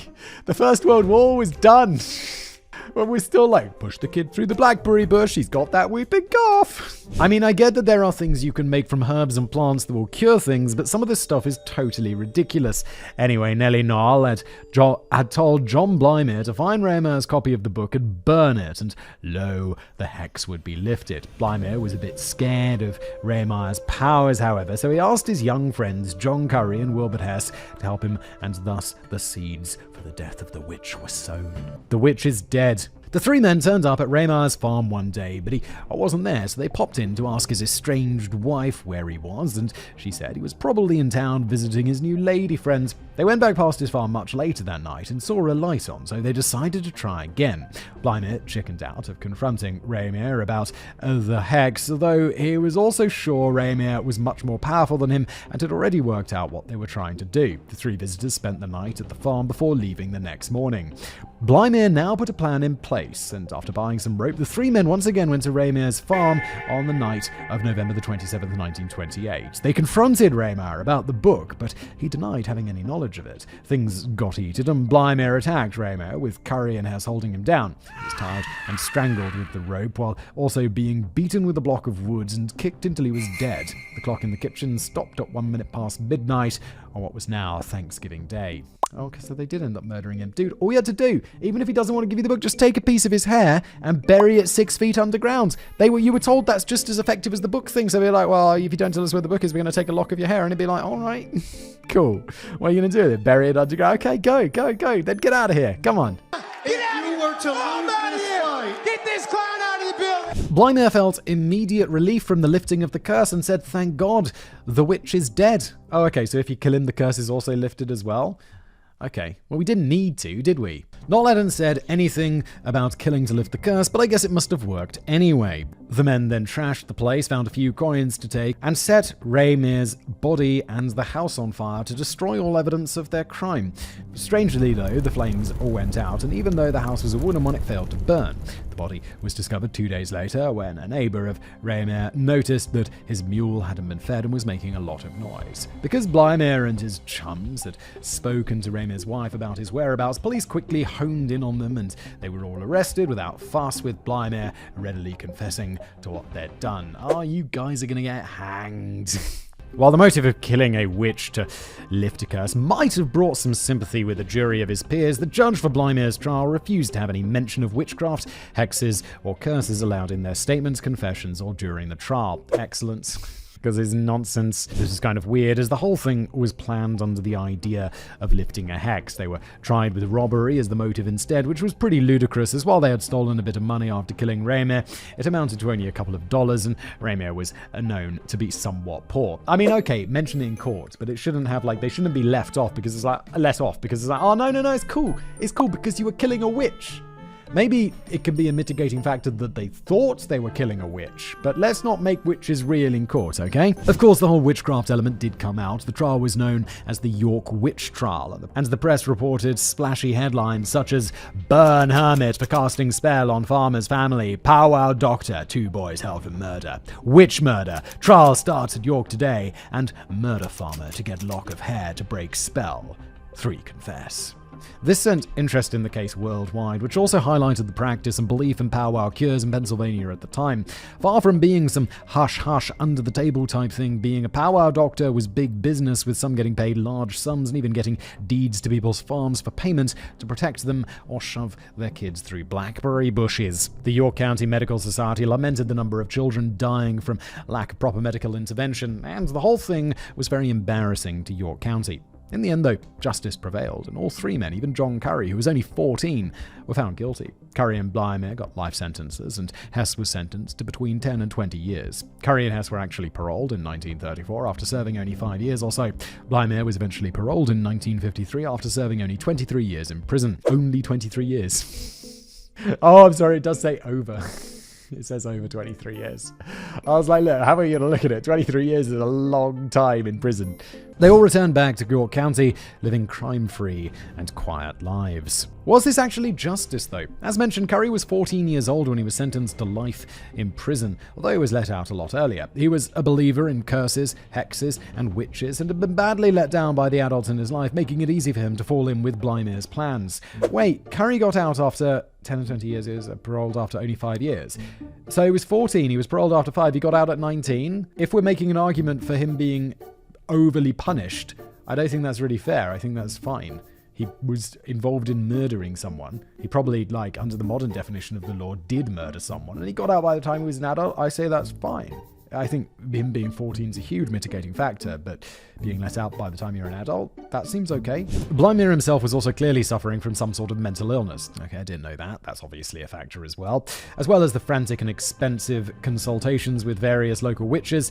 Oh, I'm sorry, Blymer's he's the other dude. He's not 14. He'd been through this whole thing with his life, and he had that crazy times. He was convinced it was his wife who'd cursed him at one point, and his father-in-law ended up getting him committed to a psychiatric hospital with a diagnosis of borderline psychoneurotic. After 48 days of being there, however, Blymer left by just walking out. His wife divorced him, and no further attempts were made to help him. And this is where it gets dicey for us looking back at the case now, because it wasn't strange or abnormal to believe in hexes and being cursed in this part of the world at the time. It seemed to be quite the norm, in fact, so the mental states of the perpetrators weren't really seen as a factor in the case. Nowadays, any murder case involving mentions of witchcraft or curses are looked at very differently, but it must be said that while it was considered an embarrassment back in 1928, even now there are traditions like powwow healing carried out all over the world. Sure, if it ain't broke, don't fix it, but if your child has whooping cough, best to take them to the doctor. Ramir's Hollow today. Because it's out in the middle of a field in a quiet area and a grisly murder with occult overtones happened there, it's no surprise to learn that what is now referred to as Ramir's Hollow or Hex Hollow has quite the spooky reputation. There have been sightings of UFOs around the area and black dogs with red eyes, though obviously there's no proof of this, and I wasn't able to find much more detail about anything weird happening there since the murder. Yeah, there's never any proof of it. Dogs with red eyes, UFOs, it's always some half-decent, half-bad photo, just never anything concrete. The fact that the house didn't burn down stoked rumors of Ramir's witchy abilities for a while. However, maybe the wood was just a bit damp, or the fire wasn't started in a good spreading area, or any of the other many reasons why it didn't reduce the house to a pile of ash. In fact, far from being a scary haunted place, the house has stayed in the Ramir family and was used as a rental home for many years, following some renovation work. In 2007, though, Ramir's great-grandson Ricky Ebar took over and has been restoring it back to what it would have looked like in 1928, presumably as a way to get the Ghostbusters and tourist dollars rolling in. While it was a creepy place anyway, it's now even more so as he's taken up the floor where his great-grandfather was beaten to death and set on fire, so you can see the place where his body actually burns through the floor. There's even a plexiglass window over it now, and apparently you can still see some blood stains there. Holy shit, dude. You capitalizing on it much? I mean, go for it, my man, but that's where my grandpappy was slain. That's his blood down there. I don't even know where Pennsylvania is. I'm just doing my generic American accent. I'm sorry. My bad. Where is Pennsylvania? It feels like it's in the northeast, because Like, this feels all very New England-y, doesn't it? I found some photos of the interior of the house on a website called housecrazyzara.life. And the author, that's a hell of a web address. And the author writes under a photo of a rather smug-looking Ricky Ebar, what a tribute he is providing for his unfortunate ancestor. You say tribute, House Crazy Sarah. I say a macabre way to make some supernatural buckaroos. Yeah, I'm with you, Casey, on this one. Tribute. Look, if I get murdered and blood seeps through the floor, don't like pull up the carpet, put a plexiglass window over it and be like, that's where Whistle Boy got murdered to make money. Unless you really need to, actually I'm kind of okay with it. I'm kind of okay with that if my, descendants want to do that. That's fine. Hey, make some money. Go, make that coin. But don't think it's a tribute. A documentary called Hex Hollow, Witchcraft and Murder in Pennsylvania was released in 2015, covering the powwow aspects of the case's motive and interviewing descendants of Raymir and Blymir. It's a credible 7.2 on IMDb right now, so maybe give it a watch if you want to find out more about the case. 7.2 is not bad. Ricky Ebar's in it too, just so you know. Okay, I've looked into it a bit further, and while it seems that the house was supposed to be open for tours when Ebar took over, because of problems with people breaking in, it's definitely not currently open, and I'm not sure it ever was. On the Facebook page for the Hex Hollow documentary, it says, quote, "We keep getting messages asking if tours of the Hex House are available. The answer is no." That's all caps no. There are no tours of the house, and at present the owner has no plans to open the house for anybody. We would also like to add that there isn't much to see anyway. The house is very small, about 850 square feet. Isn't that like 80 square meters? That's tiny. Most of Nelson's belongings have been removed because of frequent break-ins. There's no blood on the walls, only black mold, and you will not hear Mr. Raymir's spirit. If the house ever does open for tours, we'll let you know ASAP. So there you go. It's sad to say that Nelson Raymir was murdered because of the cultural beliefs of his community. Everyone believed, or at least encouraged, Blymir that someone had hexed him, and then Nellie Knoll gave him a name and a method for breaking the curse. Once the deed was done, Blymir apparently felt such relief that his suffering was over that he didn't really mind being jailed afterwards. Or was this justification for killing someone? Of course not. Raymir had absolutely nothing to do with Blymir's suffering, aches and pains, financial problems, or anything relating to him at all. The wasting disease he had cured him of was more than likely just malnutrition that Blymir eventually overcame, as it was a cure that took several months to work. It involved ants eating an egg that they had boiled in Blymir's urine, which has obviously not stood the test of time as a cure for wasting disease. What are you doing, people in the past? I have to say I'm very disappointed. It would have been more effective to just eat the egg, but hey, I guess that's why I'm not earning anything as a powwow healer. Why Knoll named Raymir is not known. Maybe Blymir suggested the name and she agreed, or she had her own axe to grind with him. She didn't instruct Blymir to murder him, however, just get some of his hair or destroy his powwow book. For all his supposed witch powers, it seems that Raymir wasn't really that difficult to destroy after all. Almost as though he was really just a normal man. Yeah, what? Maybe he was. So sad. Could he have been? Yes. This has been an episode of Decoding the Unknown. A short one today, or relatively short. Hope you enjoyed it. If you did, smash that like button. Don't forget to subscribe. If you're enjoying this in its podcast form, please leave a review. And I'll see you next time.